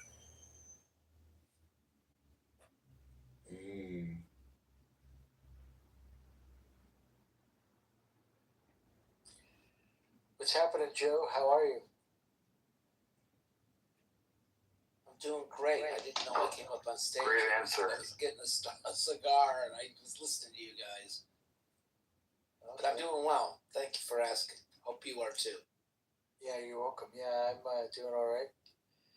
Just I think we're winding things down, but what I want to do is I want to invite Who is that? as many people up to the stage as we can, just so that we can keep this room open. You know what I mean? We're not winding things down. You're the one that just can't keep up. Oh my god. Oh my god. Maybe Tamika's. Well, earlier, you should have been here. It was fucking lights out, man. Maybe Tamika's sister-in-law. Heads and everything. It was fucking crazy. Yeah, we were talking about Christians and Jews and like Sunnis and Shias and Kurds, all of them. Why don't you really? invite some people up? I already have.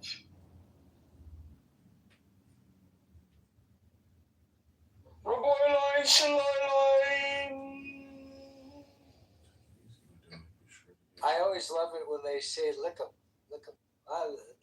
Lick 'em. Oh, okay, whatever, dude.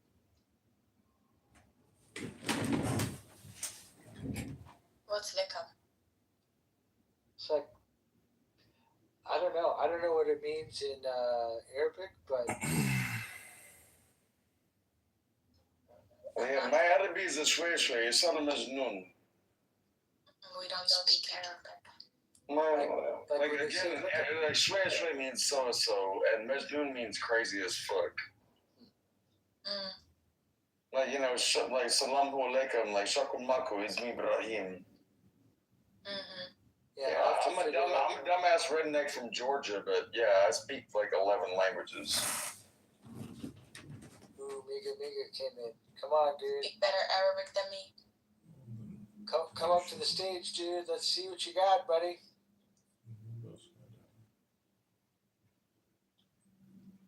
Dude, I love hearing ignorant people run their fucking cocksucker. Oh, fuck yeah, dude. Hey, Bree, where did you pick up all these different languages? I bang a lot of hookers and drink a lot of beer and take a taxi cab to the airport. That doesn't sound like you get a lot of practice. Well, I mean, if I can get a hooker, a beer, and a taxi cab ride to the airport, I win. I learned that language.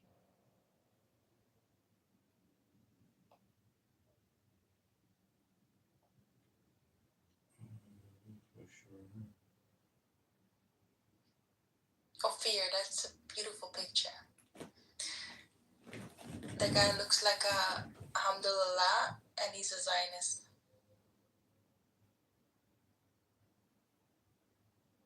This is Arabi he left. Oh, poor guy. Terrible. Got his feelings hurt. My condolences. My question is, why is he riding his girlfriend? They're masochists, and they like to dominate their prey. Because he's got nothing else better to do, right? Hee-haw, hee-haw. I just want to dedicate a little song to a fake place called Palestine. Never existed, never will exist, and will always just be a part of a figment of your imagination.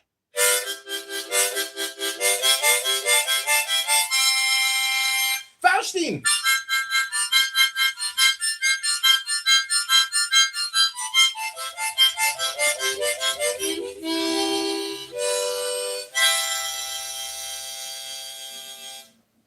Amchai Yisrael!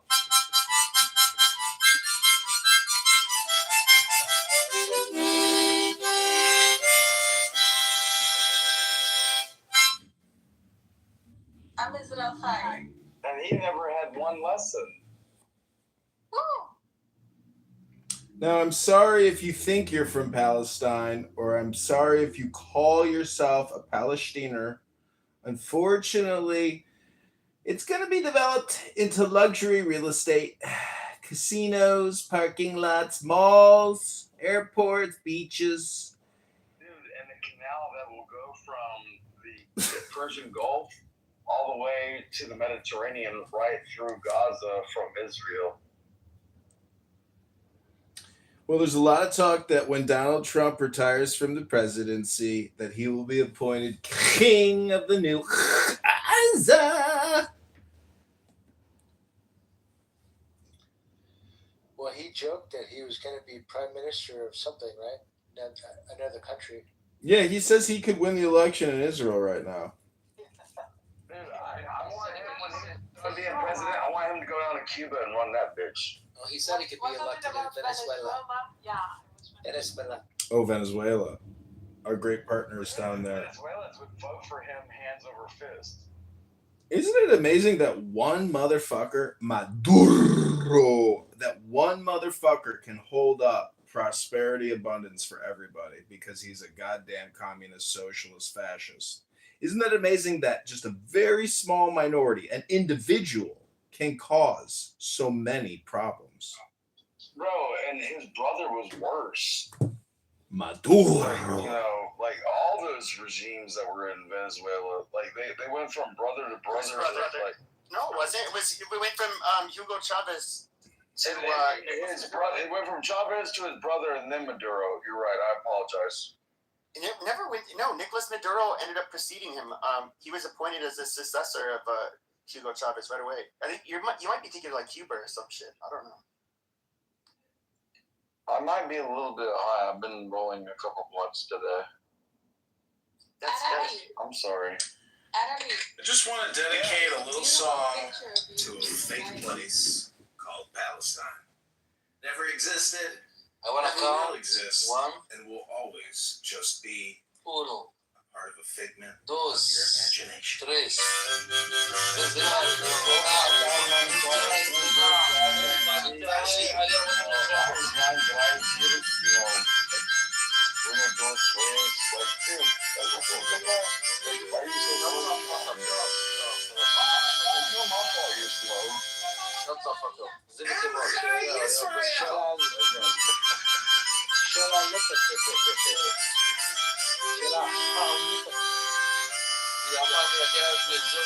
Delete my picture, yeah, faggot. I'd slap you with my penis in the forehead and mushroom stamp you. Well, it's not my picture, by the way. It's someone else. No, leave it. والله العظيم هذا صورتي أنا فلسطيني من الفلسطين. Inshallah. You already know I have connection. Assalamu alaikum, brother. Wa alaikum assalam. Afwan habibi. Lamak habibi. cannot pronounce the name of my own country. Palestine did not exist, and it was the Ottoman Empire. Oh, John, you know what? It was literally the Just one question. How much you got paid? How much you got paid? Pizza pepperoni with beef. You keep rewriting history to make your own fucking shit and Palestina, and y'all can take that one and shove it up your fucking forebrain. You know what? Today is the death of the 5-year anniversary of the death of George Floyd. Who was that? Was that the criminal guy that was passing off counterfeit bills? That was turned into an ideological propaganda operation, a psyop against the American people on behalf of the CIA and Barack Hussein Obama? No, but if he got arrested today, that would symbolize something, right? I mean, corruption. Who, Jasmine Crockett? I would love for that dumb bitch to get arrested. Yeah, same with Ilhan Omar. When are we going to get that arrest? Because they said that they were going to bring an indictment against her for immigration fraud. And her brother. By the way, she did say that she didn't marry her brother, which Hello? Her husband is Hello? her brother. It's not Hello? true. Islam, you piece of shit, man. Look what he said. He's a brother, her husband. What the fuck, man? How you say? Are you on drugs? Yes, actually. Are you on a visa to be able to be a congressman? Guy, retarded, man. He's American. That's why he's a retarded. is American, man. It's Well, you sound like you're a Somali trying to protect the That's Somalians. why I'm living. Whatever I say, He's not a Somali. He claims to be Palestinian. Yeah, Elon Omar is not married forgive this guy. Arabi, you come from a country that doesn't exist. What are you talking about? How much you bet if that's true? How much you bet? You bet. Bet everything that is true. How much you bet? Be like a man. Just I'm gonna see you, man. Okay, that's one question. Arabi, I'm answering your question.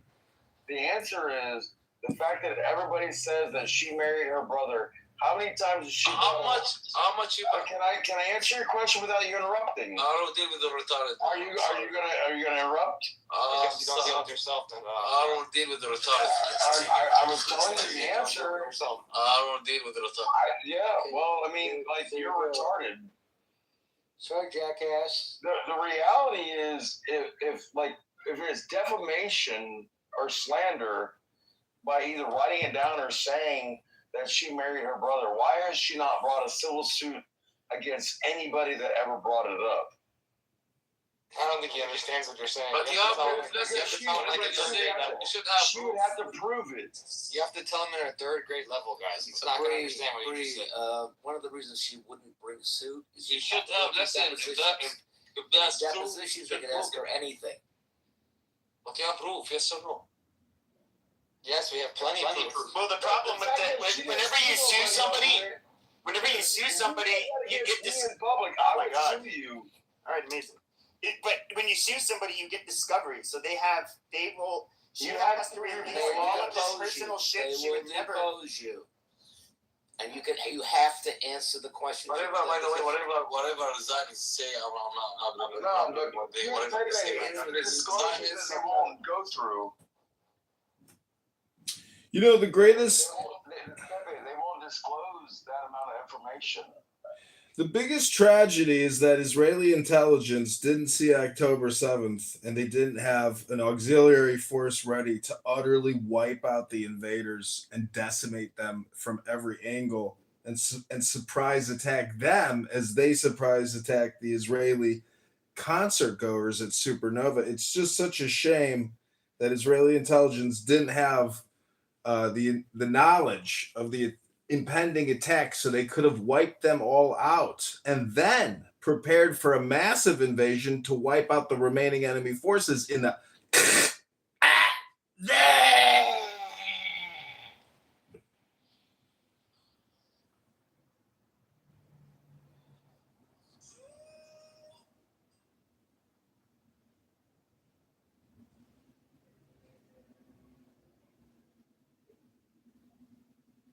Like, oh my God. Becky, looking at her butt, she looks like one of those rap guys' girlfriends. Baby got back. LA face with an Oakland booty. I remember that too. Statopesia. I still remember it from the nice constructive rooms I would have basically about black people for like a couple years straight on this app. Statopesia. It's where the fat accumulation on the buttocks that is seen in women of West African, Central African descent. Is that called the I ledge? actually think there might be an evolutionary reason why It's a the ledge. brothers It's a appreciate ledge. a nice big bum, and because all of their women had it, that must have She married her brother. You know, if strong selection or well, it wouldn't be strong selection, but if like natural selection had a role in it, it could be that they like the big Pepe. butt women, so they procreate with them, and that's why they have a lot of big butts. Pepe, do you believe in the theory of evolution? Yeah.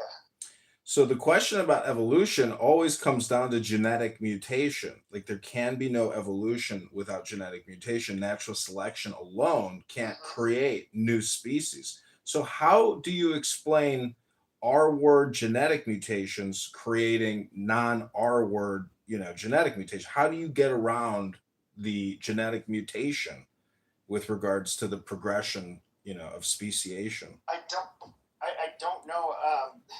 So genetic drift has more to do with the genes changing. At least that's from what I've been told. So, it's interesting. So if you look at like a lot of people can't tell them apart, but like bonobos and chimpanzees, which they are 99.6% genetically similar. But I mean, they literally differ by millions of years in evolution. If you look at chimpanzees and humans, I believe it's right at around 99%. Like we're also tens of millions of years away from them. But if you look at all of the archaic hominids that have been dug up, you see like a progression of human-like, like archaic hominids that were gradually became more anatomically modern, like to us today. I mean, I don't know. I think it's like, I think with modern DNA, it's kind of hard to go against that fact that there was like an evolution occurred. Well, my point about that one, Pepe, is like, we know that there are one-celled organisms that are like bacteria that are on this planet. Name me one two-celled organism. And the answer is you can't. Like, you know, you go 1, 2, 4, 8, 16, 32, 64, 128, 256. Okay, we get the progression. Like, yeah, but we don't have. We still have one-celled organisms, and we have us as multi-celled organisms. But you're saying we came from one-celled organisms, but there are no two-cell or three, no idea. like four cells or I don't want to go. Yeah, but I don't want to go back that far. But there's no evidence of any of it. But you have a presupposition that there's some version of evolution. No, there is evidence. There's a preponderance of evidence. Show me a two-celled organism. Jesus Christ, shut your fucking mouth. God. Hold on. What's up? I woke up, guys. What the fuck is going on here? How did this room come to this fucking conversation already? Who? But the people that were heated, just, you know, left.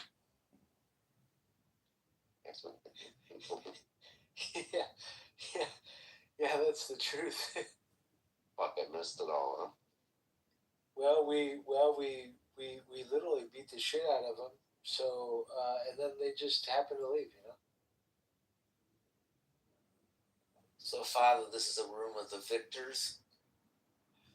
Yes, we're taking our victory lap, and whatever,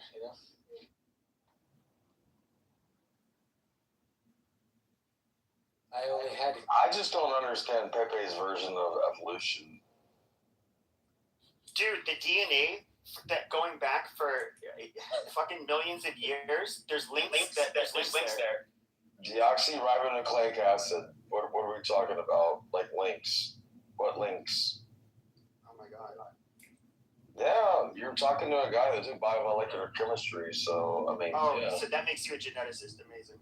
Well, I mean, I'm pretty sure I understand quite a bit more than I think you do. Oh, really?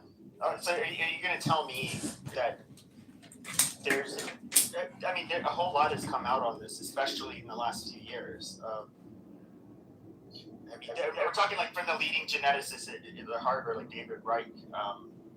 What did he say? Please tell me.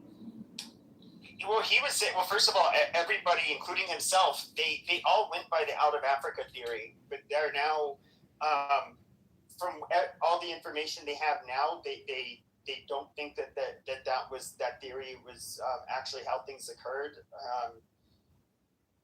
Basically, there were so many prehistoric humans that, and of course, you have to understand, like, continents were more connected at different points in time.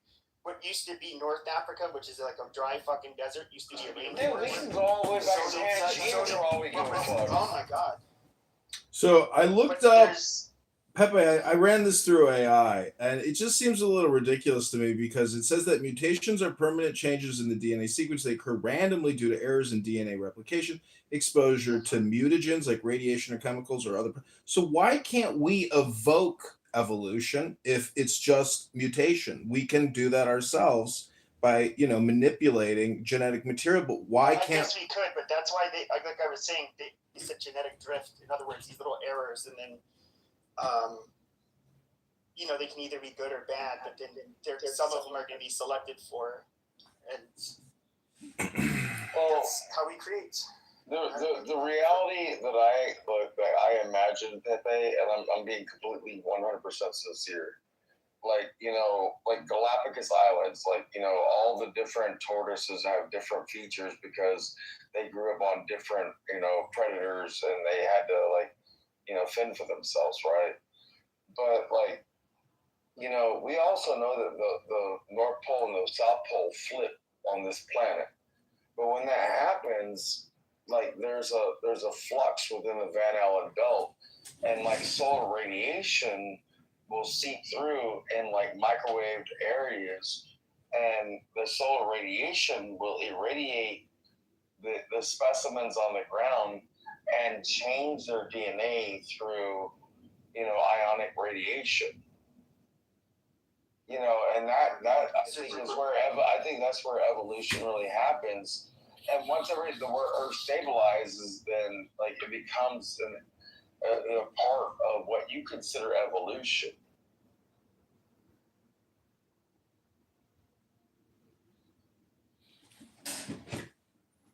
Well, it says that models like Alpha G. Big Bang. Like the universe is a Big Bang. The stars are a Big Bang. The people, us, were a Big Bang. Because if our parents, girlfriend used to call me Big Bang. Well, there you go. Evolution is a series of Big Bangs. You know what I mean? Well, it says that 800,000 years ago, that's when the change happened. And if you look at human history, the Egyptian. Are you talking about with what, anatomically modern humans? It says that modern humans, Homo sapiens, evolved from earlier hominins through accumulated mutations. One notable case is a mutation in the AHR gene, AHR. 800,000 years ago, after splitting from Neanderthal Denisovan lineages, that improved resistance to toxins from smoke. This likely helped early humans who used fire more extensively. I mean, look at Doc here. This guy smokes 3 blunts a day and 2 cigarettes. He's evolving himself. So you have to go. So if you go back even further, first of all, they're discovering look at Doc here. mainly through genes, sometimes through discovery. They just found in North Africa a type of I guess you say not quite an anatomically modern human, but almost in North Africa that they never knew existed. It's completely unrelated to every other type of archaic hominid they've discovered. And if you go back fucking 20 million, 13 million years ago, I forget, the Pierolas, these were a group of people that were mostly bipedal. They walked on their feet.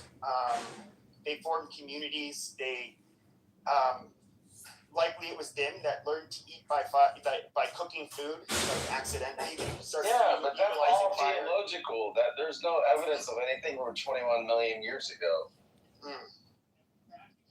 Then you have other groups. Of course, they constantly go extinct, and then you have other groups that end up taking over or spawning from them. Dude, I'm just trying to live in 2026. You're trying to bring it back 21 million years ago. I just want to figure out what they used to smoke, to smoke before Marlboro. No idea when that started. When did people start smoking? When did people start smoking? Cocaine. I mean, obviously, it's a worldly. It's a natural product. So were people 800,000 years ago? Yeah, they were smoking crack. They were using chemicals, and so human evolution and even intelligence itself, they're synonymous and go hand in hand with chemical usage. The Egyptians in all their hieroglyphics, they have cannabis. Moses smoked cannabis with the burning bush. It's psychedelic chemicals and human imagination, projection, all of these mythology stories. So much of it has to be intertwined. And even in Roman architecture and ancient Hebrew architecture or remnants, they say that like on these like tables or altars, they were burning cannabis. So cannabis has probably always been involved in some type of religious, sociological, psychological activity.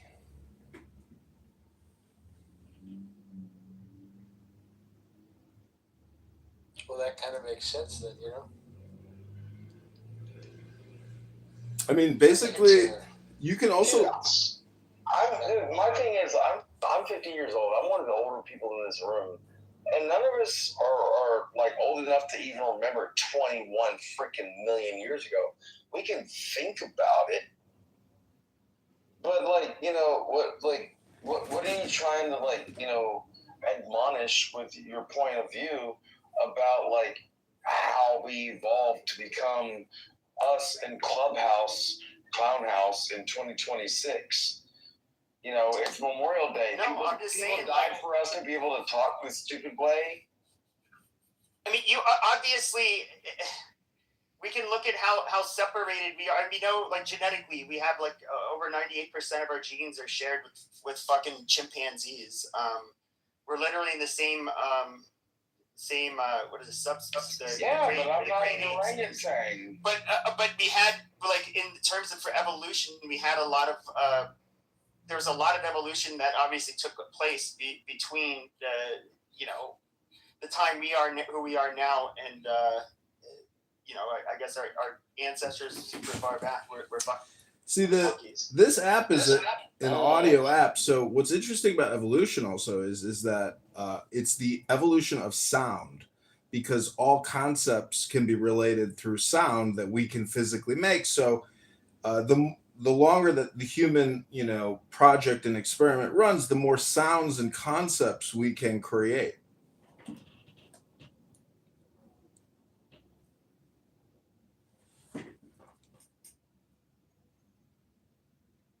And then, in 2026, you create the trenches of Clown House and you get bang rooms. That's like watching a million years of evolution descend into a puddle of genetic R word. And, hello? So, hello? If you think all of us are fucking retarded, why don't you come up to the stage and say something? It's because they can't actually, Oh my God! Look, we have a live one. Those are some great gauge earrings. It's Hollow, Mr. ChatGPT. What's going on? What's up?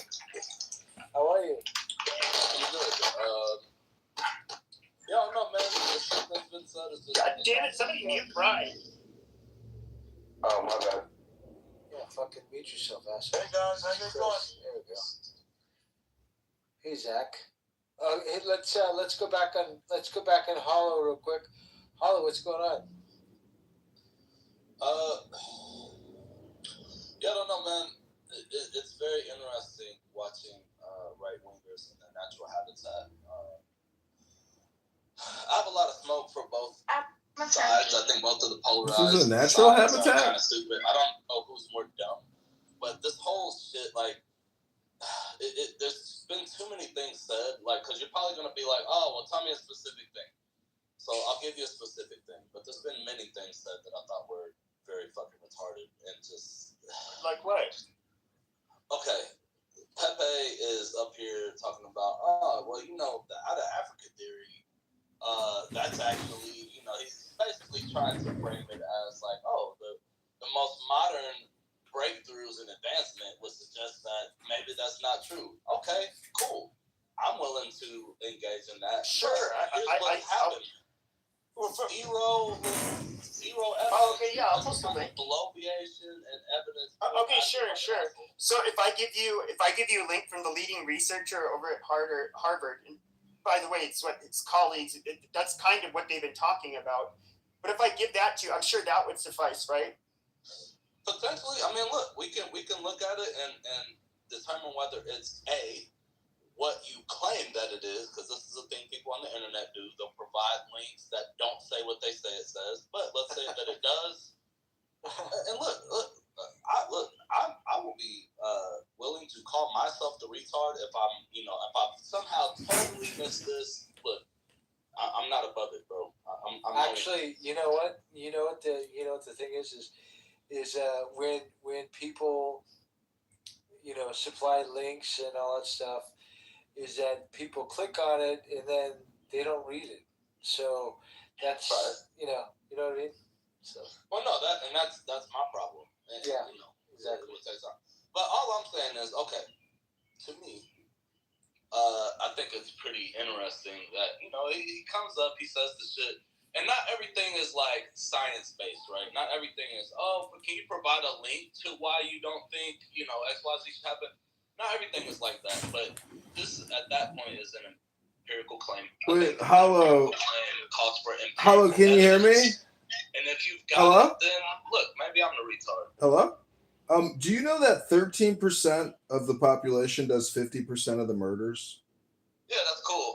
Right now we're focused on this claim that the out of Africa theory, which I'm interested whether people actually know what a theory means versus a hypothesis to begin with. But yeah, whether or not theory and hypothesis seem pretty synonymous. Something you can't not prove or disprove. A hypothesis is something that you would do conjecture to be able to prove or disprove. Yeah, that's not what a theory is. You don't understand it. I said a hypothesis is something you can't prove or disprove. See, when 13% of the population, is something you can't. 13% of the population. You sound dumb as fuck. 13% of the population kills 50% of the murders. I'm just interested whether the empirical claim that was made can actually be backed up. That's all I care about. Y'all can say whatever. I don't. Hollow's basically shots fired at Pepe. And Pepe, he's like, well, Pepe needs to bring a link and all that stuff. So Pepe, what's your response? Yeah, I'm just getting the link right now. Okay, sure. Yeah, and Hollow is just over here, like, talking about empirical fucking, like, ideology. Dude, it's empirical evidence, which is what you use to be able to prove or disprove a hypothesis.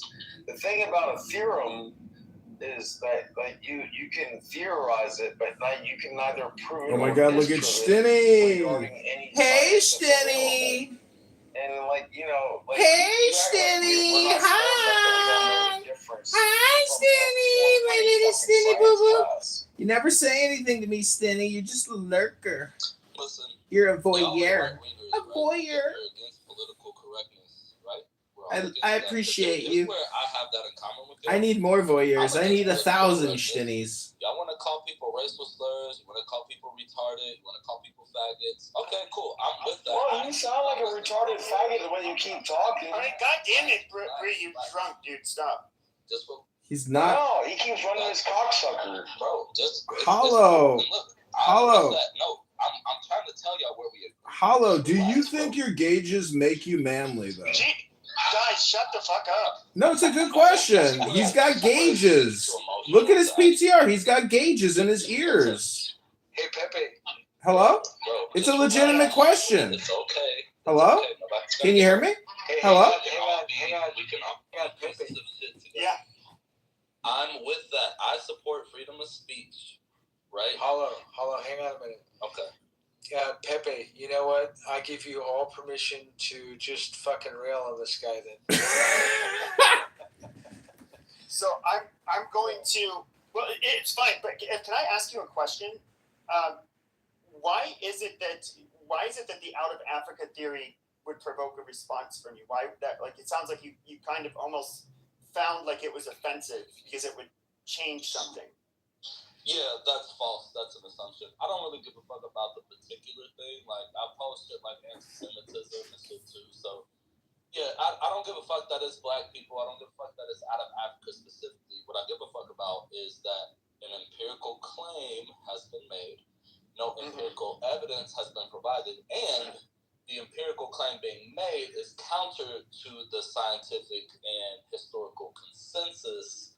So I'm just trying to figure out where I went wrong, because I kind of do read on this. Sure. Now, I will say, well, I'm pretty sure you're not going to be able to read. How do I put this? If you can read the peer-reviewed research that they show regarding genetics, which I'm just going to. I mean, unless you have you're a geneticist yourself, I highly doubt you're going to be able to really be able to, absorb everything that's being said. I know I can't. But he generally, when he has been doing some interviews, because he did post something in one of the major journals where it was him warning that, like, look, as we're uncovering more from analyzing the human genome, it's gonna be discovered that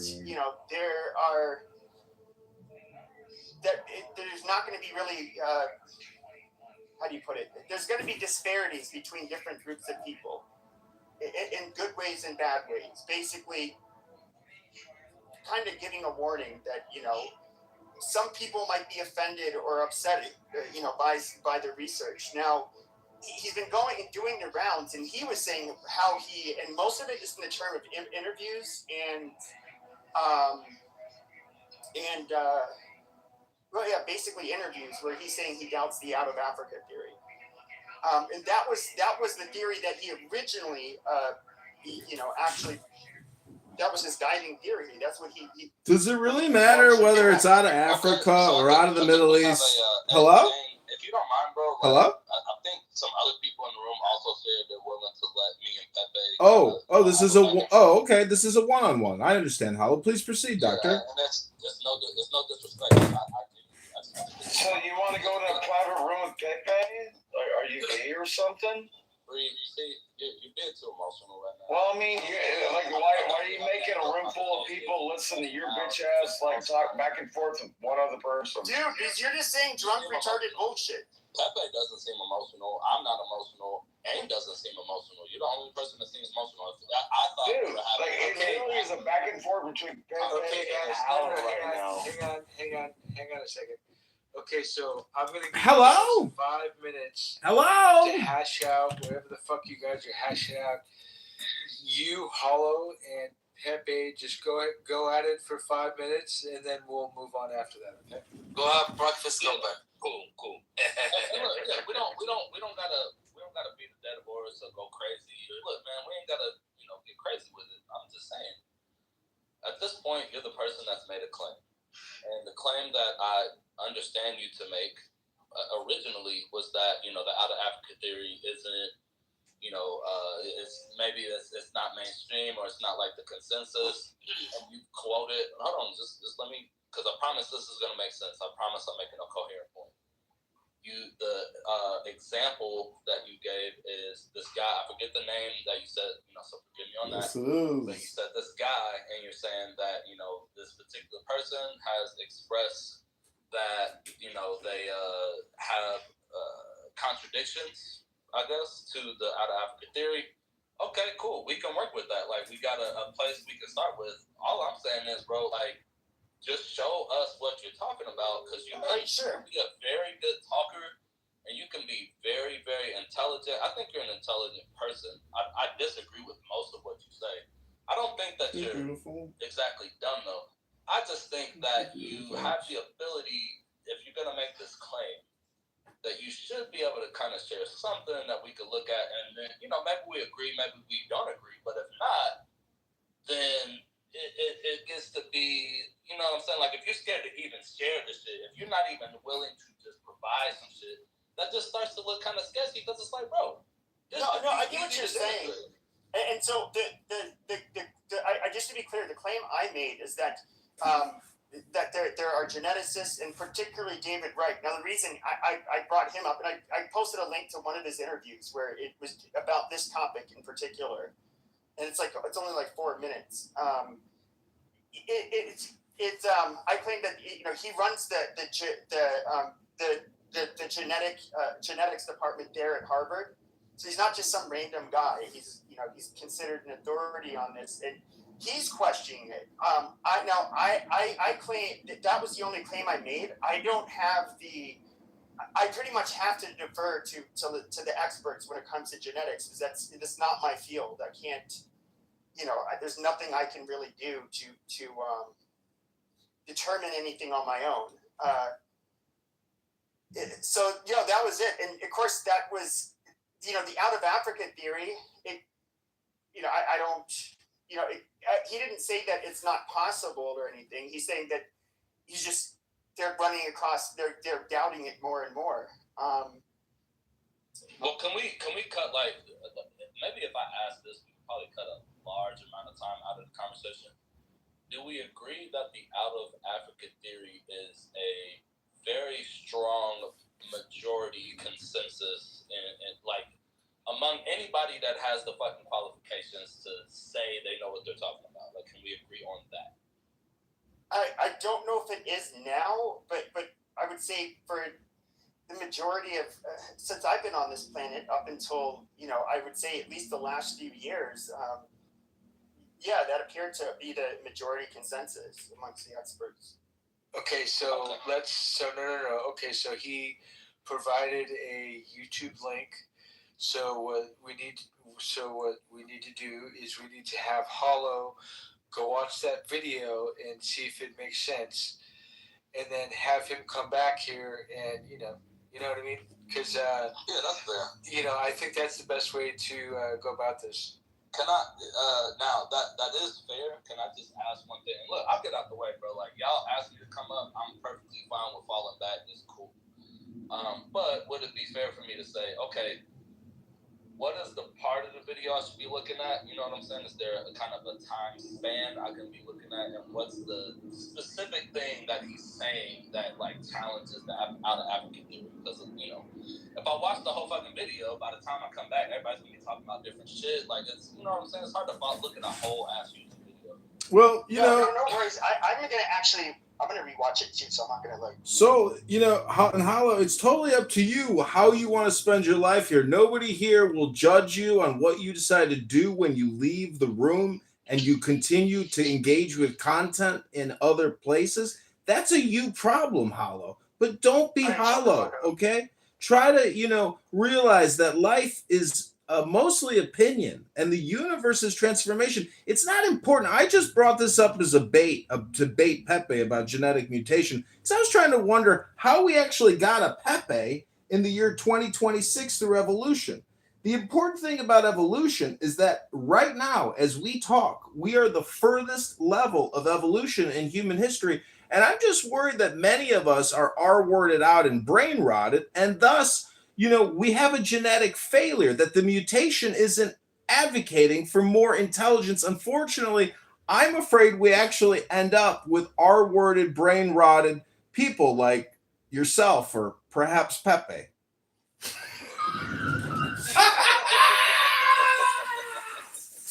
Actually, you know what? It's been good. It's been good that Hollow came up and he grabbed his balls. And he came up and he said what he said his piece, which is great. I love it. And I'm great, and I'm glad that he questioned somebody and it happened to be Pepe. And okay, that's good. So as evolution comes to this conversation, we can move right along and we can maybe segment into something else or whatever. But it's one of those things where I'm glad that Hollow came up and you really question everything with Pepe, and so it's okay. So now it's time go back to the video, watch the video, and and then maybe at the end of the video, you guys can even come back here. You guys, Father, together. Let's just move on to Donald Trump. Let's get back to Donald Trump because Trump is the greatest president we've ever had. And we're so lucky on this Memorial Day to have such a wise, intelligent, and strong leader like Donald Trump instead of Kamala Harris, the communist, and Tim Walz, the pedo. Thank God for Donald Trump. Amen. Can I get an amen? Amen. Can I get an amen for Donald Trump? Amen. Donald Trump. Amen. Donald Trump. Amen. Donald Trump, our Lord and Savior.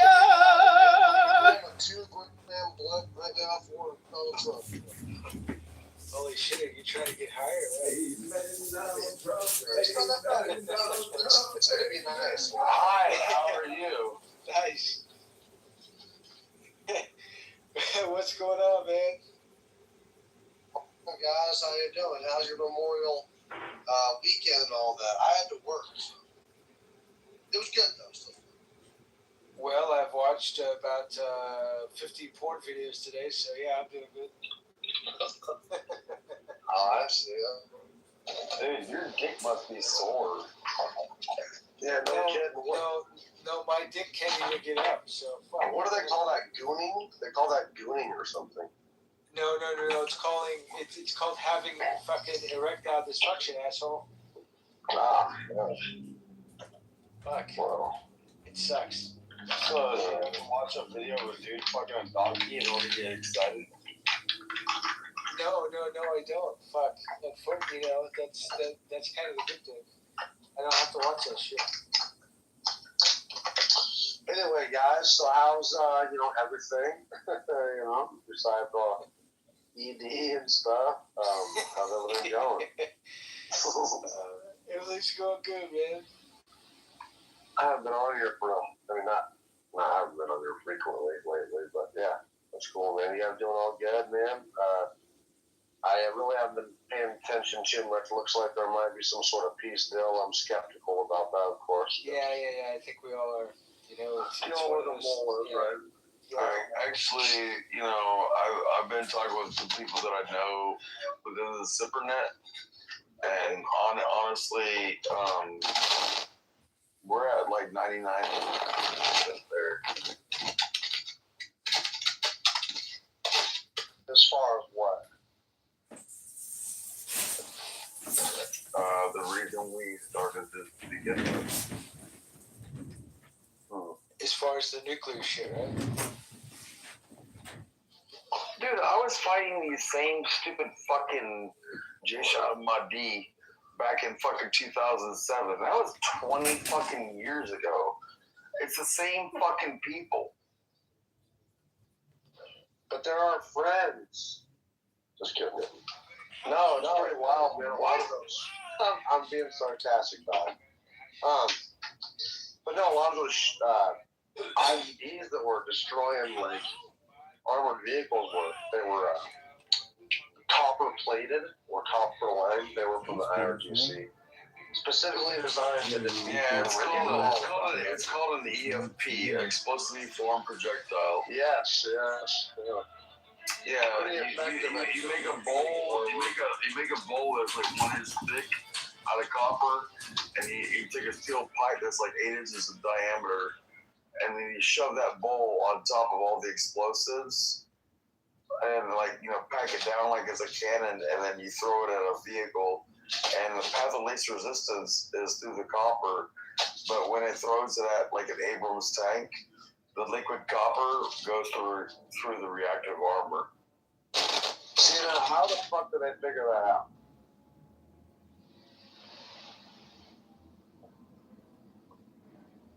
Right? I mean, I'm just curious. Physics? I guess physics, right? Yeah.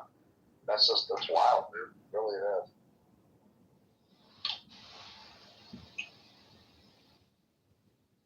And then, looks like Cuba's going to be next. Cuba's Dude, on this Memorial Day, I would like to say, let me get like 20 seconds with 5 seconds right here of piece of silence.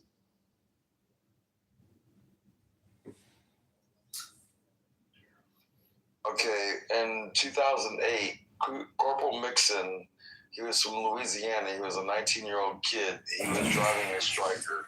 Oh shit, there I was, Baghdad, Iraq. And this EFP went off, and when he got hit, it went through the driver's cab of the striker.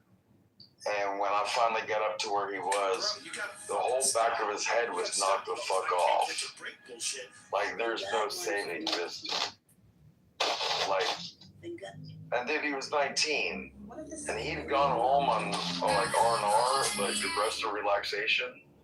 And when he was there, he ended up getting his wife pregnant. And then when, like, you know, he died, I came home, like, you know, 11 months later, and I literally got to hold his daughter, and I held him when he died, you know, and then, like, the idea of holding his daughter, and he never got to hold her.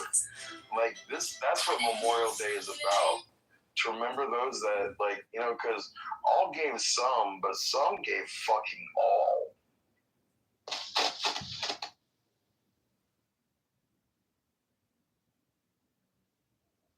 Yeah, that's for sure, man.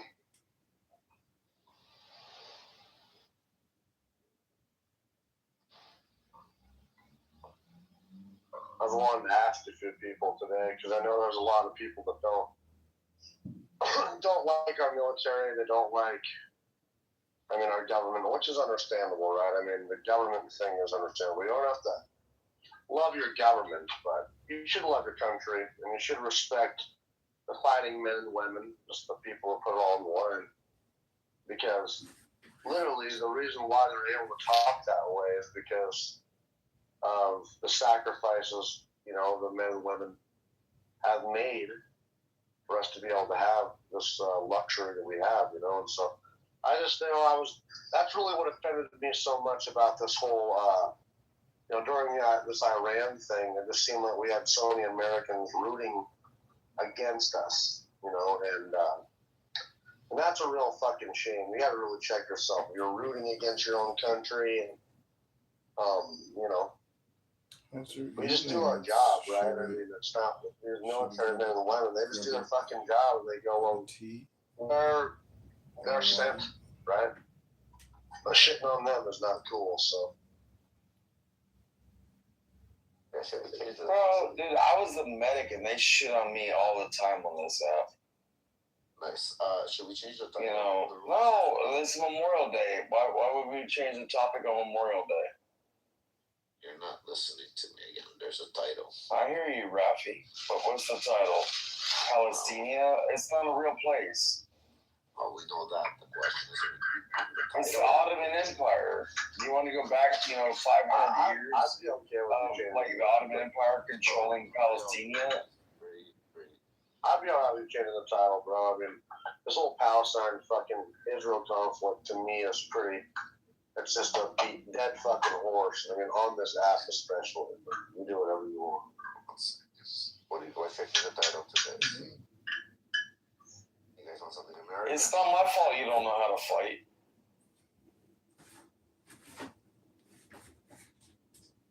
Doc, it's the internet, man. It's the internet, bro. Yeah, I don't care, man. Whatever you guys want. Well, Rabono Shalom, let's just talk about how the liberals on this app project all their fascist, socialist, communist ideology onto Donald Trump all the time, and they project and project and project and project. And, you know, they fail to realize that they are what they are criticizing. And Donald Trump is a fair and equitable and, you know, justice and law enforcement based president. And thank God today we are thanking God for Donald Trump and not Kamala, the cackling communist Harris, who would have destroyed and deconstructed and ruined America. And thank God Donald Trump is our president, because Iran has been struck a blow and those fuckers are on their knees. And hopefully we get a deal of some sort. But if they break that deal, thank God we got a backup. His name is DJT. And he can push a button, and his button works. Hello? Well, I'm glad you brought up, John. I'm glad you brought up Kamala Harris. Guys, think about where we might be if we had Kamala Harris as president, Liz Cheney as defense secretary, because apparently that's who they were going to confirm. It was going to be Liz Cheney as a defense secretary. Man, we'd have been fucking appeasing the Iranians for sure. And we would have been so heavily involved in Ukraine, more than we are than ever. We probably would have been on the brink of World War III. And I'm not even trying to be hyperbolic here. I'm just being serious. Like, imagine. Think about what would have happened. Ebola would have been such a fucking crisis. On top of this, Hana virus, they would have shut down the entire fucking country, the entire world. Think about if the Democrats had been running the fucking show. They would not have lost this opportunity to shut things down and pump in more pharmaceuticals, more vaccines. Make sure you're taking your Hana virus vaccine. Make sure you're taking your fucking Ebola vaccine. They're trying like ever. And then, like I said, Kamala Harris would have been appeasing the Iranians, giving them more ability to be a fucking threat. And we would have been at the brink of war with the Russians. I'm sure of it. And the Chinese. It's fucking crazy, really.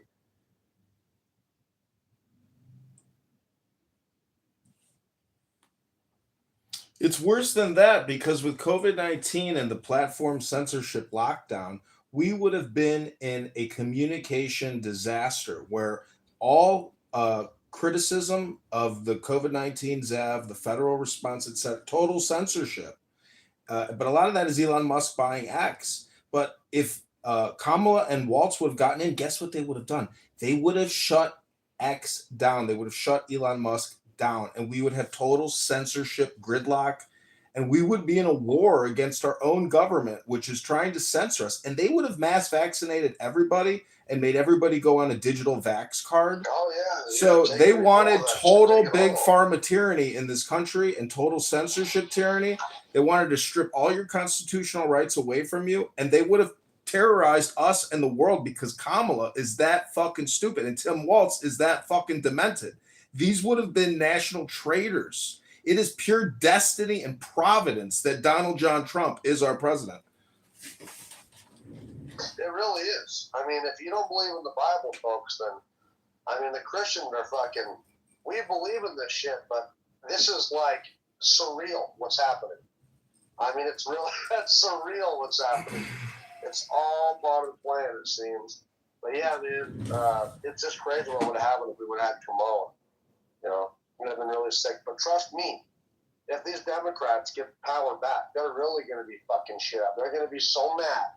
They're going to be so unhinged to try to gain power back that, you know, Joe's right. They'll probably put us in concentration camps, man. That's what Democrats do. The Democrats put the Japanese in concentration camps. They are actually concentration camp experts.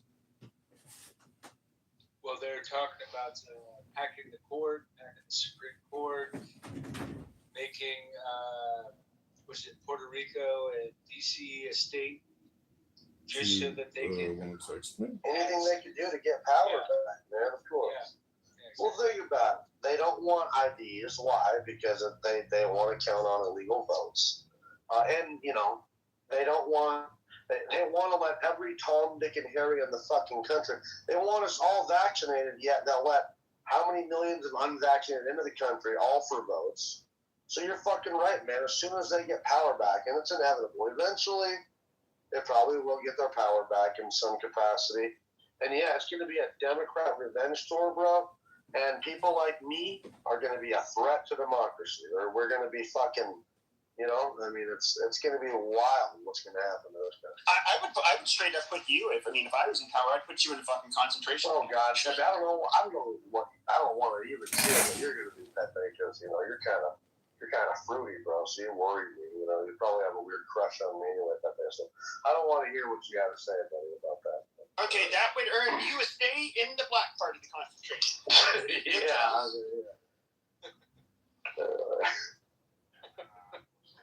But no shit, man. That's gonna be scary. And you know, I'm just saying this as a Christian.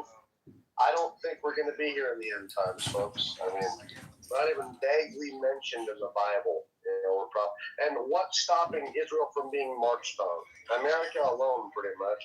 And there's a lot of anti-Israel hate. As soon as America ends that support. What is stopping Israel from being marched on? They have an armed population trained in military warfare from 18 on up. What the fuck are you talking about? They have millions of soldiers. I mean, it's not enough there, John. It's not enough to fight the fucking world. Think about the world. The Bible talks about many countries marching on Israel, bro. That's not something I'm making up. That's in the Bro, that's called fucking philosophy and metaphors, my friend. You failed to see the metaphor. I'm sorry, but if you can't see the metaphor, you should try to use AI to ask what that metaphor might mean. It's not literal, Mountain. It's about personal development. Hate to break the big news to you. Talk to Bry here. He knows that the temple is in between your ears and near your temples. It's a metaphor, Mountain. Hello? Your ears are the gates that allow your temple to be able to hear what you hear. If you let evil shit in your temple and your brain, you learn evil shit. Your ears are what you listen to. But if you want to be a dumb fuck, be a dumb fuck. Well, it's settled. You two have definitely made the final word.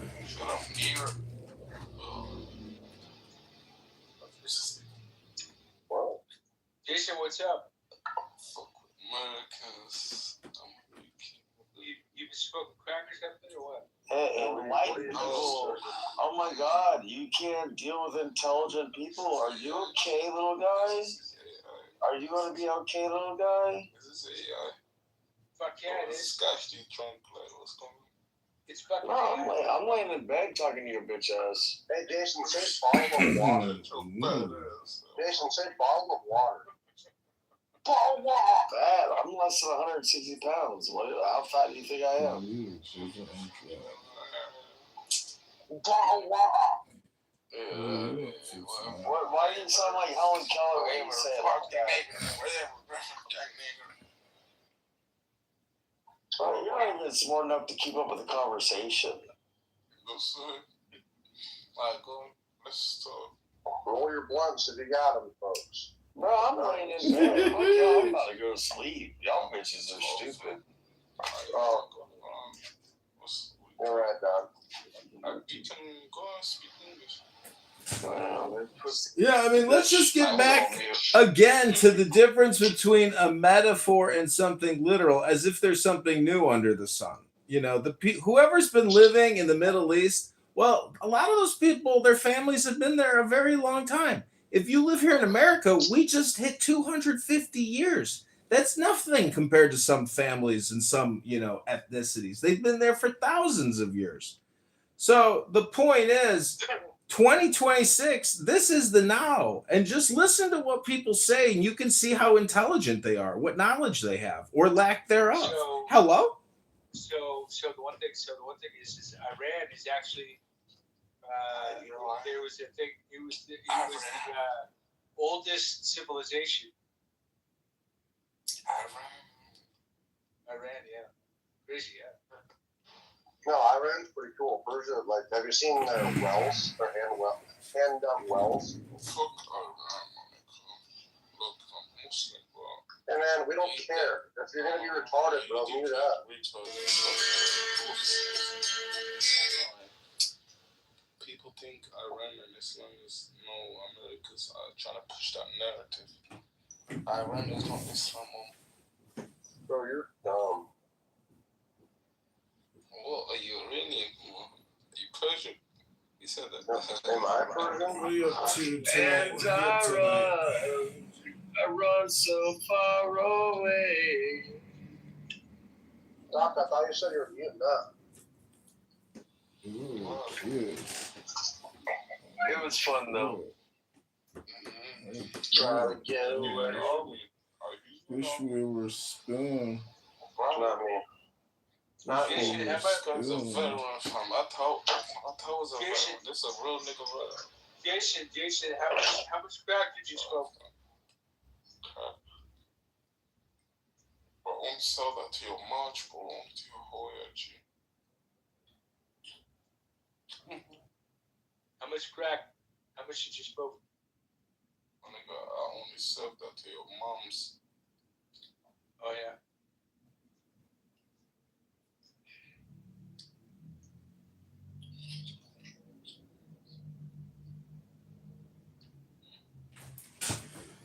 Well, let's just be honest. This app has some brain rotted out R words that can't contribute more than one less than intelligent sentence of absolute meaningless dribble. As you just witnessed, there are Say men. the most intelligent thing you can say, John. Go ahead. Well, the more you think, the more you speak. With Pepe, the further from the truth you are gonna get. Amazing. I said that's from the Doubting Zane.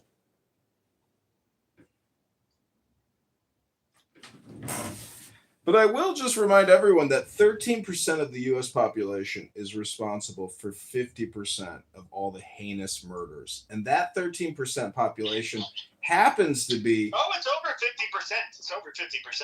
Oh, absolutely. And so, I mean, I just saw something in the news about 3 young African-American men that murdered a mother on her driveway, stole her car, and put 8 rounds in her.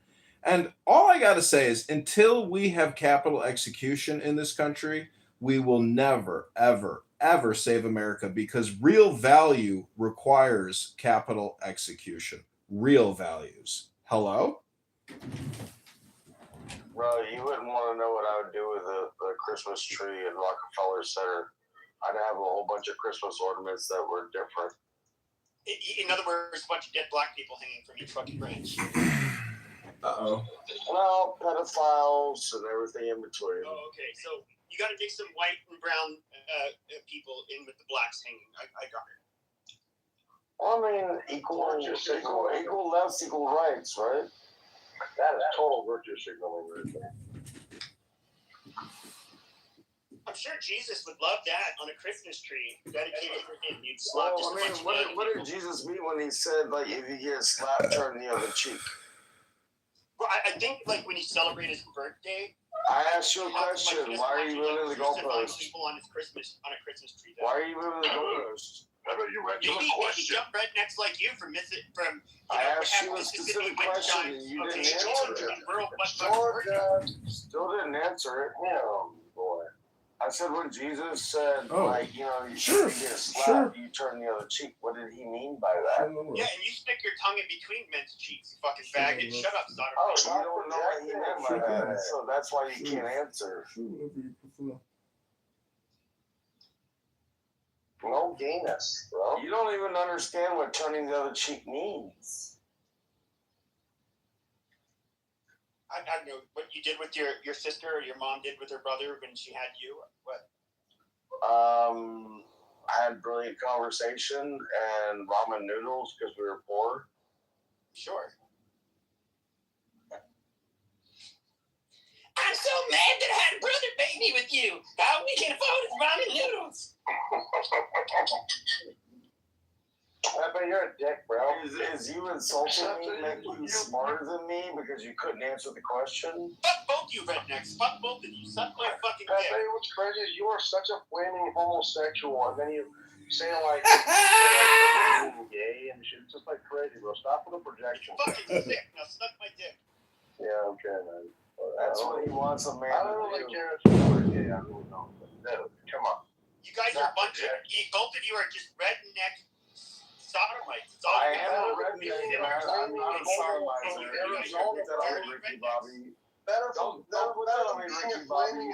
Homo lives in Arizona because here's the thing, buddy.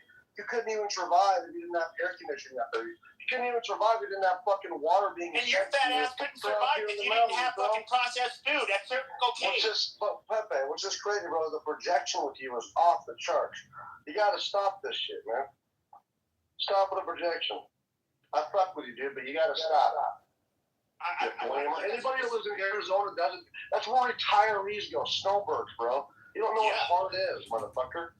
I live in Montana and Alaska. You know what hard is what's up your butt a couple times a week. You live in like the most beautiful part of Montana. Oh my god, it's so harsh over there. Yeah, well, it was at one time, but you know, white people like us fucking made it nice. So. Hi, Brian. You sick fuck. Peace, love, health, and love, lady. Doesn't make it nice is the Blackfoot, the Crow. They're like people. They're on reservations that don't even, we don't care, bro. We outnumber them now. I mean, who cares? No, I know you do. But actually, I have a half brother who's half Blackfoot. Yeah, I mean, all my family is from Browning. Dirty, stinking, it's not my stage, so that's a place where if you want, I mean, not want to, but that's a place where you could actually get murdered as Browning or like. They actually scalp people. They're gross. Yeah, I mean, just people actually get murdered there. A lot of, fucking spooky. Yeah. Drunk fucking Indians, dude, raising hell. Even Indians aren't safe there, let alone white people. I'm really happy God didn't make me an Indian. Me too. I feel the same way, bro. Well, that's kind of God has much to do with it. It's kind of a ridiculous thing to say, and I have a book on Native American wisdom. It's very profound, very deep. The reality is, if you grow up, the truth is about Indian philosophy is if you can say it, it is not true. Again, if you can say it, it is not true. Shut your fucking mouth. Hello?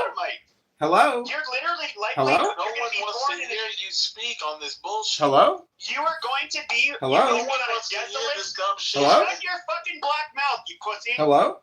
If you can say it, it is not true. Yes, hello.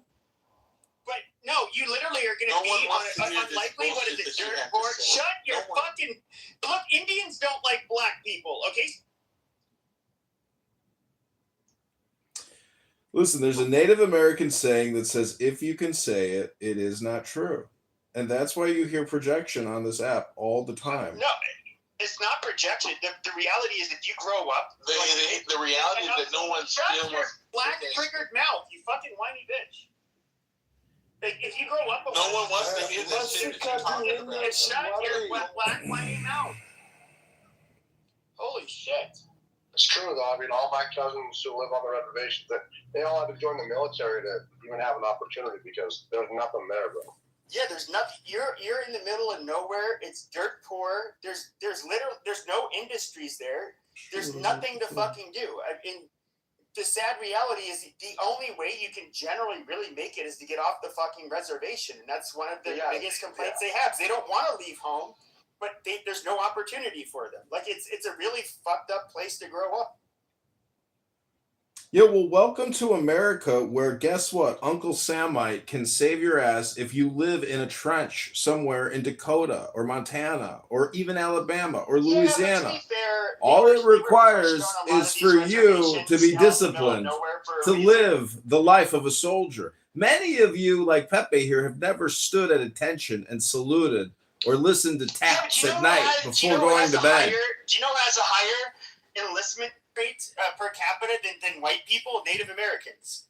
So, I mean, once again, these people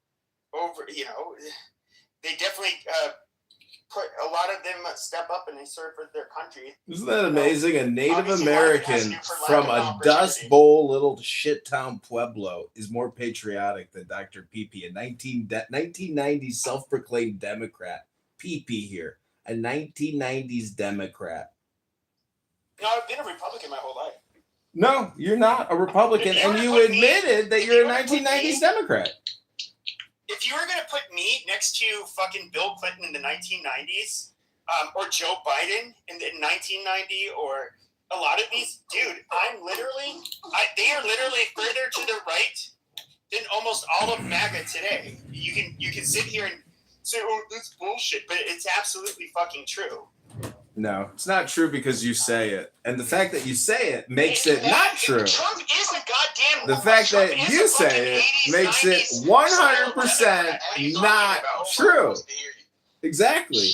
That's a fact. Nobody cares what you have to say, Impact.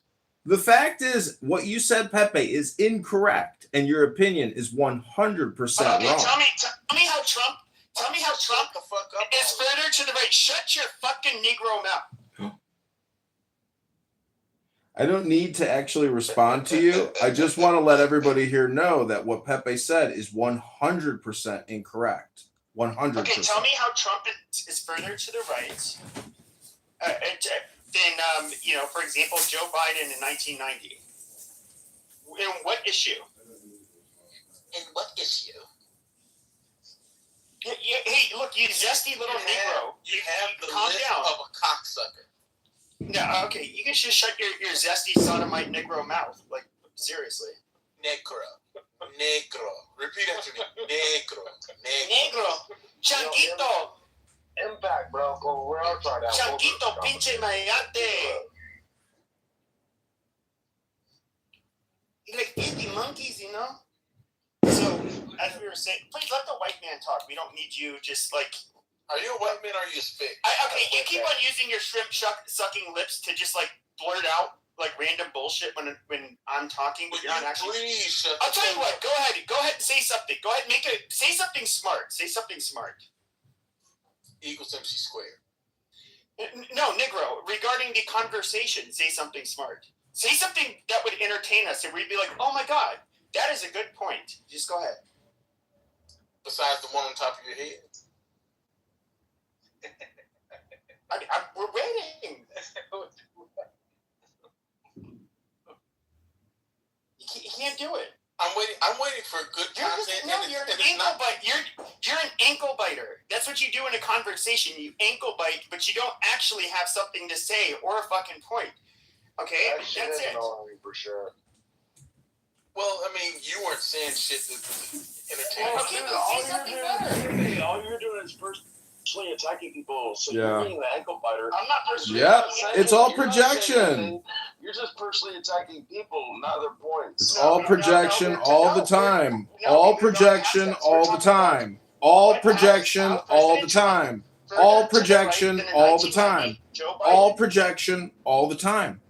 All projection all the time. Okay, I didn't. You can say it's projection. I'm asking you how. It's all projection all the time with you, little peepee. What we're trying to say here is I kind of had, I think a lot of politics and global politics is just like totally tribal and, gangsterism, if you will, or gangs. Yeah, I did not ask that question. The question And so was, what I'm trying to say is I got some neighbors right now that are exploding fireworks. No, I don't answer Pepe's question. I answer questions if I want to answer questions. This is what Pepe does. well, as this It always becomes the Pepe show. And he's not a moderator here tonight, thank God. Thank God he's not a moderator tonight, because when Pepe monologues, he goes for hours, and then eventually it goes into his feelings and about how he hasn't had a girlfriend. It just goes on and on and on and on and on and on and on and on. It never ends. It just never ends with Pepe. He just keeps talking and talking and talking and talking This is why you stay and talking and talking and projecting and projecting and projecting all the time, over and over again. It's exhausting from a recorder's take your perspective. psych med so you go to sleep earlier. Fuck. Someone who has to record Clubhouse all the time for a living eventually gets a little tired of the Pepe monologue because it's very redundant, actually. Anybody who records Clubhouse for a living should be tired of fucking living, just to be honest. Well, I mean, that's actually passive income, and if you don't know how to do it, you're an idiot.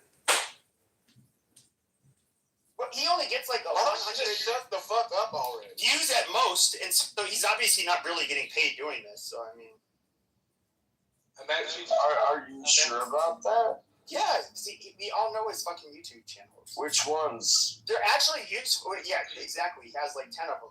But they're useful for if you weren't in a recorded room, you can go to one of his. This is where he's a useful. I mean, I've known him you for can go 5 back years and watch on one of this his streams of the rooms. He's been doing this for 5 years. Like, what are you talking I know about? he has. Who do you think brought me on the fucking app? Yeah. Amazing. Yeah, amazing. Dude, Pepe, you're just a Corsican French guy that wants to be a Catholic, reformed American that wants to like suck dick for a living, but wants to be a regressive asshole in the closet. A screw or something. Hit a screw. Okay, you dirty, right? You guys are a bunch of dirty niggers and fucking rednecks. That's all you guys are. Niggers and rednecks. See, that's actually Pepe's inferiority complex and lack of self-confidence speaking when he makes ad hominem projection like N-word and redneck. Not really, because okay. Not really, because all right, amazing. What's funny is You get this whack low-IQ retard that's coming on the stage. He's like, the Trump president, but you don't understand. Nobody on you, man. You've always been a fucking nobody. And yeah, I was somebody that would draw a crowd back when that was the name of the game on this His fucking clubhouse network. crowd And nobody crowd knows who you are. drawing Finds you day. interesting. You lazy, stupid, low-IQ fucking miscreant. Shut the fuck up. You whiny bitch, quit biting on my ankles. Hey, whose man is this? Hey, by the way, just hang on a minute. So I've been letting you guys just go back and forth and talk all your shit the last fucking half an hour because I was kind of busy. But now that I have a few minutes, basically, yeah, we're gonna clean house here in a few minutes. So Wait, so talk about something interesting? yeah, talk about something else. Yeah. Not the topic of the room. The topic of the room has a lot of potential, I think. Well, there you go. Well, why don't you start talking about the potential of the room then? I don't feel like this guy's going to be very, lovable. No, just let him try. I want to see the crash and burn. Yeah. Go ahead. Yeah, of course. Impact. The mic is on you. Let me see. Is America the best country in the world? Fuck if I know. I haven't been to many countries, but I suspect that how one answered this is going to be proportionate to the fairness of your skin, generally speaking. So the melatonin density? How do you say that? And why do you say that? Because black people don't love America. No, I don't think that's a true statement. So you believe that? Well, then why would you say that, like, America has anything to do with racial epithets? 1 second. And a racial epithet is like nigger. What is that? Who said anything about racial epithets? Okay, again, don't listen to Well, he said that, like, if somebody's going to answer this. Okay, so Impact, I want to ask, you said it depends on the skin, your skin color? Oh, well, that's one characteristic. It probably depends on hundreds of characteristics. Let me ask you a question. I think most typically it's going to boil down to like religion, racial identity. No, but forget about religion. Let's go to skin color. Okay, let's go to skin color then. Okay, where is the one skin color better than the rest of the world? What happened? What do you mean, brother? Or where do you believe that one skin color can have it better than it being that skin color in America somewhere else in the world? Wait, that question wasn't very coherent. Can you ask it again, please? So let's say, depending on whatever skin color you have in your head, right? Like I see skin colors, like every skin color would always do better in America. So my question is, where do you see one skin color doing better in the world than America? Any skin color, yellow, black, white. Where do you see them doing better than America? I don't know if that's a solid question. Where do I see a skin color doing better than in America? Correct. The opportunities. Being either black, being either white, yellow, brown, doesn't matter the skin color. Well, those are skin colors. Those are racial identities. What do you mean those are skin colors? I just named you tones of colors, correct? Yeah, but those are racial identities. Those aren't skin colors. Now, I didn't say anything about racial identities. What's a skin color? No, skin color. Yeah, so like there's like light reflects from the pigments in human skin, and there's a spectrum of colors that are reflected. Those are skin colors. Black is a color or the absence of light. White is a whole other color, but neither of those are shades of human skin. Those are racial entities. So what did you like mean entitled? Again, what did you mean by that? You're the one who made the claim that depending on your complexion. So yeah, is that based on identity or the color of your skin? I think I mentioned skin colors, not racial identity. Skin colors. That's why I asked skin colors. So now I ask you where is one skin color, correct? Or again, I don't know how to explain it otherwise. Where would a black person do better than America? Get better opportunities. Where would a white person get better opportunities than America? Brown, yellow, or any other color? You're trying to make this a racial issue, and I mentioned nothing about race. I know. I'm asking about skin. You said skin color, which is literally correlated with race. To the utmost degree. No, yes, it is. No, it's not actually. Okay, I don't know what you're talking about. When the sun fucking hits your pigmentation, the colors change. Where is one black person gonna do better during the daytime and nighttime than America? Where the fuck is one white person gonna do better than fucking daytime, nighttime than America? You wanna fucking act stupid now? I'm asking a fucking simple question. You made that fucking stupid statement. As I understand, you're black, right? No, I do not identify as black. You do not. Okay. Well, this is fucking. If I see you on the fucking streets as a white person, how can I identify you as a black person? Let's say it this way. If Becky sees you, is he gonna identify you as a black person?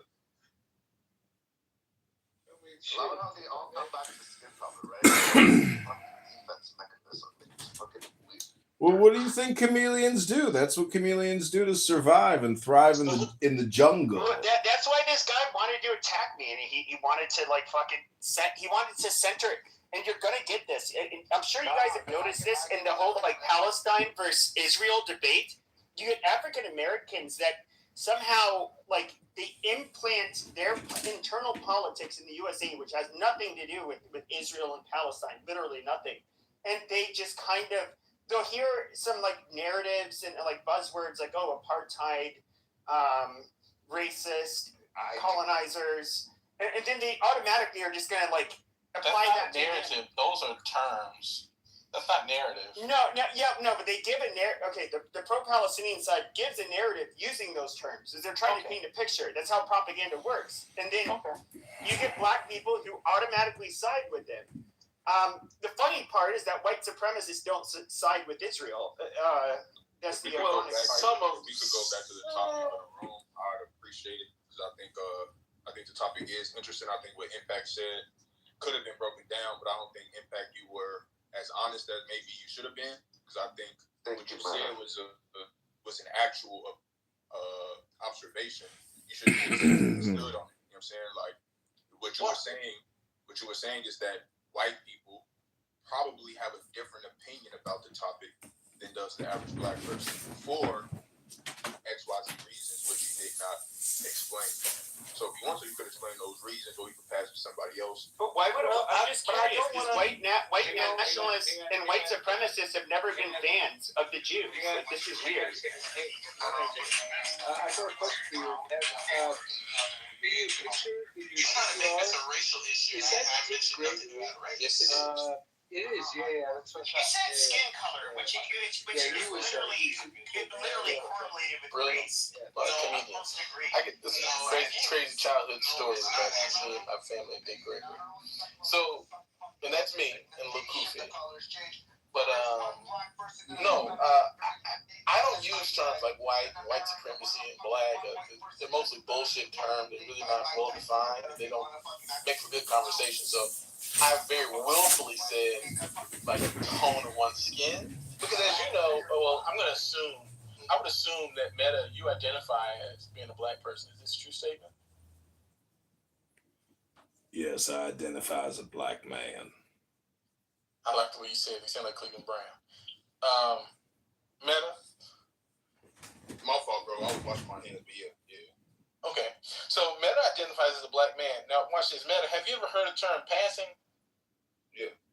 Okay. So would you say that people who are like successfully passing would characterize the United States as being a great country more often than folks who do not pass? I get that point, and I agree. I think people who, but just to provide nuance. But when you guys say passing, but that's not about racial identity, right? Well, sure. But when you guys have to clarify because you're using your own lingo when it comes to passing. We'll get to it. Okay, are you talking about white passing? Yeah. 1 second. That's what I was about to do.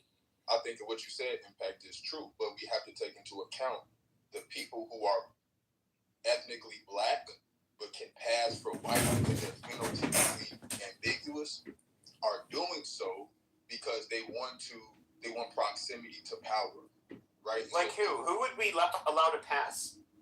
Bro, you have to research. Oh, there's lots of people who pass. Well, no.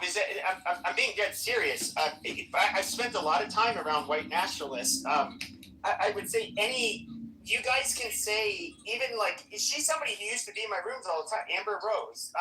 She, I guess, could pass as white, but once she told you that she was, about her lineage, it's like, that's it. You're like, fuck you, you're gone. But she's obviously anomalous, like a light skinned black. Okay, to white people who care, about that are racist, I should say. A light-skinned black doesn't care if you're high yellow or red-boned or you're real dark. You're still the same, 6-letter epithet that they like to refer to you as. They don't care about that shit. No, they're not passing, man. They're not passing. They don't understand the cultural nuances, bro. So passing is not as prevalent today as it was in the early 20th century. But there were people who you would not be able to tell were black, bro, who you would think were white unless. Okay, but they're not black because they're only like you're talking about a fucking octoroon. We cannot tell if this person. We cannot tell that this person is partially black. But even then, I would say if you're an octoroon, you're somebody who you were likely raised by basically white parents, and so there's nothing really black culturally about you that would make you stand out. Yeah. What's your artist name? Can you freestyle? I can try. Last person freestyle got 15 million views. Think you can beat it? That's it. I've seen folks who have parents that are microaggressions out there, and in their families there are very, very clear sins. They are indistinguishable from folks who identify as white men. All I wanna do is show you off, babe. Yeah, you're so tall and you got me on my toes. When it comes to love, I'm Gucci, not a lightweight and cheap. Okay, you came on here. You came on here, so you can see the title of the room. This is the best place to live in the world now. But I find awesome is that we can look at Africa, we can look at people of Iran, we can look at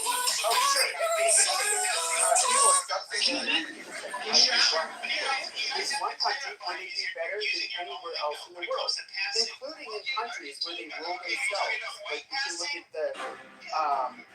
the Caribbean islands. We can look at Africa. There's one place. Really?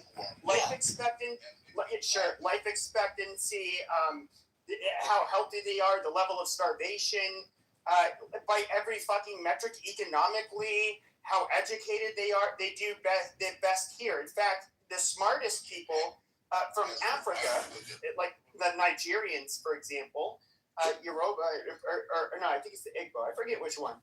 But they end up sending their kids here to get educated. So, no, I quite frankly, black people do better in the United States than anywhere else. You're not going to be able to find a place where black people do better. That's. Do you identify as a black person, Pepe? That's irrelevant. Oh, I hear that you just said it's irrelevant, but it was a question, and I think it stands. We know I'm not black. We know I'm not black, so that's why it's irrelevant. I don't know what you are. That's why I asked. So you assumed that I was black when you were calling me a nigger and all that, but I didn't call you. I didn't actually use that word. Well, again, in America, the highest percentage globally, there are most millionaires that are blacks. They get the opportunity. I think it's fair to say that in America, where people have the ability and capability for social mobility, then you'll see every demographic raised because America is a system that is good because it is constantly destabilizing other nations. So, of course, if you have a mansion and all of your furniture is imported from other houses that are derelict, and you're wondering why people are coming to your house, probably because you spend so much money destabilizing other cultures. Oh, so it's a giant structural white racist conspiracy. Got it. No personal responsibility, no knowledge, no trade, just complaining. I understand completely what you're saying. Well, thank you very little for adding no more value than when I first got here. Congratulations. Are literally as worthless as the conservatives that are clearly have white nationalist memes, but they're too Somebody's a little triggered. With what they actually mean. You have this black grievance identity that's wrapped in a lot of third worldism. Because you're mentioning, us dominating other countries. Hold on. Who's us?